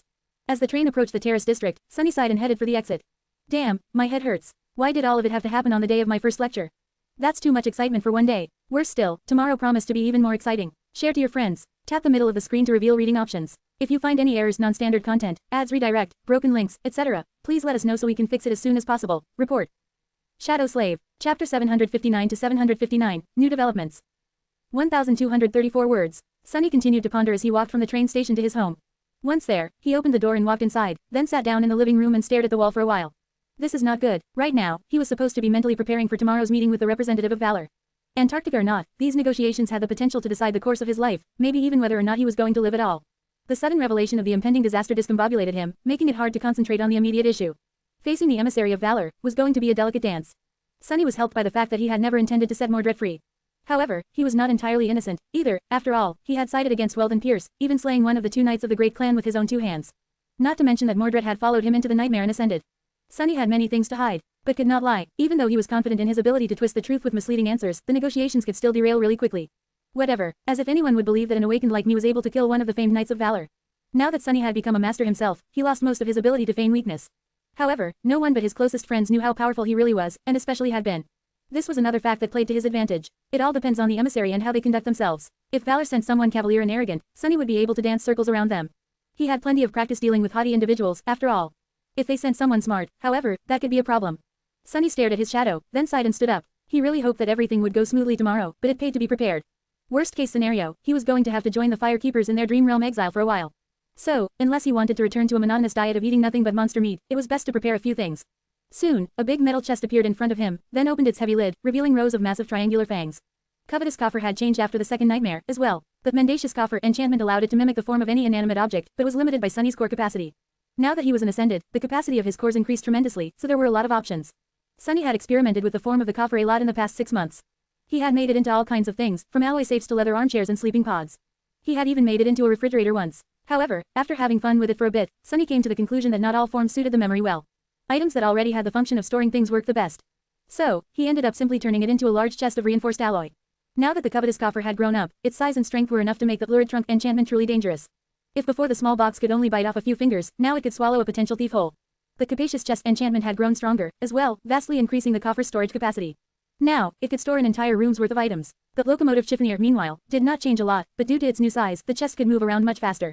In fact, the coffer was now large enough for Sunny to sit on top of it, using the memory as a bizarre mount.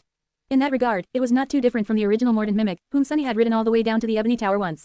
Not that he wanted to repeat the experience. And speaking of mounts, if there was one thing that had really frustrated Sunny in the past few months, it was that he had no opportunity to learn how to properly ride Nightmare. He had even ordered a custom-made saddle from an exclusive leatherwork boutique. The mundane professionals working there often received commissions to create various harnesses for echoes of all shapes, so they were used to strange requests, and since only wealthy awakened possessed echoes, their prices weren't cheap. The cost only ballooned when Sunny had to sacrifice a precious soul shard to turn the saddle into a memory. And yet, it had all been to no avail. Sunny was unable to travel to the dream realm, and summoning the dreadful steed to move around the city would not have been too convenient. Even if he did not mind attracting the wrong kinds of attention, there surely were laws and regulations in place to prevent exactly that. It was not all bad, though. As a terror, Nightmare possessed an ability similar to that of a tyrant. In his case, the stallion accumulated literal nightmares instead of corporeal minions, and the more of them he ruled, the more his power grew. Eventually, the Dark Destrier was supposed to unlock his final ability, Dream Curse, by gathering an army of 1,000 nightmares. Sunny had not known where to find these phantasms or how to create them, but the 6 months of idleness allowed him to figure it out. There were 2 ways. Nightmare could either create his dream minions, or subjugate them. Creating one was not easy. First, the Black Steed had to sow a seed of terror into an enemy's soul. If the enemy escaped and the seed took root, they would be haunted by the memories of the dreadful Destrier and see him in their dreams. The weaker the will of the victim was, the more chances there were for the nightmare to grow and become more and more potent. However, a brave person would cause the seed to wither and die. Eventually, if the nightmare fully formed, the stallion would be able to use his Dreamwalker attribute to harvest it. The second way was also troublesome. The Black Steed could travel into the dreams of powerful beings and subjugate their own nightmares. In the waking world, that meant Ascended. However, that task was not easy. The more powerful the dreamer, the more powerful the nightmares haunting them were. To subjugate such a nightmare, the shadow had to defeat it in battle inside the dream. Nightmare had returned severely wounded more than once from such battles. Still, he managed to gather several minions that way. Neither of them faced any real enemies since returning to the waking world, so for now there was no other option. Sunny gathered a bunch of supplies and stored them in the Covetous Coffer, then dismissed the memory inside. Accumulating 1,000 nightmares for his shadow was not going to be easy. Maybe he should have accompanied the Black Steed into other people's dreams. However, there were enough things haunting him already. He did not need to experience someone else's fears, as well. Getting close to sleeping masters was also rather perilous. At that moment, one of his shadows noticed a familiar figure walking toward the door. Sunny checked the time and smiled. Oh, she's already here. My favorite pupil is nothing if not punctual. Share to your friends. Enjoying this site? Support us via PayPal, Visa, MasterCard or crypto. Your donations help cover site maintenance and hosting costs. Tap the middle of the screen to reveal reading options. If you find any errors, non-standard content, ads, redirect, broken links, etc., please let us know so we can fix it as soon as possible. Report. Shadow Slave. Chapter 760 to 760. Valuable lesson. 1,402 words. In the underground dojo beneath Sunny's home, steel was ringing against steel. Rain was moving with a speed and precision unusual for a mundane girl of her age. Her nascent battle style was grounded, calculated, and sharp, merging steady defense with unexpected and explosive attacks. The heavy training blade sang in her hands, cutting the air as if it possessed an actual edge. The awkwardness of youth was almost gone from her body, ceding to the promise of maturity. She was much more fit and in charge of her physicality, as well, fighting with confidence and poise that would have left most of her privileged classmates consumed by envy. As much as Sunny wanted to, he could not boast that her progress was all thanks to him. Currently, he was facing his little sister, deflecting her blows with one hand while keeping another in his pocket. No matter what Rain did, the soft alloy stick he was holding seemed to be impenetrable, inevitable, and unbreakable. All her attacks crashed and shattered against it, and all her defenses seemed useless against her tutor's lazy movements. Time after time, the stick suddenly shot forward and hit her on the shoulder, bounced off of her forehead, or stung her hands. Nevertheless, the girl did not allow herself to get frustrated and continued to exert herself without losing concentration. It was that will, cool mind, and meticulous discipline that had allowed Rain to advance so fast. Not bad. Sunny deflected another swift attack, stepped forward, and poked the girl in the chest with the tip of his stick. Here, you're dead. Again. Ah, I'm tired of fighting a corpse. Let's stop. Rain jumped back and grew still, breathing heavily as drops of sweat rolled down her pale face. She did not, however, lower her blade. Sunny had taught her the peril of lowering one's guard a long time ago. Those bruises took a long time to heal. He grinned, then scratched his back with the stick and offered her the endless spring. After the girl was done quenching her thirst, Sunny sat down on the floor and asked in a commanding tone. Where did I hit you? Rain sat down, too, and answered steadily. Head, right shoulder, right hand, left forearm, chest, right thigh, left shoulder, head, neck, left shoulder, left hand, chest, head, chest. He smiled with satisfaction. When did I put my hand in the pocket? She frowned. After hitting me on the thigh for the first time. Sunny nodded. In which direction was I looking 2 hits before that? Rain gritted her teeth. Up. You were rolling your eyes. He chuckled. Good. Your awareness is sufficient for that stage. The young girl threw a menacing look at him, then turned away. After a few moments, she sighed and suddenly asked, Sunny, am I any good? Sunny hesitated, then shrugged. You're doing all right. Rain remained silent for a while. But not as good as you were, right? That caused Sunny to laugh. What? No, you are way better than I was. I had not even seen a sword before my first nightmare, let alone held one. In fact, when I got a chance to arm myself with a sword there, I chose to drop it. Because it was too heavy. Rain turned to him with surprise. What? Then how did you survive? Sunny thought for a bit, then shrugged. Well, I strangled one enemy with a chain, poisoned 2 more, fed the last one to a nightmare creature, and then simply got lucky. I guess you can say that I just survived out of spite. He hesitated, and then added. Actually, that is a very important lesson. I've told you before, sure, knowing how to wield a weapon is important. But having a mind that is more dangerous than a weapon is paramount. The world is a vicious place, Rain. You have to be vicious too. To survive, Rain was going to turn 16 in a few months. In fact, she would probably celebrate her birthday not long after the first gates start opening in Antarctica. After that, his little sister would be vulnerable to the nightmare spell, as well. That was another factor he had to consider. Leaving with Master Jet meant leaving Rain, too. Granted, he had already taught her most of what he could without resorting to more drastic measures. Rain was more prepared to face the first nightmare than he had ever been. Or most people, even. Very few kids ever receive the chance to be trained by an ascended, let alone one with as much battle experience as Sunny, or possessed as much talent as Rain. He glanced at her, lingered for a moment, and then asked. Do you want to be an awakened? The girl hesitated for a long time, then slowly shook her head, surprising him. No, I don't know. I really want to be able to protect my family. But I don't want to be away from them. Or die. I had an older brother, you know. Sunny almost flinched, but forced himself to remain still. An expression of mild curiosity appeared on his face. Oh, Rain remained silent for a bit, then sighed. My mom and dad had a son, before adopting me. He got infected by the spell, and died. I don't think they'll be able to bear it if I die, too. Sunny looked away. A few moments later, he said. Sorry to hear that. The girl shrugged, then looked at him with a frown. What is up with you today, anyway? You're all serious. Sunny smiled. Really? Well, I got an important day tomorrow. Besides, I gave my first lecture today. Shaping young minds is a very serious matter. Rain giggled with vindication. Ah, so more people are going to suffer just like me. That makes me feel better. She smiled, then patted him on the shoulder. That's good. I thought you were still moping around because Effie is not around that much anymore. Sunny looked at her with outrage. Moping around? I never moped around. To be honest, he did feel a bit sad that his friends were out and about living their lives. The house seemed awfully quiet now that the boisterous huntress was gone most days. After the 4 of them had returned from the second nightmare, Effie got a bit drunk on having a healthy body. She greedily dove into all the things she never had a chance to do growing up as a disabled person. Since Cassie was indisposed and Sunny did not want to show his face in public, the government was very clingy in making her attend all kinds of events, as well. Now, the huntress only returned home once every week or 2, and then disappeared the next day again. Kai got it even worse. Due to the nature of his new ability, he could not perform music anymore. It would have been strange to sing to crowds of people, knowing that his voice could literally mesmerize them. The famous idol group Night and Gale announced their retirement, with Gale launching a very successful solo career and Kai transitioning to acting for the betterment of humanity as an ascended. At least that was how his agency spun his sudden decision. Now, the government paraded Kai around like a paragon of the human race. Cassie, Effie, and he had already been venerated as heroes after the Forgotten Shore, but after becoming masters at such a young age, their celebrity rose a whole another level. So, he did not have a lot of free time, either. Both Effie and Kai were in a strange position. They had nothing to do with the events of the Night Temple, but also could not, and would not, move on with their lives until Sunny and Cassie resolved their issues with Clan Valor. In truth, Sunny himself had told them to stay away from him, for now. Still, he missed their company. That is all right. This whole mess will end tomorrow, one way or another. He sighed, and then turned to Rain. You did well today. Keep it up. Now, go home before your parents call me again. The last time they very politely tried to explain to me that you have homework to do and I was keeping you too long was very awkward for all of us, you know. Rain laughed, then stood up and headed for the elevator. All right, but, next time we spar, I am going to get you at least once. You'll see. Soon, she was gone, leaving him alone in the dimly lit dojo. Sunny sighed and looked at his shadows. After a while, he said quietly, as long as Rain is on Earth, those damn sovereigns better not leave Earth behind, otherwise the great clans and I are going to have a problem. Share to your friends. Tap the middle of the screen to reveal reading options. If you find any errors, non-standard content, ads redirect, broken links, etc., please let us know so we can fix it as soon as possible. Report. Shadow Slave. Chapter 761 to 761, Burning Candles. 964 words. The next morning, Sunny approached the massive red gates of the academy and stood there for a few moments, looking at the countless thousands of candles that burned in front of the deep moat surrounding it. Their flames swayed and shone through the falling snow, turning into a beautiful sea of orange radiance. Back when the Dreamer army had suddenly returned from the Forgotten Shore, raising a storm with their unexpected resurrection, people started placing these candles in front of the academy for the one who had stayed behind, the last daughter of the immortal flame clan, Changing Star. Some believed that Nephies would not die as long as at least one candle continued to burn. As long as it burned, the immortal flame would not be extinguished. Now, 2 years later, the number of candles had not diminished one bit. In fact, there were more of them than ever. Changing Star's legend had not only remained alive, but continued to grow and spread. At first, the candles might have been just a desperate gesture by those who hoped against all odds that she would remain alive, but with each day that Nephi somehow defied death and continued to persevere, alone in the cursed darkness of the dream realm, her fame and influence rose. No one could explain how she was managing to survive in the desolate, lightless abyss of the forgotten shore, but she undoubtedly had not succumbed to its indescribable horrors.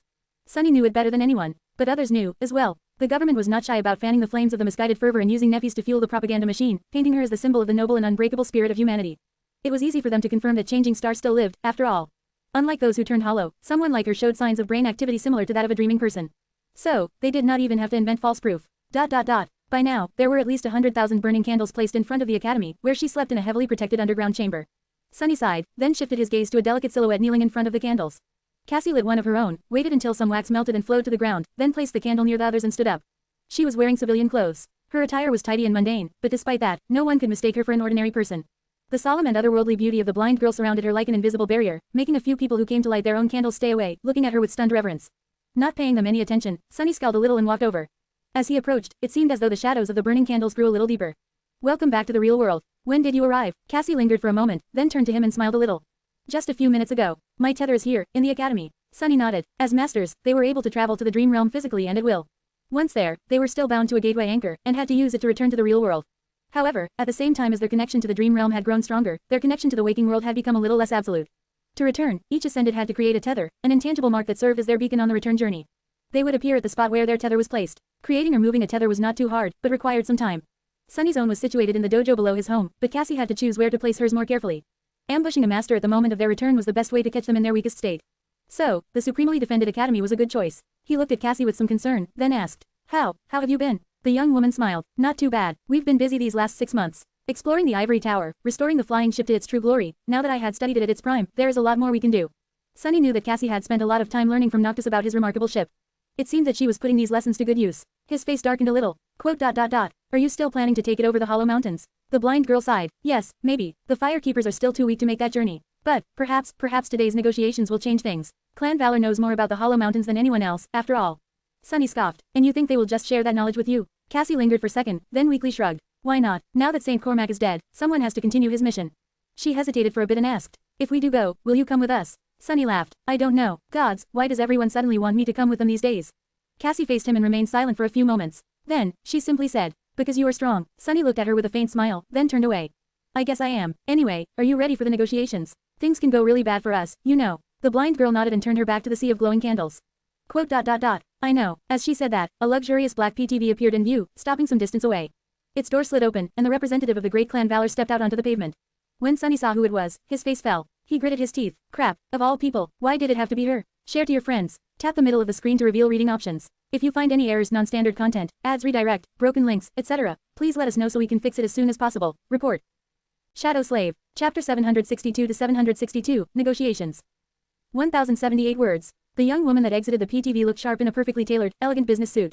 It was entirely black, with buttons and cufflinks forged out of silver steel. Her hands were protected from the cold by leather gloves, and her raven black hair moved slightly in the wind. With alabaster skin and a slender figure, the young woman looked both beautiful and daunting. She resembled a lethal blade, and that impression was only exacerbated by the cold gaze of her striking, strange, vermilion eyes. Morgan of Valor had come to represent her clan herself. Sunny silently cursed. This was, more or less, the worst-case scenario. Now that a direct descendant of Anvil of Valor appeared to conduct the negotiations in person, his chances of fooling anyone dropped significantly. Not to mention that his heart suddenly ached, as if remembering the pain of being ripped out of his chest by Morgan's slender hand. Even though that unfortunate incident had happened in the illusory dreamscape, the memory of pain was very real. Much worse than that, Sunny couldn't help but shiver when he realized how strongly Morgan resembled her older brother. The resemblance was almost uncanny. It was as though he was staring at a slightly younger, female version of Mordred. That made him deeply uncomfortable. Morgan looked up at the crushing mass of the academy's gates, then glanced at the sea of candles with curiosity and walked forward.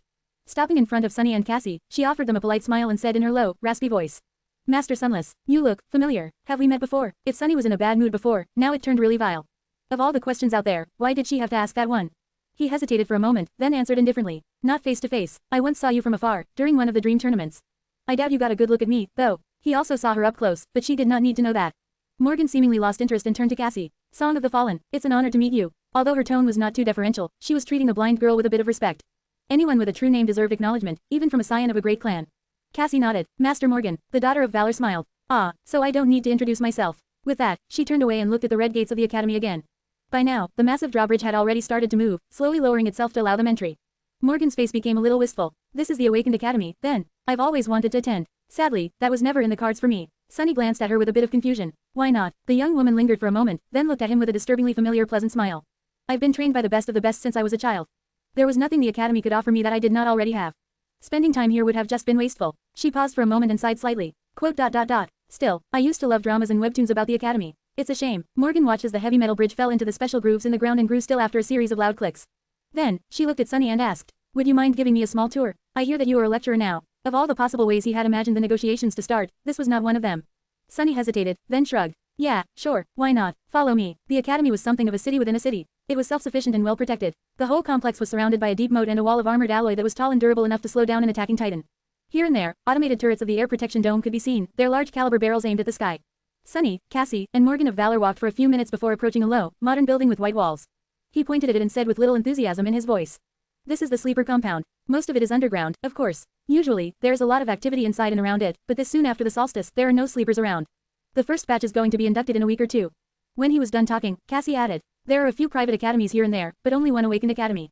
The government brings all willing sleepers to this compound, no matter what quadrant they are from. On an average year, around 1,000 young men and women prepare for their first venture into the dream realm here. Morgan studied the sleeper compound for a bit, then asked with a smile. So, is it as lively and boisterous as it is portrayed in the dramas? Do sleepers really get to all kinds of shenanigans, develop lifelong friendships and bitter rivalries, and go on risky adventures? Her raspy voice sounded genuinely curious. Sunny laughed dryly. Quote. I don't know. We are the last two people you should be asking that, honestly. Not only did we spend only a month here, we were also both at the absolute bottom of the rankings. Everyone treated us as walking corpses. Morgan looked at him, then said, and yet, here you are. Only 3 years later, both alive and ascended. He glanced at Cassie, then grinned. Yes, life can be funny that way, sometimes. They proceeded to walk around the academy for some time. Since Sunny knew it much better than Cassie due to his research assistant position, he did most of the talking. He showed Morgan around, explaining the purpose of various compounds and buildings, while she listened with interest and asked questions from time to time. All in all, Morgan of Valor seemed really friendly. That was the danger of it, however. Sunny did not miss the fact that the more he talked, the more information about himself he was giving away, and the harder it was to keep his guard up. Although the daughter of the great clan seemed pleasant and well-meaning, the truth of it was that every one of her words was calculated and served a purpose. His worst fears were coming true. The emissary clan Valor sent was not some arrogant, cavalier fool. Instead, they sent a lethal princess with eyes so sharp that her gaze could almost cut skin. Although Morgan had not made it apparent, the negotiations had already started. Share to your friends. Tap the middle of the screen to reveal reading options. If you find any errors, non-standard content, ads redirect, broken links, etc., please let us know so we can fix it as soon as possible. Report. Shadow Slave. Chapter 763 to 763. Dangerous questions. 982 words. They were walking past a painfully familiar building when the realization that the complicated dance of negotiating with the great clan had already begun hit him.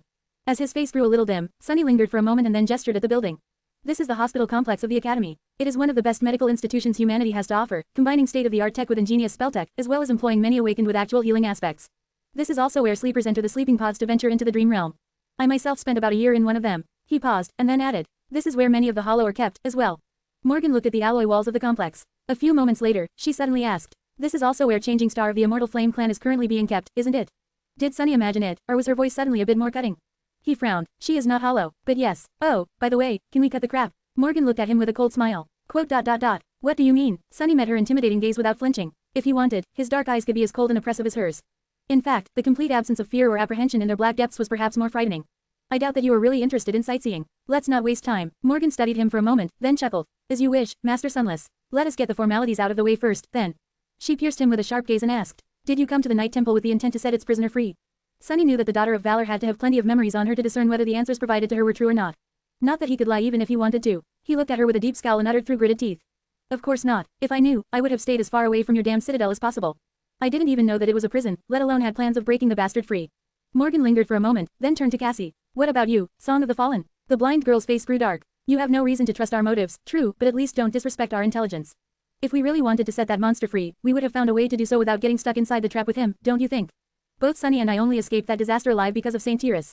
If she had not happened to be nearby, we'd be dead, or worse. Morgan tilted her head a little, then suddenly smiled. All right, I believe you. Still, intentional or not, the two of you caused great harm to Clan Valor. Sunny inwardly sighed. Just like that, the hardest part of the negotiations seemed to be over. Now, the long and arduous process of bargaining was about to begin. The end result was still very much unclear. Sunny and Cassie had to withstand the pressure and exert some in return. Aside from deciding their own fates, they also had to secure the release of the captured firekeepers, as well as negotiate other favorable terms. That was not going to be easy, especially against someone like Morgan. The most important part was to make sure that they would be the ones setting the tone and cadence of the negotiation, as opposed to following what their opponent said. They had to go on the offensive. He forced out a confident smile. Can we not do that? Assigning blame is fun and all, but let's be honest, clan valor needs us more than we need clan valor. Morgan raised an eyebrow. Do we? What makes you say that? Sunny shrugged. We might not have helped that maniac escape, but that doesn't mean that he did not have help, or that he is not trying to find help as we speak. In fact, he might be having an identical negotiation with one of your enemies right now.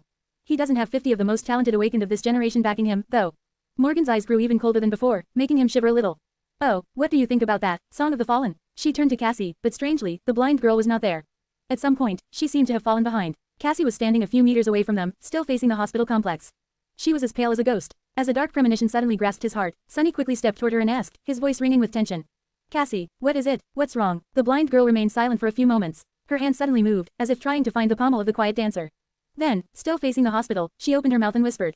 Fire. In the next moment, the ground beneath their feet quaked. Deep underground, in a heavily protected room, a sleeping pod was glowing softly in the darkness.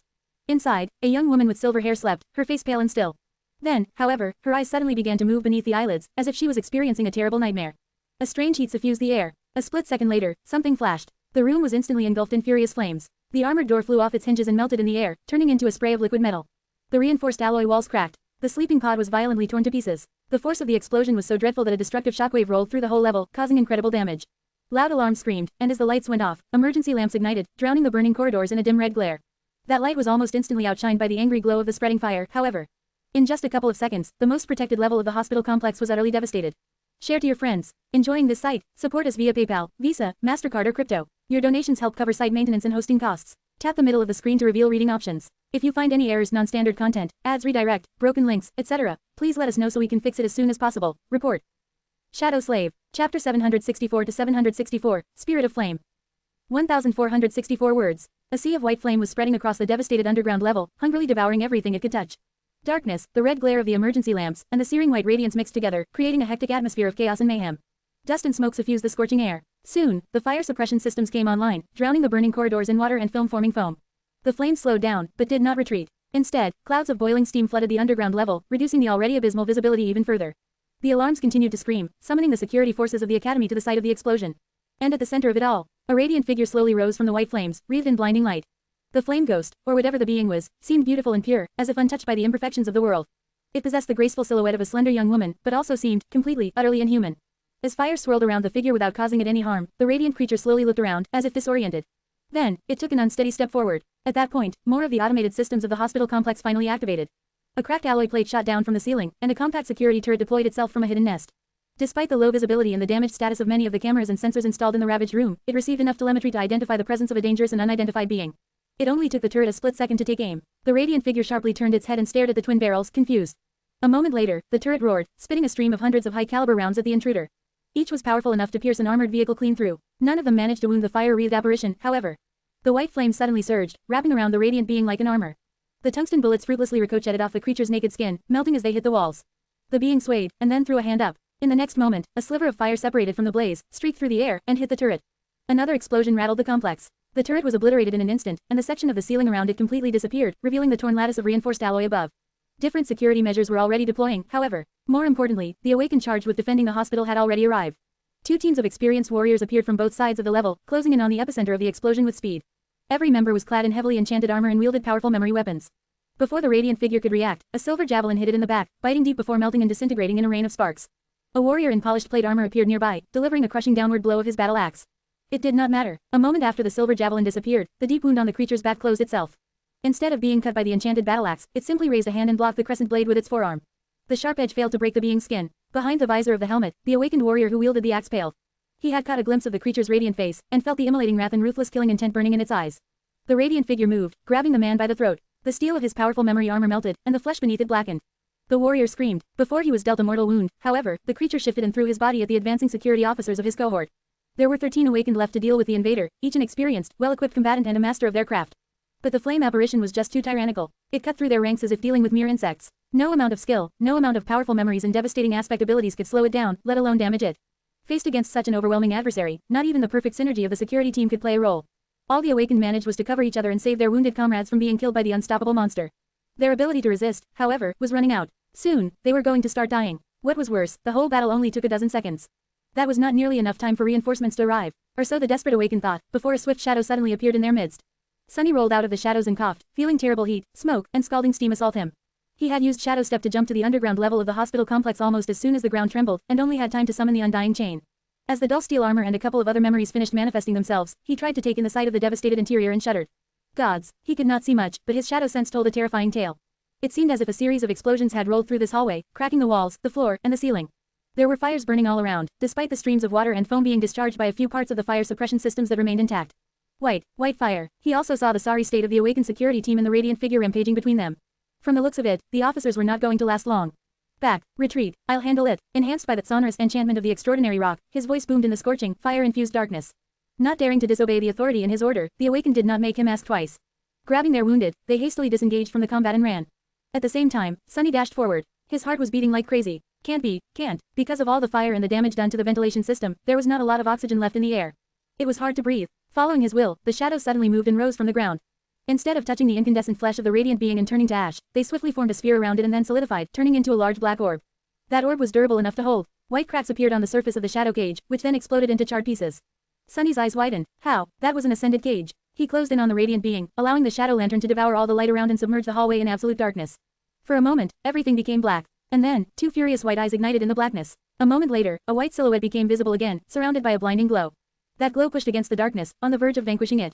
However, Sunny was already near the radiant figure. He could attack it freely. But he did not. An incandescent hand shot forward, aimed at his throat. Sunny allowed it to grab his forearm, instead. A terrible pressure and heat descended on his arm, slowly turning the steel of the undying chain bright orange. He could feel his flesh beneath it starting to burn. But he still did not attack. Instead, Sunny dismissed his helmet and looked straight at the flame apparition. Stop. His arm was in a sea of blazing pain. Refusing to move, Sunny looked at the beautiful radiant face in front of him. Stop. It's me. Slowly, a vague hint of recognition appeared in the burning white eyes of the radiant monster. The blinding light emanating from her skin dimmed a little. Sunny gritted his teeth. Changing star. Her hand trembled. The stark inhumanity of her face grew less frightening. The apparition opened its mouth. Her voice was hoarse and awkward, as if covered in rust after not being used for a long time. Sunny. He forced out a pale smile. It's me. Snap out of it. Damn it. The radiant figure, Neffy's, froze. Slowly, the light suffusing her skin dimmed, and then became extinguished.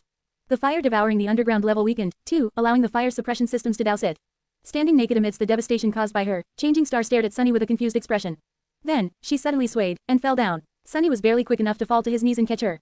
Holding Neff in his arms, he looked up and noticed the awakened warriors of the security team staring at him in shock from afar. The corner of his mouth twitched. What are you doing, fools? Bring me something to cover her up. Don't you know who this is? He shook his head, hiding the fact that he was as stunned as they were. This is Lady Changing Star, the last daughter of the Immortal Flame clan. She's back. Share to your friends. Tap the middle of the screen to reveal reading options. If you find any errors, non-standard content, ads redirect, broken links, etc., please let us know so we can fix it as soon as possible. Report. Shadow Slave. Chapter 765 to 765, Turmoil. 1146 words. Shock, confusion, joy, reprieve, peace, fear. Sunny sat on a flimsy chair in the waiting area in front of an armored door, shell-shocked by what had happened. What was happening? Failing to envision what was going to happen. His mind was thoroughly scrambled. The waiting area was situated on a different level of the hospital complex. By now, the one devastated by the recent events was already put off. The fires were gone. Teams of the academy staff were sifting through the wreckage, trying to determine the amount of damage done to the structure of the building and various equipment. Those wounded by the explosion and the members of the security team were being hastily treated. It seemed that no lives were in danger, mostly because Sunny had gotten there in time. What exactly had transpired? He had a good idea. Back when Sunny had awakened, he had unconsciously activated his aspect ability before fully regaining his consciousness. As the result, he had come to his senses standing near the sleeping pod instead of inside of it. Shadow Step was a teleportation ability. What if he had gotten a direct damage ability? What if he had been a tyrant, at that? This was not an uncommon occurrence among the awakened. Kai had gone through something similar, if Sunny remembered correctly. The same must have happened to Neffy's. It was just that her new ability had turned out to be nothing short of devastating. As expected from the daughter of the Immortal Flame clan, after spending a whole year on the Forgotten Shore and then 2 more wandering alone through the Dream Realm, she must have been extremely disoriented by the return to the waking world. Using her aspect caused her to be in the throes of terrible pain, as well. Her flaw was very cruel, after all. Perhaps Neff could have regained her composure, but sadly, the automated battle systems of the hospital complex were not sophisticated enough to differentiate between an unknown awakened and an active threat. Even the members of the security team had failed to make the distinction. All they had perceived was that the guarded room where the heir of the Immortal Flame slept had been destroyed, and that a seemingly inhuman apparition stood among the fires. In any case, the turret had unleashed a hail of bullets on Neffy's, causing her muddled mind to switch into combat mode. After that, all she saw was a threat. In combat, you had to kill the enemy and prevent the enemy from killing you. Who knew how much damage she would have done if Sunny had not appeared on time? Lucky, but how was she so powerful? 14 powerful awakened had failed to even slow her down. Not even the cage he had created from shadows could withstand the heat of her flames. Sunny scowled, then grimaced. Cassie was sitting nearby, gripping his hand so hard that even Boneweave was struggling with the pressure. Both of them were waiting for the doctors examining unconscious Neffy's to deliver some news. He patted the blind girl on the shoulder, then said awkwardly. Saz, my hand. She turned to him with a confused expression, then flinched and let go. Sorry, they weren't alone in the waiting area. In fact, a small crowd of people was there with them, doctors, faculty members, a few disheveled government agents, academy administrators, everyone was anticipating the news with bated breaths. Their faces were pale, shocked, and excited. Morgan of Valor was there, too, leaning against the wall and typing something in her communicator, her expression calm and nonchalant. She seemed to have understood that their negotiations would have to be postponed. What was the point of negotiating with Sunny and Cassie when everything had just changed? If Valor wanted to recruit the members of Changing Star's cohort and the Firekeepers, they were going to have to speak with Changing Star herself, most likely. Or they would continue their attempts to assassinate her, provided that Valor had been the great clan responsible for sending Castor, of course. Sunny closed his eyes for a moment. Single quote ... Right, there's also that. The situation had already been incredibly murky and complicated, and with Nef's return, everything was turned upside down and made even more convoluted. Chaos, it was pure chaos. Everything was changing. His own situation had also just turned much more dire, for obvious reasons. ... So why was he struggling to keep a sincere smile from appearing on his face? Sunny had reasons to be shocked, and reasons to be tense. And he was. But most of all, he was happy. Incredibly happy. A sense of profound relief, contentment, and joy threatened to drown his ability to think clearly. He felt as though something precious, something vital that he had lost was suddenly returned to him. Something that he had been missing. And now that it was back, Sunny felt complete. What the hell is this nonsense? Since when am I that sentimental? Although he tried to cover his raw emotions with a veneer of cynicism, in truth, Sunny could pinpoint the exact moment when he had changed.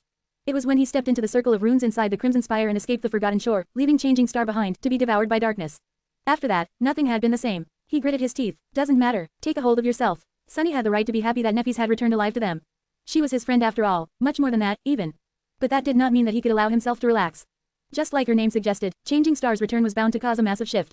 There were many dormant dangers that were going to awake now. More than that, there was a chance that she would become a danger to Sunny herself. He had spent years both hoping for and dreading her return. First things first, he had to know how Neffys had managed to come back. There were no other gateways in the Forgotten Shore. Had she found one in the Hollow Mountains, or had she gone north, east, or west in search of a less deadly region of the Dream Realm? Not that there would be. No one had ever returned from those parts, either, after all. Now that Neffys had lost consciousness, she was bound to be sent back to the Dream Realm. Depending on how dangerous the area surrounding her anchor was, she might not be able to return soon. Or at all, although Sunny doubted that the probability of that outcome was very high. The runes shown by the spell also named an Awaken's anchor. Since he could see both his own status and Neff's, all he had to do to find out was summon them. Not wasting any more time, Sunny called upon the shimmering runes and concentrated on a certain string of them. A moment later, Neff's status appeared in the air in front of him. Sunny started reading, but then froze. His eyes widened. How is this possible? But there was no mistake. The runes read, name, Neffys, true name, Changing Star, rank, ascended, share to your friends. Enjoying this site? Support us via PayPal, Visa, MasterCard or crypto. Your donations help cover site maintenance and hosting costs. Tap the middle of the screen to reveal reading options. If you find any errors, non-standard content, ads redirect, broken links, etc., please let us know so we can fix it as soon as possible. Report. Shadow Slave, Chapter 766 to 766, Making History. 995 words. As it turned out, Neffys had not found a gateway to escape the Dream Realm and awaken. Instead, after 2 long years of solitude and relentless battles for survival, she had found a seed of nightmare and conquered the second trial of the spell as a sleeper. She had done it alone. At least that was the only way Sunny could explain the runes he was staring at. Ascended, that is impossible. Surviving the second nightmare was already not easy for a cohort of prepared awakened. More people perished while trying than returned victorious. How could a lone sleeper accomplish the same? No one had done it before. However, no sleeper had been a tyrant before. No sleeper had escaped alive from a battle with a corrupted horror of the depths before.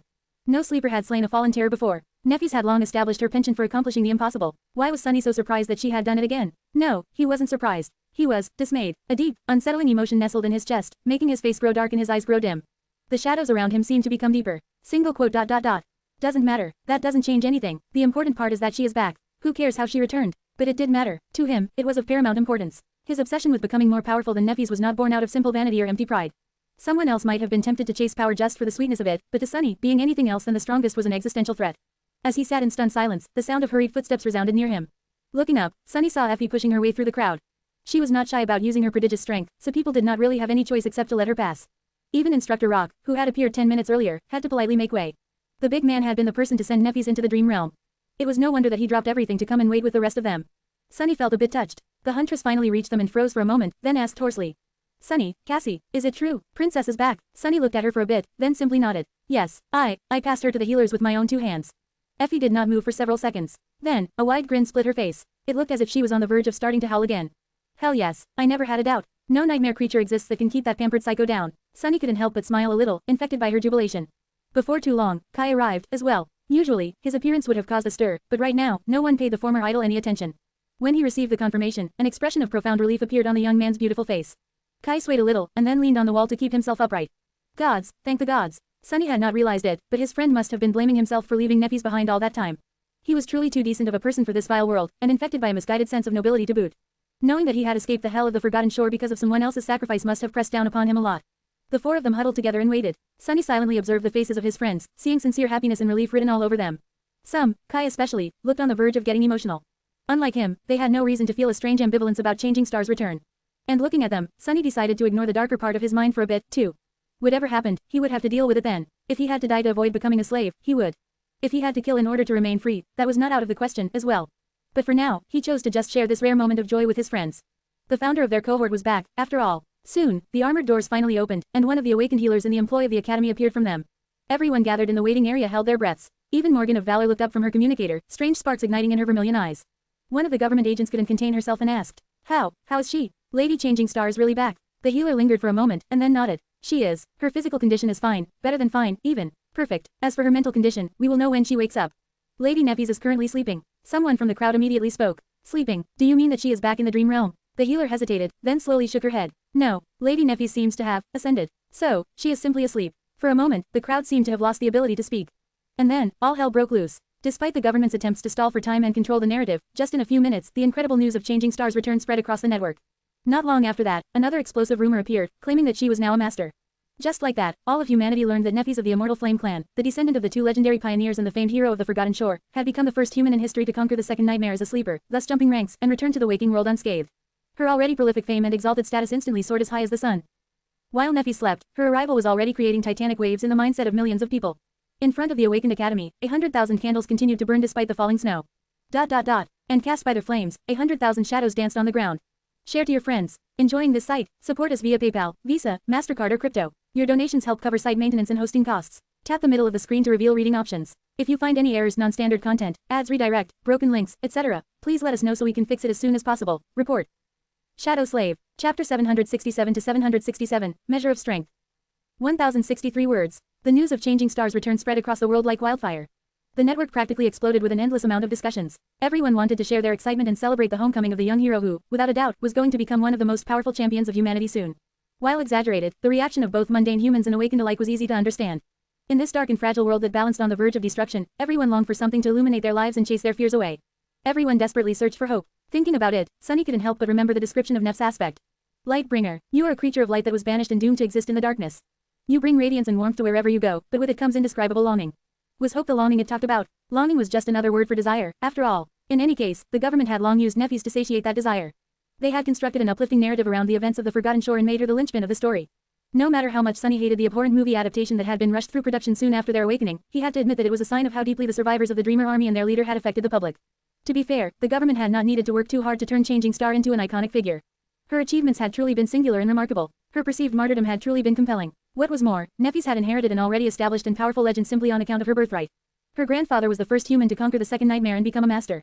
Her father was the first to conquer the third and become a saint. Both of them were great warriors, pioneers, and revered heroes of humanity. And now, she had joined their ranks by becoming the first human to ascend directly from being a sleeper. Considering all that, he was not surprised to see how intensely people reacted to the news. Already, there were a lot of discussions on the network predicting that Changing Star would inevitably become the first to conquer the fourth nightmare and push humanity one step closer to salvation, as her parents and grandfather had done.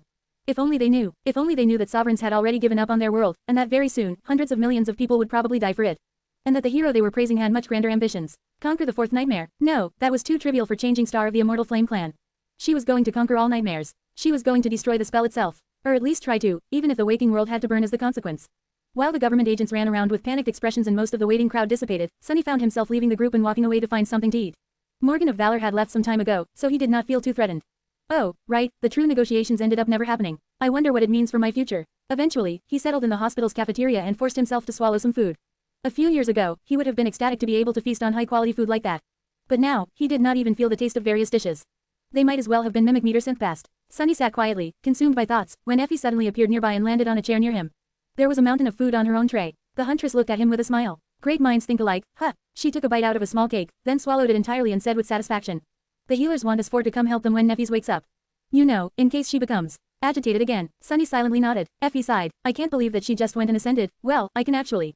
It is still amazing, though. Neff must have one hell of a crazy story to tell. It might even be more unbelievable than our own. He shrugged, then put a spoonful of something mildly spicy in his mouth. The huntress studied him for a while, then suddenly said, You know, for someone who was just reunited with their first and best friend, you don't look too happy, doofus. Sunny glanced at her. Who said that we are friends? Effie scoffed. Don't lie to me, Sunny. I know how you feel about Neffes, and how much of it you feel.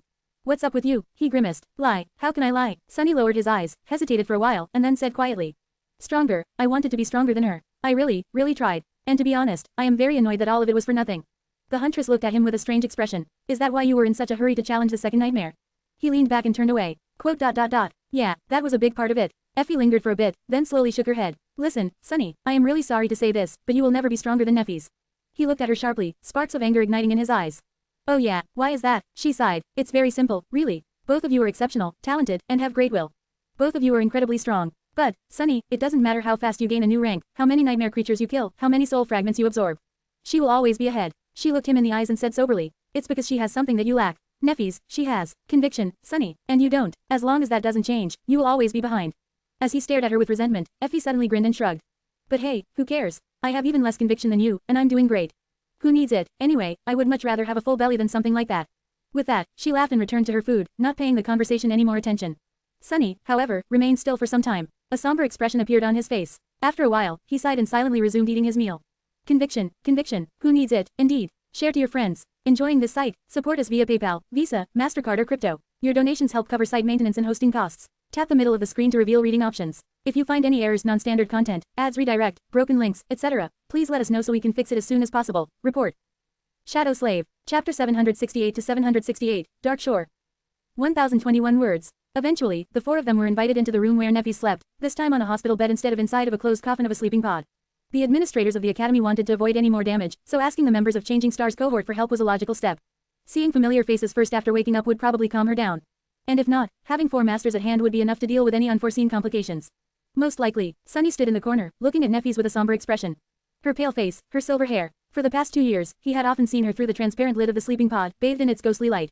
Now that she was out and returned to the real world, Changing Star seemed much more material. And strangely vulnerable. She was truly back. He sighed. Cassie was sitting on a chair beside the bed, while Effie and Kai were resting on a sofa. None of them knew when Neff was going to wake up, and they had already spent a couple hours waiting. Without having to discuss it, all 4 decided to stay quiet. So, by now, they were pretty bored. Sunny, on the other hand, was filled with more and more tension. The corner of his mouth twitched. This anticipation is killing me. It's pure torture. He did not think that Neffy's would abuse her power over him. But it was better to prepare for the worst. For that reason, Sunny was mentally going over all the clever ways he had thought of to undermine her absolute authority as his master.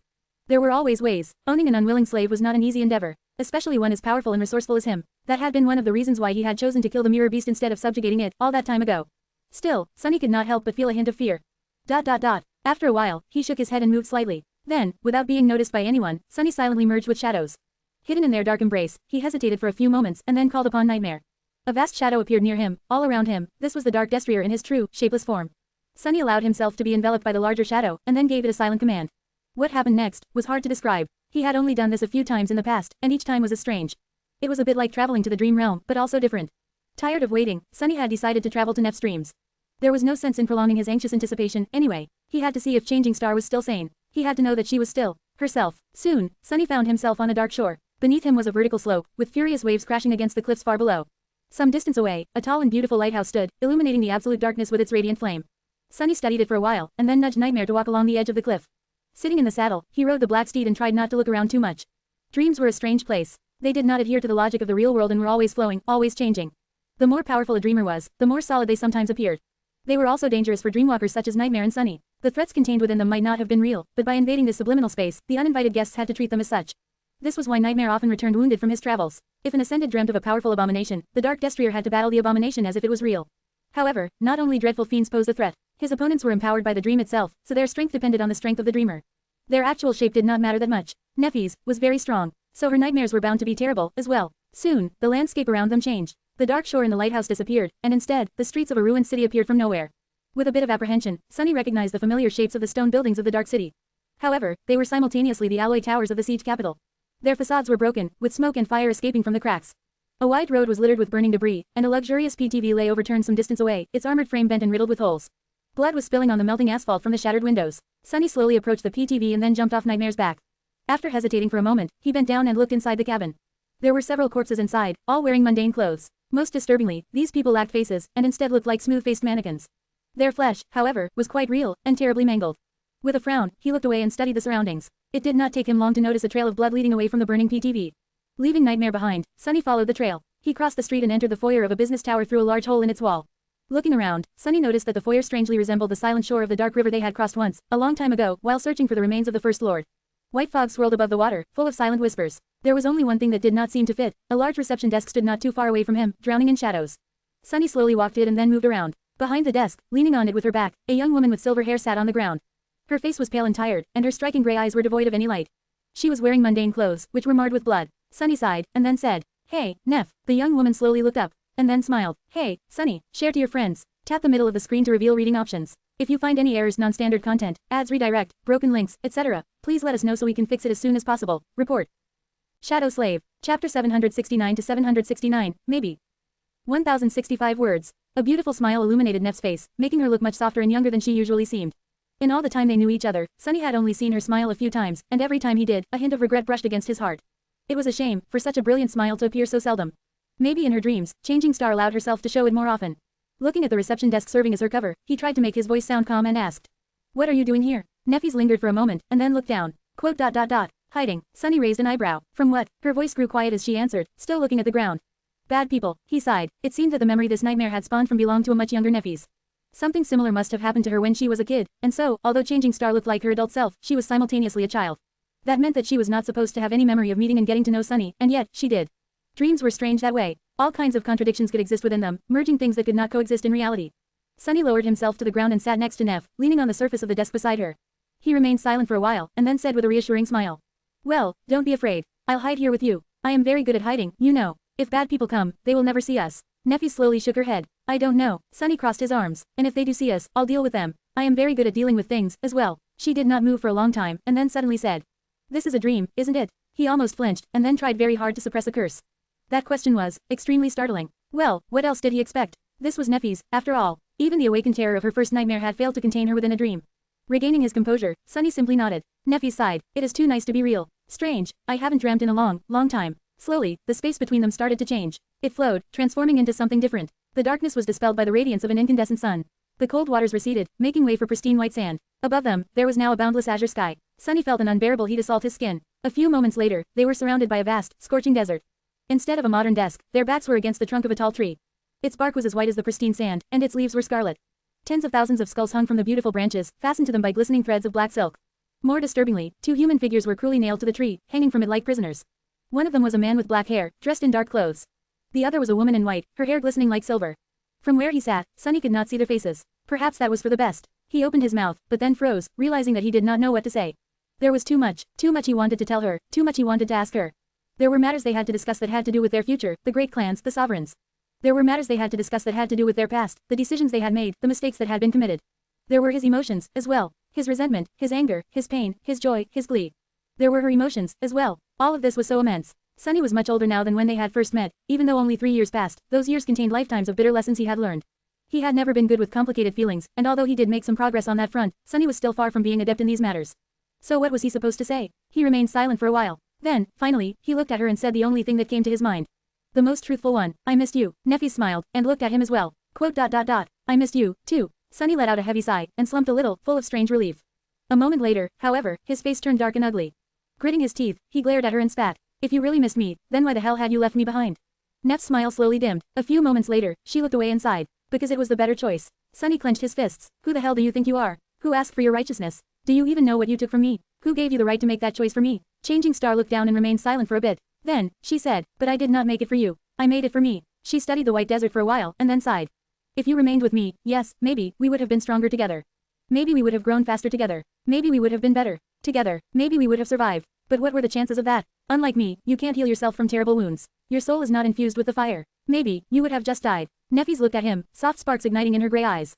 "That was too many maybes, Sunny. I had to have the worst outcome in mind. So I made the decision that did not risk your life. But, make no mistake, it was not for you. It was for me. It was not that I did not want you to die, it was that I wanted to spare myself from having to watch you die.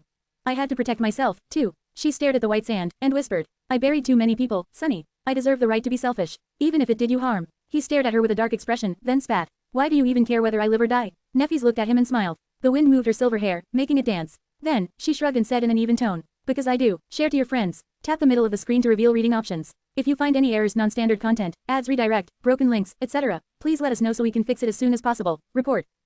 Shadow Slave. Chapter 770 to 770, Aimless Blade. 1127 words. Arg, what an infuriating woman. Sunny appeared from the shadows and resumed his position in the corner. No one seemed to have noticed his absence, which was for the best. His short conversation with Nefis had been interrupted by the appearance of a ghastly demon with 6 arms and charred black holes instead of eyes. Sunny had done his best to restrain the abomination while Nightmare attacked it from the back. In the end, they managed to destroy it without sustaining any wounds. It had not been an easy battle, though. After that, Sunny felt too confused to continue the conversation, and instead chose to return to the waking world. Because I do, that doesn't even make any sense. It seemed that Nef's whole existence was designed to continuously stump him. From their first conversation on the Forgotten Shore until now, he just could not get how her mind worked. Protecting Cassie simply because she wanted to, caring about people simply because she did, the sheer audacity of being so unapologetically strange and irrational made him fume. Especially so because he suspected that Nefis somehow derived strength from this bizarre attitude. Was that what Effie had meant when she talked about conviction? Sunny did not really understand what exactly it was that she thought he lacked. Was it will or determination? If so, the huntress was terribly mistaken. He might not have been the most principled of people, but few could boast of having more determination than Sunny. Otherwise, he would not have survived all the terrible trials that life had thrown his way. But maybe conviction was something else. Maybe having will and determination was not enough, unless they were aimed at something precise, and guided by a singular purpose. After all, having a sharp sword was useless unless it was brandished against an enemy. Was conviction a guiding principle that shaped formless power and determination into a sharp blade? Was it an unbreakable will to achieve a certain purpose? No, it was not so simple. Sunny was not without a purpose, after all. He had his own goals, to have a good life, to be free, to make sure that those he cared about were safe. Why were these values not worthy of being called a conviction? If there was one thing he noticed, it was that all of his desires were centered around him. They were all aimed inside. He did not think that there was anything wrong with that. In fact, he considered it a great virtue. Nefis, on the other hand, disregarded herself to an almost demented degree in pursuit of her goals. All her desires were aimed outside, and incredibly ambitious. Was that the meaning of conviction, then? Was it not only important to have a purpose, but also for the nature of that purpose to be larger than oneself? For the principles that guided one's determination to be founded in something vast and deep, thus pushing the person to rise higher and strive for more. All that sounded too high and mighty to Sunny. He was more inclined to value his own simple goals over such lofty ambitions.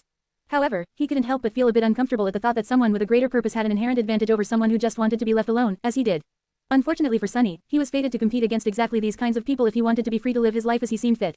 Only if he became greater than all of them would they leave him be. Which was bound to result in a very inconvenient paradox. Why am I even thinking about this? Damned Effie and her damned moments of insightfulness, who says she's even right? In any case, he had other things to consider. His visit to Nef's dream had not turned out how he hoped it would. Sunny did accomplish one of his goals and tentatively made sure that 2 years of lonely and, no doubt, harrowing travels through the dream realm had not driven Changing Star insane. The exact scope of damage done to her mind was yet to become clear, but at least she was not a raving lunatic. In fact, Nefis seemed strangely stable for a person who had gone through something that no one should have ever been forced to endure. Whether it was the result of her stalwart willpower or something else entirely, he did not know. Regardless, a lot of tension Sunny had felt slowly dissipated. Not all of it, however. While he had determined Nef's general mental state, he failed in his 2 other intentions. First, Sunny had not been able to find a bit of closure in dismantling her reasons for invoking his true name.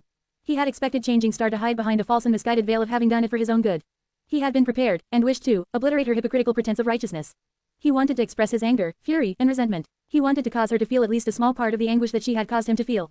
But Nefis had subverted his expectations by readily admitting that her actions were nothing but selfish, making all the attacks and accusations he had prepared moot.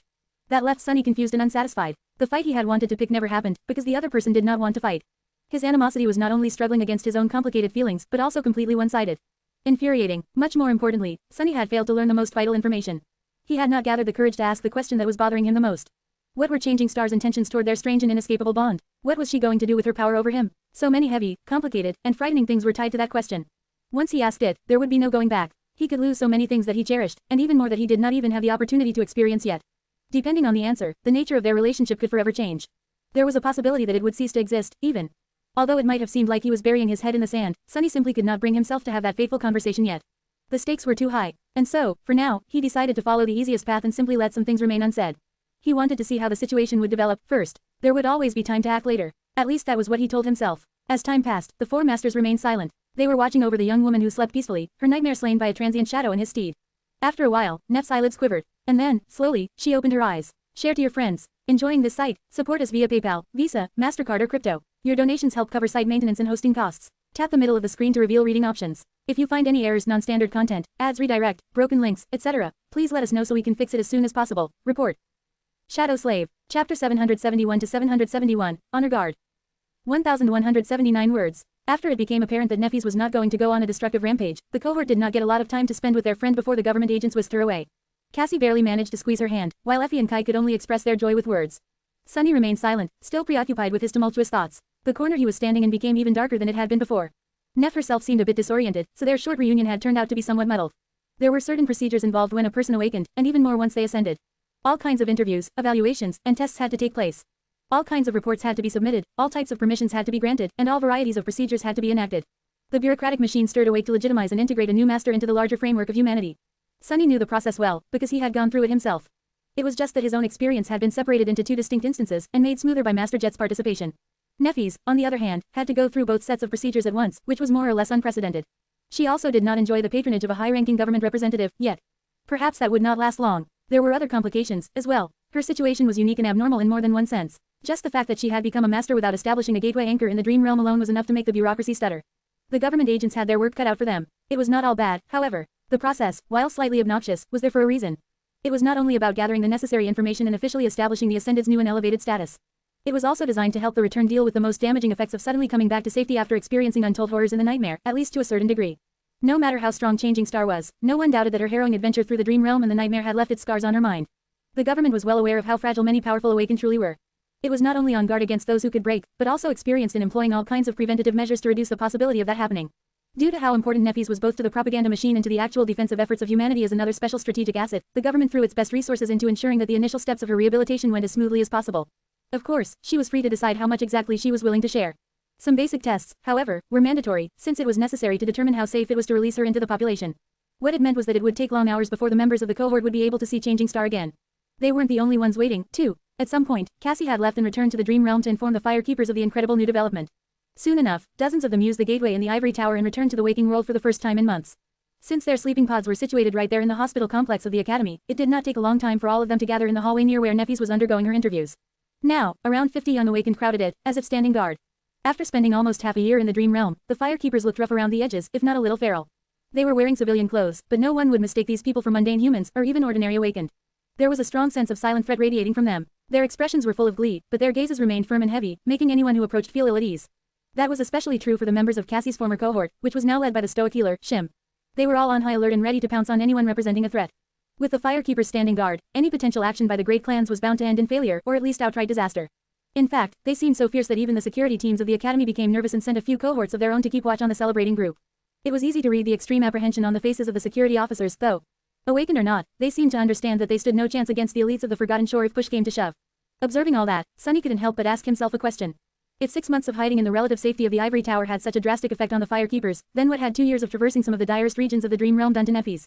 After a while, he quietly approached Cassie and asked quietly, "How is it going?" She turned her head slightly and frowned. "What do you mean?" Sunny smiled darkly. "Come on, there's no chance that you did not use your ability on one of the government agents handling Neff's processing.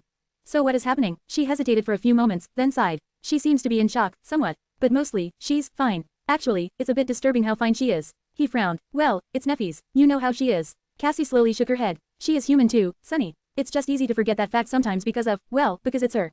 Sunny fell silent, not knowing what to say. After a few moments, the blind girl suddenly spoke again. She seems reluctant to speak about most of what happened to her, but, at least, she agreed to receive psychological counseling.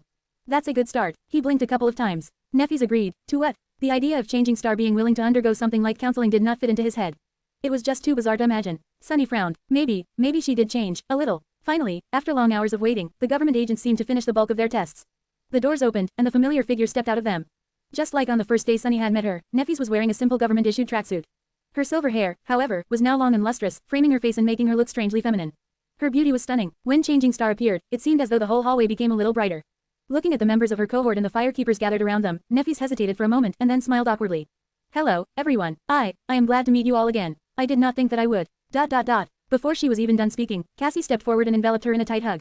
"Share to your friends. Enjoying this site? Support us via PayPal, Visa, MasterCard or crypto. Your donations help cover site maintenance and hosting costs. Tap the middle of the screen to reveal reading options. If you find any errors, non-standard content, ads redirect, broken links, etc., please let us know so we can fix it as soon as possible. Report." Shadow Slave. Chapter 772 to 772, Journey to the East. 1,123 words. Sometime later, all 5 members of the cohort finally found themselves alone. The Firekeepers were still around, but decided to give their leaders some much-needed privacy. As the result, only Neffy's, Sunny, Cassie, Effie, and Kai remained in a spacious hospital room. Changing Star was standing by the window, looking at the peaceful landscape of the academy ground with a strange, still expression. She seemed to have regressed to her old self, which had trouble communicating emotions and interacting with people. For that reason, it was hard to understand what she was thinking about. The others gave her some space. Despite the fact that Neffy's was standing right in front of them, it was not too easy to come to terms with the fact that she was actually, truly back. They were still struggling to get used to this new reality, but a warm wave of relief and happiness was slowly rising in their hearts.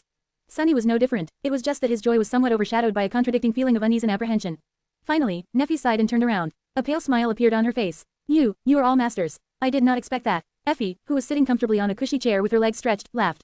"You're one to talk." Neff studied the 4 of them, then let out a slow sigh. "I did not even know if all of you managed to survive." I hoped, of course. So I am very glad to see that you did. And helped each other. A distant look appeared on Kai's face. He remained silent for a bit, remembering the events of the second nightmare, and then said gently. Yes, we had each other to lean on in our darkest moments.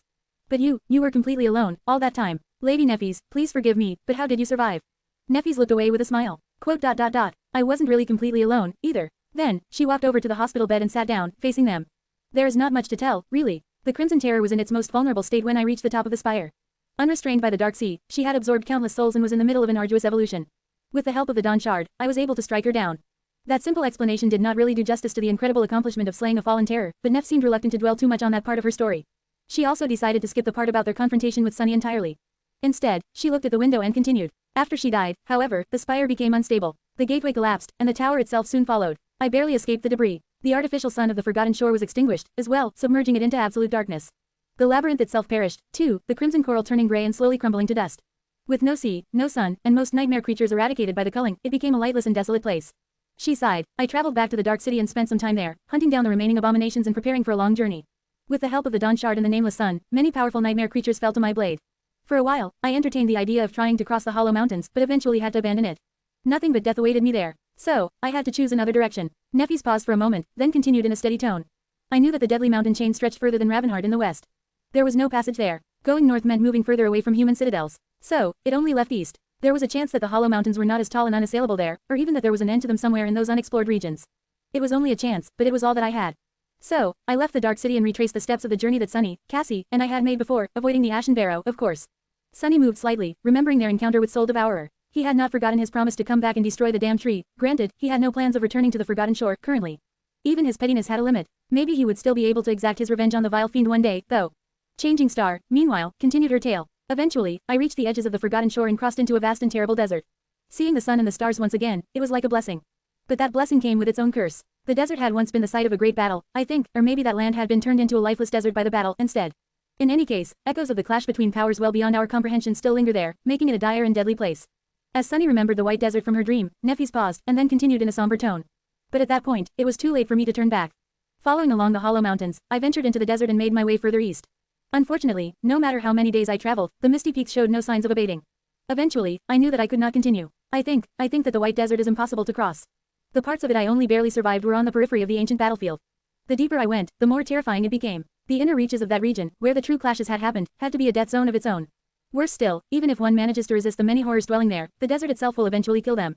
There is simply no way to survive it. She looked at them, white sparks igniting in her eyes. With no way forward and no way back, I grew desperate enough to finally venture into the Hollow Mountains. However, I had no hope of traversing them and reaching the human territories on the other side.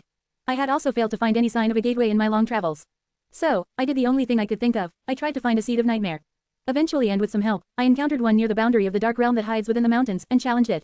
A pale smile appeared on Neff's face. And here I am, safe and sound. She grew silent for a few moments, and then added quietly. Well, not quite, but I am still alive, at least. Share to your friends. Tap the middle of the screen to reveal reading options. If you find any errors, non-standard content, ads redirect, broken links, etc., please let us know so we can fix it as soon as possible. Report. Shadow Slave. Chapter 773 to 773, Catching Up. 1050 words. It took some time for the members of the cohort to digest Neff's story. Sunny, especially, felt like she did not tell them even a fraction of what had happened to her.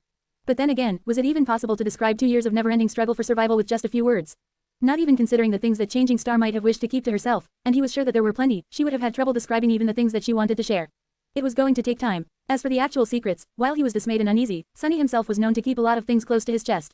More than that, they all had to be cautious about what they said. The room provided to Neffes by the Academy might have been safe, but that did not mean that it was not monitored.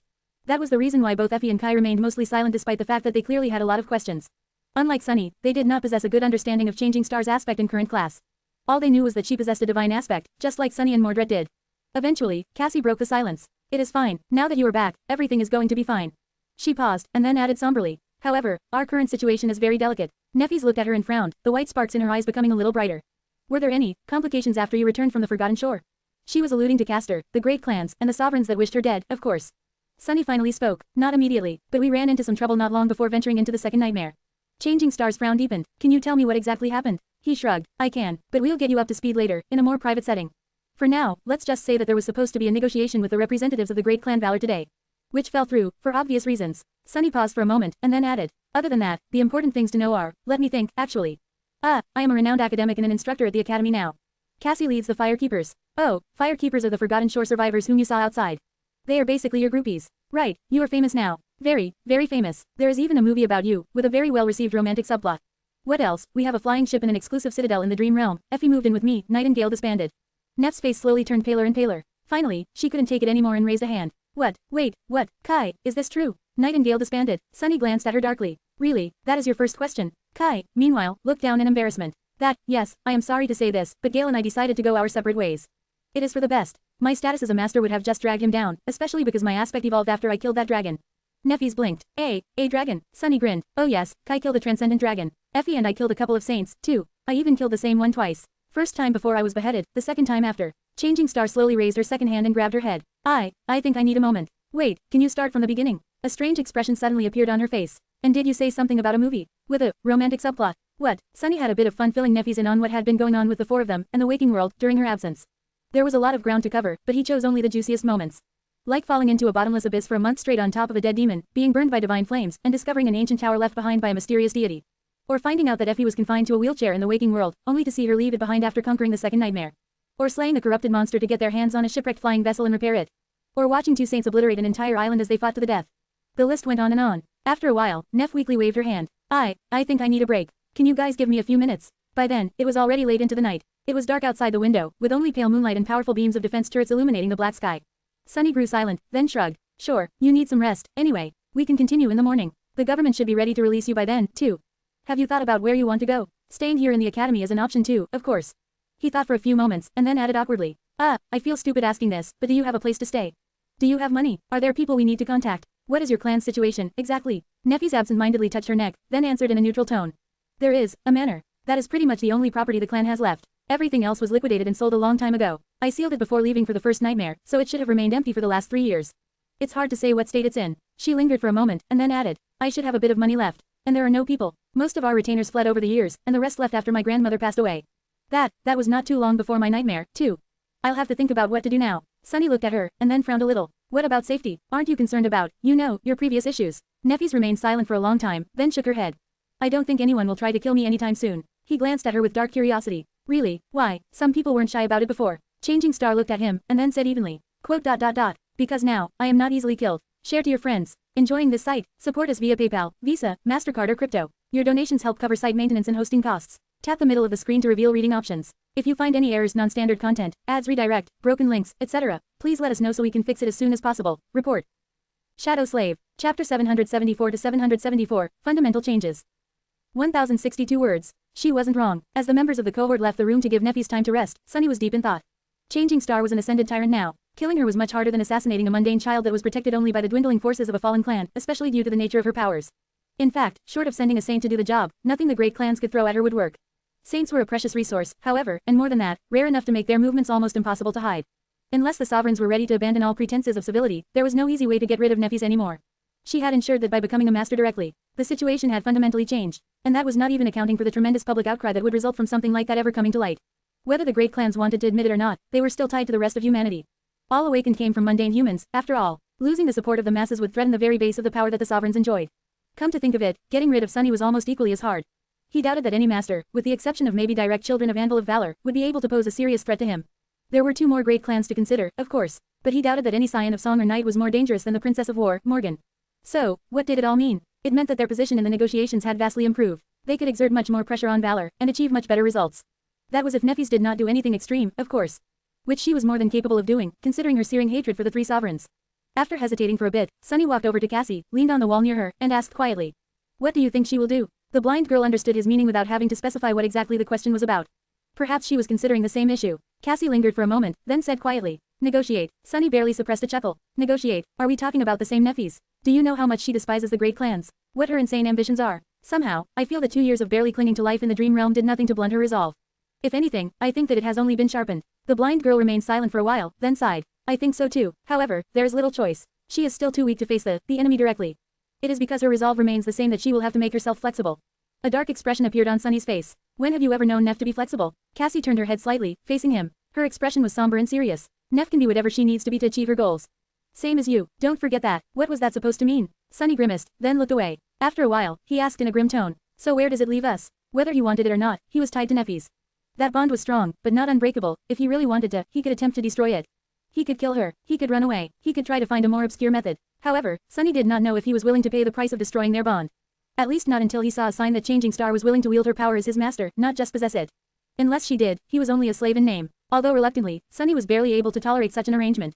Having a master that was unwilling to exercise her power was even beneficial to him, since it protected him from others who would want to abuse that power, like Mordred for example. If his position as Neff's shadow ever gained substance due to her actions, however, then, one of them was going to have to die. That Sunny was certain of. He wouldn't hold anything back to make sure that he was the one left standing in the end, as well. But that moment had not yet come. And hopefully, it was never going to. So, for now, his future was doomed to be influenced by the decisions Neffy's made. The blind girl sighed. Where does it leave us? Even I don't know. Everything is changing, Sunny, and all we can do is try to change as fast as it does. That is the only way to keep ourselves and those we care about safe from the world. Sunny looked at Cassie, trying to understand the implications hidden in her words. Then, he said in a grim tone, quote, "Who's going to keep the world safe from us?" The next day, a small convoy of PTVs left the academy grounds. Most of them carried the firekeepers, while the members of the cohort were seated together in one of the vehicles. For obvious reasons, neither Sunny nor Effie knew how to drive. Cassie was unable to steer a PTV, as well. So, in a strange turn of events, Ascended Nightingale, a famous idol and global celebrity, ended up playing the role of the chauffeur. Kai and Sunny sat in the front, while the three young women remained at the back of the vehicle. As the convoy moved through the streets of the city, they briefly explained the more sensitive details of the cohort's current situation to Neffy's. The column of PTVs was headed toward a remote district where Immortal Flame-sealed manor was situated. It was decided that the firekeepers would establish their Waking World headquarters there. At some point, however, a single vehicle quietly separated from the convoy and dove into a high-speed tunnel, unnoticed. Soon, it appeared in a peaceful neighborhood full of beautiful terraces and parked near a gray two-story house with a cozy synthwood porch. Sunny left the PTV first and then stood silently for a few moments, waiting for others to do the same. Then, he looked at Neffy's, cleared his throat, and said awkwardly, "Welcome to my humble abode, I guess. It, has designer lamps and a state-of-the-art refrigerator. Among other things, share to your friends. Enjoying this site? Support us via PayPal, Visa, MasterCard or crypto. Your donations help cover site maintenance and hosting costs. Tap the middle of the screen to reveal reading options. If you find any errors, non-standard content, ads redirect, broken links, etc., please let us know so we can fix it as soon as possible. Report." Shadow Slave, Chapter 775 to 775, Café Sunless. 959 words. After the five of them walked inside, Neffy's remained silent for a few moments as she looked around. Although her face was still and stoic as ever, Sunny could have sworn that he noticed a hint of curiosity reflected in her cold gray eyes. After a while, she asked, "This is your home?" Due to her sheltered upbringing, Changing Star had probably never been in a normal residence. Strangely, she was someone who had only experienced living in upscale manors and squalid dream realm slums, with nothing in between. Still, Sunny was not discouraged. He grinned and nodded proudly. "Yes, bought it fair and square, with the contribution points from my first research paper. I own this place." Neffy's hesitated. What happened to the walls? His smile dimmed a little. Quote, Effie happened. Of course, he had long cleaned the mess that the Huntress created after ascending. However, Sunny had been too preoccupied with other matters to enact proper repairs. As the result, the guest bedroom only had a flimsy curtain covering its irregular-shaped entrance but no door. Maybe I should get to it. Sunny cleared his throat, then gestured at the living room section of the main space. "Make yourself comfortable, I'll make us something to eat." As the cohort settled, he walked to the kitchen area and stood in front of the open refrigerator for some time, thinking. For some reason, Sunny had a strong desire to cook up something special. Neffy's must have been sick of eating monster meat for years, so. Finally, he produced a number of ingredients and laid them out on the cooking surface, then started the preparations. Fried rice should do the job. Omurice, do I have eggs? As he went about it, the discussion reached a poignant moment. Cassie was finishing describing the important details of the reason for their tense relationship with Clan Valor. Quote, "And so, we accomplished our goal and ascended. However, that man, Mordred, he must have ascended, as well. His clan doesn't know that yet, so their response was only mildly aggressive. Skytide of Whitefeather took most of the blame for his escape and the consequent death of Saint Cormac. That did not save us from all fallout, sadly." She paused, and then added somberly. "They have secretly captured 2 of the Loyalist Forgotten Shore survivors. The rest of us took shelter in the Dream Realm. For the past 6 months, Sunny's contact in the government acted as an intermediary to arrange a peaceful negotiation. It seems that Valor is finally ready to talk, but they aim to recruit at least one of us into their clan." The blind girl sighed. "The 4 of us are already a very important asset, but with the addition of the Firekeepers, our value is nothing short of tremendous. If they can't get all of us, they are determined to at least make sure that we don't pledge allegiance to their competitors. Of course, now that you are here, the situation has become even more fraught with tension.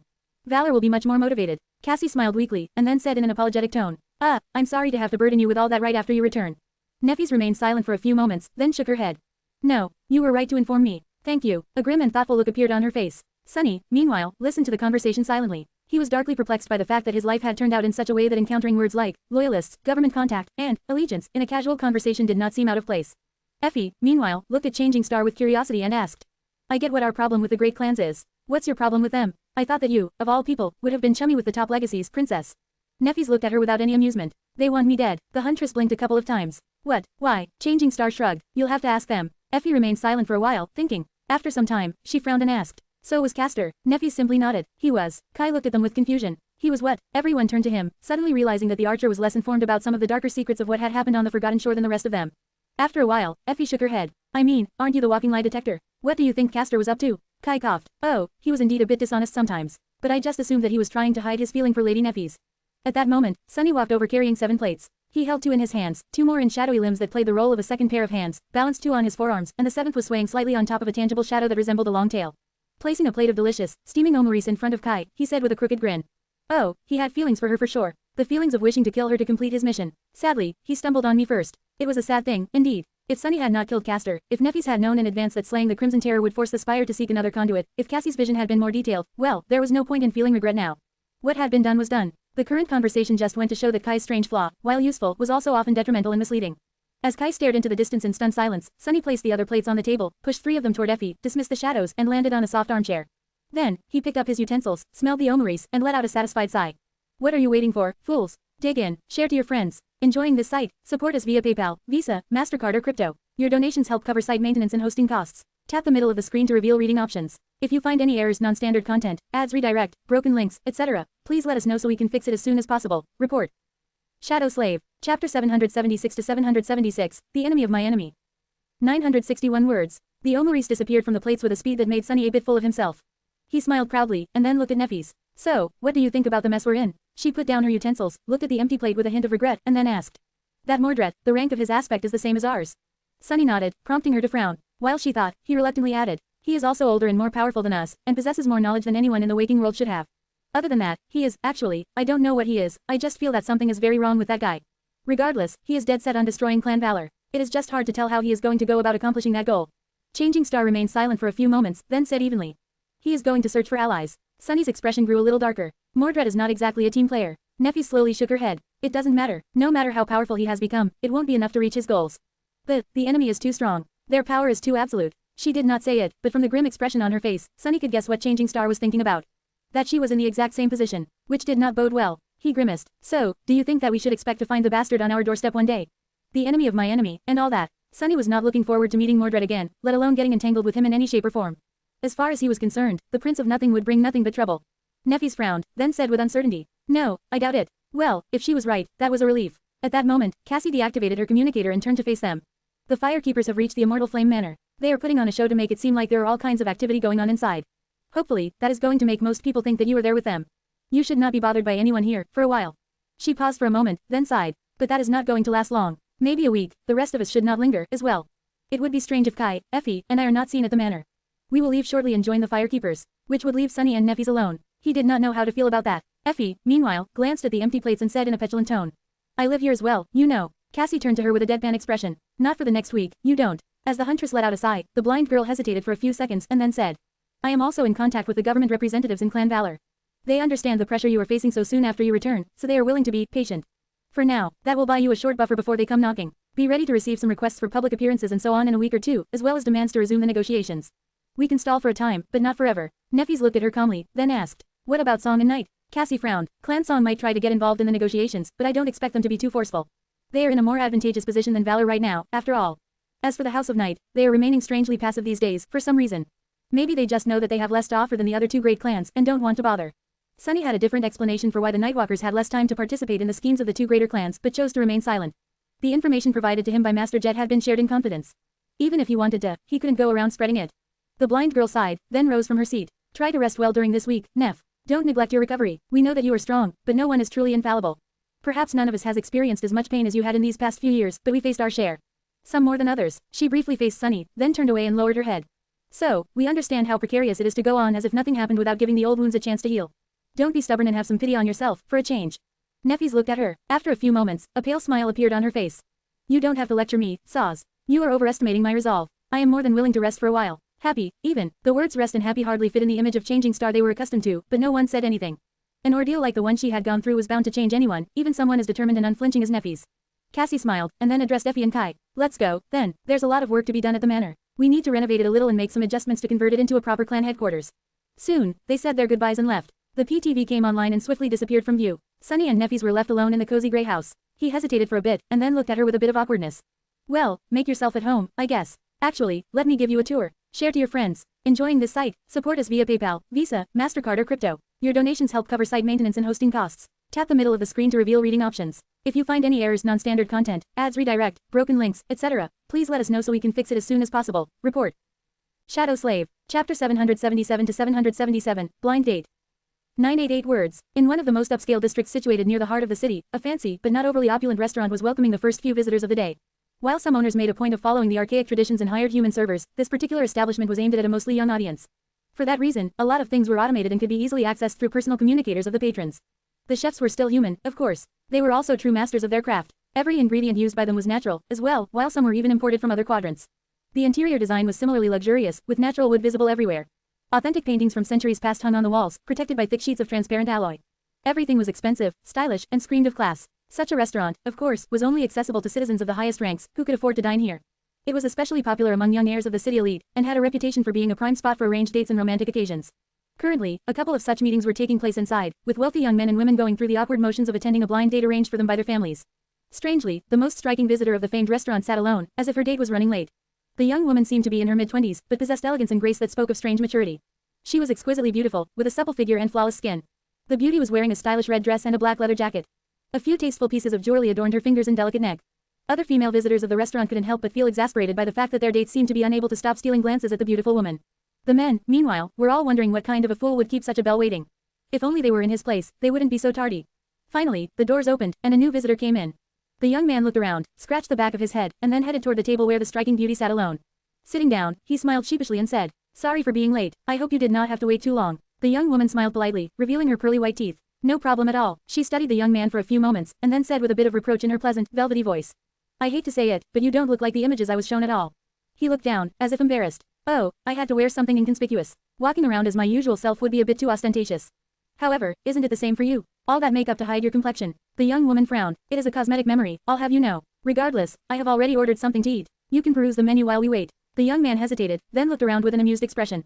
Finally, he asked, "How do I do that?" She glanced at him with curiosity. "You don't know? Have you never been to a proper restaurant before?" The young man smiled and shook his head, then said wistfully, "To tell you the truth, this is my first time visiting a restaurant. I was raised in the dream realm, after all. I only returned to the waking world when I was around 13. Many things here seem very strange to me." With that, Mordred fumbled with his communicator for a bit and finally managed to open the menu. The body he was wearing used a biometric lock, at least, otherwise, he wouldn't have known how to access the communicator at all. He looked at all the options projected in front of him and asked, "What do you recommend?" The beauty smiled. "I doubt that we have similar tastes." At that moment, the dish she had ordered finally arrived. It was a steak, prepared so rare that it barely looked cooked at all. The young woman elegantly sliced a small piece and brought it to her sensual lips, which were as red as blood. Mordred observed her with a pleasant expression. "Ah, yes, I've heard that you and your sisters follow a very special diet, Lady Song." The young woman licked her lips and looked at him with a neutral expression. "Just call me Sishin, there's no need to be formal." He smiled. "So, Sishin, why did she send you, of all people? Are you so expendable that the queen does not mind sacrificing you to me, should the date go badly?" Song Se-shan calmly ate another piece of the steak, then wiped her lips with a napkin. "Why would our date go badly? We have a common goal, after all. Our clan is your best chance to achieve it." Mordred thought for a bit, then nodded and sighed. "True, however, with that Antarctica thing going on, I would have thought that she would be reluctant to move forward. After all, it's not the best time to do anything drastic." Sishin studied the Prince of War for a few moments, and then smiled. "Oh, on the contrary. We think that the event in Antarctica sets the best stage to do something drastic." He hesitated for a while, then shrugged. "Well, fair enough. So, what now? Do I have to kneel and recite a vow, kiss your ring, or do something else?" The beauty shook her head. "Usually, you would have had to sign a contract with a drop of your blood. However, considering your propensity to change attires, that would hardly do anything, wouldn't it?" She smiled. "So, there's no need. Welcome to Clan Song, Prince Mordred. I look forward to all the great things we will accomplish together." Mordred reciprocated her smile, then chose a couple of options in the menu and pressed them. Then, he sighed and said with a bit of amusement, "Ah, it feels strange to be adopted." Share to your friends. Enjoying this site? Support us via PayPal, Visa, MasterCard or crypto. Your donations help cover site maintenance and hosting costs. Tap the middle of the screen to reveal reading options. If you find any errors, non-standard content, ads redirect, broken links, etc., please let us know so we can fix it as soon as possible. Report. Shadow Slave. Chapter 778 to 778, In the Shadows. 1,166 words. Eventually, Sunny and Neffys ended up in his underground dojo. Changing Star looked around, her gaze lingering on the racks of training weapons and the deactivated sleeping pod that stood forlornly in its alcove, all but forgotten by its former occupant. After a few moments of silence, she asked, "Do you make use of all these weapons?" Sunny glanced at the training equipment, lingered for a moment, then shook his head. "Yes and no. In the past 2 years, I did expand my repertoire to include all kinds of sharp implements. But I practice with something better." He was still most confident when wielding swords akin to Azure Blade, Midnight Shard, and his Serpentine Odachi. His proficiency with spears was also quite high, and he was steadily improving his archery skill. However, while Sunny had learned enough to feel comfortable with other types of weapons as well, he had a long way to go before truly mastering them. Nephews nodded thoughtfully. Do you use the soul serpent? Sunny stared at her for a moment, then looked away. Yes, he was reminded of the shadow bond that connected them. Beyond its main function, it also allowed Sunny to peer into some of Changing Star's secrets. However, she was able to learn a lot of his, as well. Sunny had suspected that this was the case from the very start, but now those suspicions were confirmed. He remained silent for a few moments, then suddenly grinned. Were you surprised? Nephews looked at him, hesitated for a moment, and said. I was. Very, very much. She sighed, sat down on the floor, and crossed her legs. I always knew that you were extraordinary. I just didn't think that you possessed a divine aspect, too. To be honest, I thought that I was the first. Sunny sat down opposite her and shook his head. Yeah, I thought so too. But neither of us was the first. It was Mordred, instead. He is older than us by 4 or 5 years, and had his first nightmare when he was 12. So, he received a divine aspect when you were around 8, and I was around 7. He paused, and said with a bitter smile. Come to think of it, he probably became a sleeper around the time my mother died. Oh, your mother is fine, by the way. Cassie and I visited her from time to time, while you were gone. As a hint of emotion appeared on Neff's face, she lowered her head. Quote. Thank you. Then, she lingered for a moment and asked. Do you mind telling me where the divine memory in your possession came from? The Weaver's Mask. Sunny smiled darkly. Do I mind? I do, but I'll tell you anyway. I found it below the cathedral in the Dark City, on an ancient corpse that turned to dust as soon as I took the mask from it. Changing Star tilted her head a little. Do you mind telling me what it does? He laughed. Why not? I'll tell you. It can reverse one's flaw. A sudden silence settled in the dark chamber. Nephews looked at him, a hint of longing and pain reflecting in her striking eyes. Sunny grinned. Why, do you want to take it from me? All you have to do is to say the word. It's not like I can refuse. She stared at him for a long time, then silently turned away and did not say anything. Sunny's grin turned somber. Quote. Good decision. Did you think that it will save you from the pain? It won't. The mask does not nullify the flaw, it just reverses it. No matter what, the flaw is still a curse. By now, we both should have a good sense about such things. Chances are, the new curse would be more terrible than the old. Right now, you have to burn yourself alive every time you actively use your aspect. With the help of the mask, you would most likely be burning without reprieve, forever, unless you were using it. He grew silent, and then added. The mask can also kill you in many other ways. It is too powerful to be used lightly. At least by the likes of us. Nephews hesitated for a few moments, then gritted her teeth. It is fine. I don't need to be liberated from my flaw. I don't need a powerful memory to uplift me. I myself am enough. Sunny stared at her, then shook his head. You are exactly the same. You did not change at all. I thought that 2 years of despair would have made you a little smarter. But you are still clinging to your deranged dreams, aren't you? She looked at him, remained silent for a while, and then smiled with the corner of her mouth. Despite the smile, however, her eyes remained calm and cold. 2 years. No, I've been desperate for much longer than that, Sunny. Why would I change now? He let out a long sigh, then looked to the side. Indeed. So, Aster, Song, Vale. They are your next targets, aren't they? She nodded silently, prompting him to add. You told me once that just knowing these words can get a person killed. However, I went ahead and did some digging of my own. Aster, Song and Vale are Asterion, Key Song, and Anvil of Valor, correct? The former members of your father's cohort. Nephews nodded again, looking at him intensely. Sunny scowled. They are also known as the Sovereigns. Because they have conquered the fourth nightmare. They are one rank above the Transcendent. They are supreme, are they not? Without saying anything, she just nodded for the third time. Sunny hesitated for a while, and then asked. Quote. They killed your father, didn't they? Nephews continued to look at him, white flame dancing in her eyes. After some time, she sighed. Yes, I believe so. My father, he died when I was 4. Before that, the members of his cohort were like aunts and uncles to me. Aster, Song, Vale, that was what he called them. They were his friends. Her expression turned dark, but after he was gone, something changed. I was too little to understand, but none of these friends came to our help. Instead, the Immortal Flame clan fell while their clan soared, and a couple of years after that, the first assassin was sent to eliminate me. Sunny rubbed his face, then asked in an exasperated voice. But why? Why did they turn on him? Nephews looked away. Quote. I don't know. He frowned and hesitated for a moment. He had suspected that he would receive such an answer. However, there was one small detail that did not make sense to him. If they are so mighty and powerful, then how are you still alive? Why did the Sovereigns fail to kill you? All they had to do was pay you a visit in person. No amount of awakened guards, or even masters, would have been able to stop even one of them. Neff glanced at him and said, her voice even. They can't. Sunny raised his eyebrows. What do you mean, they can't? Is there some agreement that prevents them from acting directly? Changing Star slowly shook her head. No, they simply can't. The Sovereigns, it is hard for them to enter the waking world. Share to your friends. Tap the middle of the screen to reveal reading options. If you find any errors, non-standard content, ads redirect, broken links, etc., please let us know so we can fix it as soon as possible. Report. Shadow Slave. Chapter 779 to 779, Unmoored. 1005 words. Noticing the astonished look on his face, Nephi sighed. You must have felt a change in your connection to the dream realm and the waking world when you ascended. Didn't you? Sunny slowly nodded, remembering how he first explored his ability to enter the dream realm physically.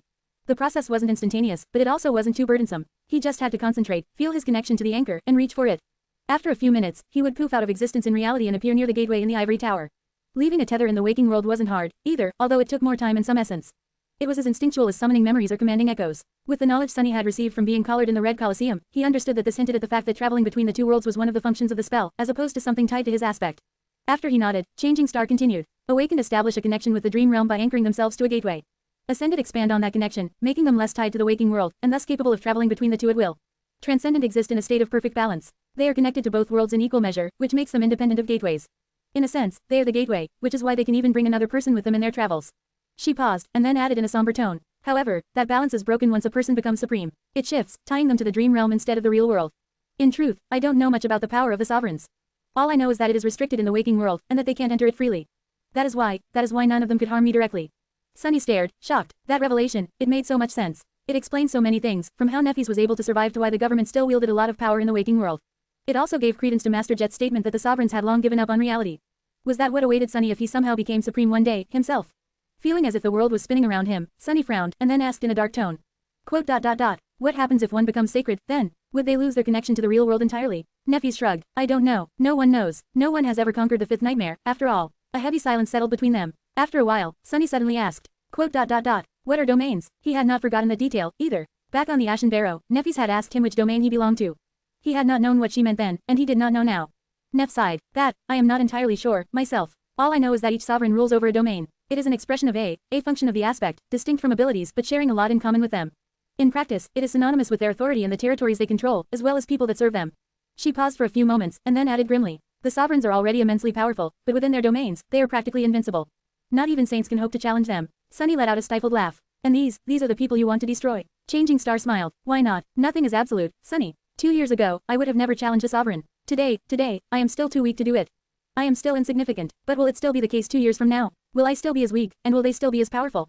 What about in 5 years? Things never remain the same. Everything is always changing, even gods can die. Astarion, Kisong, and Anvil of Valor are no gods, so why should they be spared? Sunny shook his head. I don't know. Forget about 2 years from now, or 5, or 10. How are you going to survive now? How are you going to avoid being squashed by them today? What is your actual plan? Nephis looked at him for a long time, and then sighed. I don't have a plan. She remained silent for a moment before adding evenly. Quote. Yet, Sunny did not know what to say, so he simply shook his head. It was pointless trying to dissuade her from her obsession, regardless. Nephis wanted to destroy the spell, and the sovereign stood in her way. It was as simple as that, with an added weight of good old-fashioned vengeance. He was not so sure that she was completely misguided, either, not anymore.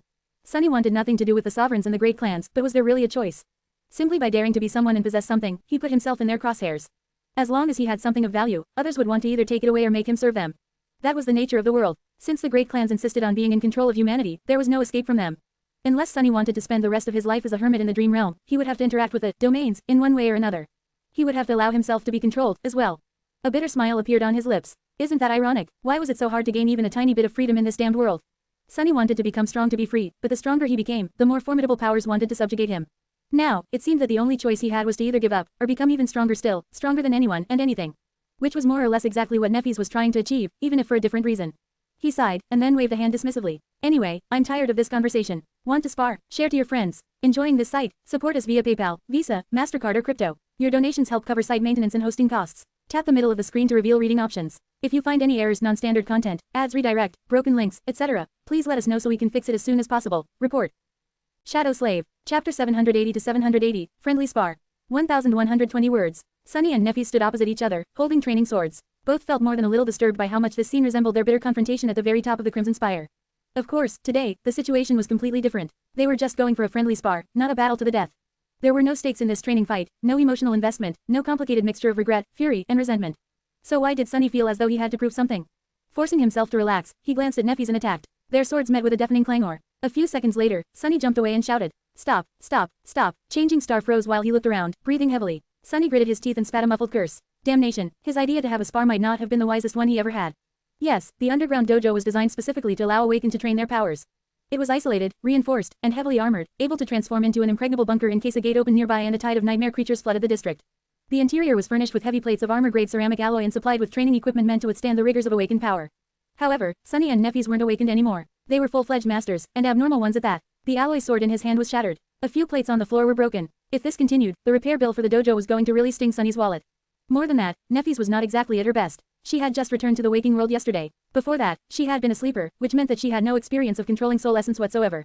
Let alone doing it with intricate precision and efficiency of a master, she had never even done it crudely as an awakened. Sunny could tell exactly how chaotic and unrestrained the flow of her essence was, because Shadow Dance now allowed him to sense the movement of the mystical energy through the bodies of his opponents. Sure, every master had an instinctual understanding of how to augment their physicality with essence, but it still took some time to get used to it, and even more to master it. However, every ascended before Changing Star enjoyed having the experience of making the first steps on that long and arduous road as an awakened. In fact, by the time Awakened reached Ascension, controlling essence was as natural to them as breathing. Not so much for Nephis. Her return as a master might have been miraculous, but it also deprived her of a lot of things that people who did not break the natural order of things usually enjoyed. She was out of her depth. As Changing Star stared at the broken sword in her hands with a deep frown, Sunny waved a hand in the air and forced out a smile. That, you'll have to spend some time learning how to guide your soul essence. After that, you will have to spend even more time relearning how to fight with its help. I had years of practice already, so fighting at full force won't do us any good. He thought for a bit, and then said, alright, let's try this again, but without using any essence at all. It will be a pure test of skill. Sure, Nephis had one more core than him. But with all things considered, if both of them neglected using essence or augmenting themselves with their abilities, the gap in physical prowess should not have been too overwhelming. Once again, they stood opposite each other and concentrated. Each discarded their broken weapons and took new ones. A moment later, they clashed. This time, things went better. However, not by much. One of the problems was their battle techniques. Due to Shadow Dance and his familiarity with Nephis, it didn't take Sunny long to sense the core of her style. It had changed a lot and matured over the past 2 years, but so did his mastery of his aspect legacy. Although Sunny could not master the style yet, he attuned himself to its flow and cadence enough to be able to predict some of Neph's moves with a good degree of precision. The problem, then, was that Changing Star herself could do more or less the same. Her ability to discern, predict, and control patterns of combat was not based in affinity to shadows, and was sufficiently different from it but achieved a similar result. It was the product of her talent, training, and incredible combat intelligence. As the result, Sunny was able to somewhat predict what Nephis was thinking of doing, while she could predict that he had predicted her actions, and change her approach on the fly, which he would also discern, and so on. It was very confusing. Sunny had never found himself in a battle that demanded so much mental gymnastics before. He was not even entirely sure what was happening. There had to be a solution for this predicament, of course, but he had no time to come up with one yet. However, that was just half of the problem. The other half was that Neph's essence control was so rudimentary and bad that she couldn't even prevent herself from instinctively using it. As the result, Sunny had to endure sudden outbursts of speed, strength, and agility that were too chaotic to predict. Because he was holding himself back, handling this pressure was rather troublesome. At some point, Changing Star overdid it during one of her strikes, causing her second training sword to shatter, as well. The jagged end slid forward and bit into Sunny's cheek. Drops of blood fell to the floor. Sunny jerked back and grimaced, feeling that the left side of his face was seriously torn. The wound was bad enough to cause Bloodweave to shed a few drops. It was nothing that he wouldn't be able to heal quickly, of course, but it still hurt. Before he could say anything, Nephis suddenly reached forward and placed a cool palm on his torn cheek. In the next moment, a brilliant white radiance illuminated the underground dojo. His pain instantly disappeared, replaced instead by relief and gentle warmth. He felt as though he was being cleansed by something pure, precious, and sacred. A pristine white flame, standing close to each other, the two of them froze for a moment. Neph's hand rested on Sunny's cheek, which was swiftly healing. The soft radiance emanating from her skin reflected in her calm, gray eyes. Beneath that calmness, there were pain and suffering in them. Sunny moved slightly, wishing to say that she didn't have to do this. Before he had the time to speak, however, something unexpected happened. The white flame suddenly seeped under his skin, and then engulfed him. Share to your friends. Tap the middle of the screen to reveal reading options. If you find any errors, non-standard content, ads redirect, broken links, etc., please let us know so we can fix it as soon as possible. Report. Shadow Slave. Chapter 781 to 781, The Brightest Light. 1,247 words. Sunny shuddered, thinking that he was caught on fire, but then froze. Somehow, it did not seem like the white radiance was harming him at all. It just enveloped his body, making his skin shine with a suffused glow. However, it was also not healing him. Instead, Sunny stared at Nephis with astonishment and asked in a low voice. What is happening? From the confused look on her face, she did not do whatever it was that had happened on purpose. Changing Star took an involuntary step back, removing her cool palm from his cheek, and briefly glanced at her hand. The white glow was gone from it. I don't know. Sunny opened his eyes wide and looked down on his shining body. Very strangely, he felt empowered. In fact, his condition was very similar to how he felt when one of his shadows was wrapped around him. His physical prowess seemed to have doubled. There were small differences, of course. The augmentation of Neph's flame seemed to be more furious and active, centered around strength and resilience. It also filled him with a soft, pleasant feeling of warmth. What was more, it did not only affect his body, it reached into his soul, as well, igniting and enhancing it. The shadow essence flowing through his body became much more potent and vibrant, full of greater energy. Sunny blinked. Did Nephis just augment him with her aspect ability? Since when can you augment other people? Changing Star seemed to be as bewildered as he was, even though it did not show on her face. I can't. This was not supposed to happen. My dormant ability only evolved to include soul augmentation when I ascended, it never evolved to be able to spread to other people. Sunny opened his mouth, then closed it again. Eventually, he hissed. Then how do you explain this? I'm glowing. He waved his hand in the air, causing the shadows of the underground dojo to move and shift. Then, a bizarre thought entered his mind. Wait. Following his suspicion, Sunny lingered for a moment, and then commanded the gloomy shadow to wrap itself around Nephis. The shadow did not even roll its eyes as it usually did when receiving an order. It eagerly slid forward and swiftly wrapped itself around the lithe, slender body of Changing Star. Neph flinched. She studied her arms with wide eyes. Her ivory skin had turned gray, as if covered by dark film. Then, she made her hands into fists and frowned. I feel stronger. The two of them remained silent for a few moments, processing the implications of this unexpected discovery. Usually, Sunny felt a lot of negative emotions every time he thought about the innate ability of his aspect, Shadow Bond, which tied him to Changing Star's will. On this occasion, however, his curiosity and greed for power briefly overpowered his resentment. If Shadow Bond allowed Nephis and him to augment each other to this degree, what else would they be capable of? Neph seemed to come to the same conclusion. They glanced at each other, understanding the other's thoughts without having to say anything. Sunny hesitated for a moment, then said, It causes you pain to use your ability. We can stop now. She slowly shook her head. No, not yet. With that, Sunny simply nodded and commanded the gloomy shadow to return and wrap itself around his body. At the same time, he ordered the other three to do the same. Changing Star, meanwhile, concentrated for a moment, causing the white radiance suffusing his skin to grow many times more intense. Sunny let out an audible gasp. 4 shadows made him 5 times more powerful. That he already knew. Flames summoned by Nephis, who was a tyrant, were more or less akin to 5 additional shadows. In theory, his physical prowess should have grown tenfold as the result. What a stupendous augmentation. Combined with his might as a master, his 4 cores, and the subtle but consequential physical enhancement he received from Bloodweave, Sunny should have become monstrously strong. But in reality, the effect was even greater. The shadows and the brilliant light seemed to resonate with each other, making the sum greater than its parts. Sunny turned into a silhouette shrouded in broiling darkness. That darkness, however, was permeated with blinding white light. The light made the darkness deeper, while the darkness made the light much more stark and radiant. He looked like an abyssal spirit of the starlit void. He felt powerful, immensely powerful, powerful enough to face a saint in a fight. He looked at the training sword grasped in his hand, and easily made the reinforced alloy shatter in his grip. He did not even have to exert a lot of his strength. Deeply stunned, Sunny whispered, "Scary." A few moments later, Nephis sighed and recalled her flames. Sunny allowed his shadows to slide back to the floor. Changing Star looked at him and asked, her voice unsure, "How did it feel?" Sunny remained silent for a while. Eventually, he forced out a pale smile and said, "Like a dream." They stayed in the dojo for the entire night, experimenting with the strange and frighteningly powerful application of their unnatural bond. There were many things they had to explore, even though it was too dangerous to test the limits of this new power here. The last thing Sunny wanted was to completely wreck the foundation of his home. It wouldn't have been fun if the whole building suddenly collapsed. Still, there were a lot of things that they had discovered. First, both Sunny and Nephis could be enhanced by the white flames in the shadows. All of this might could be concentrated on one person, or shared between them in any proportion they chose. Mixing any light into the shadows or even one shadow into the radiant light made the end result more powerful. Secondly, the same could be done to their memories. Pouring all of their power into the cruel sight, for example, made it somewhere around 15 times deadlier. This scale of enhancement went well beyond the confines of its rank, making the somber spear as powerful as a transcendent weapon.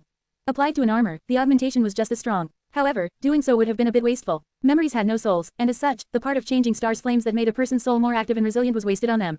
It did, however, affect shadows and echoes. Sunny and Nephis tested the full augmentation of their combined aspects on Saint first, and then on the echo of a 6-armed ascended demon that Changing Star possessed.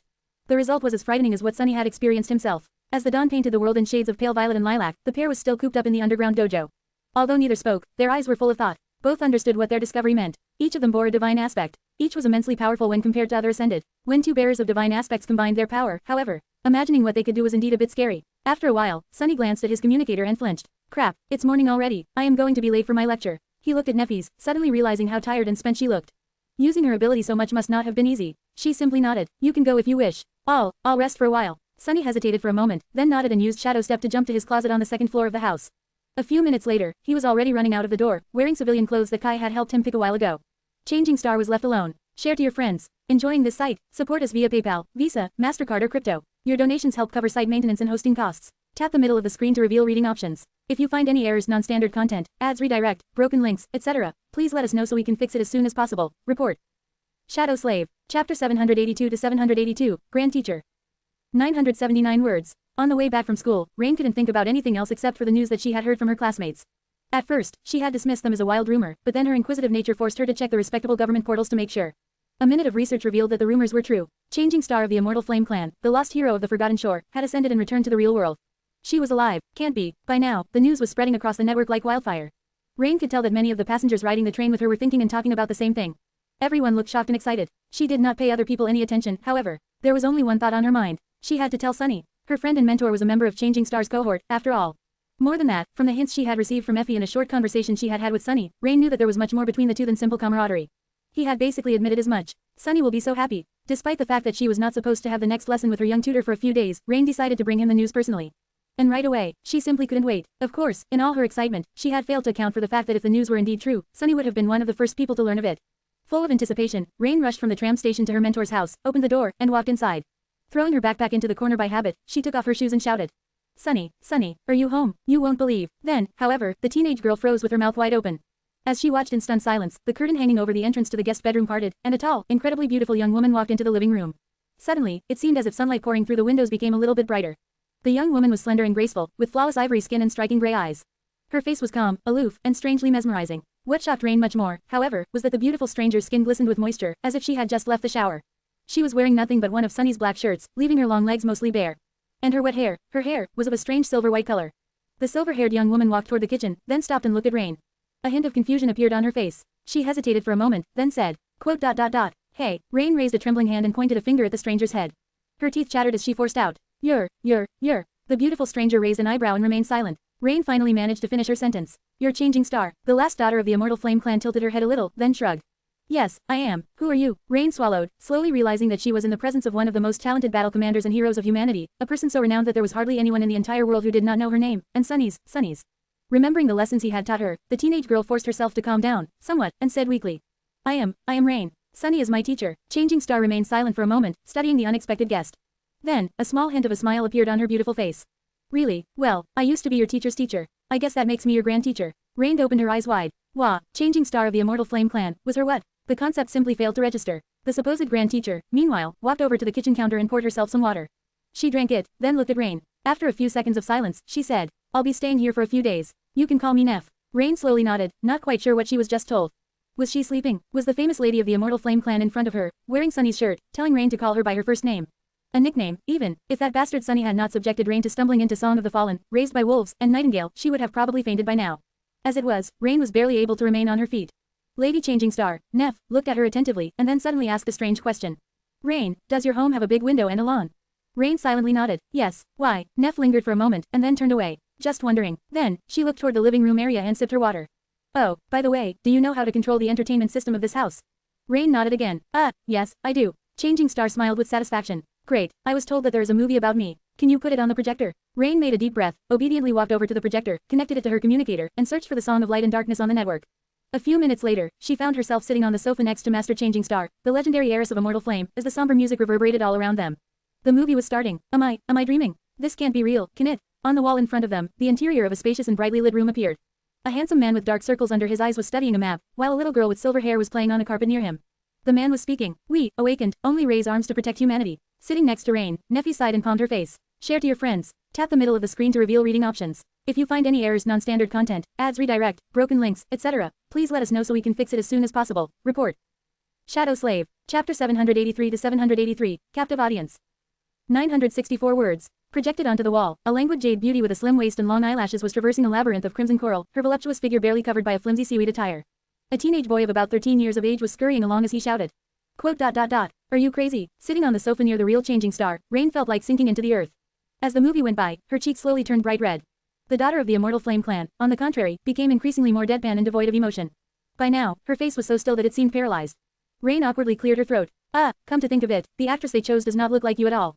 You are much prettier. Neffy shifted and briefly glanced down. Then, she said evenly. Thank you. After a while, she added. Why would they cast a child to play Sunny? What a strange decision. Only a complete fool could mistake him for a young boy. Rain let out a nervous laugh. Yeah, definitely. She looked away in utter embarrassment, and then forced out. And what is up with that stupid catchphrase? That does not sound like something Sunny would say at all. Changing Star moved, suddenly becoming a little more lively. Oh, no, that actually happened. A lot. The movie, meanwhile, continued. The three sleepers braved the wilderness of the Forgotten Shore and eventually reached the Dark City. The brief moment of liveliness passed, and instead, Changing Star seemed to grow more rigid and cold with each scene. Rain felt so uncomfortable that she could not bring herself to say anything.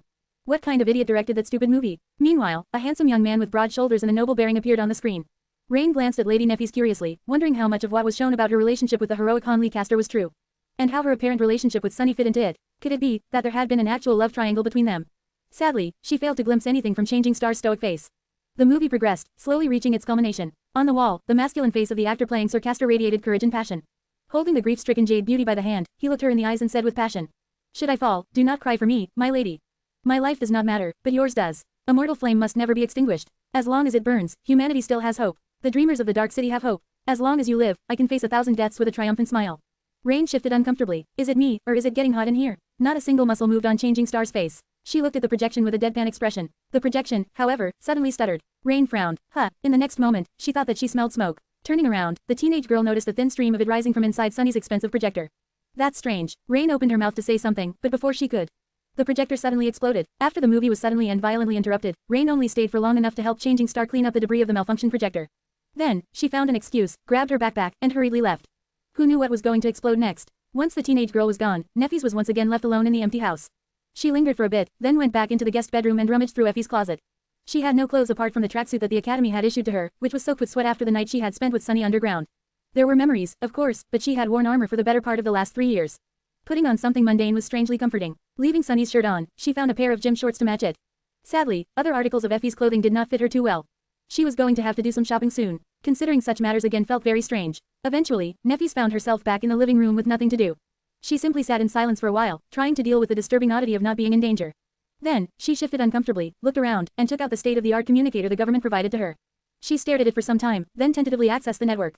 After a while, Neff found herself senselessly scrolling through popular clips. A few minutes later, one video caught her attention. A demonic figure in black armor and fearsome mask stood in a small clearing in the middle of a thick forest, a long blade of an odachi resting on his shoulder. The swordsman's white hair moved slightly in the wind. Something about him seemed odd. Suddenly, 12 figures appeared from behind the trees, surrounding the demonic swordsman. One of the ambushers spoke. Sorry, mongrel, no hard feeling, right? Nephis shook her head slightly and sighed. 12 against 1. The man in black armor, meanwhile, remained silent for a moment and then said calmly. Quote. None whatsoever. Already knowing how the fight would end, Neph moved her finger to scroll on, but then stopped. Something very unexpected was happening on the screen of her communicator. Instead of being instantly overwhelmed, the warrior dodged several attacks and dove through a stream of scorching fire, his black armor reflecting the crimson flames like the scales of an infernal monster. His gauntlet collided against the head of one of the enemies, instantly breaking the skull. White sparks slowly ignited in the depths of Neph's eyes. Interesting, she lingered, watching the brutal slaughter with a hint of excitement. After spending years fighting against overwhelming odds, Nephis couldn't help but root for the lonesome swordsman. A few seconds later, she was fully engrossed in the video. Remarkable. Share to your friends. Tap the middle of the screen to reveal reading options. If you find any errors, non-standard content, ads redirect, broken links, etc., please let us know so we can fix it as soon as possible. Report. Shadow Slave. Chapter 784 to 784, Single Hole. 954 words. The second lecture had turned out to be a challenge for Sunny. Not because he felt unprepared to teach the less experienced awakened, but because all of them were very enthused and full of questions about Changing Star's return. The whole academy was abuzz. Master Sunless, have you met Lady Changing Star? Is it true? Did she ascend? Are you going to join the Immortal Flame clan now? Can we join, too? Normally, that would not have been a problem. Sadly for Sunny, he could not refuse to answer any question due to his flaw, so it took some time and ingenuity to not let anything important slip while reining the students in. Eventually, he forced them to concentrate on the lecture. After the lecture was over, he had to take care of some administrative issues, as well as visit teacher Julius and assist the old man with a few tasks. Seeing that his assistant was very eager to leave, the elderly instructor did not keep Sunny long and soon let him go with a knowing smile. Ah, youth. Sunny frowned a little as he hurried to the door. What is that supposed to mean? Throwing the confusion out of his mind, Sunny decided to not waste time and used Shadow Step to reach the train station as fast as possible. On the way home, he was deep in thought. After the night of experimenting and exploring their bond, he was very curious what else Nephis and he could do. As far as Sunny understood it, Shadow Bond made it so that their souls were strangely considered to be two parts of a single whole, at least when applied to the function of their aspects. So, did that mean that he could pull Neph with him through the shadows when using Shadow Step? If he used a charm like Blood Blossom, would its effect be shared to her? If so, would the boost granted to them remain the same, or grow twice as weak? He had many questions like that, and answers to them could only be found through further experimentation. Sunny was very excited. Why wouldn't he be? He was always resentful of his weakness and of the fact that stronger awakened or powerful nightmare creatures could snuff out his life without too much trouble. Anything that could grant him more power to defend himself was a boon, and the memory of how powerful he had felt last night was still fresh in his mind. Of course, reality was not so simple. Firstly, any experiment would demand Neph to go through torturous pain.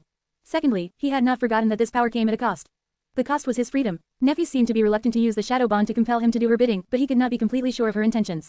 Not until they talked openly about it. It was just that, he didn't want to have that talk yet. Talking openly about anything was the last thing he usually wanted to do. Later, I'll do it later. Neph was barely out of the nightmare. Sunny himself had not been in the best of shapes after ascending, for a while.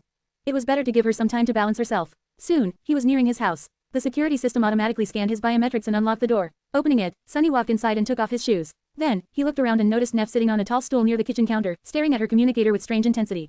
Her eyes were burning, and it seemed as if she had spent a lot of time without moving. She seemed to be so engrossed with what was happening on the screen that she did not even pay attention to his return. Clenching her fist, Neph suddenly spoke. Come on, you can do it. She is good, but you are better. He blinked a couple of times, unaccustomed to hearing such enthusiasm in Changing Star's voice. She was usually far more reserved. And what did she mean? What was he supposed to do? Who was he better than? Ah, she must be talking to herself. But what the hell is she watching? Sunny took a few steps forward and looked over Neph's shoulder. A strange expression appeared on his face. On the screen, a ferocious swordsman in black armor was fighting against a graceful woman who wore light metal armor and an elegant half-mask. Rose petals fell from above, carpeting a grandiose arena. A dark odachi and a slender estoc clashed against each other, filling the air with the clangor of steel. Wait, isn't that my duel against Queen Bee? That was a memorable fight. He had barely won that one. Sunny blinked a couple of times, remained silent for a few moments, and then coughed. Hey, I'm back. Nephis froze. She paused the video, hesitated, then slowly turned and looked at him with a startled expression. Oh, hey. Sunny stared at her for a couple of seconds, then asked with a little smile. What are you watching? Nephis suddenly livened up and gestured at her communicator. I stumbled on a video of a very interesting fighter. Have you heard about that guy, Mongrel? He's incredible. I've been watching, studying his fights for a few hours. Sunny scratched the back of his head, and then said evenly. Mongrel, yeah, I've heard a few things about him. Incredible, you say? Do tell what is so incredibly about him, in detail. Then, he suddenly frowned and sniffed the air. What's this smell? Crap, don't tell that the filtration system is glitching. Sunny looked around, and then froze. His eye twitched. What happened to my projector? A familiar deadpan expression appeared on Neph's face. She glanced in the direction where the expensive model of the projector had used to be, lingered for a moment, and shrugged nonchalantly. Oh, a malfunction, I guess. How strange. Share to your friends. Enjoying this site? Support us via PayPal, Visa, MasterCard or crypto. Your donations help cover site maintenance and hosting costs. Tap the middle of the screen to reveal reading options. If you find any errors, non-standard content, ads redirect, broken links, etc., please let us know so we can fix it as soon as possible. Report.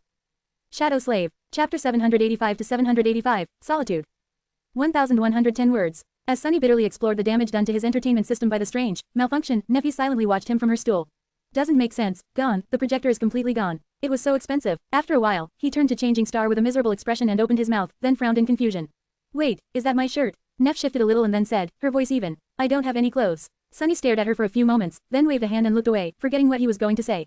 Never mind. You can keep it. We can also order a delivery of anything else you need. I am an incredibly rich entrepreneur, you know. He paused, then added with a bit of embarrassment. Well, I used to be rich, anyway. These days, I pretty much spend everything on research. She tilted her head a little, then suddenly said, quote. The girl you're tutoring visited. What? Pretending to be nonchalant, Sunny glanced at Neffy's and answered in a neutral tone.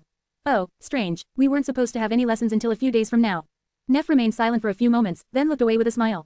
She is a bright kid. I'm glad you are teaching her. He studied her expression with a frown. What's up with that smile? Finally, Sunny shrugged. Well, money is money. My lessons aren't cheap. After that, he sighed, threw the destroyed projector out of his mind, and walked into the kitchen. Are you hungry? I can cook something up. My culinary skills have improved a lot, you know, as you should have already noticed. It was a strange thing. Back on the Forgotten Shore, Neffy's had always been the one in charge of feeding the cohort. Now, their roles seemed to have reversed, in more ways than one. She deactivated her communicator and said neutrally, I could eat, thank you. Then, Changing Star frowned slightly and added, oh, but I don't have a lot of time. There is a consultation with the government psychiatrist I need to attend shortly. By remote, of course. Sunny stared at her for a while, then shook his head. This is so weird. Deciding to prepare something that did not demand a lot of time to make, he took out a pack of ramen, some vegetables, a piece of natural meat, and a pair of eggs. I never thought that I would hear something like that from you, of all people. Psychiatrist, really? He started the process of cooking ramen, and added, quote. Was it really that bad? Changing Star sighed and looked down. After a while, she suddenly said, no, it wasn't too bad. Her voice sounded distant, and a bit strange. In fact, out there in the dream realm, I felt. Neffy inhaled deeply, and then looked at him somberly. Quote. Happy. Sunny almost dropped the cooking pot. Of all the answers out there, he had not expected to hear that one. Looking at Neffy with an incredulous expression, he asked, what, did you say happy? She sighed, and nodded. I know that it sounds strange. And yes, traveling through that hell alone was excruciating, terrible, and hard.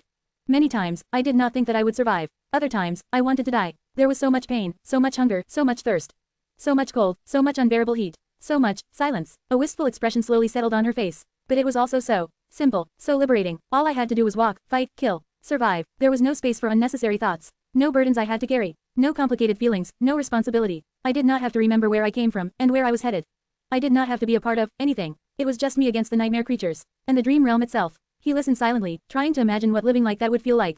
Well, he didn't have to try too hard. Had he not experienced something similar while living alone in the ruined cathedral of the Dark City? Yes, he had not been entirely himself back then, but he was also the happiest he had ever been, perhaps. There was a bliss in giving up on everything except for the things he needed to survive. Even if the things he was giving up on were his sanity, his future, and his very humanity.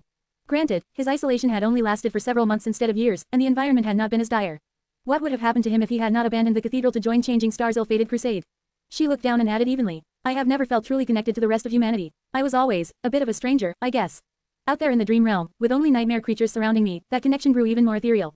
Sometimes, I even felt like everything except for that desolate purgatory had been just a fleeting dream, a strange illusion that I had imagined. The dream realm, it seemed much more real. It seemed like a place where I belonged, with other monsters like me. She sighed, then looked at him and added, so, that's why I agreed to the offer to receive counseling. It is not because I feel fragile and on the verge of breaking apart. It's just that, I'm afraid to lose what little humanity I have left. I never had a lot, to begin with. After Neff was done speaking, Sunny stared at her for some time, then shook his head. I don't think I have ever heard Neff speak so much. Placing ramen in the boiling water, he glanced at her with a frown. Well, if you put it like that, I guess a little counseling would do you good. However, I can tell you right now and without a shadow of a doubt that you are not a nightmare creature. You're a human through and through. Believe me, I would know. A pale smile appeared on Changing Star's face. Thank you for saying that. Sunny looked at her with an amused expression, and then smiled. I don't think you understand. I am not saying this because I consider you a human, or because I feel like you are a human. Or because I believe that you are a human. It's just a fact. He pointed to his eye. I have special eyes, remember? From that attribute of mine, I have seen what people look like, and what nightmare creatures look like inside. He peered into Neff's soul and grimaced, almost blinded by the brilliant radiance of 5 flaming, incandescent suns that burned inside of it. There was no sign of the vile darkness that dwelled in the souls of the corrupted abominations. Cracking an egg on the edge of the pan, he looked at her and scoffed. Quote. You don't look anything like a nightmare creature, that's all. Share to your friends. Enjoying this site? Support us via PayPal, Visa, MasterCard or crypto. Your donations help cover site maintenance and hosting costs. Tap the middle of the screen to reveal reading options. If you find any errors, non-standard content, ads redirect, broken links, etc., please let us know so we can fix it as soon as possible. Report. Shadow Slave. Chapter 786 to 786, Lifeline. 996 words. Soon, 2 bowls of delicious steaming ramen were on the table in front of them. Sunny had never invited anyone to taste his ramen, but he was quite pleased with the result. His past of only eating synth past seemed so distant that he did not even want to remember it. Both dug in and finished their portions in record time. Sunny drank the last of the fragrant broth and let out a delighted sigh. Neffy's acted more reserved, but he could feel that she was very satisfied, too. Putting the bowl away, Changing Star smiled slightly and looked at him. A hesitant expression appeared on her face. A few moments later, she suddenly said, "Be that as it may, while I was lost and wandering the dream realm, slowly forgetting what it felt like to be human, there was one thing I clung to that reminded me that all my prior life had not been just a dream." "Do you know what it was?" Sunny thought for a bit, then shrugged. "I don't know. A memory. Your sword, Dreamblade." She lingered for a few moments, then slowly shook her head. "No, it was you." Sunny froze and stared at her with surprise. "Huh." Neffy smiled slightly. "Your runes. Although I could not know what was happening to you, Cassie, and the others, I could still feel connected to you through the runes. I could see that you were still out there, alive, and doing incredible things. The new memories you received told me a little about what kind of enemies you fought. The speed at which your aspect legacy progressed told me how hard you were working to sharpen your battle skill. As long as I saw the runes, I knew that I had not imagined the past. And did not feel as alone." She shifted, and then added, "When I was bored, I liked to imagine what exactly happened to give you a sudden influx of fragments, what the nightmare creature that gifted you a memory looked like, how you defeated it. Things like that. Oh, and I was bored often. While my journey was often full of hardship and dread, it could also be terribly monotonous sometimes. So, that was pretty much the only way I could entertain myself."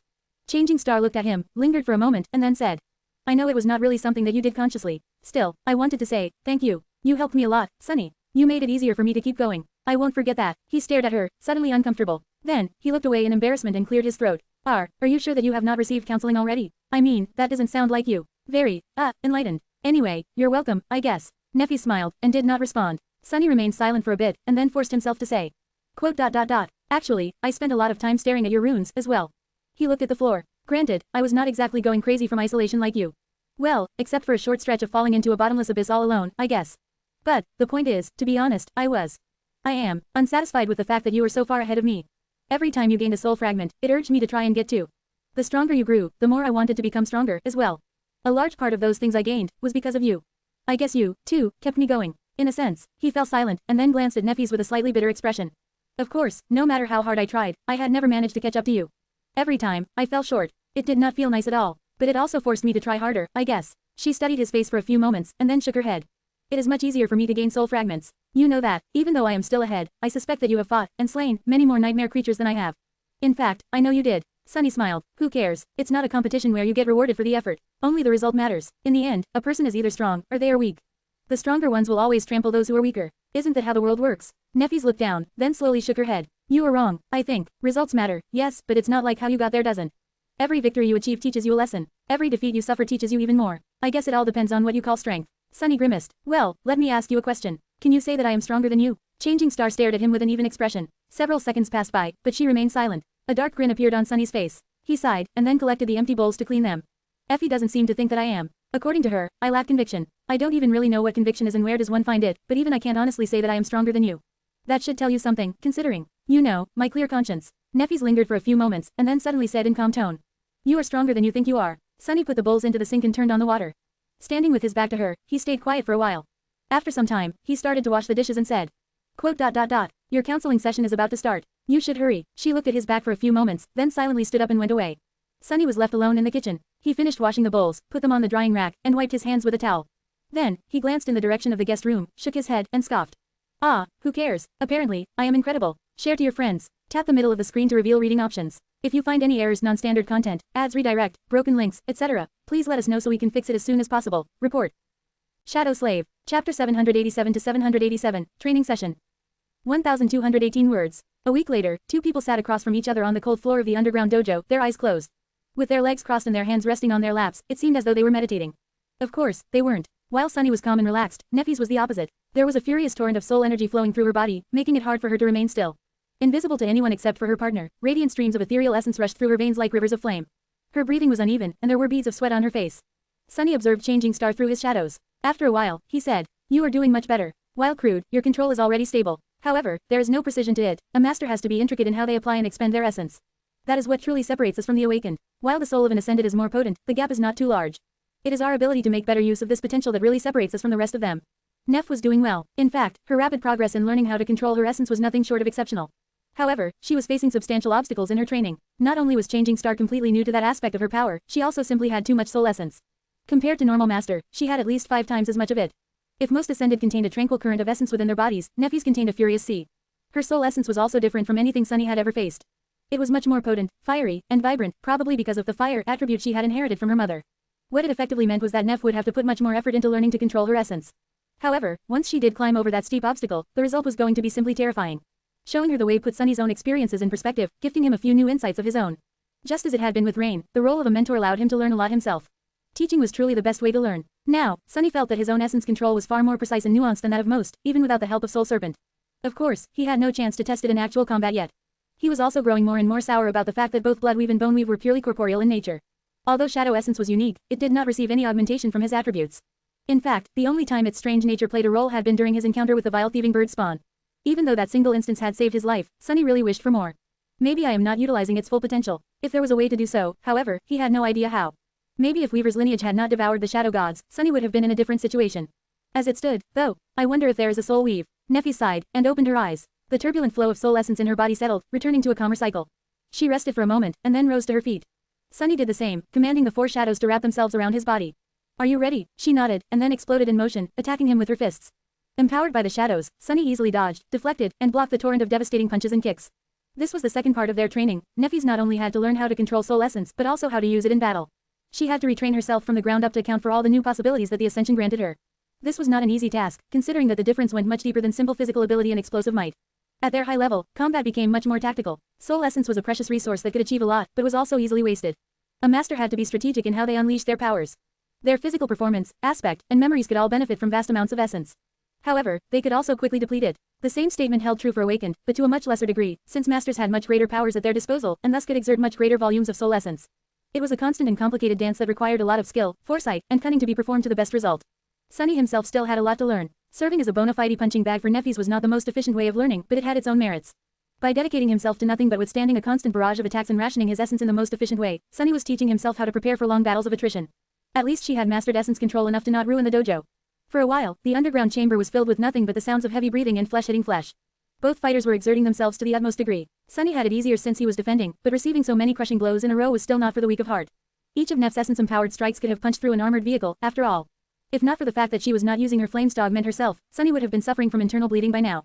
Having nearly indestructible bones was a big advantage, but it did not make him invincible. Their furious clash lasted until Nephis exhausted most of her essence. Determined to launch one last attack, she stepped closer. Her slender leg whipped forward, threatening to crush Sunny's ribcage. He swiftly turned and caught it in the air, then gently placed it on the ground. That's enough for today. Since this had been their routine for the entirety of the last week, neither said another word. Both fell to the floor, spent and utterly exhausted. Their breathing was hoarse, and their clothes were soaked with sweat. Damn, I need a shower. However, the idea of standing up seemed too cruel right now. Sunny turned his head to glance at Nephis and judged that she was in an even more pitiful state. So, they simply remained on the floor for a few minutes, laying side by side and trying to catch their breath. After a while, Sunny's communicator suddenly made a sound. Of course, it was not on his person. A clash of such intensity would have quickly destroyed the expensive device, so Sunny had left it on the lid of the Dreamscape pod. Now, he faced the necessity to walk all the way to the alcove to retrieve it. Instead, Sunny commanded the happy shadow to glide there, turn tangible, pick up the communicator and bring it back. The fool was utterly delighted to oblige, anyway. As the shadow gingerly crossed the underground dojo and presented the communicator to Sunny, he glanced at the screen and then sighed. Time to go, Neff. Cassie is on her way. Share to your friends. Enjoying this site? Support us via PayPal, Visa, MasterCard or crypto. Your donations help cover site maintenance and hosting costs. Tap the middle of the screen to reveal reading options. If you find any errors, non-standard content, ads redirect, broken links, etc., please let us know so we can fix it as soon as possible. Report. Shadow Slave. Chapter 788 to 788. Cordial invitation. 1016 words. Sunny took a quick shower and went downstairs. By the time he came down, Nephis was just exiting the guest room. She changed from the gym shorts and the tank top that she had been wearing for their practice session and put on some of the clothes they had ordered for her a few days back. Her silver hair was wet, glistening in the rays of sunshine that poured through the windows. Without having to say anything, Sunny went to the kitchen, opened a drawer, and took out a can of grounded coffee. Then, he stretched his arm back. By then, Nephis had already filled a pot with water and placed it into his hand. Soon, the pleasant aroma spread through the house. By the time the coffee was ready, a PTV was in the process of parking nearby. Sunny dumped 2 spoons of sugar into his cup, left the one intended for Neff without any, and added cream to the third. Changing Star, meanwhile, was opening the door for Cassie. Soon, all three were seated around the table, enjoying their respective beverages. After a while, Sunny glanced at the blind girl and asked, "Well, what's the news?" She lingered for a bit, then pushed her cup away and produced 2 flat, white squares. Sunny stared at them for a bit, confused. Then, he blinked a couple of times. Is that an envelope? Indeed, that was what the white squares were. They seemed to be made out of paper, and each had a round piece of red wax attached to it. Sunny had only seen an actual paper envelope used in period dramas, so he was justifiably surprised to encounter one in real life. Taking one of the envelopes, he curiously studied it from different sides. How quaint. There was an image of a sword piercing an anvil etched into the red wax, so at least he did not have to wonder where the strange things had come from. Legacies. Amused, he furtively glanced at Nephis to learn what one was supposed to do with a paper envelope, and then repeated her actions. Soon, a different piece of paper appeared in his hands. Master Sunless, you are cordially invited. What is this? Even more confused than before, he turned to Cassie and raised an eyebrow. She was supposed to bring them an update on the situation with the government and Clan Valor, not some weird messages. The blind girl smiled slightly. Basically, this is a gesture of goodwill. She paused for a moment, and then added in a bright tone. It is an invitation. Clan Valor is holding an annual ball in about a month. We are all invited to attend, which is usually considered a great honor. Not every master receives the privilege to brush sides with the most powerful representatives of the great clans and actual saints. Sunny blinked a couple of times. Quote. Is holding ball some weird legacy ceremony? Wait, what kinds of ball are we talking about? Something like a football. Why do people hold it annually, and more importantly, why do we have to attend this ball-holding ritual? Neffy silently covered her face with a hand and said, a hint of exasperation finding its way into her voice. Sunny, a ball is a social gathering, usually accompanied by a dance. It is not a literal ball. He stared at her for a moment, then glanced at the piece of paper in his hand and coughed. Oh, that makes more sense, I guess. Cassie listened to them speak with a strange expression, then tilted her head a little and said. Quote. Of course, in our case, this invitation holds special meaning. It is a sign that Clan Valor is willing to be patient and wait for Neffys to recover. It is also the indication that the final negotiation is going to take place during the ball, 1 month from now. This gives us time to prepare. This was a good piece of news, all things considered. Basically, it meant that now that the initial week was over, Changing Star had more time to get ready to face the representatives of Clan Valor. It also meant that the Great Clan was not going to do anything before that, giving her freedom to recuperate in peace. It was more or less an armistice. A bright smile appeared on Cassie's delicate face. But there is more. To show their sincerity, Clan Valor released the firekeepers they were holding hostage. Both are already back, and resting in the Immortal Flame Manor. This means that they are serious about building a good relationship with us, I think. Sunny let out a sigh. He was not really attached to the firekeepers. Still, they had gone through the civil war in the Bright Castle and the siege of the Crimson Spire together. The fools also treated him as one of their own, for some reason. He had felt a bit guilty knowing that some of them were suffering because of the terrible mess in the Night Temple. Effie, Kai, and Aiko were going to be very happy to hear the news, too. However, it was not like Clan Valor to let go of leverage. Sunny glanced at Cassie and frowned. What are they scheming? The blind girl hesitated for a few moments, then shrugged. I am not entirely sure. However, I do have a suspicion. This sudden change must indicate that something important happened to shift the balance of power even more in favor of Clan Song. That is why Valor is willing to make concessions to ensure that Immortal Flame becomes their ally. Sunny suddenly felt a strong sense of unease. What could have happened to change the power dynamic between the two great clans so much? He took a sip of his coffee, and then asked. Well, so what now? Cassie smiled. Now, we are free to do anything we want for a month. The government is going to insist that Neffys makes at least one public appearance, but they won't be too forceful in their demands. So, we can do whatever. She turned to Changing Star and said, her voice full of warmth. Neff, how do you feel about finally coming home? We can go to the manor right now. If you're ready, share to your friends. Tap the middle of the screen to reveal reading options. If you find any errors, non-standard content, ads redirect, broken links, etc., please let us know so we can fix it as soon as possible. Report. Shadow Slave. Chapter 789 to 789, only forward. 1,237 words. Neffys looked in the window and remained silent for a while. Her face was distant and still. After a while, she lightly shook her head. No, not yet. Cassie seemed to be surprised by that answer. No, but, why? Changing Star sighed. The firekeepers, that is what people call the awakened who follow you, right? They all look up to me, do they not? The blind girl silently nodded. Of course, they have been waiting for your return ever since escaping the Forgotten Shore. Even though the Dreamer Army was an alliance of convenience, the bonds that were forged between its members are real. Their bond to you is real, too. Sunny sipped his coffee with a strange expression. Neff, meanwhile, lingered for a moment, and then said. But they want more than just to welcome me back. They expect me to lead them, like I did on the Forgotten Shore. Am I correct? Cassie nodded once again. Neff looked away. How can I lead them when I don't know where I am going? I need more time to figure things out before I face them. The blind girl remained silent for a while, then sighed. I understand, I think. Sunny, meanwhile, did not understand. Sure, on the surface, what Neffy said made perfect sense. She was not sure of what she was going to do, so she could not offer the remnants of the Dreamer Army guidance. She could not become their general again until she decided on the direction her soldiers had to follow. However, Sunny harbored doubts about the sincerity of this indecision. Neffys had never been one to allow her hesitation to slow her down. More than that, she had spent 2 whole years alone in the dream realm. If he knew anything about her, he knew that she must have dedicated a considerable amount of that time to obsessively making plans of how to destroy her enemies once she returned. Of course, there was a lot of new information that became available to Neff after she came back. That had to change her approach a little, but should not have affected the core of it. So why was she hesitating? What was she struggling with? Sunny did not know, and was not sure that he wanted to know, yet. In any case, he was going to learn sooner or later. There was something else that bothered him, though. He glanced at Neffys and Cassie and then said, his voice grumpy. Aren't you two forgetting something? This is still my home. We only agreed that Neffys would stay here for a week. Shouldn't you at least ask me before deciding to leave her here for a while longer? He was not going to let Changing Star pull off an Effie that easily. Neff turned and looked at him with an unreadable expression. After a few moments of silence, she asked, Sunny, do you mind if I stay for a couple more weeks? He coughed, and then glanced away in embarrassment. Of course, sure, no problem, glad to have you, and all that. See, was that so hard? Cassie remained for a bit longer to get Neffys up to speed about the state of the firekeepers and the renovations they were making to the Immortal Flame Manor, and then left. Running a prominent awakened organization was not an easy task, so she had a lot on her plate. Sunny and Neff were left alone again. He hesitated for a few moments, and then asked, do you really not want to go home? I mean, I never really had one, more or less, before buying this house.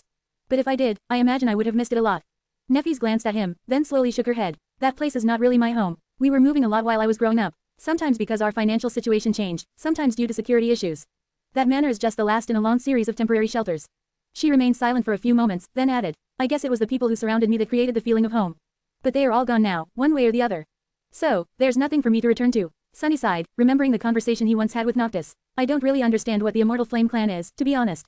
And who those people were. You once said that you were raised by your grandmother. Changing Star nodded. The Immortal Flame is just me, now. At its height, it was one of the most influential legacy clans. You could have called it a great clan, even, although that distinction was not established yet back then. Apart from the immediate family, the clan also encompassed hundreds of other people. Professionals to manage our properties, craftsmen, mundane soldiers, awakened retainers, their dependents. A legacy clan is more than just a few powerful warriors. It is a large, self-sufficient institution. A tribe, even. She grew silent, and then said, of course, our fortunes turned after Immortal Flame himself died, and my mother became hollow. Then my father was gone, too. Only my grandmother remained to take care of me. She was not an awakened, however, don't think that she was weak because of it. On the contrary, although my grandmother was a mundane human, she was also the strongest person I've ever known. Neffys looked away, a hint of emotion appearing on her face. She was a member of the first generation. She was born during the darkest times of humanity, survived the bloody descent of the spell and the final convulsions of the old world order, then participated in the establishment of the new one. She was strong, she was also wise, and kind. I couldn't wish for a better guardian. She looked down. However, she was not enough to keep the Immortal Flame clan from falling, especially not when we found ourselves in the crosshairs of my father's former companions. Slowly but surely, we lost our assets and our standing. Some of the people in our employ left of their own free will, others were forced to abandon us because of adversity. Many of those who remained died trying to protect me. The most loyal ones still persisted. There were several awakened among them, and even a master. My mentor, Neffy, sighed, but in the end, he was gone, too. By the time I turned 16, all that remained were a few mundane servants who had been with us for so long that they had nowhere else to go. After my grandmother passed away and I felt the call of the nightmare spell, I paid them a generous stipend from what little funds the clan had left, and let them go. You know the rest. Changing Star remained silent for a while, and then added, quote, I remember walking through the manor before leaving it to comply with the third directive and surrender myself to the police. It was so strange, seeing it completely empty. My grandmother was gone, my mother was in the care facility. The servants had left, it was just me, alone. She looked away. Suddenly, a pale smile appeared on her face. Nothing held me back, so, I wasn't sad to leave at all. There was only one direction left for me, forward. Sunny looked at her silently, a somber expression hidden in the depths of his eyes. Only forward, that was true for the both of them, still. However, was it worth it to not be held back by anything, if in return you had nothing to hold dear? Turning away, he sighed. Life was not that simple anymore. Share to your friends. Tap the middle of the screen to reveal reading options. If you find any errors, non-standard content, ads, redirect, broken links, etc., please let us know so we can fix it as soon as possible. Report. Shadow Slave. Chapter 790 to 790, Outing. 980 words. Despite the fact that Neffys had decided to stay with Sunny for a couple more weeks, or rather, that he had allowed her stay. Their routine somewhat changed. Because of the armistice with Clan Valor, she did not have to stay inside all the time anymore. So, while the two of them still continued having exhausting practice sessions every day, the intensity of the training diminished. On the first day after receiving the invitation to the ball, Neffys had left to visit her mother. Soon after that, she made a strange request. The counselor assigned to Neff by the government had suggested that she should not isolate herself from mundane humans and, instead, seek out opportunities to participate in collective activities people usually enjoyed. So, she asked Sunny to help her figure out what it was that people did with their free time. Sunny was glad to help. The problem was, he had no idea himself. His life experience was richer than hers, but the knowledge of how people live their lives in the outskirts did not exactly apply to their situation. After becoming a citizen and moving to a better part of the city, Sunny had spent all his time doing more productive things than relaxing. Who had time to relax? There were so many things he needed to achieve. As the result, they had to turn to other members of the cohort for advice. When they did, Effie enthusiastically volunteered to arrange an outing. Although Sunny had a bad premonition about her proposal, he found no polite reason to refuse the giddy huntress. So, a few days later, he found himself doing something that he had never thought he would ever do. Sunny was getting ready to go to a dance club. What am I even doing? This is so stupid. Standing in front of the mirror, he somberly looked at the pale young man that stared back at him. The young man was dressed in stylishly understated clothes that mixed black with different shades of dark gray. He was, undeniably attractive, although not exactly masculine in appearance. The attractive young man, of course, was him. Or his reflection, rather. Sunny studied it and frowned. Whatever, it's just a nightclub. I have fought saints and survived. I have conquered the Red Colosseum. I have faced a demon. How scary can a bunch of drunk mundanes be? Shaking his head, he let out a heavy sigh and went down to the living room. As he sat and waited with a dark expression on his face, an expensive PTV arrived and parked near the house. At that moment, Effie and Neff emerged from one of the smaller bedrooms on the second floor and started descending the stairs. Finally, what took you so? He turned and froze, unable to finish his thought. Standing on the polished steps, Neff looked different. Although she was famous across the world, most people only knew her by name. Very few had actually seen the renowned Changing Star of the Immortal Flame clan, mostly because she had yet to appear in public after her return from the Dream Realm. However, it was still prudent to mask some of her more recognizable features to avoid being mobbed by an excited crowd. For that reason, Sunny had lent her the autumn leaf. Using the cosmetic memory, Neffys changed the color of her distinct silver hair. Now, her hair was black and lustrous, falling to the middle of her back like a waterfall of finest silk.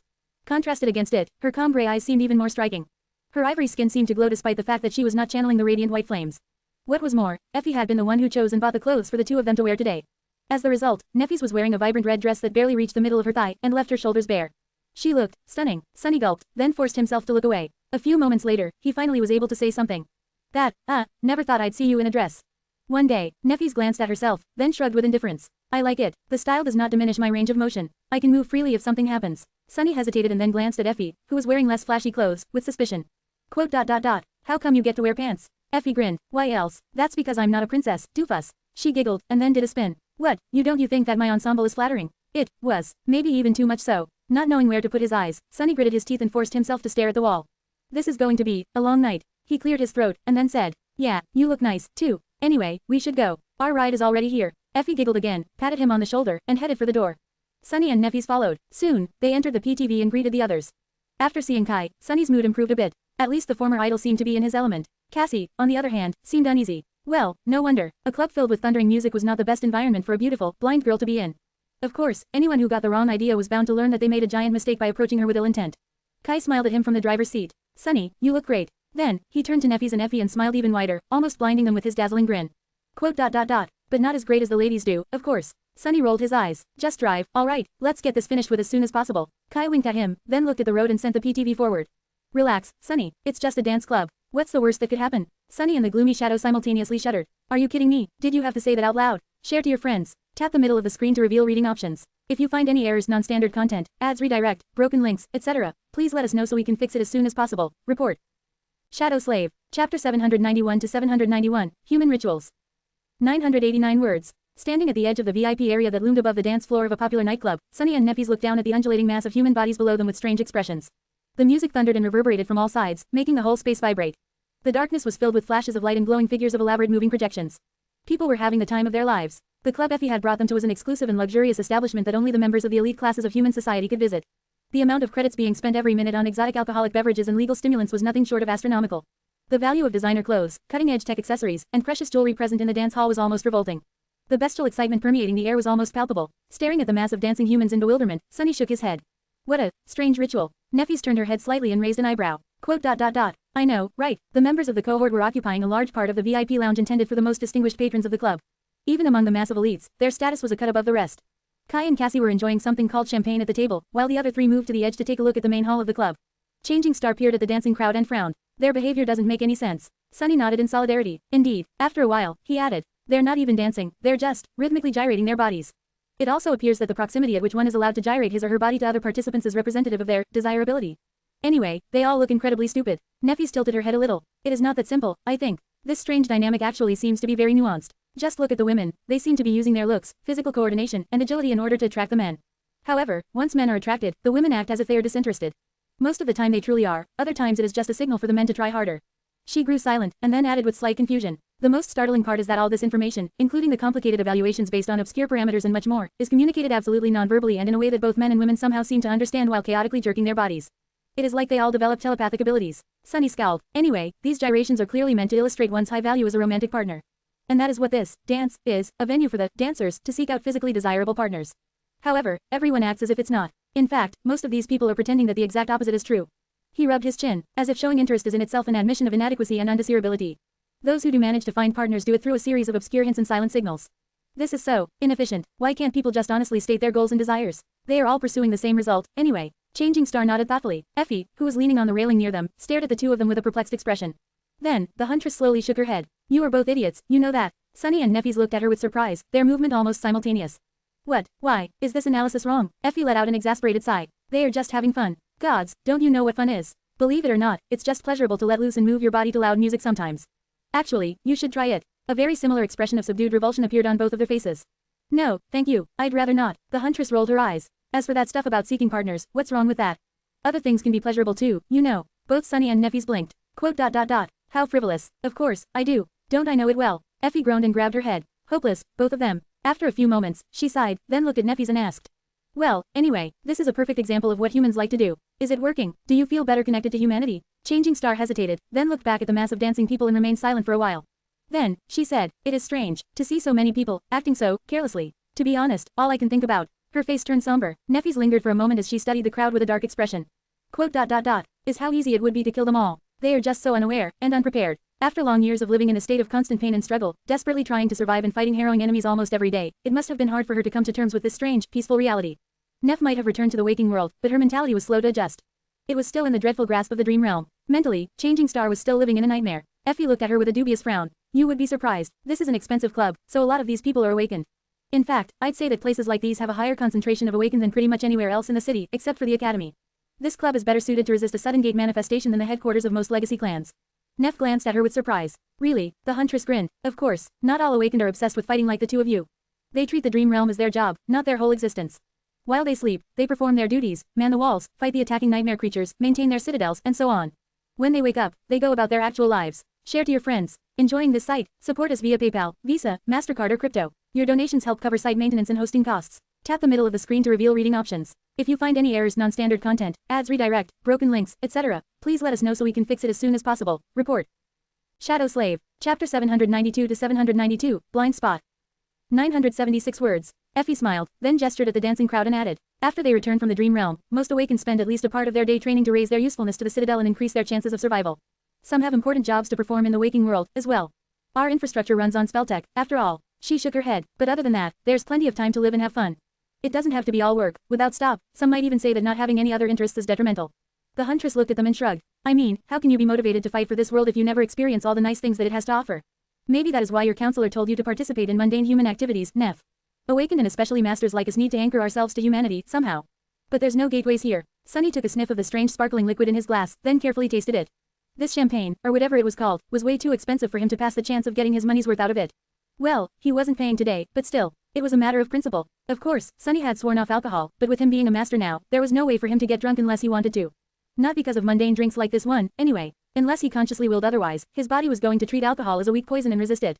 Tastes sweet, but also bitter, very refreshing, though. How strange. Effie's words made him thoughtful. She was not entirely wrong. Sunny himself felt a bit ambivalent about the waking world, which had not been kind to him in the past. He only liked it better than the dream realm because it was safer and had nice things, like delicious food, comfortable furniture, and network dramas. Also, Rain was here. But what if an awakened was indifferent to all those things? Would they even feel compelled to do anything to protect the waking world?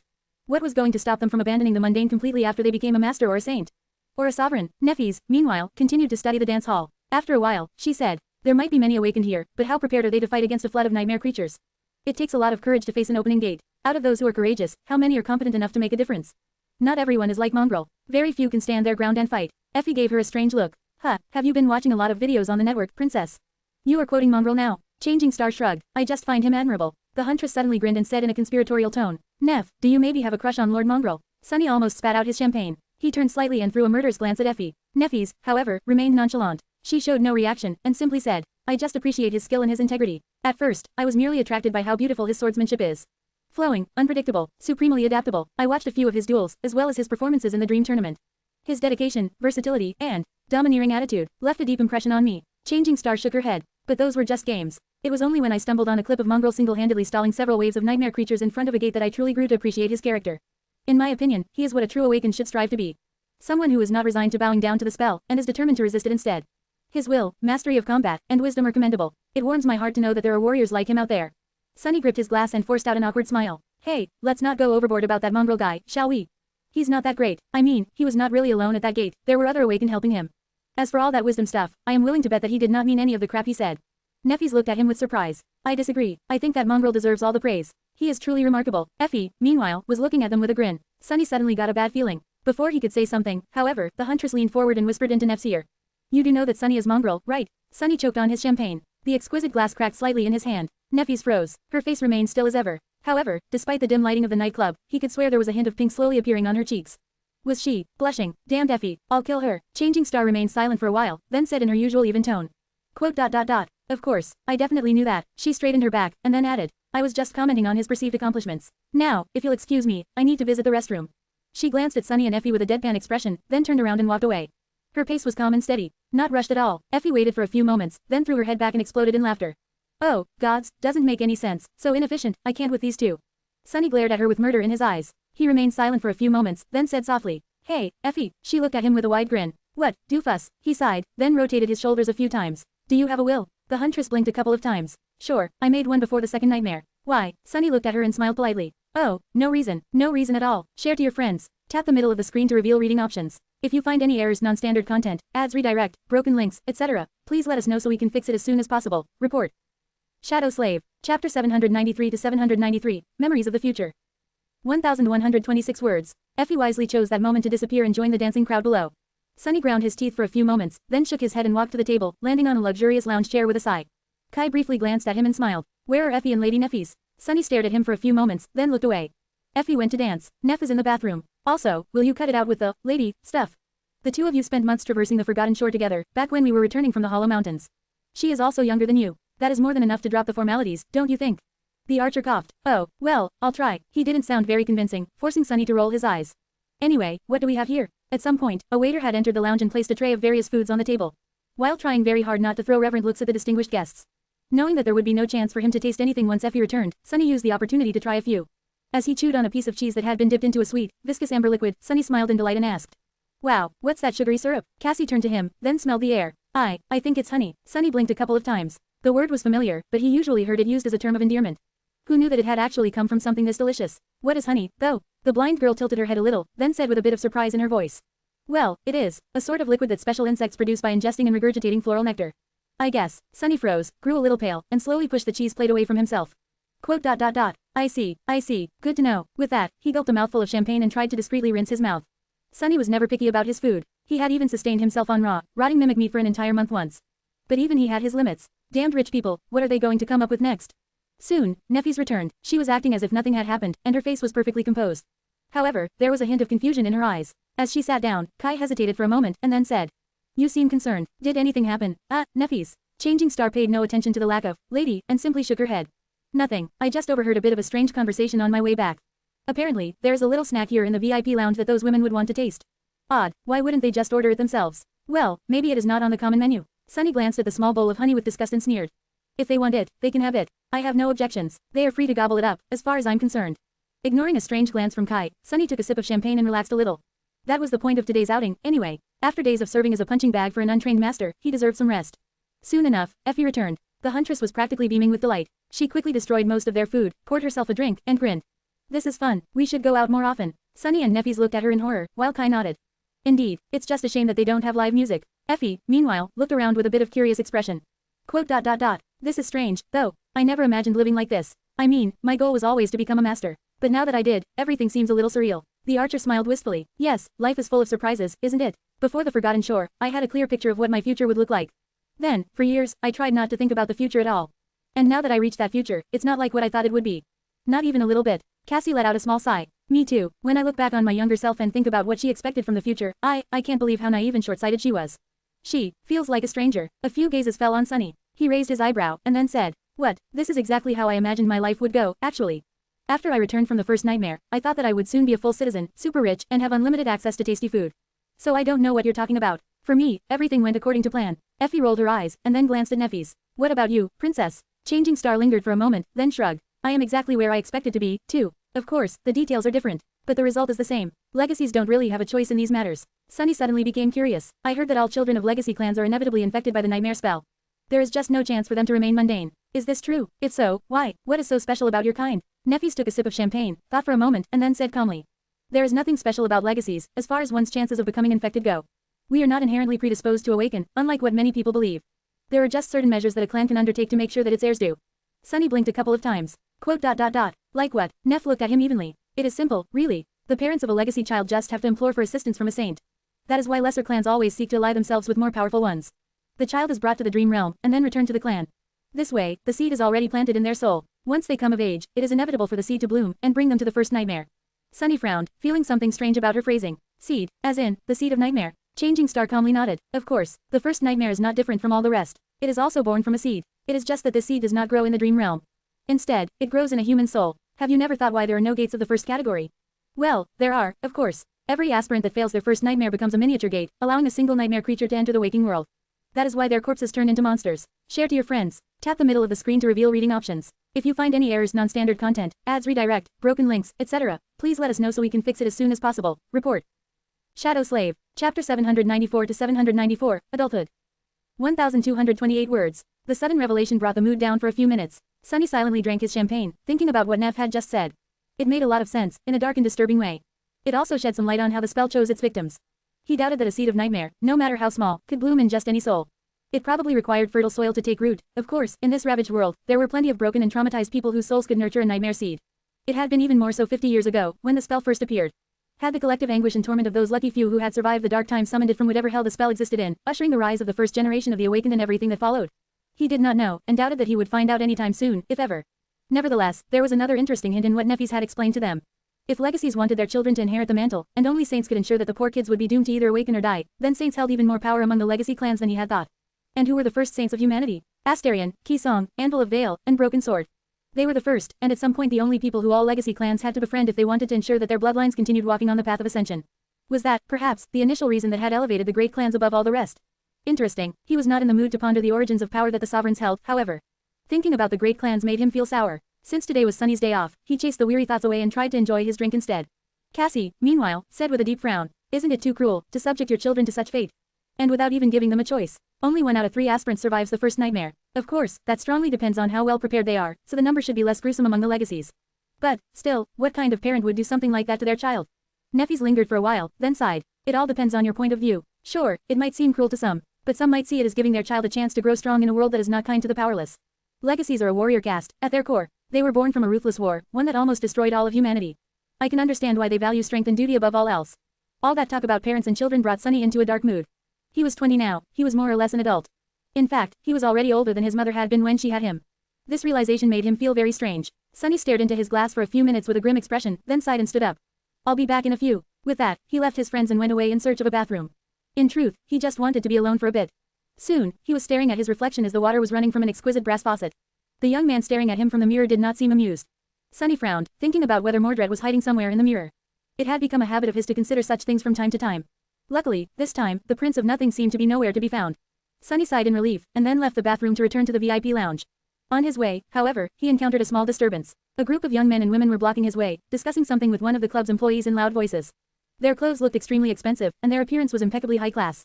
As he came closer, he heard the most extravagant-looking member of the group saying with outrage. Quote, "What do you mean, you can't let us inside? This is our usual spot. I can see from here that there's plenty of room left in the lounge. The beautiful ladies inside wouldn't mind some company, I'm sure. Actually, I am willing to bet that my friend and I can show them far greater time than their present companion." The hostess looked at him and said in an awkward tone, "Sir, I am very sorry, but the whole VIP lounge was reserved by the esteemed guests." The young man scoffed. "Esteemed guests? Do you even know who I am? I sincerely doubt that anyone in this ramshackle parlor of yours has more esteem than I." Sunny sighed, approached the group of young people, and patted the loudmouth on the shoulder.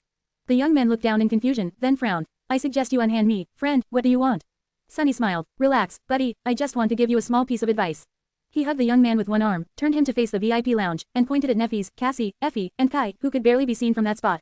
"Do you see these people? Do you know who they are?" The loudmouth scowled, then thought for a moment and asked with curiosity. "Oh, you know these beauties? Who are they?" Sunny's grin grew wider. "Well, let me tell you. They are all experienced murderers and killers. I once saw the tall one tear a fallen beast apart, devour its meat, and gnaw on its bones. The pretty guy next to her used to be nice, but after being burned alive and having his skin replaced with primitive grafts by an unlicensed medical practitioner, he developed some strange ideas. That delicate blonde girl is actually the most terrifying. There are 50 powerful awakened that follow her around like lost puppies and eat from the palm of her hand, all willing to obey her commands. Every one of them is a maniac. That stunning, incredible beauty next to her, boy, I don't even know where to start. She was contemplating killing everyone in this club just half an hour ago. Luckily, we managed to distract her." With each word, the young man grew paler and paler. His friends were suddenly silent, too. When Sunny was done speaking, the loudmouth nervously looked at the pale hand that was resting on his shoulder, and asked in a small voice. And who might you be?" Sunny smiled brilliantly. "Me, oh, I live with 2 of these girls. I have a nice house, you know, with very special facilities, of the underground kind, if you know what I mean. The third, I had to spend almost a month locked in a cage with that one. Gods, that was rough. As for the skin graft guy, he drives me around." The young man turned slightly green, then gently moved Sunny's hand off his shoulder and backed away. "See. Thank you very much for the advice, sir. On second thought, we should be going. Oh my, look at the time." His group suddenly disappeared, as if they had never been there in the first place. Sunny looked at the hostess and shrugged. "Well, whatever. By the way, we're out of snacks. Could you bring us some more? No honey, please. Share to your friends." Tap the middle of the screen to reveal reading options. If you find any errors, non-standard content, ads, redirect, broken links, etc., please let us know so we can fix it as soon as possible. Report. Shadow Slave. Chapter 795 to 795, Moment of Peace.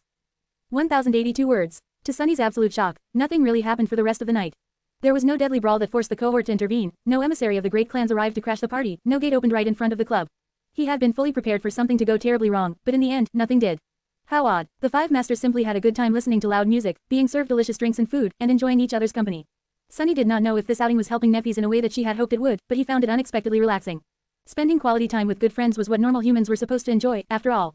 However, he had never had such an opportunity as a mundane. Sunny had never really fit into any of the groups he had tried to become a part of in the outskirts.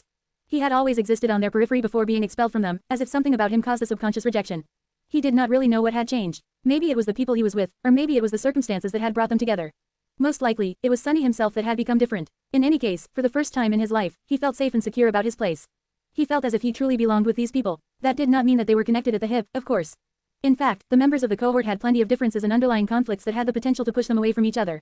Even the phrase itself was not exactly accurate. At this point, they were not really members of a distinct cohort anymore.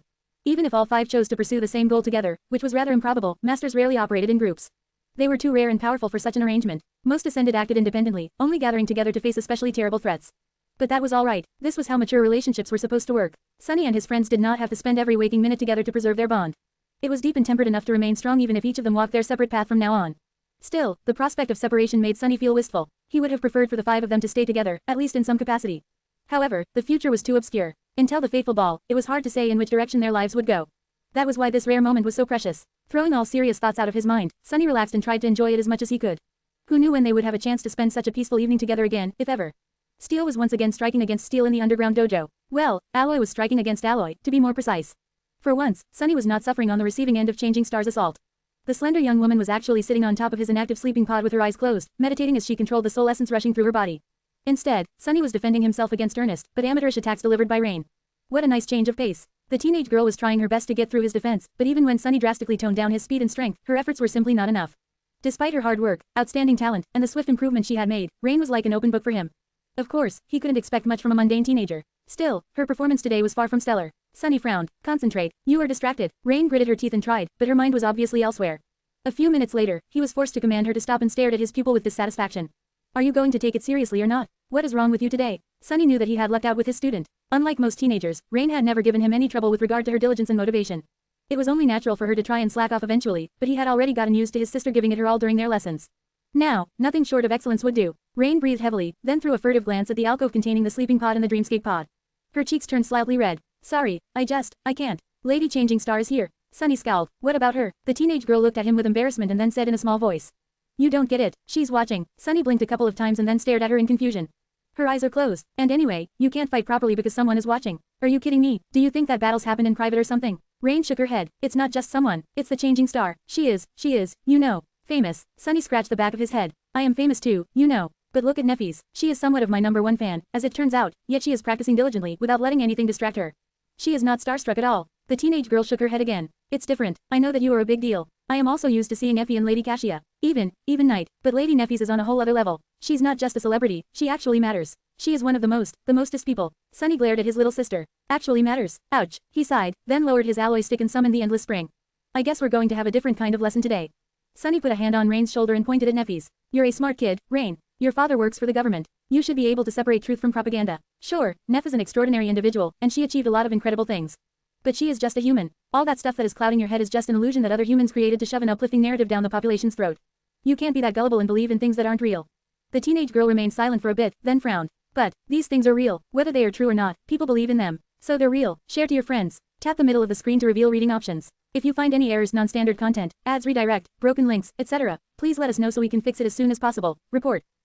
Shadow Slave. Chapter 796 to 796, Real Deal.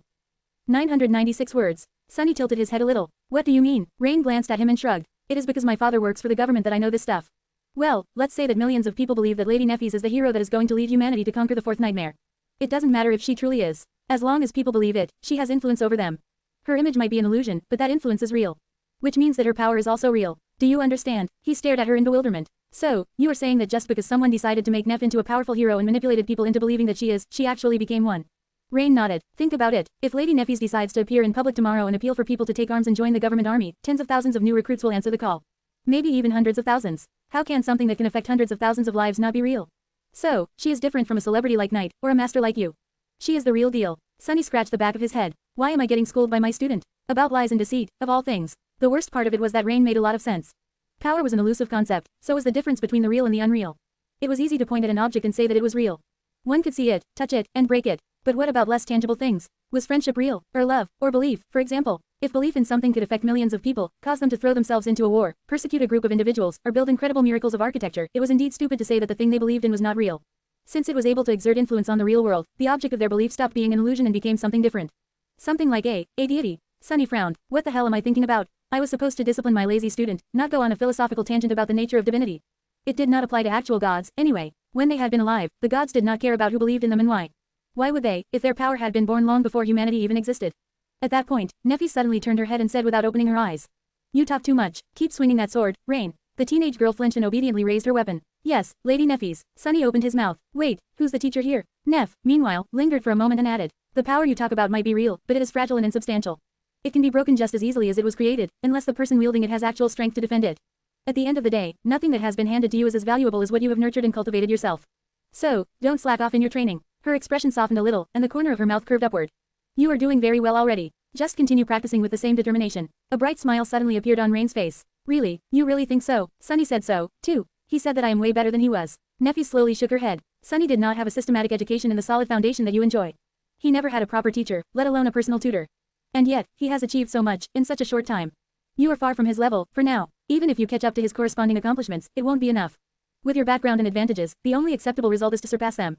Sunny scoffed. Yeah, no way that happens. Rain threw an angry look at him, and then said defensively. But, I am not even a sleeper. I don't have a soul core in an aspect. I can't do what he did. Neff opened her eyes and looked at the teenage girl somberly. It doesn't matter if you are an awakened, a sleeper, or a mundane human. Chances are, you won't even be infected by the spell. That doesn't mean that you have an excuse to remain weak. In fact, that only makes your need to grow stronger more dire. She sighed. Most people in this world are mundane, and yet, they face the same dangers. I've known many brave individuals who did not possess supernatural strength or a powerful aspect. It takes a lot of courage to resist the tyranny of the spell without them. Those people might have not wielded weapons or fought on the front lines of this war, but they were more courageous than most awakened I've seen. And the impact they made was no less real. Neffys closed her eyes again and resumed cycling her essence. Strength is strength. Whether you become an awakened or not, you'll need it. So, train earnestly. Don't let my presence distract you. Sunny felt like he urgently needed to say something. He cleared his throat and looked at Rain solemnly. Yeah, this world is not kind to the weak. Well, you know this, wasn't that the reason you asked me to train you, in the first place? So, stop staring at Neff and get to work. The teenage girl hesitated for a few moments, and then bowed. Thank you, Grand Teacher. Sunny ground his teeth. What, why don't I get a thank you? What the hell? The alloy stick in his hand came to life, shooting forward to strike Rain on the shoulder. However, the girl had not let down her guard. Reacting with surprising speed, she sidestepped his attack and deflected the stick with her training sword, then counterattacked. Sunny almost got hit in the nose. He hid his surprise and continued pressuring his student. Well, whatever just happened appears to have worked. Rain did not seem distracted anymore, at least. Share to your friends. Enjoying this site? Support us via PayPal, Visa, MasterCard or crypto. Your donations help cover site maintenance and hosting costs. Tap the middle of the screen to reveal reading options. If you find any errors, non-standard content, ads redirect, broken links, etc., please let us know so we can fix it as soon as possible. Report. Shadow Slave. Chapter 797 to 797, Different Side. 1,166 words. On a cold winter morning, two people were making their way through the black slush that drowned a rundown street, piling high near the dirty walls of the cheap panel buildings that clung to each other, as if for warmth. The loud sound of their steps echoed in the dim twilight, making it seem as if a monster was chewing on rotten flesh. Neffys glanced at the dirt covering her expensive boots, then smelled the air and grimaced. Adjusting the collar of her white coat, she then glanced at Sunny and asked. Why are we here, exactly? He shoved his hands into his pockets and shrugged. Weren't you told to submerge yourself into how mundane humans live? Well, here we are. This is life, too. He gestured at the ugly landscape that surrounded them inside. After several years, Sunny was back in the outskirts. Brings back memories. In the aftermath of the collapse of old humanity, ravages of war and natural cataclysms made most of the planet uninhabitable. To exist in relative safety, people had to congregate in large cities like the one he had grown up in, the Northern Quadrant siege capital. Everywhere else was either drowned underwater or looked like a desert. Of course, life persisted. Some trees and plants were still clinging to life. Large mammals mostly went extinct, but a few species of animals and insects had managed to adapt. However, the damage to most ecosystems was too severe. The earth turned barren, the water turned poisonous, and even the air itself was not safe to breathe anymore.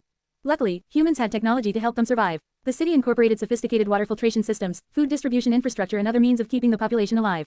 It was surrounded by tall barrier walls that prevented excessive microdust, various toxins, stray remnants of weaponized bacteria, harmful radiation, and other hazards from getting into the air supply. Sunny did not know much about how the barriers worked, but they were sufficiently effective in keeping the city in a bubble of breathable air. Of course, each district also possessed its own additional means of purifying the air even further. The problem, however, was that the barriers were stationary, while the city was not. The human population across the planet had dropped, but here in NQSC, it was slowly growing. As a result, the city grew, too. It stretched further and further, both into the sky and underground. Of course, it also sprawled horizontally. Eventually, the city had outgrown the circle of barriers. Hence, the outskirts appeared. Although there were new barrier walls in construction, their completion required vast amounts of funding, human resources, and even more time. The colossal, skeletal frames of the barriers had loomed above the outskirts for as long as Sunny could remember, unfinished. With what he knew now, he doubted that they would ever be completed at all. In any case, whole generations of people like him had already lived and died outside their protection. The air in the outskirts might not have been as bad as in the desolate wilderness beyond, but it was far from safe. Those who breathed it every day did not tend to enjoy good health or long lives. It reeked. Breathing in the familiar stench, Sunny struggled not to follow Neff's example and grimace. He had been accustomed to the smell for most of his life and never paid it much attention, but just a few years of sweet life in the dream realm and in the better parts of the city made it seem rather intense. What's the big deal? It's not that bad in winter, anyway. Just like the air, all other facets of life in the outskirts were barely suited for human life, as well. The buildings were straining to keep themselves together, clean water was scarce, most food came in the form of synth-fast rations provided by the government. Everything was dirty, worn out, and on the verge of collapse. The infrastructure barely functioned. Theoretically, there was supposed to be a working transportation system with connections to the rest of the city, but in practice, it broke down and malfunctioned so often that getting anywhere with its help was hard. That was the reason why Sunny and Neffys were currently on foot. He did not regret this turn of events, however, because that gave them the chance to get a good look at people who lived in the outskirts. Just like the slums themselves, the inhabitants looked decrepit. They were all frail, thin, and with unhealthy skin. The most striking difference was their height. People who lived in the outskirts were much shorter than those who lived in the inner city, mostly due to malnourishment and sickness. In short, they all looked similar to how Sunny had been before the first nightmare. Looking at them now, he couldn't help but think of his past. Only 3 years and a few months ago, he had left this place, thinking that he would never return. But Sunny was already a very different person. He saw the familiar sights differently, too. This is so strange. Sunny had always thought of himself as someone from the outskirts, but now, after traveling through several regions of the dream realm and building a life for himself in the city, Sunny suddenly understood that the outskirts were not a monolithic place. They were actually vast and encompassed numerous different areas. He had only ever known and explored a small part of them. The only world he had known for most of his life was even smaller than he had thought. How could it not be so? Sunny had never considered such things, but after his last conversation with Master Jet, he realized the true scope of it all. From what she had told him, there were somewhere between 60 and 70 million people living in the outskirts. 20% of the total population of the city existed in these unpleasant conditions, barely surviving as they were slowly ground to dust. If the mass evacuation from Antarctica succeeded, that number was going to grow even further. The outskirts were much greater than Sunny had ever thought. More than that, every city that remained on Earth had its own version of them, even if the excess population of NQSC was by far the largest. Thinking about all the struggle, misery, and desperate hope that surrounded him, Sunny sighed. People were people. Even in this pit, they found ways to adapt and find moments of happiness. They never lost their motivation to live and seek purpose. It's just that those moments were rare, and their lives were usually on the shorter side. His family had not been unhappy, until it was destroyed. People more lucky than him could have a semblance of a decent life even in the outskirts, although their chances were slim. Neffys grew silent, observing the inhabitants of the outskirts with her usual distant expression. However, there was a hint of emotion hiding deep in her eyes. After a while, she turned to Sunny and asked, "Are we here to just walk around?" He looked forward, then shook his head. "No, we came here for a reason. Share to your friends." Tap the middle of the screen to reveal reading options. If you find any errors, non-standard content, ads redirect, broken links, etc., please let us know so we can fix it as soon as possible. Report. Shadow Slave. Chapter 798 to 798, Lonely Tree. 989 words. Soon, the narrow street they were walking on made way for a small lot. Spaces like these were not rare in the outskirts, since no one really bothered with city planning here. The mess of streets and alleys grew chaotically, with many of them being nothing but an accidental result of tall buildings, factories, and massive human hives being constructed in close proximity to each other. As a result, there were plenty of random gaps like this one around. What made the empty lot special, however, was that it had somehow turned into a small park. Greenery was exceedingly rare in the outskirts, which made the park especially precious.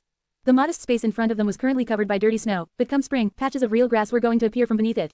There were a few bushes, a frozen pond, and a lonely tree that somehow clung to life despite all reason. Currently, it stood bare and dark, devoid of the bright crown of its leaves. The park was surrounded by tall buildings, making it seem as if it was situated on the bottom of a deep well. Sparse sunlight fell on the tree from far above, illuminating its thin branches and the gray snowflakes that swirled in the air around them. There were several clean pathways through the snow, as well as a few damaged and vandalized benches here and there. Several people were sitting on the benches, enjoying a quiet moment of respite. They gave the young woman dressed in white and the young man dressed in black uneasy looks. Neffy studied the park for a few moments, then glanced at Sunny. "Aren't you wary that something can happen?" He took a look at her, then at himself. Both were obviously out of place, considering their physical appearance and expensive clothes. Everything about them screamed of wealth, status, and citizenship. Sunny doubted that the inhabitants of the outskirts would recognize them as ascended, but they would inevitably come to the conclusion that the strangers were rich. He shrugged. What can happen? Even if some idiots decide to try and rob us, the worst they can do is shoot at us with cheap firearms.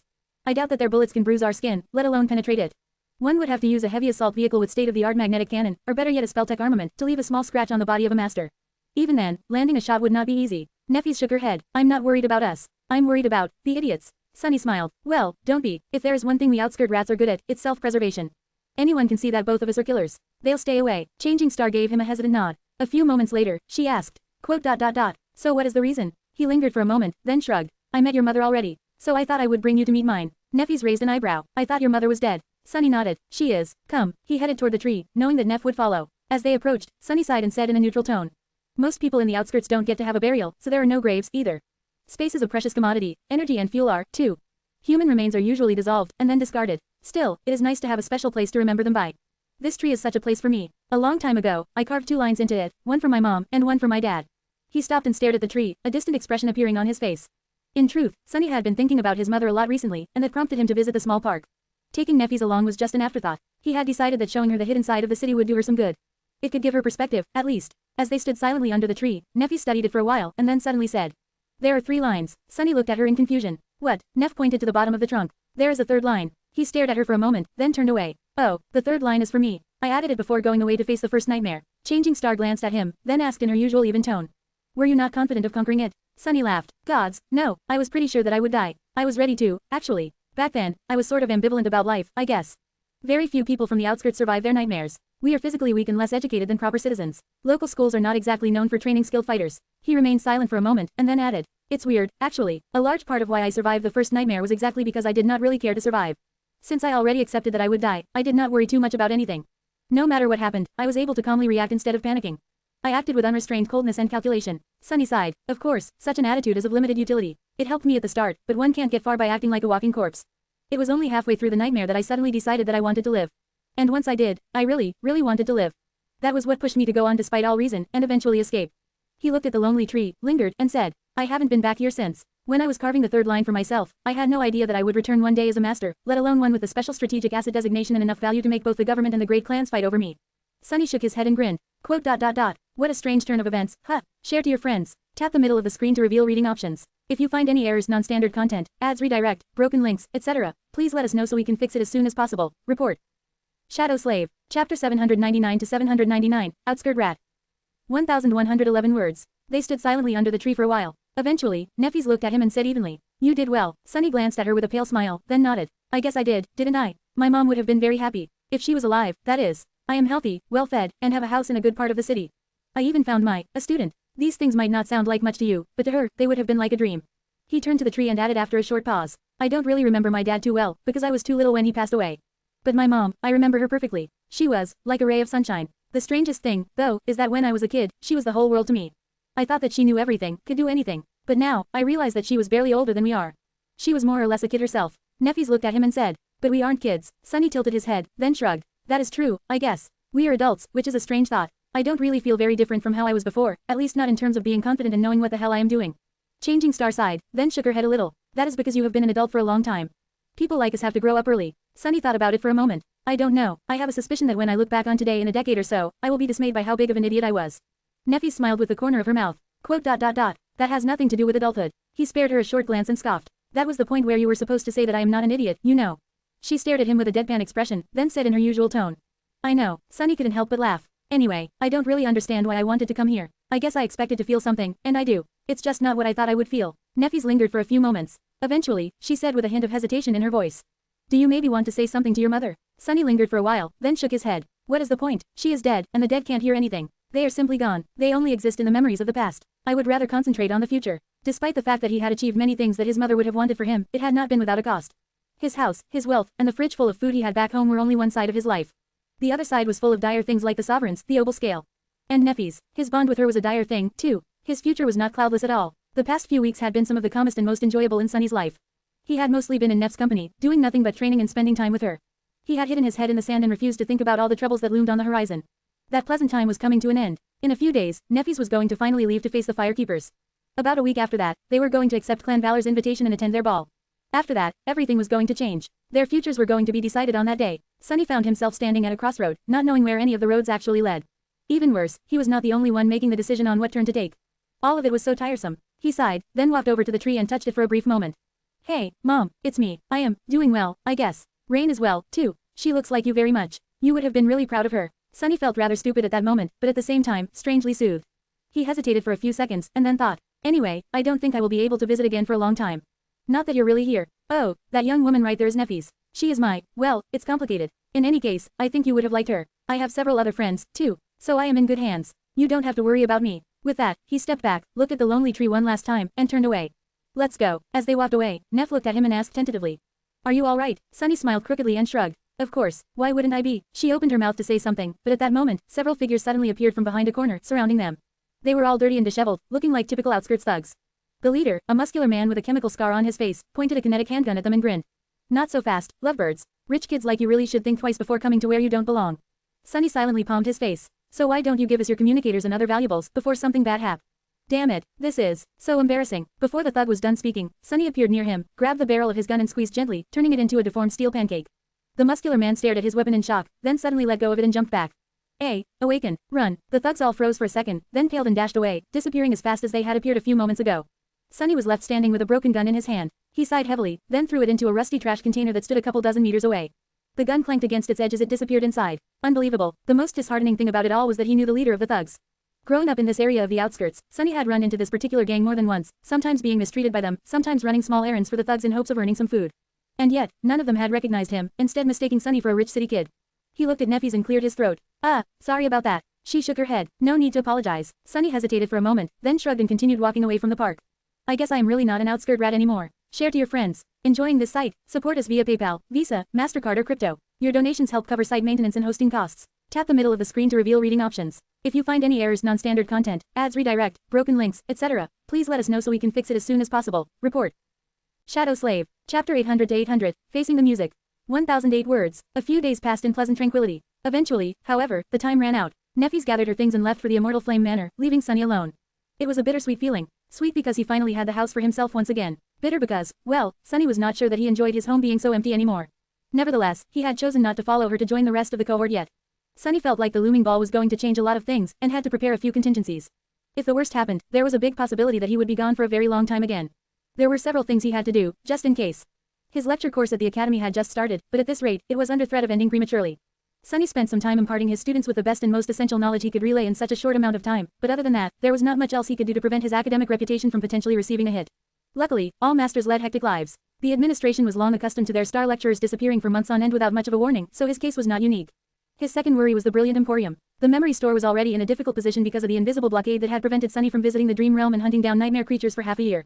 Their inventory was running low. In the past 6 months, Sunny had slowly shifted his business in the direction of selling memory versions of mundane items that he weaved. That was not a straightforward endeavor, however. Sure, the idea of having a toothbrush memory sounded pleasant, but he had to use a soul shard to create one. Considering how expensive soul shards were in the real world, the price of a simple toothbrush would have been simply unreasonable. So, after thinking for a while, Sunny had come up with a strategy of shifting his focus from necessities and toiletries to luxury items.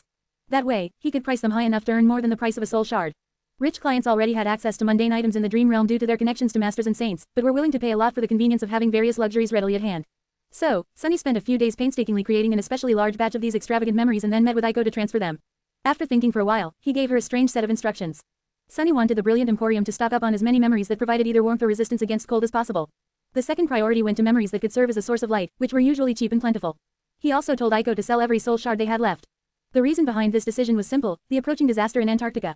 Once the government announced the voluntary mobilization, a lot of people were going to need to equip themselves for the harsh realities of polar night. The large amount of opening gates would also flood the market with soul shards, probably crashing their price to a certain extent.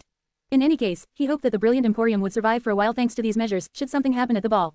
Lastly, there was Rain. His sister was going to turn 16 in a few months, which meant that Sunny had very little time left to prepare her for the potential first nightmare. On the other hand, there were not a lot of things left that he could teach her. Of course, Rain still had a lot of room to improve, but at that stage, Sunny's presence was only of marginal use. What she really needed to do was to truly internalize and assimilate the skills and knowledge that he had already imparted to her. While Sunny could help his sister along, most of the work had to be done by Rain herself. Still, he used the week before the ball to the fullest extent. The teenage girl might have been sour about how intense their lessons suddenly became, but it was for her own good. She was already better prepared to face the nightmare than he had been, by far. Whether or not that would be enough, he did not know. Other than these 3 things, there was not a lot for Sunny to do. He prepared his home to go into conservation mode in case he did not return from the ball. He restocked the covetous coffer with various supplies for a long expedition. He fought against Saint to clean the rust off his battle instincts. He tinkered with his memories for a bit, trying to improve them. All of these preparations might have been for nothing, but Sunny was more willing to be wrong than to be unprepared. Finally, the fateful day came. Wincing at the thought of how much money he had spent on that thing, Sunny donned a stylish black suit and briefly looked at himself in the mirror. The bespoke attire had been made by a luxury establishment that serviced many prominent legacies and incorporated the most rare and durable materials, many of them coming from the dream realm. The suit was made in the style that many awakened preferred, existing somewhere between the modern fashion and the more antiquated aesthetic that memories adhered to. It was elegant and fitting, including a stylish half cape and tall leather boots. Even though Sunny had said a few strong words to Kai during the fittings, now that he looked at himself, he could not deny that he looked rather good. Sunny lingered for a few moments, then sighed. Let's face the music, I guess. With that, he briefly circulated essence through the coils of Soul Serpent, wrapped 3 of the 4 shadows around his body, and walked outside. His carriage, in the form of a luxury PTV, was already waiting. Share to your friends. Enjoying this site? Support us via PayPal, Visa, MasterCard or crypto. Your donations help cover site maintenance and hosting costs. Tap the middle of the screen to reveal reading options. If you find any errors, non-standard content, ads redirect, broken links, etc., please let us know so we can fix it as soon as possible. Report.